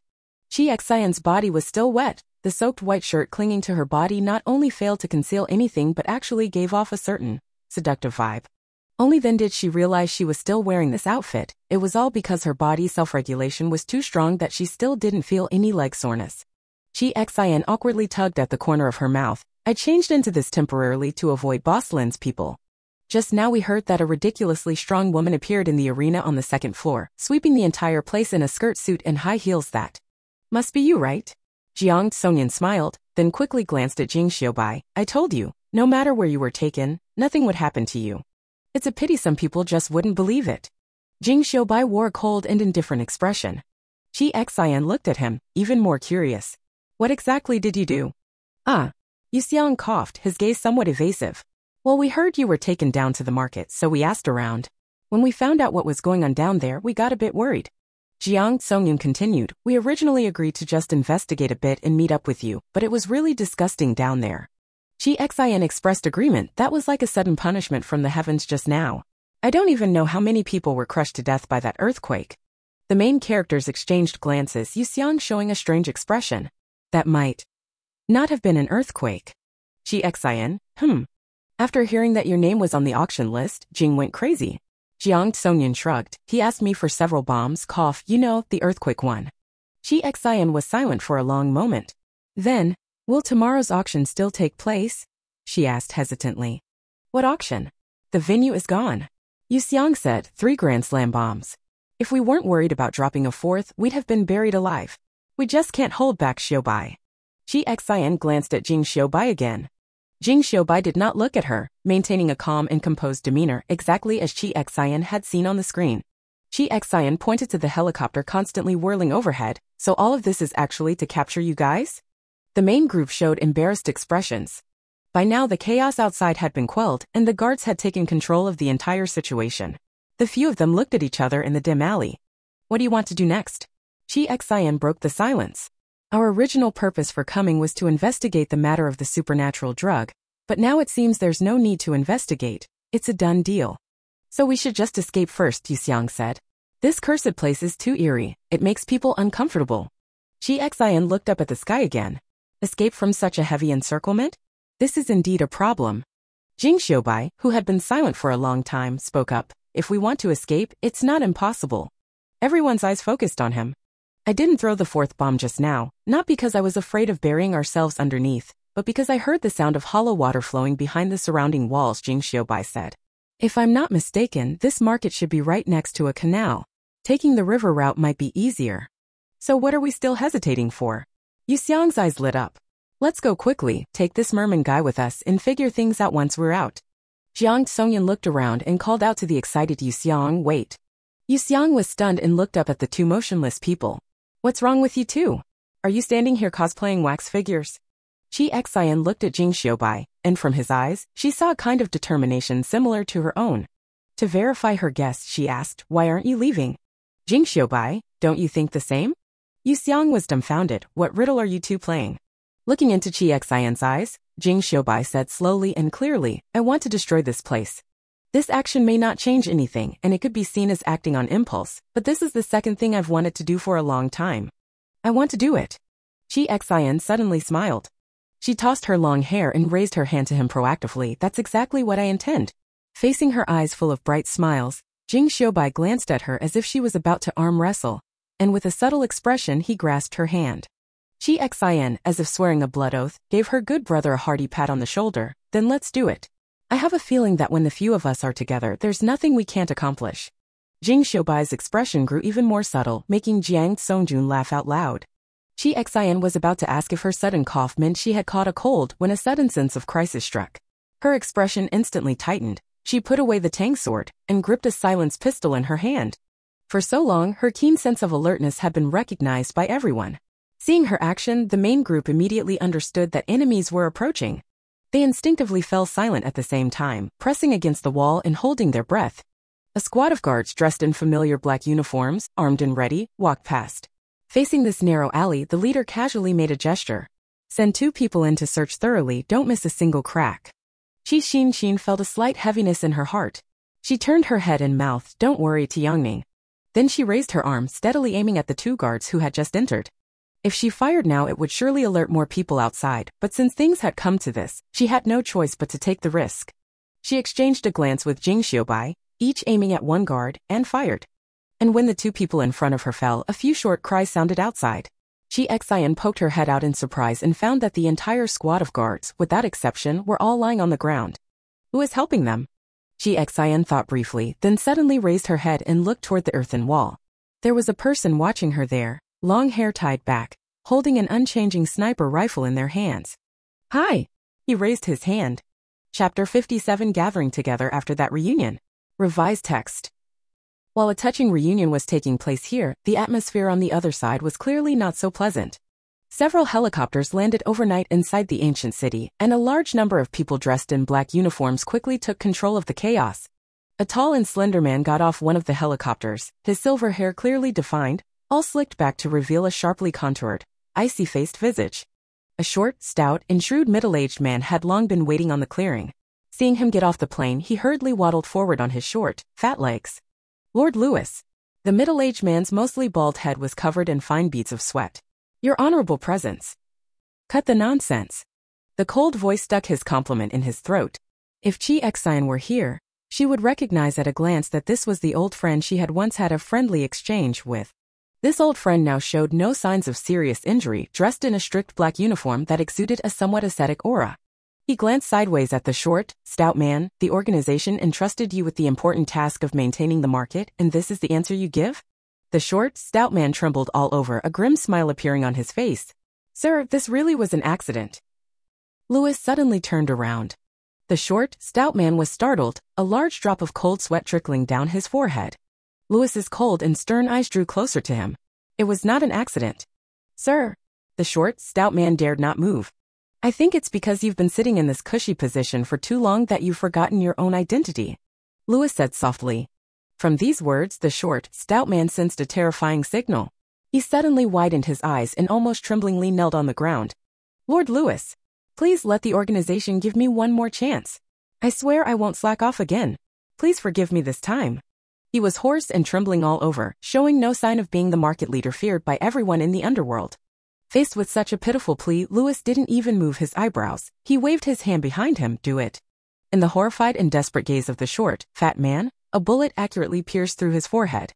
Watching his greasy, fat body fall, Lewis wearily lifted his leg and stepped over him directly. Is there still a place to sit here? He asked coldly. Another middle-aged man who had been waiting nearby quickly smiled apologetically and approached. He glanced cautiously at the corpse on the ground behind him. Lord Lewis, only the auction hall on the third underground level was destroyed. The other areas are unaffected. Please follow me, sir. Lewis lifted his eyelids. Who are you? I am Wang Yungui's assistant. My name is Qin Dan, the middle-aged man said with a smile. Wang Yugui was the former market director who was just executed. Luis glanced at him. Wang Yugui is dead, so now you are in charge here. Qian Dan was momentarily stunned, then a trace of joy appeared between his brows. He bowed deeply. Thank you for the organization's trust. I will not let you down. Just as they were about to leave, a subordinate suddenly ran up and whispered a few words into Qian Dan's ear. Qian Dan frowned. Why are you asking to see someone at this time? Can't you see there are adults present? Let him leave first, we'll talk later. The subordinate lowered his head and responded accordingly. Lewis glanced over in that direction. Normally, given his personality, he would never pay attention to such trivial matters, but this time, for some unknown reason, when he heard someone requesting an audience, a vague voice suddenly sounded in his heart, and an inexplicable impulse made him call out to the departing subordinate, wait. The subordinate turned around in astonishment. Yes, Lord Lewis. Lewis asked coldly, who is it? Lord Lewis, just a boss, Qian Dan quickly replied when he saw Lewis was interested in the person. He's our member. He was the one who bought the first dose of the experimental drug. Lewis said nothing, just stared at him expressionlessly. After staring at Qian Dan for a few seconds, Qian Dan broke out in a cold sweat and ordered, quick, call that boss over. Lewis withdrew his gaze. The person requesting the meeting was waiting just outside the clearing and was brought into the venue in no time. Lewis looked up to appraise the refined man with the slender face, suppressing an inexplicable expectation in his heart. What do you want to say? This, sir, I am Lin Nanhua. The refined man, who is also Boss Lin, cupped his fists. I have taken the liberty to seek this meeting because I believe I have some information that might interest you. Boss Lin, you're not a stranger anymore. Just get to the point. Seeing Lewis narrow his eyes dangerously, Qian Dan quickly reminded him, Sir is very busy right now and probably doesn't have time. No one could ignore the pressure emanating from Lewis, but Boss Lin remained unmoved. He simply smiled faintly and was about to speak when his face suddenly turned pale. He immediately covered his mouth with his sleeve and coughed violently several times. Lewis looked at him coldly as he coughed, a flash of something passing through his eyes. Are you the experimenter who used our first experimental drug? He did not call him a buyer or a customer, but directly used the cold, harsh word, experimenter, cruelly tearing apart the illusion that had deceived everyone. After Boss Lin finished coughing, a refined smile still lingered at the corner of his lips. Yes. The first dose of the medicine is flawed. If you don't inject the stabilizer regularly, you will die, Lewis said. Boss Lin smiled unchanged. I didn't come this time to ask you for the medicine. Lewis said nothing. Boss Lin waited for a moment, and seeing that he really wouldn't speak again, took the initiative to say, I know your organization is looking for someone. As soon as these words were spoken, Qian Dan was surprised to find that in Lewis's usually unchanging brows, a sudden flash of intense emotion appeared.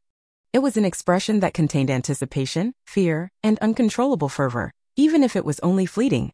Then he heard him ask, where's she? Boss Lin's eyes shifted slightly, and he said in a low voice, I am a businessman. If you want to get information about that person, you can exchange it for something. Lewis stared at him for a moment, then suddenly smiled. What do you want? The perfect potion that will appear at this auction. Qian Dan was shocked. Boss Lin, are you crazy? Asking for such a valuable thing right off the bat. Boss Lin smiled. It's just a consensual transaction. If you don't want it, I certainly won't force it. Qian Dan, it seems this boss doesn't quite understand how our organization operates. That smile on Lewis's face was just a fleeting glimpse. He turned to Qian Dan. Do you want me to explain it to him personally? Cold sweat immediately broke out on Qian Dan's forehead. Please calm down, sir. I'll have him leave right away. Without waiting for Lewis's reply, he pushed Boss Lin toward the exit. Let's go, Boss Lin. Tell me, what exactly did you come here for? Trust me, don't say another word. Boss Lin opened his mouth to speak but quietly closed it again. He glanced at Lewis and was led out of the clearing without resistance. Manager Qin, he said softly, if possible, please feel free to come to me anytime. Manager Chan gave him a look full of unsaid words, but before he could respond, he turned and jogged toward Lewis. Lewis watched their backs, a profound emotion spreading in his eyes. The subordinate beside him whispered, "Sir, do you want to search the entire city?" Lewis withdrew his gaze. Search. Alive or? Only alive. The subordinate hesitated for a moment, but couldn't help saying, "But sir, Lord Raphael has already ordered that life and death are not to be considered. If we fail to capture Zero again this time, I'm afraid even you will carry out the order." The subordinate's worried words were coldly cut off by Lewis. He looked toward the brightly lit city, the scar on his chest suddenly flaring with intense pain. It was a bone-eating pain so severe that it made him feel truly alive. He looked towards the city as if trying to spot Chi Xian among the sea of lights, his eyes flashing with a determination bordering on madness. Find her. Chi Xian was completely unaware of the arrival of her old friend at this moment. She was immersed in overwhelming joy. Watching the slender young man flip and leap down from the low earthen wall, landing steadily in front of them, she wanted to scream. But it was as if something was stuck in her throat, causing her to only take a step forward, her gaze fixed firmly on the young man. And beside him, Yu Xiang could no longer contain himself and called out the visitor's name. Rongfeng. He took a big step forward, grabbed Rongfeng's shoulders firmly, and patted him hard. "Goodness, I thought you were already. This is great, really great." A faint smile appeared in Rongfeng's narrow phoenix-like eyes. He handed the sniper rifle to his other hand, freeing one hand to pat Yu Xiang back. His gaze flashed briefly over Chi Xian's body, then landed on Jing Xiubai and Jiang Tsongyun. Team leader Jing. Jing Xiubai, a phone. The two men thus completed their taciturn meeting. Then Rongfeng specifically came over to Chi Xian. He was about the same height as Jing Xiubai, both tall enough that just standing there could encircle Chi Xian. Chi Xian looked up at him, her gaze pausing briefly on the stubble on his face. "The apocalypse is this tough and you can't even find a razor? Don't worry, I'll bring you one later." Originally trembling with countless things to say, Rongfeng was momentarily stunned, a trace of helplessness appearing on his face. 1,000 words condensed into one sentence. "You really haven't changed at all." Chi Xian grinned. "Why make the atmosphere so sad? This is a reunion after a long separation, not a farewell between life and death." But as she wished, the inexplicably melancholic atmosphere was enlivened by her words. Jing Xiubai shook his head. "A phone, is it safe over there?" Their long-standing tacit understanding made Rongfeng immediately grasp what Jing Xiubai meant. "It's safe. No one dares to search there for now. Come with me first." "Good kid, still as reliable as ever after all this time," Yu Xiang praised without reservation. Seeing this group of people still brought a familiar feeling. On Rongfeng's face, weathered and roughened by hardships, a faint smile involuntarily appeared. Since the destination had been decided, the few of them no longer dawdled. Chi Xian turned around to face Yang Ning, who had been hidden behind her, and crouched down. "Yang Ning, don't be afraid, I'll take you away from here." Only then did Rongfeng clearly see what Chi Xian had been shielding. Seeing Chi Xian about to reach out and pick up the fairly large mermaid, the men present all frowned slightly.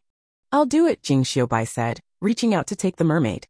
But before Chi Xian could speak, the mermaid, who had been docile and obedient just moments ago, suddenly opened its mouth, baring sharp teeth and hissing threateningly at Jing Xiubai. He kept in mind that this was Chi Xian's friend, so he didn't attack, but still clearly expressed his refusal.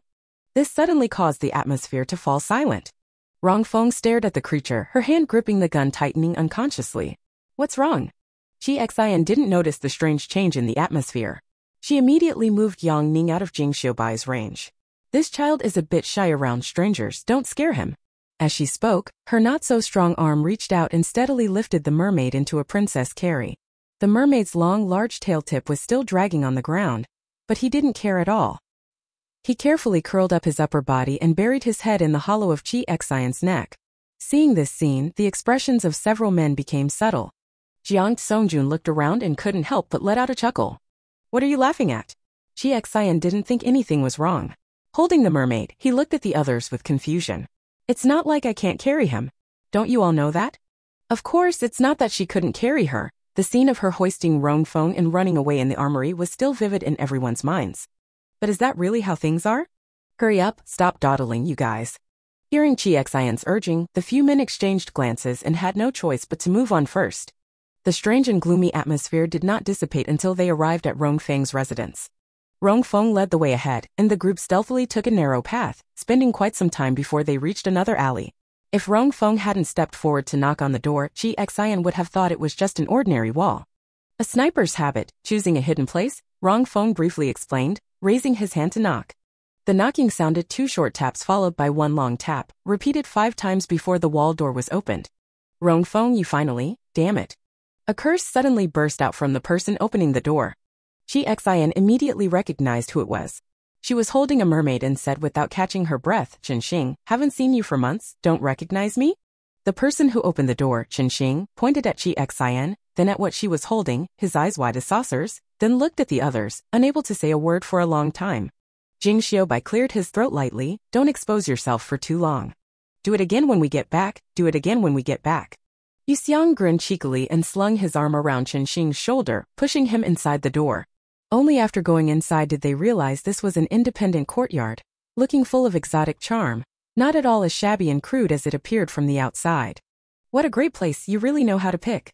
Yu Xiang couldn't help but sigh.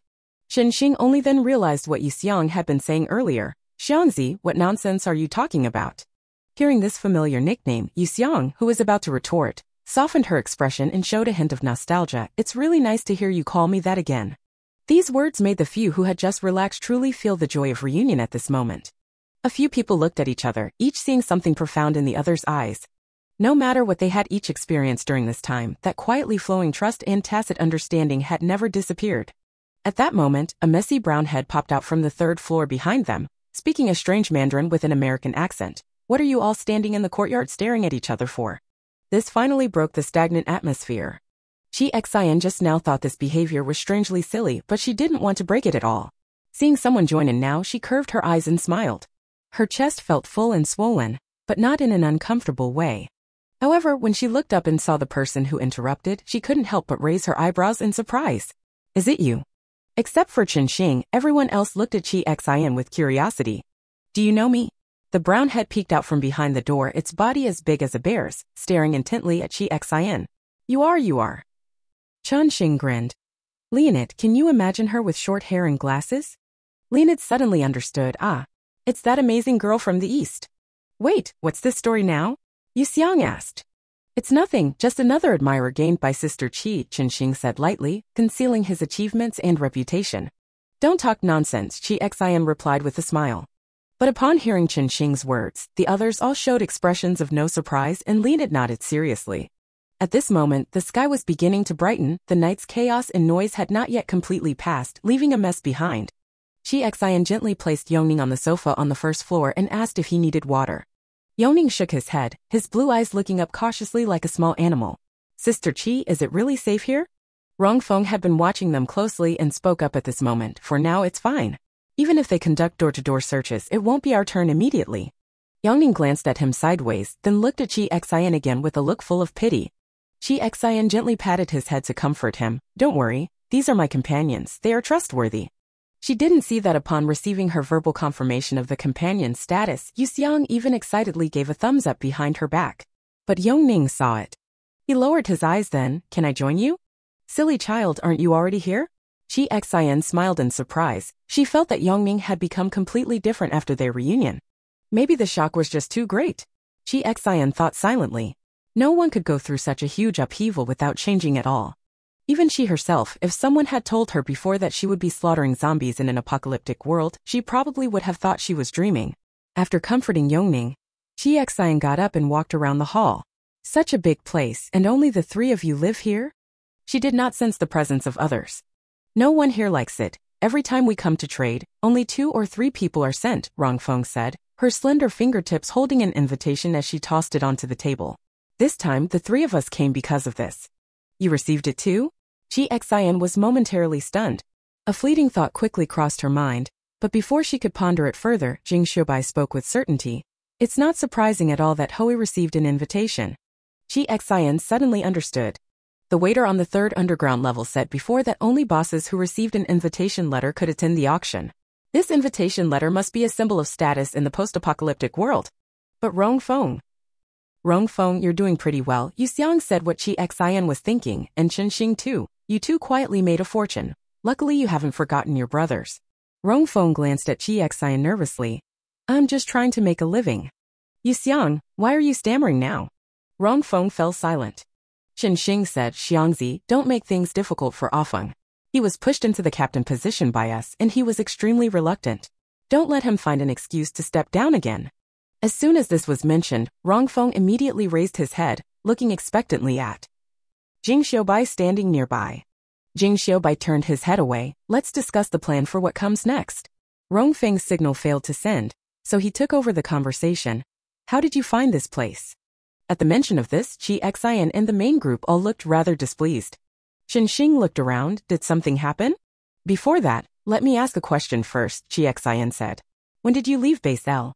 The day after Captain Jing and the others left. Xing and I left. Rongfeng keenly sensed a certain possibility. Base L?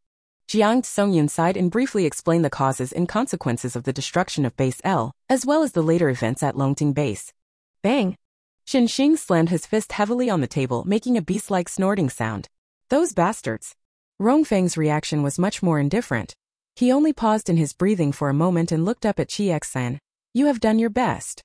Qi Xian was not one to get stuck on details either. She patted Yang Ning's bowed head, concealing his background. I was cautious every step of the way, afraid that one careless move might harm Yang and the others. Fortunately, I later ran into Songjun and the others. Otherwise, with Tobira's interference, I couldn't guarantee saving everyone. If her goal had been simply to kill, she could have charged recklessly. With her strength, she could move freely through the Longting base. But she was too cautious. Overthinking made her afraid to act decisively, causing her to miss many opportunities. You've done very well, Jiang Songyun said, placing her hand over hers. Don't be too hard on yourself. Qi Xian suddenly realized that everyone was looking at her with worried eyes, as if she were a porcelain doll about to shatter. All right. Qi Xian made a pause gesture. It's almost done, let's keep talking. Just as they were about to continue their discussion, Rongfeng suddenly spoke up. That boss Lin you mentioned earlier, who is he? Tall and skinny, looks like a human but acts like a dog, Yuxiang described, speaks pedantically, pretending to be a proper person. Qi Xian found this question a bit strange. She deliberately glanced at Rongfeng and saw a fleeting complexity on his face, causing her to fall into slight contemplation. This was just an insignificant episode, and they brushed it off with a single sentence. Next steps will be easy too. Yuxiang was unusually excited today and quickly took over the conversation. Our goal is the same, to destroy this broken place, to reduce the source of evil by one. Little Feng, what do you all think? Xiao Fofeng. Leonid repeated foolishly. Chapter 58 Ascend to Heaven, Dressed to Impress. Minor revision. Yuxiang often spoke without restraint. Originally, his random shouting was nothing unusual and everyone was used to it. But when the burly man from country E suddenly repeated such a soft and cute nickname, everyone's faces showed subtle expressions. The burly man from country E was completely unaware, and perhaps because his immersion in the national language wasn't very deep yet, he suddenly felt very fond of this form of address. Captain, Little Fofeng. Rongfeng. Qi Xian looked at the new stubble growing on Rongfeng's face and just felt that pairing him with this form of address was weird no matter how she thought about it. She couldn't help but laugh out loud. Seeing her smile, Rongfeng's mouth opened and then closed again. After a moment of silence, he simply said, Let's get to the point. Are you going to destroy this place? Xing showed an excited expression. Great! I've always wanted to do this. With you guys and Sister Qi this time, we're sure to succeed. Yuxiang immediately agreed with him. I think so too. Now that the timing, location, and people are all right, let's just go for a big one. Qi Xian was helpless at their extreme trust. Don't get so excited yet. This place seems to be a very important stronghold for them, not like that small base before. It won't be that easy. No, Sister Qi, you don't understand. You don't even have to do anything. Just stand here and we'll handle the rest. It'll be twice as effective with half the effort, Chunxing said seriously. That's not possible, Qi Xian mumbled, but seeing everyone's eyes on her, she couldn't say anything more.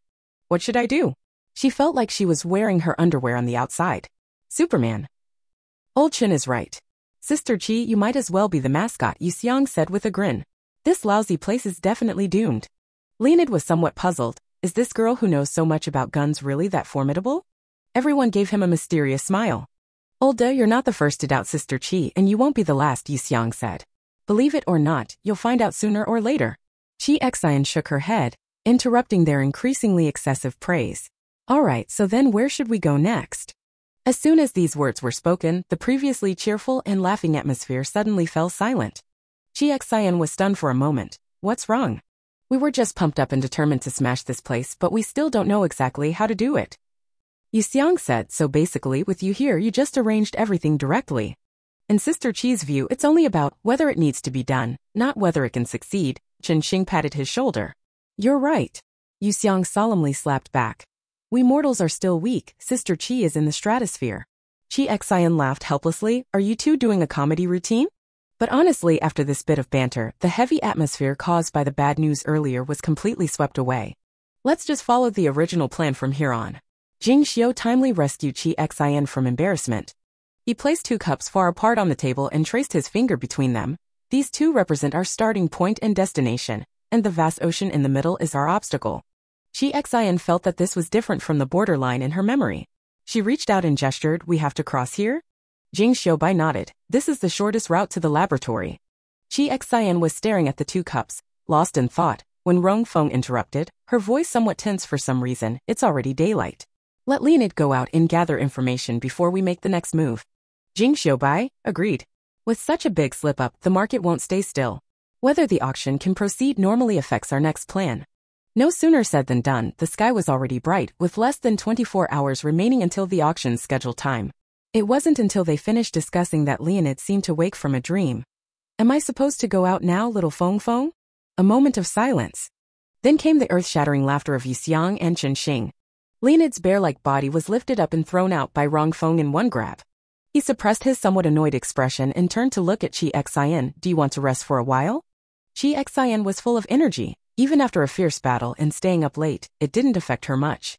But seeing the mermaid curled up on the sofa, barely able to keep her eyes open, and Jiang Songjun holding on, she still nodded. Is there a clean room? Let everyone rest for a bit. When Leonid comes back, it will probably be a long time before anyone can rest again. This was a standalone 3-story small building. Before moving in, Rong Feng had arranged for people to clean it, so the rooms were ready. Qi Xian carried Yangning into a room to rest, and she herself took a short nap. When she was awakened by the sound of knocking, the sunlight had already moved overhead, filling the entire room with a warm glow. Outside, it was very quiet, and the bed beneath her was soft, giving Qi Xian a sense of temporal disorientation. It had been a long time since she had slept so comfortably. Even though it was only for a few hours, she felt her entire body was more energized, and her senses more acute. Qi Xian jumped out of bed and nimbly performed several flying kicks, feeling the lightness of her body and feeling very satisfied. However, after these movements last night, she sensed something unusual. The person who knocked just now hasn't urged me yet. Having lived long in the apocalypse, Qi Xian's sense of crisis no longer relied solely on the attack system's alerts. The moment she sensed something was wrong, her entire being tensed up. The room was normal, the sunlight was normal, except there was no sound. This familiar tactic stirred Qi Xian's memories, and her defensive posture gradually relaxed. A warm breeze blew in through the window, and Qi Xian turned around to see Lu Chen sitting on the windowsill. At first glance, Qi Xian was slightly stunned. Lu Chen was dressed in traditional local attire, a white round collar shirt, covered by a dark-colored front cross robe, a wide belt, and wide-legged pants. To prevent sunburn, his entire body was wrapped tightly, leaving only a pale face exposed. But under the warm sunlight, that face gained a hint of color, with dark eyes and red lips, truly a handsome and beautiful young man. However, as soon as he spoke, Qi Xian, you've decided to go through with it, haven't you? He drooped the corners of his eyes, and there was always an inescapable air of gloom between his brows. Qi Xian was now quite adept at dealing with him and was not afraid of any tricks he might play. She retreated to the bedside and sat down. I thought this issue was no longer a doubt between us. This time, Lu Chen did not passionately deliver his Chinibyo declaration.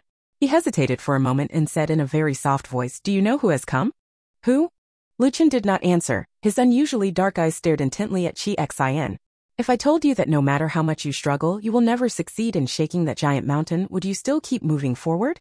You've asked me similar questions many times already, from the start in L City until now. You've been following me all the way, trying to stop me. Do you think I've given up? Qi Xian said calmly. Whether it's a giant mountain or a dirt mound, I don't know if you've heard of a man named Yugong. My persistence is quite similar to his. Yugong. Lu Chen tilted his head. I don't know. Whether it was a lack of education or a cultural difference between two worlds, Qi Xian didn't dwell on it. She looked up at Lu Chen. I know why you fear those demons, but if you pour your hatred onto countless ordinary people, it means we can never walk the same path. A flicker of confusion passed through Lu Chen's eyes. Why? We were so miserable. The lives those ordinary people trampled on were what we had longed for countless times. Why don't you hate them? You should never hate them, Qi Xian said. The demons took away your life. If you call them demons, then now you want to take away the lives of ordinary people. How are you any different from the demons you speak of? Lu Chen's eyes narrowed. His body trembled slightly, but he made no move. Chi Xian stood up. Lu Chen, remember you are a person of Country C. People of Country C, whether facing a mountain of knives or a sea of fire, even if all they have is a rusty crowbar or a broken boat, can still pierce through mountains and ride the waves. She didn't turn around but walked straight to the door, grasped the door that was no different from reality, and pulled hard. The entire environment suddenly rippled like water. When the door opened, it was Jing Xiaobai's face, slightly puzzled. Jing Xiaobai lowered his hand, which was about to knock again, and said, "Sleeping so soundly?" With Chi Xian's sensitivity, if she said she didn't hear the knocking because she was asleep, probably no one would believe it. Chi Xian blurted out casually, "I was just taking a shower and didn't have time to come out." Jing Xiaobai said nothing. At this moment, Chi Xian glanced back. On the bright and clean windowsill, only the curtain was floating, and the young man above had already disappeared. Because of this momentary time difference, she didn't see Jing Xiaobai's ears suddenly turn red. In just a short moment, when Chi Xian turned back again, Jing Xiaobai had already turned around, his back facing Chi Xian. "Leonid is back, let's go downstairs." Chi Xian responded immediately. After several hours of sleep, everyone's energy and spirit were somewhat replenished. Chi Xian still carried Yangming to the sofa and sat down beside him. "Leonid, any news?" "I don't know if it's good news or bad news." Leonid scratched his messy brown hair, but the news he delivered was earth-shattering. "The auction will proceed as usual." "What?" Yu Xiang almost spat out his drink onto Rongfeng's face. "After such an explosion, they can still continue?" "Let's not argue yet," Jing Xiaobai frowned. "Let's hear Leonid finish first." Rongfeng quietly stood up and then sat down next to Jing Xiaobai. Leonid spoke in his not-so-standard Mandarin. "Yes, sir, I asked a patrol officer, and he said the auction will proceed as scheduled. Guests will be admitted with invitation letters." Jing Xiao's face grew serious. If it can still proceed as scheduled despite all this, at least two pieces of information are revealed. First, the power of the market manipulators is even greater than we previously imagined. Second, this auction is very important. Thinking pessimistically, maybe they are about to use something that should not exist in the world again, stirring up a new wave of bloodshed and chaos. Chi Xian also realized the issue with those defective potions hasn't been resolved yet. They don't know what else they are going to introduce into humans, and no one can be sure what consequences it will cause. This is their goal. Jing Xiaobai's voice was calm but heavy, carrying the urgency and pressure of an impending storm. They are treating the entire human society as a large-scale experimental field. Everyone fell silent. Jiang Tsungyun's face turned pale. What exactly do they want to do? Destroy all of humanity? What benefit could that possibly bring them? No benefit but profit, Rongfeng said bluntly. Chi Xian slowly exhaled. Maybe they want to be the gods of the new world. Having watched movies, she was somewhat familiar with this kind of Chinibi villainous thinking. Everyone turned their gaze to Jing Xiaobai. "Xiaobai, make the arrangements," Yu Xiang said. Rongfeng hugged his gun expressionlessly, looking at him with the same gaze as when they were in the squad. Jing Xiaobai looked at Chi Xian. Chi Xian shrugged. "You know me. You tell me where to attack and I'll arrange so many people. I'd rather go myself." A quick smile flashed at the corner of Jing Xiaobai's lips. "My suggestion is to attend this auction. Right now we know almost nothing about this organization. Only by going deep inside can we obtain information," he said. "And after all that has happened, I keep feeling that they are somewhat different from what we expected. We need to confirm whether our direction is correct." Chi Xian looked up at him. Jing Xiaobai's expression was calm, making it almost impossible to see the unease hidden beneath this exterior. "Yes, unease. As someone who knows the plot, Chi Xian naturally understands that everything they are doing now is correct. Jing Xiaobai's guess was very accurate, and in the end, they did successfully defeat the final boss, giving the world hope for recovery. But at this very moment, Jing Xiaobai himself does not know this. He faces many crossroads, tentatively stepping forward at the fog-covered intersection. With each step he takes, the weight in his heart grows heavier. He carries the hope of all humanity on his shoulders. He cannot afford to be wrong, nor does he dare to be. Mingming Jing Xiaobai was clearly the one who should have been the most terrified and hesitant, yet he never showed it, only using a firm attitude to tell everyone that there was a direction to follow. But Chi Xian suddenly understood that faint unease deep in his heart. He was afraid too. "I agree." In the silence, Chi Xian spoke up. "You can't catch tiger cubs without entering the tiger's den. I really want to see just how far this auction, praised to the skies by this bunch of trash, can lower the bar." Jing Xiaobai looked up at him in surprise. Meeting his gaze, Chi Xian smiled slightly. "None of us know how to walk the road ahead. It's okay to make mistakes. Try a few more times and you'll find your way." Her smile reflected the warm sunlight outside the window, carrying a warmth more intense than the sun. Jing Xiaobai's eyes trembled sharply. He lowered his gaze, holding back a breath in his nose, unable to exhale for a long moment. Since it's decided, let's discuss how to get in, Rongfeng said, picking up the invitation that he had thrown aside. According to Rongfeng, each guest who receives an invitation can bring 2 personal bodyguards, no more. And because this is an auction gathering almost all the prominent forces of today, the invitees are also required to dress formally. After intense discussion, it goes without saying that Boss Rong's 2 bodyguards will be honorably served by Qi Xian and Jing Xiaobai. Being protected by these 2 together once, Fengge, you've lived a worthwhile life, Yu Xiang said with a hint of envy. Rongfeng glanced at him. Can you just shut up? At this moment, Yang Ning, who had been silent all along, made a slight sound. Sister Qi, you can enter directly. His words attracted everyone's attention. Facing so many gazes, Yang Ning shrank even more, his big tail wagging awkwardly twice, reminding Arena. Qi Xian slapped her forehead. Forgot, I still have a reward here. She briefly mentioned defeating Yang Ning and said that as long as she won the championship, she could enter the auction house without an invitation and could choose any seat freely. It was the protagonist group's first time here, so their feelings were not that strong yet. Rongfeng and Chan Xing had some understanding of Qi Xian's strength and were not too surprised, but only Leonid was completely dumbfounded. Shi. He was well aware of how strict the conditions were to enter this auction house, and he knew exactly how tough those orcs were in battle. Yet he never expected that the seemingly delicate Eastern girl could actually obtain the highest level entry pass. Leonid's entire worldview was shattering and reforming. Just get used to it, Yu Xiang said casually. But did they give you any form of identification at the time? Who can trust those guys' words? That's true, Qi Xian agreed. So it's still more reliable for me to go in as a bodyguard. Rongfeng pondered over the map, then suddenly glanced at Jing Xiaobai, and then at Qi Xian. Jing team's clothes are easy to handle, but Qi Xian's. Only then did Qi Xian remember that Rongfeng and the others still didn't know about her space. Don't worry, I have my own supply, Qi Xian said, rummaging through her space. The dazzling dresses that the original owner had previously scavenged were all dumped onto the ground at once, instantly piling up into a small mountain. Everyone except the main cast was left dumbfounded. That night, everyone rested and recharged. Early the next morning, Qi Xian was dug out of the quilt by Jiang Songjun, and she immediately opened her eyes. The border gets dark late and bright late as well. Outside it was still pitch black. Qi Xian asked in surprise, Songjun, what are you doing? Getting ready, Jiang Songjun said matter-of-factly. Can girls spend the same amount of time as those men? Qi Xian hesitated, I'm just a bodyguard. Then you have to become the most dazzling female bodyguard.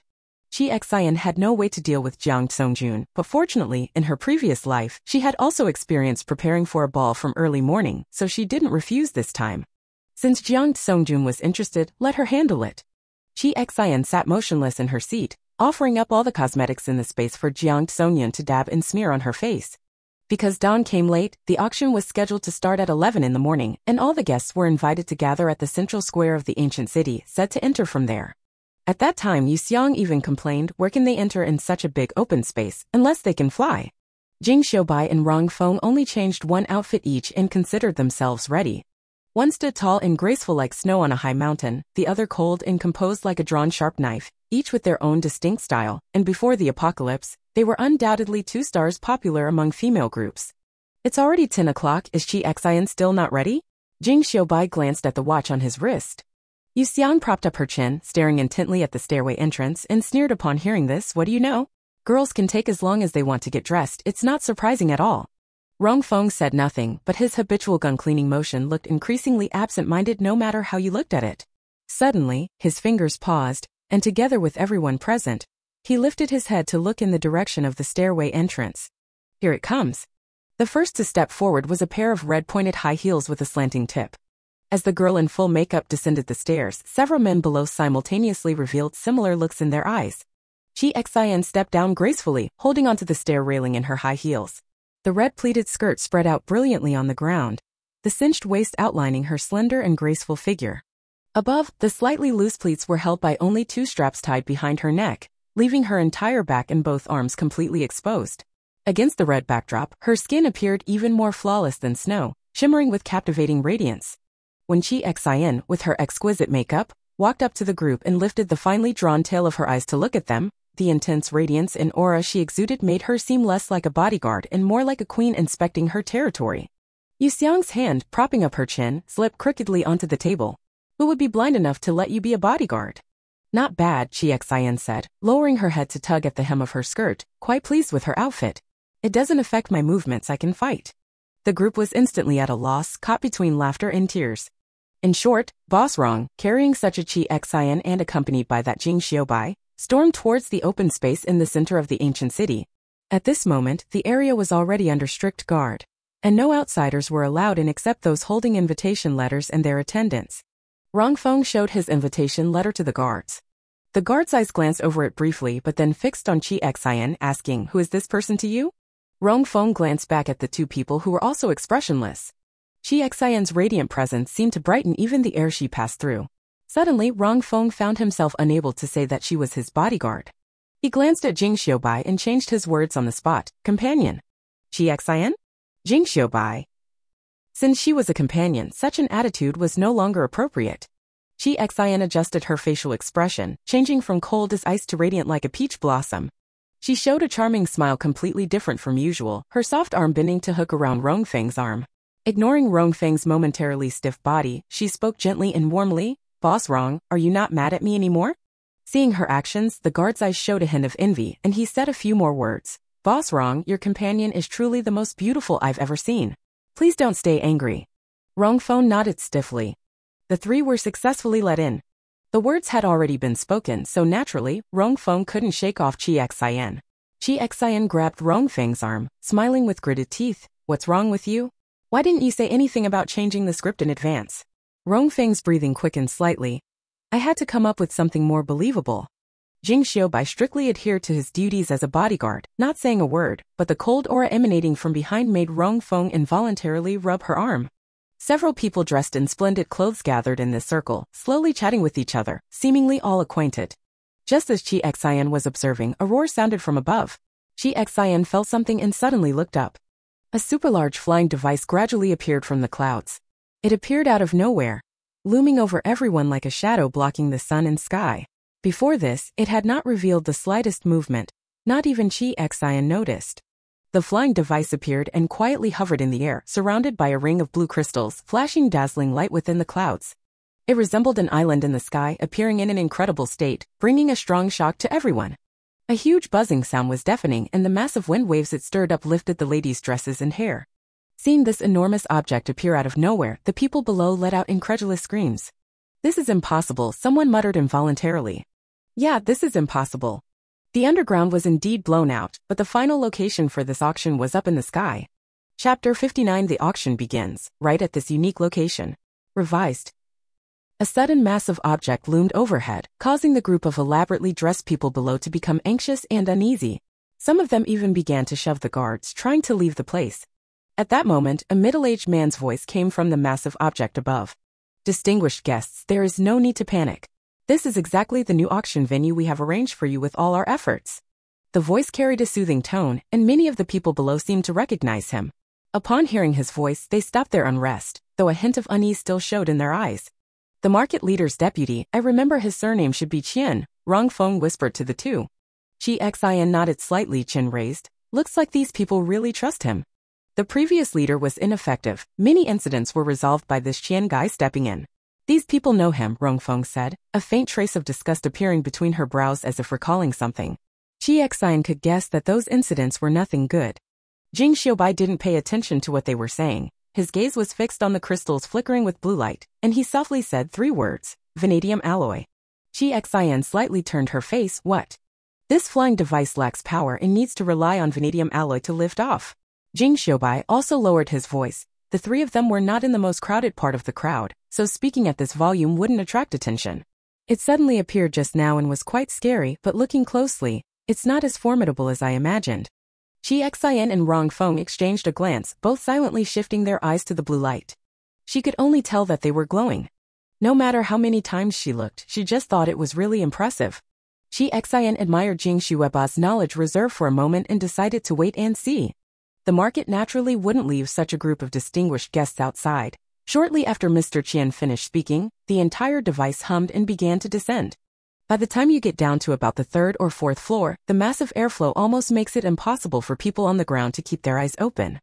Chi Xian reached out to hold down the fluttering hem of her skirt, hearing angry curses starting to rise around her, a sarcastic curve lifting the corner of her mouth. When they weren't sure what it was, these people acted like scared grandchildren, afraid their legs wouldn't be fast enough to escape. Once they confirmed it was harmless to them, no matter how formidable it looked, they revealed their true arrogant selves again, bossing it around with disdain. Come to think of it, weren't those oppressed half-orcs just like this? If they hadn't completely lost their sanity during the beast transformation. Don't get distracted, Jing Xiaobai reminded softly. Qi Xian pulled her scattered thoughts back, her heart stirred, and she nodded with pursed lips. Once her thoughts started turning, they could no longer be easily suppressed. If those orcs could transform without losing their sanity, what fun would these people have? The flying device stopped at a height of 3 or 4 floors, paused quietly for a moment, and then a secret door opened below. A staircase extended layer by layer, stretching from the secret door all the way to the ground. A team of people dressed in black uniforms, armed to the teeth, quickly descended the stairs and stood guard on both sides. The voice of Qian rang out again. Apologies once more for keeping all the guests waiting. Now please show your invitation letters to the staff. Remember, each guest can bring no more than 2 companions. The crowd stirred slightly, jostling as they made their way to the foot of the stairs. Apparently, no one dared to challenge the market rules, so no disputes arose ahead, and they smoothly reached Qi Xian's group. Since she was already a female companion, Qi Xian dutifully stayed close to Rongfeng's side, barely even raising her head. Rongfeng's invitation was genuine. They easily passed the inspection and followed the long staircase into the interior of the flying device. Inside, it was brightly lit and appeared to have undergone temporary modifications. The originally cold metal interior was covered with various artworks. Many of the core pieces were unrecognizable by name, but at a glance it was clear they were the kind of good-kiln celadome pastel floral pattern double-handled vase and other ornate names. But no matter how they looked at the core pieces, there was a sense of carelessness. It was like a makeshift stage, and the play they truly wanted to perform might not be the one on this stage. After entering, the guests were not restricted in any way. They dispersed individually, admiring these priceless antiques from before the apocalypse, as well as the world-famous paintings hanging on the walls. Seeing this, the 3 exchanged a silent glance. Jing Xiaobai brought 2 fingers together, pointing in 2 different directions. Tactical term, disperse and act separately. Qi Xian and Rongfeng nodded respectively, and the 3 quietly spread out. Qi Xian pretended to admire the painting on the wall, but in reality, she pricked up her ears, absorbing every sound she could catch. After consecutive intense battles, she clearly felt the restraints on her strength inside her body weakening layer by layer. She still didn't understand why the power given by the system didn't disappear when it left, but this was her guarantee for survival in this apocalypse, and she could not give it up no matter what. What she would become once these restraints were completely lifted was still unknown. But now, as she calmed her mind, all the sounds around her were absorbed into her ears. After a moment of consideration, Qi Xian lifted her leg and walked in a direction. However, just as Qi Xian turned around, a young man who had been looking at the paintings not far away suddenly strode over and stopped in front of her. His face was fair and delicate, his clothes exquisite, but his expression was hollow, with sunken eyes, like someone who had indulged excessively. Qi Xian made a quick judgment. The young man showed a smile he thought was charming and flirtatious and spoke first. "This beautiful lady, what kind of cruel person could bear to leave you here all alone?" Qi Xian didn't expect him to have such a style and was momentarily stunned. Seeing her silent, the young man became even more attentive. "No matter who brought you here, now you have a better choice. A wise lady will always make the right decision." As he spoke, he puffed out his chest, clearly indicating that he was the better choice. Qi Xian. She never thought that even at the end of the world she would still encounter such a brainless guy. Thinking of her disguised identity, Qi Xian suppressed the turmoil in her chest and showed a stiff smile. "Sorry, young master, I'm not interested." As soon as the words came out, she wanted to slap herself. To this kind of person, saying "I'm not interested" would definitely be understood as "your offer is not high enough." In her previous life, many young masters in the circles were just like this. Sure enough, as soon as the young man heard it, a trace of contempt flowed in his eyes, but the smile on his face remained unchanged, and his tone became arrogant. "Pretending too much is boring. Who here doesn't know that my father is the head of Cubase? You might not be interested? Eyes can't lie." Qi Xian? She controlled the impulse to kick this man to the ground and decided to use Rongfeng as a shield. "Cubase, huh?" Qi Xian showed a surprised expression, even covering her slightly widened mouth with her hand. Before the young man could show his pride, her expression suddenly turned cold. "Then please go talk to my boss, Boss Rong." "Boss Rong? Which bastard is Rong?" The young man instinctively cursed halfway, then his face suddenly went blank. "Boss Rong? Rongfeng of Ho-E?" Qi Xian smiled reservedly. The young man's expression gradually darkened. Unwilling, he glanced at Chi Xian twice more, then lowered his head and muttered, "Wrong phone? Wrong phone? How could it be wrong phone? I wonder if Dad can." Seeing his pathetic look, Chi Xian thought even one more glance was too much. She lifted her leg and walked past him directly. Free from the greasy, self-important man, Chi Xian maintained her poise as she passed by the guests along the way.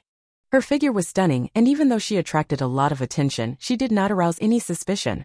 She perfectly blended herself into the atmosphere filled with the scent of fine clothes and elegant hairstyles. This road leads straight ahead to the entrance of the auction house, with 2 guards stationed at every fork in the road. Of course, Chi Xian could not enter so early. She moved toward the direction of the sound she heard, gradually distancing herself from the crowd. "Ma'am, wait a moment." A shout came from behind. Chi Xian paused, smiled, and turned around. A guard with a gun hurried over. "This way does not lead to the venue. Guests are not allowed to pass." "I see," Chi Xian said. "Yes, please follow me, I'll take you to the venue," the guard said, about to turn around. Chi Xian's appearance was too deceptive. If one didn't see it with their own eyes, no one would believe this was actually a humanoid weapon. At this moment, the humanoid weapon's smile remained unchanged. As the guard just turned around, it suddenly raised a long, pale leg high and struck the back of the guard's head hard with the stiletto heel of its high-heeled shoe. The guard didn't even have time to make a sound before collapsing headfirst to the ground. Chi Xian put down her leg, elegantly adjusted her skirt, and bent down to take the gun from his hand.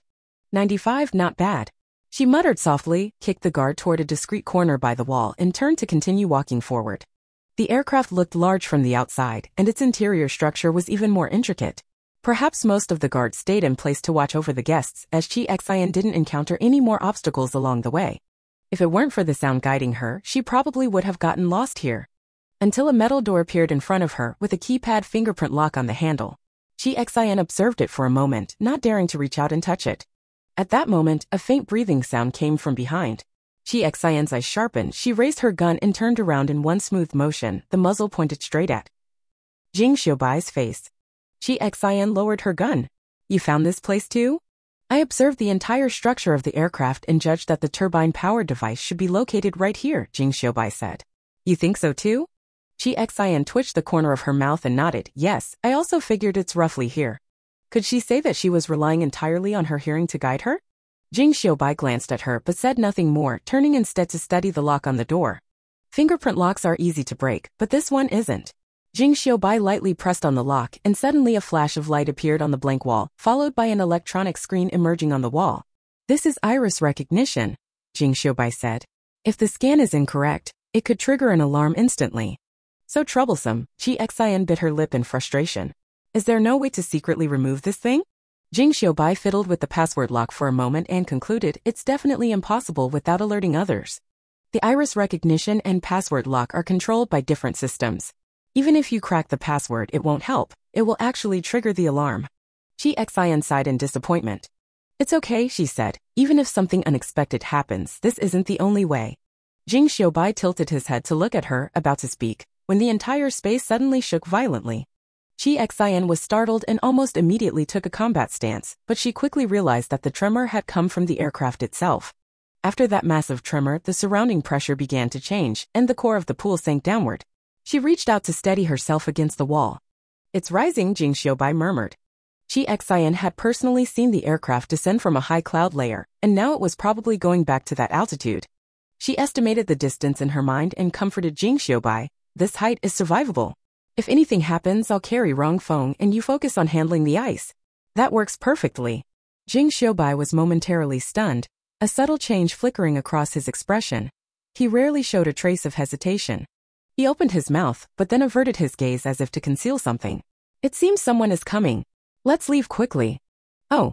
Chi Xian could tell that the footsteps were still far away from them, but the sudden change in volume affected more than just them. "Looks like they've finally found that unlucky guard." "Jing Xiaobai?" Chi Xian didn't explain much. She took note of the surrounding directions and memorized the location of the turbine. As they had just returned to the original spot, the auction hall's main doors gradually opened, revealing a vast interior space. All the seats were neatly arranged in a semi-fan shape, surrounding the auction stage at the very bottom and front.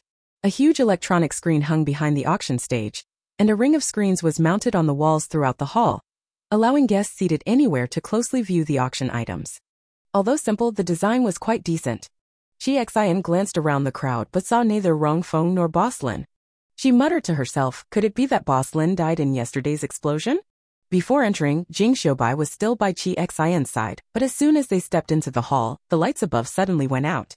The previously orderly crowd instantly became chaotic, and in the ensuing crush, Chi Xian and Jing Xiaobai were separated. Only then did Chi Xian suddenly realize that she had no idea where Rongfeng's seat should be. At this moment, warm-colored lights lit up in rows under all the seats, just like in a cinema, guiding guests to which row they should sit in. Chi Xian stood in the middle of the aisle, dazed for a moment, and only moved aside after being urged by the person behind her.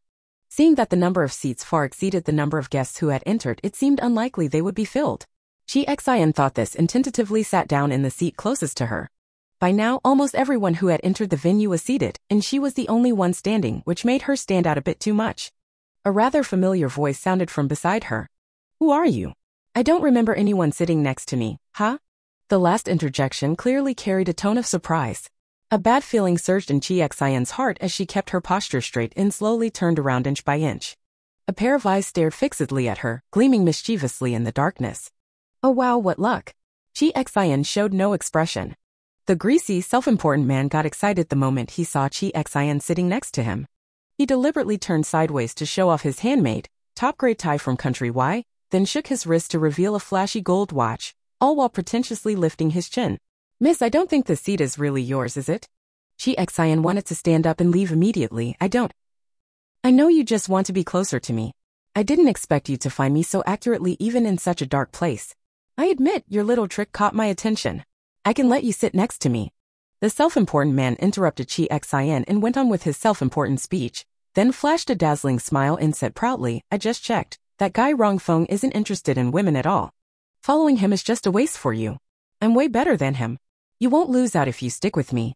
Chi Xian caught a familiar figure appearing ahead and, with the sensitivity and lightness of a sniper, silently took a seat around the third row, not paying any attention to what he was saying. So how's it? Hearing that I acknowledged your little trick, are you so happy you can't speak? Chi Xian sluggishly turned her head. Are you hallucinating? She asked sincerely.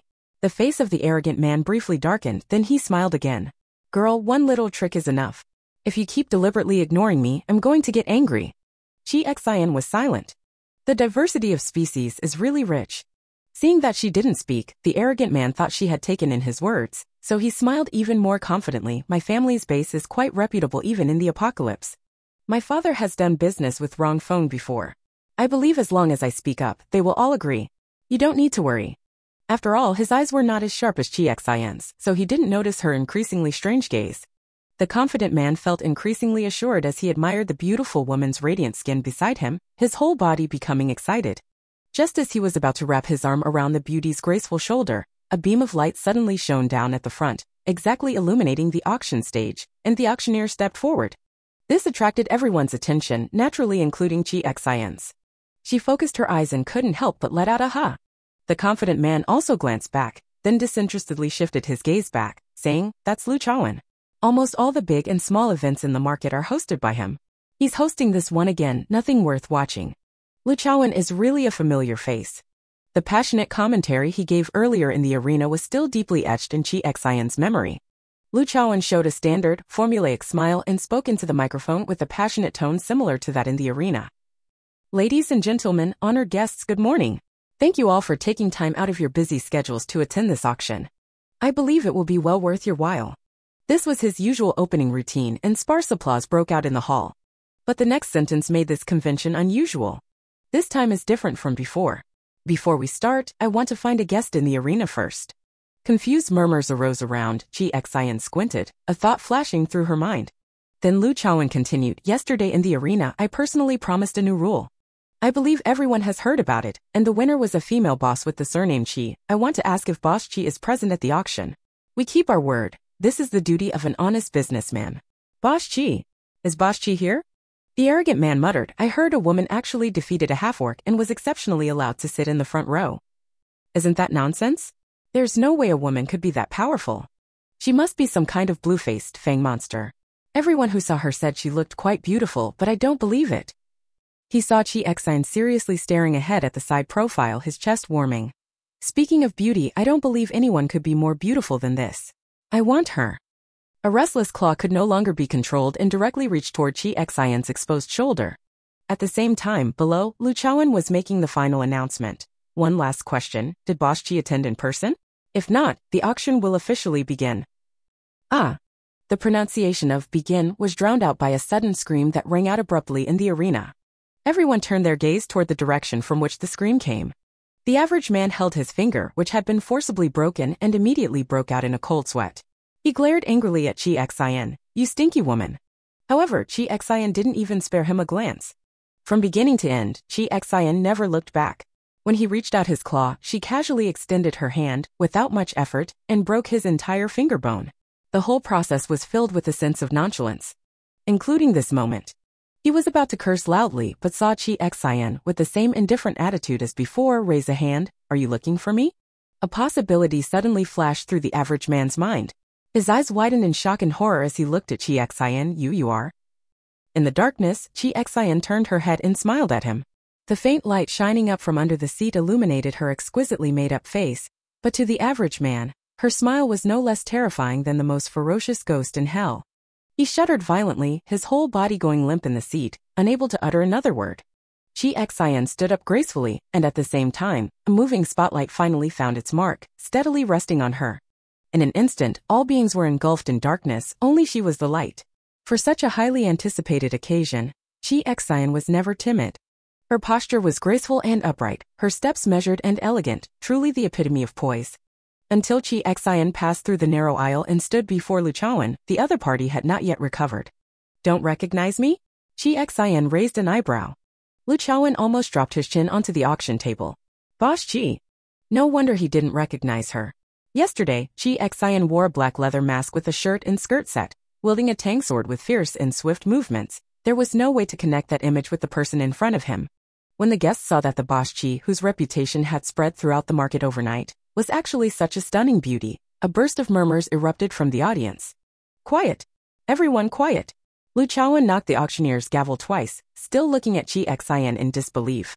In the end, it was the expression in her eyes that brought back familiar memories for him. Since Boss Chi is here, we will honor the agreement.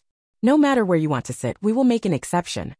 Chi Xian's gaze swept around, then she pointed to the empty space in front of the auction stage, right here. Unbelievable exclamations erupted one after another. Lu Chaowen was also a bit surprised but immediately nodded all right. Someone specially brought a large European-style carved armchair for Chi Xian, who, ignoring the various gazes, sat down with satisfaction. The auction begins. Chapter 60 Deal Made. Boss Chi's Bold Move. Revised title. The girl on stage sat down gracefully, her gorgeous skirt spreading out like a blooming flower. The entire venue was dark, with only a single beam of light shining down on her from above the auction stage. It was as if none of the guests in the room existed. This auction was a performance made solely for her. Jing Xiubai sat beside Rong Feng, and the two watched this unprecedented scene at the auction, similar expressions appearing in their eyes. The faint gasps of those around them were incessant. A smile briefly flickered beside Jing Xiubai, but then quickly faded into solemnity. Wherever she went, she was so dazzling and blinding, like the only light in this chaotic world. Since sitting down, Rong Feng had kept his posture very straight, as if constantly on guard against something. His gaze fell on a head in the front row, his eyes flowing with a complex mix of disgust. The light was too dim, so Jing Xiubai didn't notice his abnormality. He carefully sensed the uncomfortable feeling and whispered to Rong Feng, "Do you feel like someone is staring at Chi Xian?" Rong Feng's eyes changed, revealing a trace of frustration. As a naturally sharp sniper, he had become overly immersed in his own emotions at such an important moment, forgetting to focus on the mission. Instead, Jing Xiubai, whose senses were still ordinary, was the first to sense the danger. This was a dereliction of duty. He steadied himself, his gaze flashing across the entire scene. The brighter the light, the easier it was for the darkness right next to it to fall into a visual blind spot. Rong Feng carefully observed the edge of the overhead lighting and said in a low voice, "Look, above the auction stage, there's a camera." Jing Xiubai followed the words and looked carefully. Under his deliberate search, he indeed found the obscure red dot. His expression turned cold. That wasn't aimed at the whole audience, just at Qixin alone. Rong Feng's gaze also grew serious. The people behind this probably have other plans. Not surprising. Jing Xiubai said in a low voice, a glint flashing in his eyes. The person controlling all this, it's not the first time we've dealt with them. They exchanged words quietly in the back, completely unheard by Qixin in front. At this moment, enjoying the attention of the crowd, she held the number card that Lin Chaowen had just handed her, maintaining a graceful posture and smile while inwardly complaining in a Versailles-style manner, if only I hadn't deliberately sat so close to see better. Tilting my neck is so tiring. Lin Chaowen's spit is almost spraying on my face. Third call for 5 fresh livers, 5 fresh livers. Time not exceeding 3 days. Is there another bidder? Chi Xin shifted her back slightly backward, avoiding Lin Chaowen's passionate outburst on stage. And Lin Chaowen deliberately lowered his head to show her a big white smile. So, Boss Chi, no interest? Chi Xin, sold. Boss Chi is truly worthy of being Boss Chi since there are no further bids. This item is finally sold for 5 fresh livers. The auctioneer's hammer struck down with a crisp sound. Chi Xin watched as someone came up, took the first item away, and then brought out the second one. The item just auctioned was the extremely rare Rh-negative blood. This type of blood was hard to obtain even before the apocalypse, but for those who don't need it, it's essentially useless, so it's normal that it didn't attract much attention. Next, let's look at the second item for sale, the mutated tiger's fang.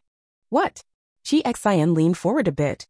Lin Chaowen raised the tiger's fang in his hand, and immediately the image of the fang appeared simultaneously on all the screens in the venue, crystal clear like jade, sharp and terrifying. As everyone knows, mutated tigers are extremely rare and very difficult to hunt. The best time to extract the tiger tooth is when the mutated tiger is still alive or has just died within 5 minutes. The texture is very sharp, making it a rare and excellent material whether used for crafting weapons or ornaments. Starting price, 100,000 gene of rice. Is this thing really that useful? Chi Xin subconsciously sank down and found the tiger tooth he had pulled out the first time he saved Yangning. At that time, the tooth was extracted just after killing the mutated tiger, so it should not have missed the optimal time. The appearance of the tiger tooth caused a more enthusiastic response than the previous rare blood types. A few people gradually placed bids below, pushing the price up to 250,000 gene. Just as Lin Chaowen was about to close the deal, someone suddenly ran up and whispered a few words in his ear. A look of surprise appeared on Lin Chaowen's face. After the person left, he said, "We apologize, but the owner of this item just added a new effect recently discovered by the laboratory regarding the tiger tooth. It enhances virility." That's right. As long as the powder tiger tooth is used in medicine or mixed with alcohol and consumed, it can have a powerful and vigorous effect. Does anyone want to continue bidding? This unexpected twist stunned Chi Xin for a moment. However, this newly added effect instantly ignited a lively bidding war among the others. 300,000 gene. 320,000 gene. 400,000 gene. Chi Xin secretly clicked his tongue. In the grain-scarce post-apocalyptic world, being able to produce hundreds of thousands of gene of rice in one go was no small feat. These bosses were really going all out. It seems the temptation of enhancing virility is indeed very strong for these people. In the end, Huya was sold at the price of 500,000 gene of rice. Chi Xin touched Huya, which he had casually thrown into the space without even bothering to wipe off the bloodstains on it, and suddenly felt as if he was carrying a huge granary on his back. The auction house had a somewhat subtle and quiet atmosphere due to Chi Xion's unexpected rise, but it became much more enthusiastic after Huya was sold. Perhaps everyone sensed that there would be something good, and they all sat up straight. The first few items for sale were originally small-scale, meant to warm up the atmosphere. Now that the mood has heated up, the truly good stuff is starting to appear. Next is our 10th item for sale. Lin Chaowen's voice was slightly hoarse from continuous shouting, a potion that allows half-beasts to maintain their sanity during beast transformation. As soon as these words were spoken, the entire venue fell silent for a moment. Chi Xian was also startled. Her gaze immediately fixed on the syringe in Lin Chaowen's hand as she asked, "Is this potion a one-time use, or can it keep you sane every time you transform from now on?" Lin Chaowen smiled and said, "Boss Chi, that's a really good question. This potion actually comes in doses." He raised the box in his hand, and 3 identical vials of the potion appeared on the screen, allowing everyone to see clearly. "Everyone, please look. I have a total of 3 doses of the potion in my hand. If you only inject 1 dose, the half-orc will remain rational only during that transformation. But if you inject this potion during 3 consecutive transformations, then congratulations, you will have a half-orc subordinate with a mind of its own." Lin Chaowen's tone was full of temptation. Just think about it, if the half-orc has a mind but only listens to you. What a wonderful experience that would be. His meaning was very clear.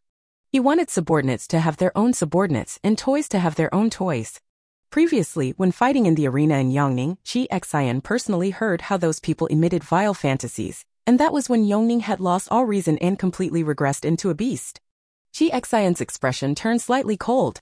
Hearing the bidding cries rising and falling below as soon as the first offer was made, he raised the glowing number card in his hand. 2 kilograms of amoxicillin. Only when she raised the sign did Chi Xian notice that her number was a huge 0. The exchange item for the rationality potion was medicine, with a base price of 500 grams of any anti-inflammatory drug. This unexpectedly low price surprised Chi Xian for a moment, but she quickly realized that in the post-apocalyptic world, medicine was a resource scarcer than anything else. Although she didn't understand why someone capable of obtaining such a potion would be short on medicine, this undoubtedly gave Chi Xian some confidence. Everyone was lacking except her. Sure enough, as soon as Chi Xian made a bid, there was a sudden break in the voices below. Although everyone had been shouting enthusiastically before due to the extreme scarcity of the medicine, the bids had only been increasing by a few grams or tens of grams at a time. The price had just been driven up to 1,200 per gram, but as soon as Chi Xian made a move, it nearly doubled instantly. Who could bear that?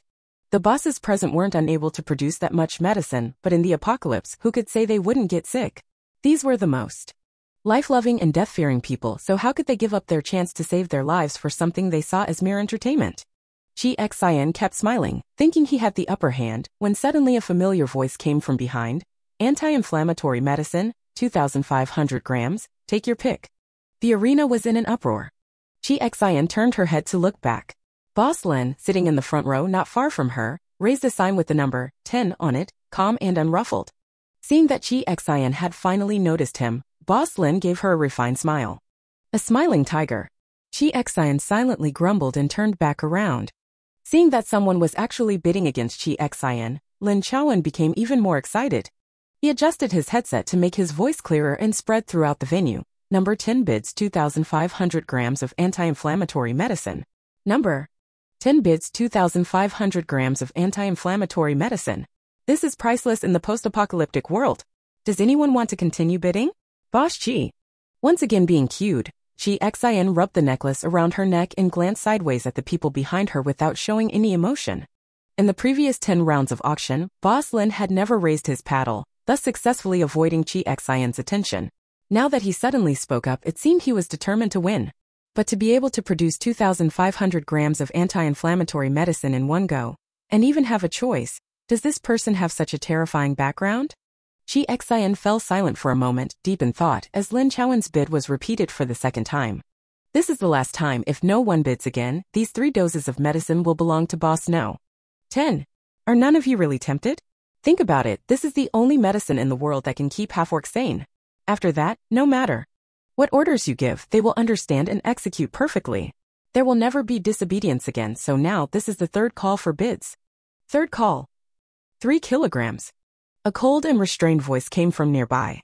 Chi Xian raised his eyebrows in surprise, tilted his head from beside the wide chair back, and looked backward. A sign marked 30 was brightly held up in the darkness. Relying on the light from the sign, Chi Xian recognized Rongfeng's face, as well as Jing Xiaobai sitting right next to him.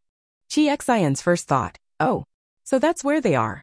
3 kilograms, boss number 30 bids 3 kilograms. Are there any other bids? Chi Xian glanced sideways, specifically looking at Boss Lin's expression. However, she did not see the expected mockery or frustration. Hearing Rongfeng's voice, Boss Lin actually turned around to look back. When he saw the face under the light, he slowly turned back again. With Chi Xian's excellent eyesight, he clearly saw a trace of relief, a trace of nostalgia, and an even more complex expression on his face. And after Rongfeng made his bid, Boss Lin surprisingly stopped raising his paddle. Now even Chi Xian, no matter how dull, sensed that there was something wrong between them. Rongfeng and Boss Lin? What kind of connection could these two have? Chi Xian looked around between the two in surprise, then turned back, utterly puzzled. Lin Chaowen was still calling out prices. 3rd call. Is there really no boss willing to bid higher? Boss Chi. Perhaps seeing that Chi Xian was rarely interested in any item, Lin Chaowen kept cueing her again and again, hoping to heat up the bidding even more. But Chi Xian just rolled her eyes at him. Rongfeng succeeded, and it was no different from her own success. All right then, deal. Wait. I'll offer 3,100 grams. The duck that was within reach flew away. Chi Xian frowned and looked toward the direction of the voice, seeing someone tremblingly holding up a number card with the number 95 written on it, positioned slightly toward the back. The trembling frequency was so intense that even Chi Xian had to steady himself to see clearly. Lin Chaowen was even more so. He blinked and stared for a long time before tentatively saying, "Is that boss number 95? Yes. The urgent and somewhat sharp voice was from number 95. This was the first time he was competing with the big shots ahead for the goods, and he seemed somewhat overwhelmed. See clearly now. Hurry up and bid. Yes, yes, boss number 95 bids 3,100 grams. First bid. Second bid. At this weight, there were already very few people in the entire venue who could afford it. Even if Chi Xian and Boss Lin no longer bid, no one would underestimate it. They quietly waited for the final deal. Chi Xian wanted to see what was happening behind her but didn't want to fidget in her chair, which made her anxious and even a bit irritable. Fortunately, Boss Lin was seated in the front row. Chi Xian glanced over and saw he was about to raise his hand again, so she directly pressed the light switch on the bidding paddle. With a snap, she slammed the paddle down on the auction stand. Lin Chaowen was taken aback. Boss Chi? Don't be so troublesome. The fake polite smile on Chi Xian's face disappeared, revealing a cold expression. Against the backdrop of her red attire, she looked even more strikingly cold. Her eyes, accentuated by exquisite makeup, glanced over like a sharp knife. It's quite boring to keep producing anti-inflammatory drugs. They're not exactly rare. The entire room fell silent. The bosses who couldn't even produce something not exactly rare all sat up straight, eager to see what earth-shattering item Chi Xian would present. Lin Chaowen stammered, then, what price does Boss Chi want to offer? Chi Xian reached out and took off the necklace around her neck. Her necklace was a delicate pendant box. Because the upper part of her dress was designed with slightly loose pleats, she needed a relatively heavy accessory to weigh it down, so the whole look wouldn't appear to be floating. She didn't expect it to come in handy at a time like this. Before the spotlight beam could shine on her, Chi Xian quickly took something out from the space and pinched it between her fingertips. The next second, Chi Xian's hand and the pendant box in her hand appeared on all the screens. Lin Chaowen studied it carefully, puzzled. Boss Chi, what is this? Chi Xian's fair, delicate fingers moved gracefully in front of everyone. As the pendant box opened, a miniature pill was poured into her palm. She raised the pill, making sure everyone could see it clearly. Fragmented discussions arose in the room. What is this thing? Can it really be worth more than 3,000 grams of anti-inflammatory medicine? No idea, we can't recognize it either. Boss Chi, please explain it to everyone, Lin Chaowen said with a smile. After all, if we can't determine the value of this pill, we can't judge whether you've won, right? Chi Xian only said one word, Kai. What Kai? Everyone was stunned. Only Jing Xiu's eyes flashed sharply as he stared at the pill, showing an undeniable shock. Lin Chaowen didn't recognize it either. He was stunned for a moment, then raised his hand to call the guard beside him. Go get the appraiser, the one responsible for the drug section.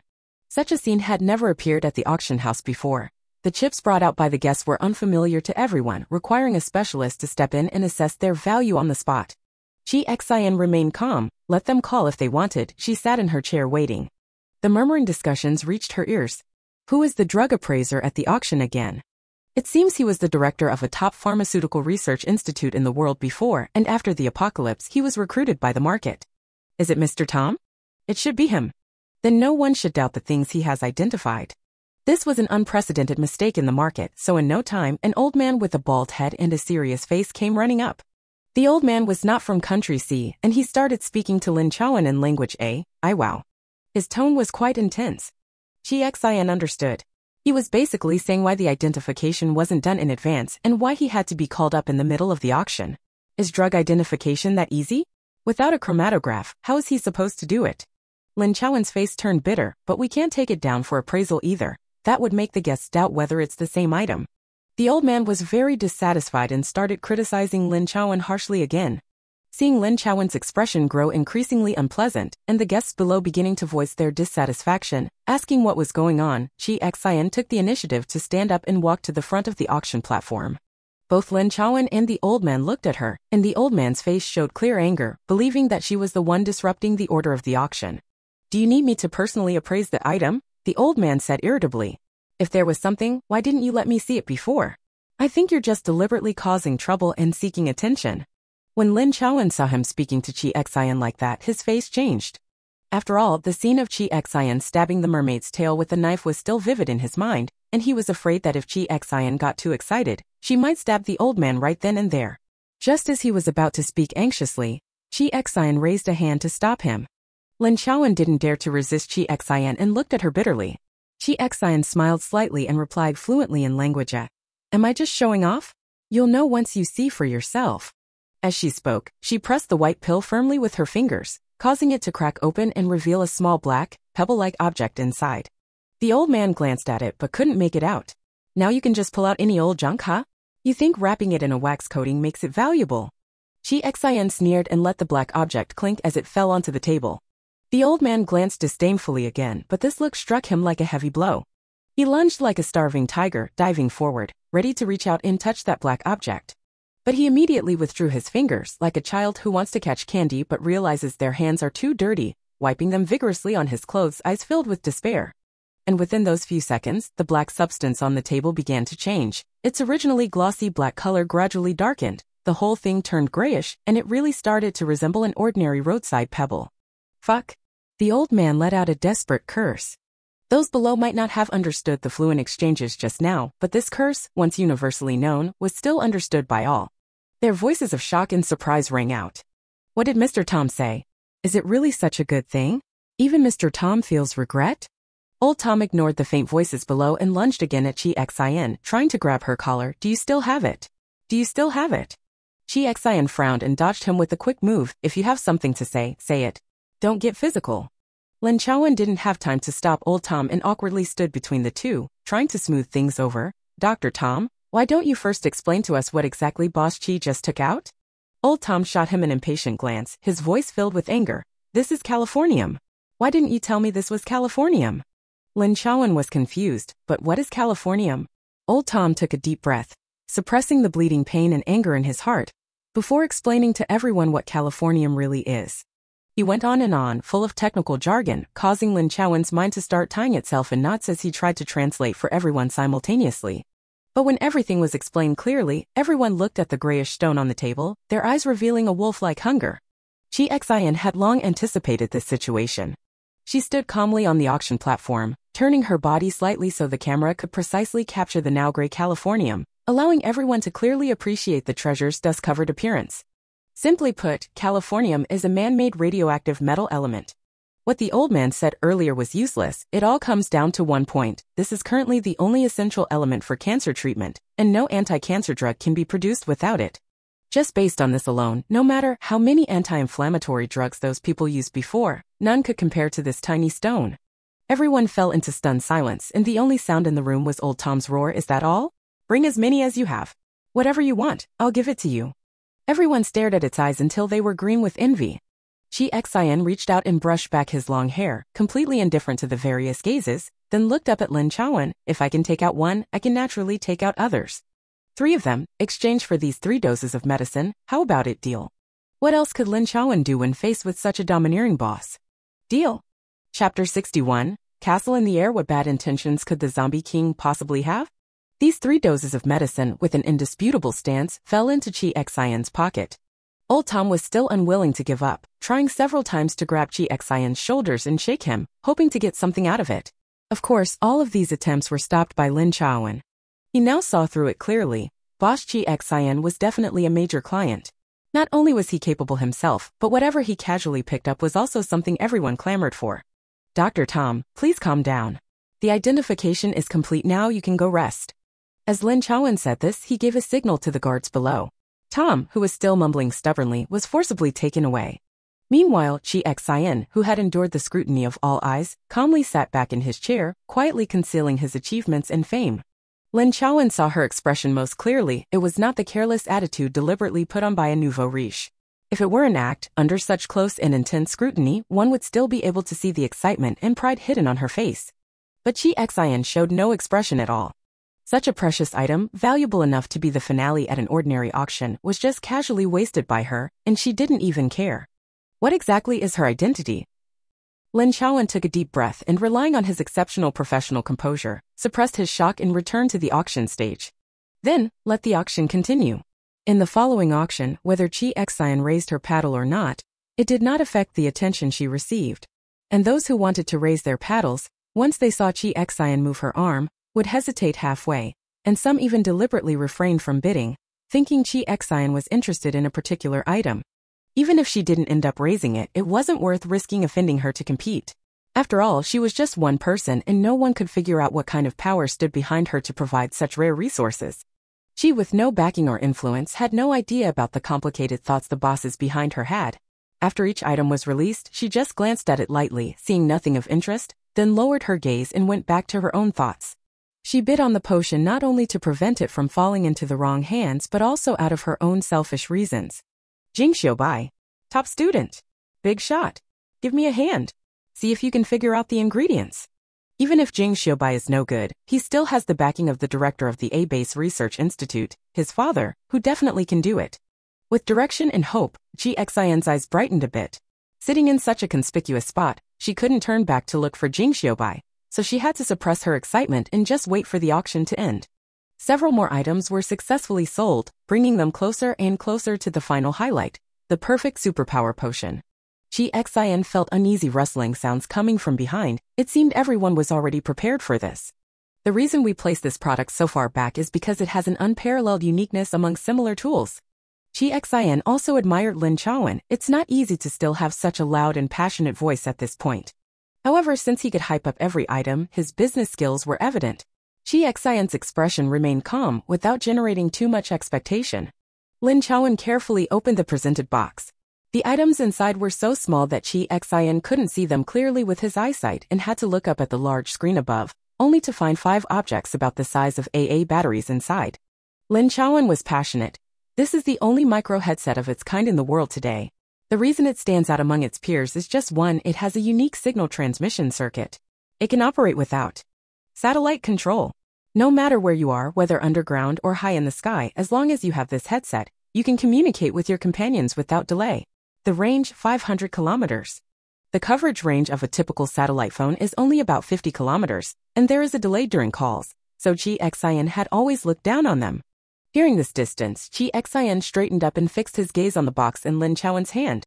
It's just a pity that such an advanced technological product still only exists in 5 units, Lin Chaowen said. No reserve price, the seller hopes to exchange it for firearms. Guns? Ji Xian's eyebrows twitched. She almost thought it was the cold weather bringing her warmth. She nodded at the stock in the space, leisurely waiting for others to bid first. 100 machine guns. Add 10 sniper rifles. Add grenades. Perhaps because this item was somewhat useless to many people and what was being exchanged for it were life-saving guns, the competition wasn't too fierce. After several rounds of bidding, Ji Xian felt it was about right, turned on the light on the sign, and raised it. Add 50 assault rifles, type 95. When she made the bid, the room was not very enthusiastic, but the continuous calls for bids paused for a moment. Lin Chaowen's eyes lit up, a smile blossoming on his face. Boss Zero Pool just added 50 more assault rifles. Ji Xian added quite a number in one go, and considering the popularity of this headset, it should be the end. However, a few seconds later, someone gritted their teeth and bid again. Add 10 more. The entire room fell silent, and many people couldn't help but look in the direction the voice came from. Ji Xian was not surprised. Since it was an auction, there would naturally be competitors. There was no change in her expression as she was about to raise her paddle again when a familiar voice came from behind. Add 20 more. Ji Xian paused for a moment, her eyes catching the quietly raised 10 paddle representing Boss Lin. Trying to snatch it? A faint smile appeared at the corner of Ji Xian's mouth, and he temporarily put down the card in his hand. The person who had just bid saw that Ji Xian was no longer speaking, and when he spoke again, his voice was much steadier. Add 10 submachine guns. Up to this point, the prices offered had already exceeded most people's psychological limits, and no one continued to bid. Ji Xian glanced backward and saw Boss Lin looking hesitant. The hand holding the card tightened briefly, but in the end, he still put it down. Lin Chaowen. Now it's boss number 80's bid. Any more? Add missiles, 10 rounds. The number 0 sign was raised. The whole room erupted in noise. Lin Chaowen couldn't help but touch his ear. Boss Ji, what did you just bid? Ji Xian anticipated this reaction and said calmly, missiles, ground to air, take your pick. I guess no one will bid anymore, right? Indeed, there would be no more. The guests whispered among themselves for a moment, and as expected, all remained silent.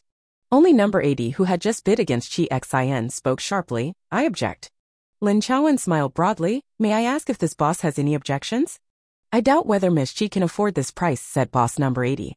I personally saw her enter as boss Rong Fengring's companion. She simply cannot pay for these guns on her own.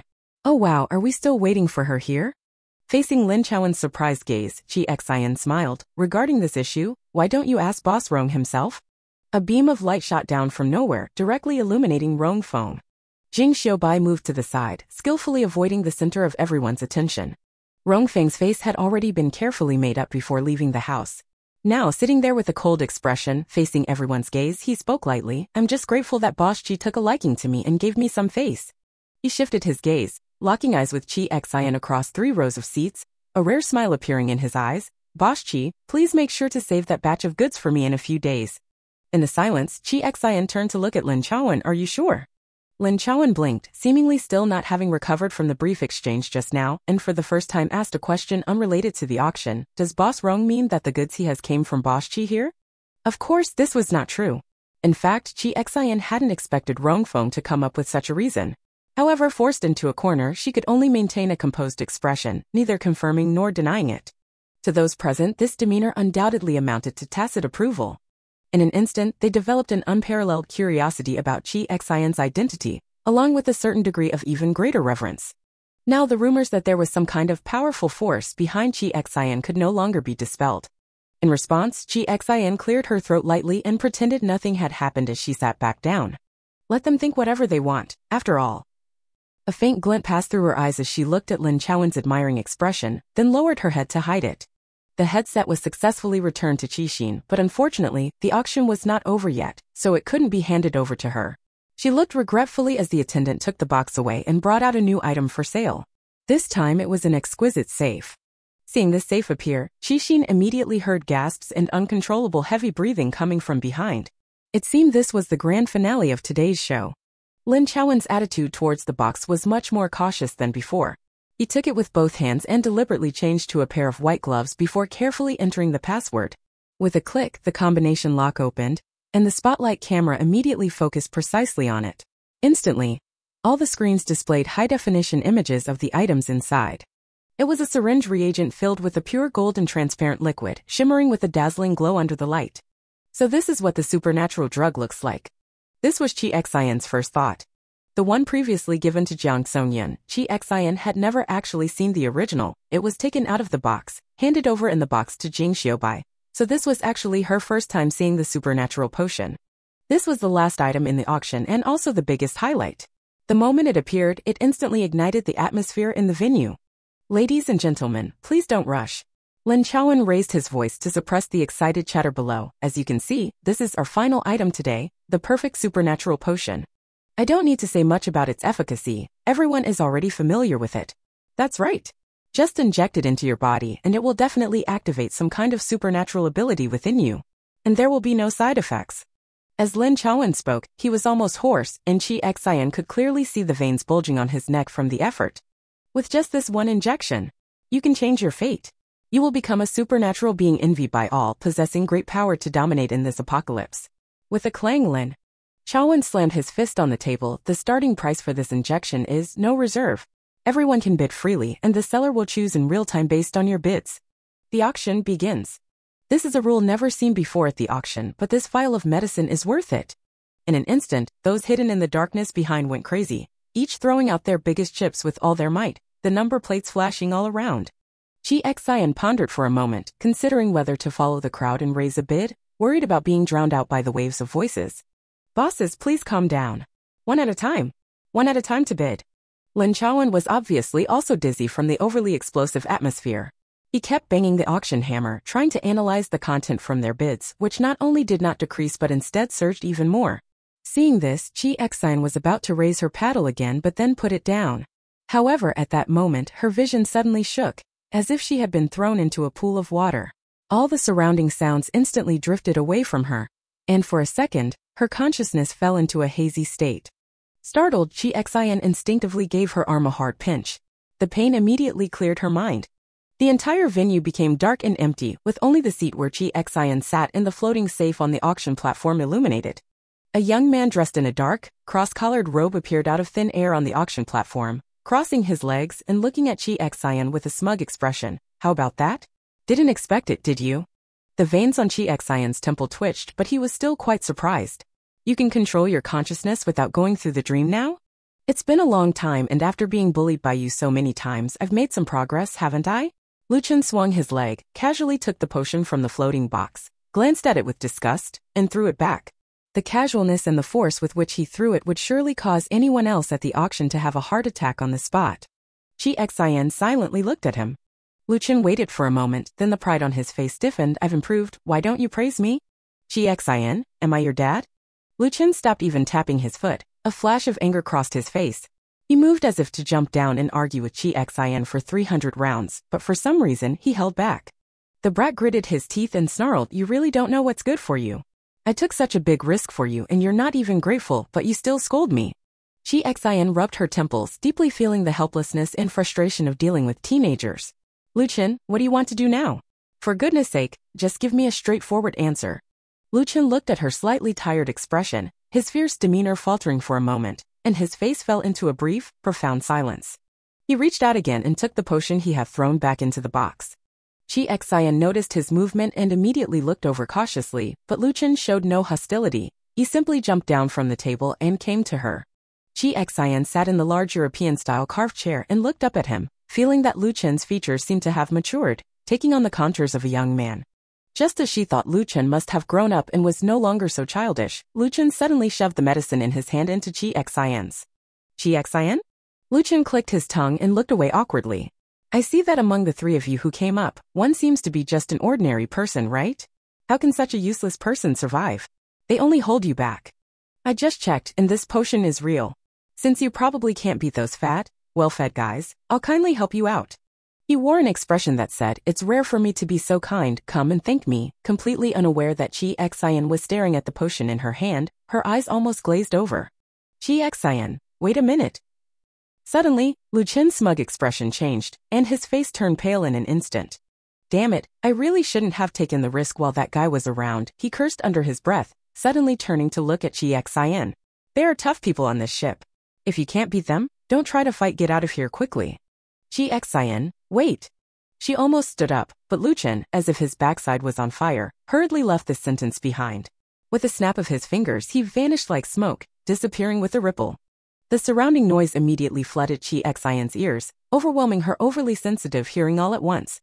She knew she had returned to reality, and before she could clear her thoughts, she looked down and saw the potion lying quietly in her hand. And behind the auction stage, Lin Chaowen seemed to want to stop her but froze halfway through the motion. Xin. Lin Chaowen. The guests behind were unaware of what had happened. They only saw a blur before their eyes, and the supernatural potion that had been in the safe suddenly appeared in Xin's hand. They fell silent instantly, then erupted into an even bigger wave of noise. What is going on? At an auction, can you touch the items without bidding? This is blatant robbery. Blatant robbery. And during such fierce accusations, Xin finally realized the situation. Perhaps this time Luchin was truly well-intentioned. He saw that there was an ordinary person without abilities in her team and wanted to hand over this black box potion operation to her. But this kid was really lacking experience in social life.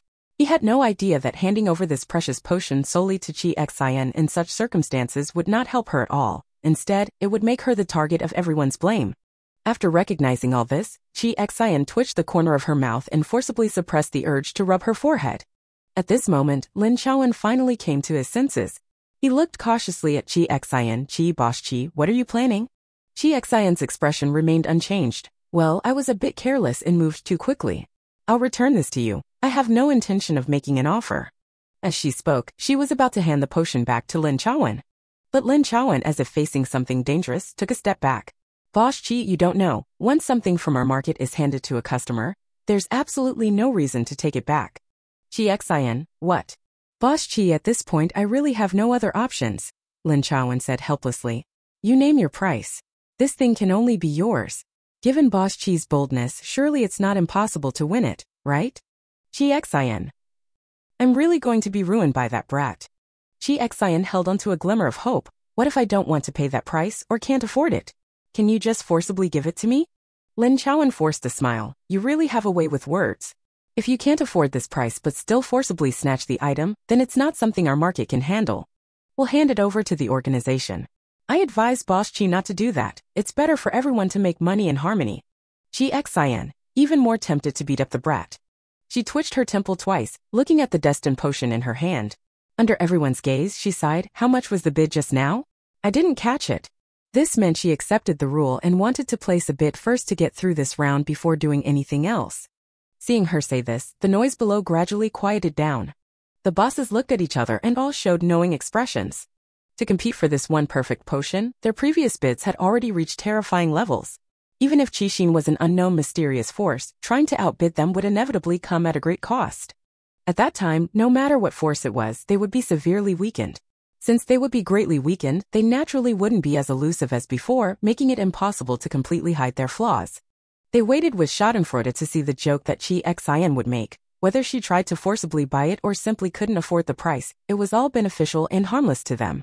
For a moment the scene was unusually silent, everyone waiting for the moment Qixin's expression would change upon hearing the price. Lin Chaowen smiled along, about to announce the previous bid, but his open mouth suddenly froze.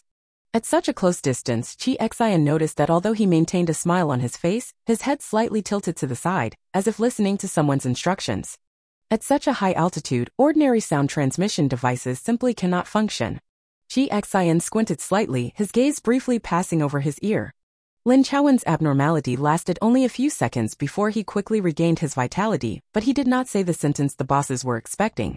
Boss Qi, everyone, sorry, I really forgot one rule just now. Lin Chaowen tapped his forehead, looking extremely frustrated. I said before that the final price of this injection must be chosen by the seller personally. The seller instructed that when the final bidder appears, he will personally negotiate with the bidder. Lin Chaowen smiled apologetically at Qixin. Boss Qi, I'm afraid I have to trouble you to come with me personally. At these words, the whole room erupted in laughter. Qixin did not expose him and nodded, all right. Amidst the chaos and doubts, Lin Chaowen shouldered the pressure and struck the auction hammer a few times. Everyone, please remain calm. Today's auction is officially over. Next, attendants will lead the bosses who won the bids to the side rooms individually to inspect the goods. Once everything is confirmed to be in order, the aircraft will naturally descend and safely bring everyone down to the ground. As for now, those shop owners who haven't taken down their goods, please stay where you are for a moment. Enjoy the breathtaking view from above. Accompanied by a soft zzz sound, the walls of the flying vehicle slowly rose like rolling shutters. Suddenly bright light flooded in, causing people to reflexively cover their eyes. Qixin remained unaffected. She blinked, her pupils reflecting the ethereal clouds high above. She couldn't help but take a step forward. The walls of the aircraft were all opened, making it like a floating sky pavilion surrounded entirely by transparent glass. Chapter 62, Battle in the Sky, What Can You Do to Me? Slightly revised. It's somewhat funny to say, this was the first time Qixin saw the high-altitude scenery inside the container. Human beings' obsession with the sky is ingrained in their bones. Qixin also wanted to, like those shouting guests, press against the spaceship wall to watch the scenery. But just as she took a step forward, Lin Chaowen reached out and stopped her. Boss Qi, please come with me first. Such a big blunder happened in my place, if you don't go, I'll be the one in trouble. He knew that with his abilities he had no way to deal with Qixin, so he could only wear a bitter face and plead. Seeing him looking so pitiful, Qixin still pulled her foot back. All right. She glanced at the hot-to-handle potion in her hand and immediately threw it back into the safe in Lin Chaowen's hand. Her manner was even more decisive than Lu Chen's. Lin Chaowen was startled, flustered as he caught the potion with the cushion from the box, suddenly breaking out in a cold sweat. Boss Qi, if this treasure gets damaged before the deal is done, then I won't just be unlucky. Qixin smiled without showing his teeth. Let's go quickly. If I can't solve the problem here, this spaceship won't be able to land, right? Lin Chaowen smiled awkwardly. I really appreciate you thinking that way. Also, I have an awkward request. The person who came up with you, is there also a boss Jing? Qixin took a few steps, then stopped, looking at Lin Chaowen with a half-smile. I'm the one buying the potion. What does Boss Jing have to do with it? Lin Chaowen had been around the market for so long, he was no fool. Just by looking at Qixin's expression, he knew she definitely knew more than he thought. He immediately put on a bitter face again. Oh my Boss Qi, please have mercy, see but don't reveal, okay? Qixin smiled with subtle elegance, glanced around, and her beautiful face leaned closer to Lin Chaowen. Before Lin Chaowen could even blush symbolically, he heard her whisper like a demon. Aren't there supposed to be only 5 in the whole world? You're so blatantly deceiving customers, are you trying to ruin the market's reputation in one blow? Lin Chaowen's face suddenly stiffened. Qixin looked at him. How about this? You give me your earpiece, and I'll pretend I never found out about this, okay? Lin Chaowen, Really? Qixin's expression remained unchanged. Of course it's real. Lin Chaowen looked hesitant. Seeing this, Qixin immediately cleared her throat. Everyone. Lin Chaowen shuddered and immediately reached out to cover Qixin's mouth, but Qixin easily dodged and raised an eyebrow as if questioning him. Lin Chaowen gritted his teeth. All right, Boss Qi, don't shout out loud, this is for you. He spoke as he carefully poked his little finger into his ear, and a miniature earpiece identical to the one previously shown on the screen fell into his palm. His face turned bitter and reluctantly he handed it over to Chi Xian. Chi Xian twirled it between her fingers, looking at him with an inscrutable expression. Lin Chaowen cautiously asked, Boss Chi, do you have any other requests? Chi Xian, just this one? Do you think I'm easy to bully? Lin Chaowen was now truly afraid of her. Hearing her words, he looked at her in terror and surprisingly pulled out another one from his body. I really don't have any left, not even half. Boss Chi, please have mercy and let me go. Chi Xian had only bluffed casually, but she didn't expect to actually get one out of him. She blinked in surprise and calmly put away both earpieces. You know best whether you have any. When Lin Chaowen's face turned pale, she added, but I'm not a greedy person. Since you've already paid the hush money, I won't say anything more about this. Ignoring the delighted look on Lin Chaowen's face, she tossed out a sentence. I'm going to find Boss Jing. Jing Xiaobai and Rong Feng naturally hadn't left. When Chi Xian went over to find them, they were quietly talking about something. Chi Xian climbed the steps when suddenly a shadow spread across the corner of her eye. She paused, turned her head to look outside the transparent wall, and in the distant towering clouds, some huge shadows flickered faintly. The guests marveling around the wall seemed completely unaware of it. Behind her came Lin Chaowen's urging voice. Chi Xian continued forward to stand before the two, reached out and patted Rong Feng's shoulder, and said in a normal tone, Feng, you can look around here casually first. Brother Jing and I will go meet the owner selling the potions. Rong Feng glanced at the shoulder with her peripheral vision and said I got it. Chi Xian gave him a smile, then turned to exchange a glance with Jing Xiaobai, and the two followed Lin Chaowen out of the market. Watching them leave, Rong Feng's expression was cold. Just then, Boss Lin finished talking with the people around him, looked up and saw him, and started to walk in this direction. However, Rong Feng didn't even glance that way. He simply turned around and disappeared at the entrance he had come through. Once in a secluded corner, he took out the small earpiece that Chi Xian had slipped into his collar earlier, stared at the tiny device for a moment, then put it into his ear. On the other side, Chi Xian, walking on the road, suddenly spoke up, Senior Brother Jing, do you remember those strange birds we encountered on the road? I heard they are animals with a very strong sense of revenge. Hearing her address him, Jing Xiaobai's eyes shimmered with a gentle light as he replied subtly, the third one, no need to rush. Lin Chaowen didn't understand. What birds? What third one? Chi Xian and Jing Xiaobai both showed no expression. Lin Chaowen made a fool of himself and opened a large door for the two of them. Please come in. Chi Xian stepped into the spacious room covered with handmade carpets and immediately fixed her gaze on the silver-haired man sitting in a large leather chair behind the desk, looking out at the scenery beyond the transparent wall. She suddenly understood who Lu Chen had mentioned earlier. Jing Xiaobai beside her showed a slight change in breathing. Chi Xian, using her body as cover, gently tapped his arm. Lin Chaowen did not stop for a moment after bringing the two inside, as if there were some kind of flood or beast within. He immediately turned and disappeared, closing the door behind them before leaving. The moment Chi Xian entered, she took in everything around her, confirming that the only person in the entire room was the silver-haired man. On the table in front of him, the items Chi Xian had just photographed were laid out in order. She curled her lips into a faint, cold smile. Coming to the land of my civilized nation, your hospitality shows no improvement whatsoever. The leather chair turned around, revealing that pale, indifferent face. The long, sharp eyes stared at Chi Xian, and there was a kind of fanaticism in his tone that didn't match his appearance. You still remember me? By comparison, I remember the dead better, Chi Xian said. Louis's gaze deepened. He stared at Chi Xian for a moment, then glanced at Jing Xiaobai beside him. Neither of you seems surprised that I am the seller behind the scenes. At this moment of intense hostility between enemies, Chi Xian suddenly had a thought. Both are foreigners, but this person's Mandarin is much better than Leonid's. Because a strange thought popped into her mind, her reaction was half a beat slow. Jing Xiaobai's gaze swept around the room and he moved the chair in front of the desk to face Chi Xian. Chi Xian looked at him in surprise, gracefully took a seat, and then answered Louis's question. You're cooking and selling it yourselves, is there really anything to be surprised about? Jing Xiaobai stood behind Chi Xian's chair like a loyal knight. When Chi Xian had to face forward, his position perfectly defended their backs. No matter from which direction an attack came, both of them had the reflexes to handle it. Louis looked up at him. Jing Xiaobai, your information is also top secret within the organization. Now that you two are acting together, it saves us the time of looking for you again.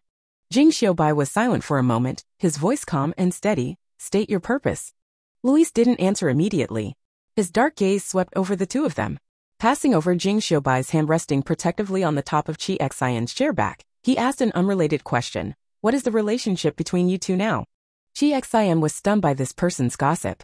She spoke absurdly. Since you both know each other's identities, there's no need to waste time chatting, right? Just tell me one thing.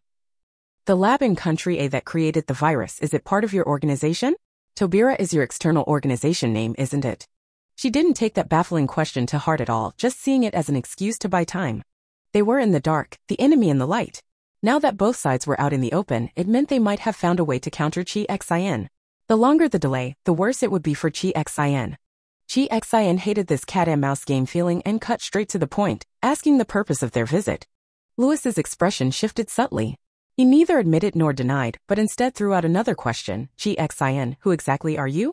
Who exactly is she? Chi Xian clearly felt the breath of Jing Xiaobai, who was standing behind her, freeze for a moment. She pressed her lips together, suppressing the sudden shock rising from her heart, and instead of retreating, stepped forward. Who do you think I am? Lewis slowly stood up, his tall Western figure casting a shadow across the room in the light. I don't know. His voice was low as he took a step toward Chi Xian. Jing Xiaobai did not move, nor did Chi Xian. She simply straightened her back and quietly watched Lewis's actions. Lewis walked up to Chi Xian, slightly bowing and leaning close to her face, his sharp gaze carefully tracing the delicate features. All the escape test subjects have traces to follow. Whether it's Jing Xiaobai or that zombie controller who had contact with you. They all have complete files with us, except for you. Lewis moved even closer, a few flushes of red appearing on his pale face from excitement, making it especially noticeable. Even tracing back to the earliest records, there is not a single note about you. Where did you come from and how did you acquire your abilities? No one knows. You are a mystery, Chi Xian. Chi Xian looked back at him coldly, her habitual indifference arming her, showing no sign of any change. A slender jade-like hand suddenly intervened, firmly blocking Lewis's increasingly close face. Jing Xiaobai's voice sounded, I thought that even if you don't understand etiquette, you would at least have some semblance of a gentleman's disguise. Haven't you learned to keep a safe distance from ladies? It was the first time Chi Xian heard Jing Xiaobai spout such nonsense, and the corner of her mouth twitched quickly, faintly wanting to laugh. Lewis paused slightly, squinting his eyes, and slowly straightened up. Two men of equally tall stature stood on opposite sides of the pool, their gazes fiercely colliding. If an ordinary person were caught between them, they would probably be suffocated by the sudden clash of their auras. However, looking around the pool, Chi Xian only saw two obstructive mountains. She forcibly steered the conversation back. Are you interested in me because I am an experimental subject with no records? No. Lewis uttered the word between his thin lips, shifting his gaze away from Jing Xiaobai's face. It's more than that. All the test subjects, no matter how perfectly they merge with the supernatural serum, exhibit some abnormalities. For example, zombie controllers possess incredibly powerful consciousness manipulation abilities, yet their bodies are extremely frail. Another example, you can ask the person behind you. Chi Xian's heart sank slightly. The movie never mentioned any abnormalities in the male lead's body. Could there really be such a big plot twist at the end? But instead of turning around to ask Jing Xiaobai as instructed, she continued to inquire, the zombie controller you mentioned, is it a boy named Lu Chen? Lewis sneered coldly, he is the most foolish one. Chi Xian. Chi Xian didn't really want to argue. Lewis took a few steps back, and you are the most special. Before you suddenly rose and showed your strength, no one knew you. Moreover, after intense use of your abilities, not only did you show no signs of weakening, but you also grew stronger with each battle, as if evolving. A fanatical expression gradually appeared on his cold face. He looked at Chi Xian as if gazing upon a brand new existence. You don't seem like someone who is modified by others. Rather, you seem to be born this way. You are a higher form of existence, and perhaps the secret of human evolution is hidden within you. Chi Xian scratched her cheek. She really couldn't explain it. The evolution secret they thought of was just a modification made by a system that came from who knows where. Whether it was herself or the original body, both were just ordinary people, nothing special. Jing Xiaobai, making such a judgment based on this alone, your arbitrariness is beyond my expectations. Lewis, Jing Xiaobai, you are just an experimental subject. You haven't touched any of the deeper secrets at all. He walked to the table and picked up the potion that Lin Chaowen had respectfully placed there earlier. The potion, glowing with a golden sheen, looked even more dazzling and translucent under the natural light. In fact, developing supernatural potions is not that easy. The incomplete potions circulating on the market are the most likely products, while perfect potions like this syringe are extremely rare. He placed the potion on the cold, hard table with a clack. Lewis gazed at the potion for a moment, then reached out his hand to Chi Xian. With your involvement, we might be able to develop an even more perfect and stable potion, one that changes the entire human genome because of you. Xin, join us. As a collaborator, we will place you on the throne at the pinnacle of the world and make you the progenitor of all supernatural beings. For a moment, neither Xin nor Jing Xiaobai made a sound. Seeing that they did not reject the idea, Louis took a step further in persuading them. With your genes combined with Jing Xiaobai, the most perfect experimental subject, we will be able to change the world. After a while, Xin sighed softly. So this is the reason you were looking for me? Louis nodded. Our last meeting was too rushed, but because of that, I became even more certain of your value. After saying so much to him, there was no sign of emotion on Xian's face. She looked up at Jing Xiaobai and met his gaze. Fortunately, the potion given to Songjun at that time was fine, she said. After this explanation, she felt that it was truly the heroine's aura protecting Jiang Songjun from any harm despite randomly using potions. A trace of a smile appeared in Jing Xiaobai's eyes. You forgot, I also know what a complete potion looks like. Oh right. Xian patted her forehead. Seeing them start talking to themselves, Louis, who was being ignored, grew cold in expression. How's your discussion going? How's the discussion going? Xian dragged out her voice, and when Louis looked at her with concern, she curled her lips into a cold, glamorous smile. She held onto the back of the chair to stand up, reaching out to press on her left ear covered by the headset. Outside the spaceship behind Louis, several massive shadows were rapidly approaching. There is one problem you seem to have not figured out. The entire spaceship shook with a clang. Louis instinctively reached out to steady himself on the table. Suddenly, the room lit up with flashing, blinding alarm lights, and a sharp alarm blared through the sky. At the same time, Xian suddenly turned around. Behind her were drifting white clouds and a vast clear sky. The shadow of a gigantic bird rapidly enlarged in Louis's pupils. It spread its enormous wings that darkened the sky and fiercely slammed into the spaceship's transparent wall. In the middle of the 8 or 9 meter long wings, Xian smiled charmingly, standing steadily on the violently shaking ground. Those huge wings were like feathers sprouting from her very being. Her voice sounded softly amid the alarm. You deliberately chose this location high above the clouds. Do you really think I have no way out? To Louis's shocked gaze, this sentence seemed like a signal being triggered. Jing Xiaobai suddenly launched an attack and several sharp icicles instantly formed beside him. Before Louis could react, their tips suddenly thrust toward him. Even though Louis was shocked, as an excellent adult with over 90% psychic fusion, his reaction was not slow, and he immediately dodged to the side. However, the icicles seemed to have radar installed. No matter how he dodged, they unwaveringly pursued him. Louis's gaze sharpened, and he actually chose to use his palm as a blade, striking directly at the ice spike. Kara! The ice pillar shattered, and his palm only showed a slight crack.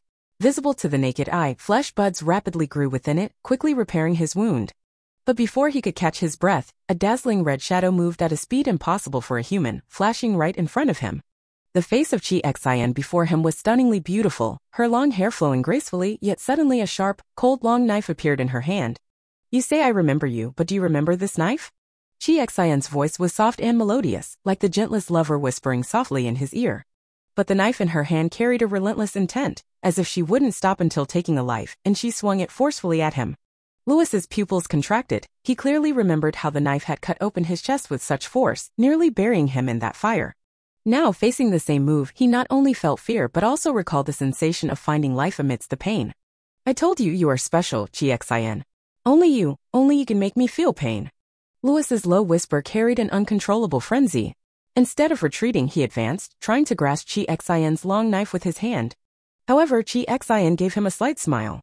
When he sensed something was wrong, Xian suddenly retreated, and at the same time, a huge block of ice silently formed in the air above.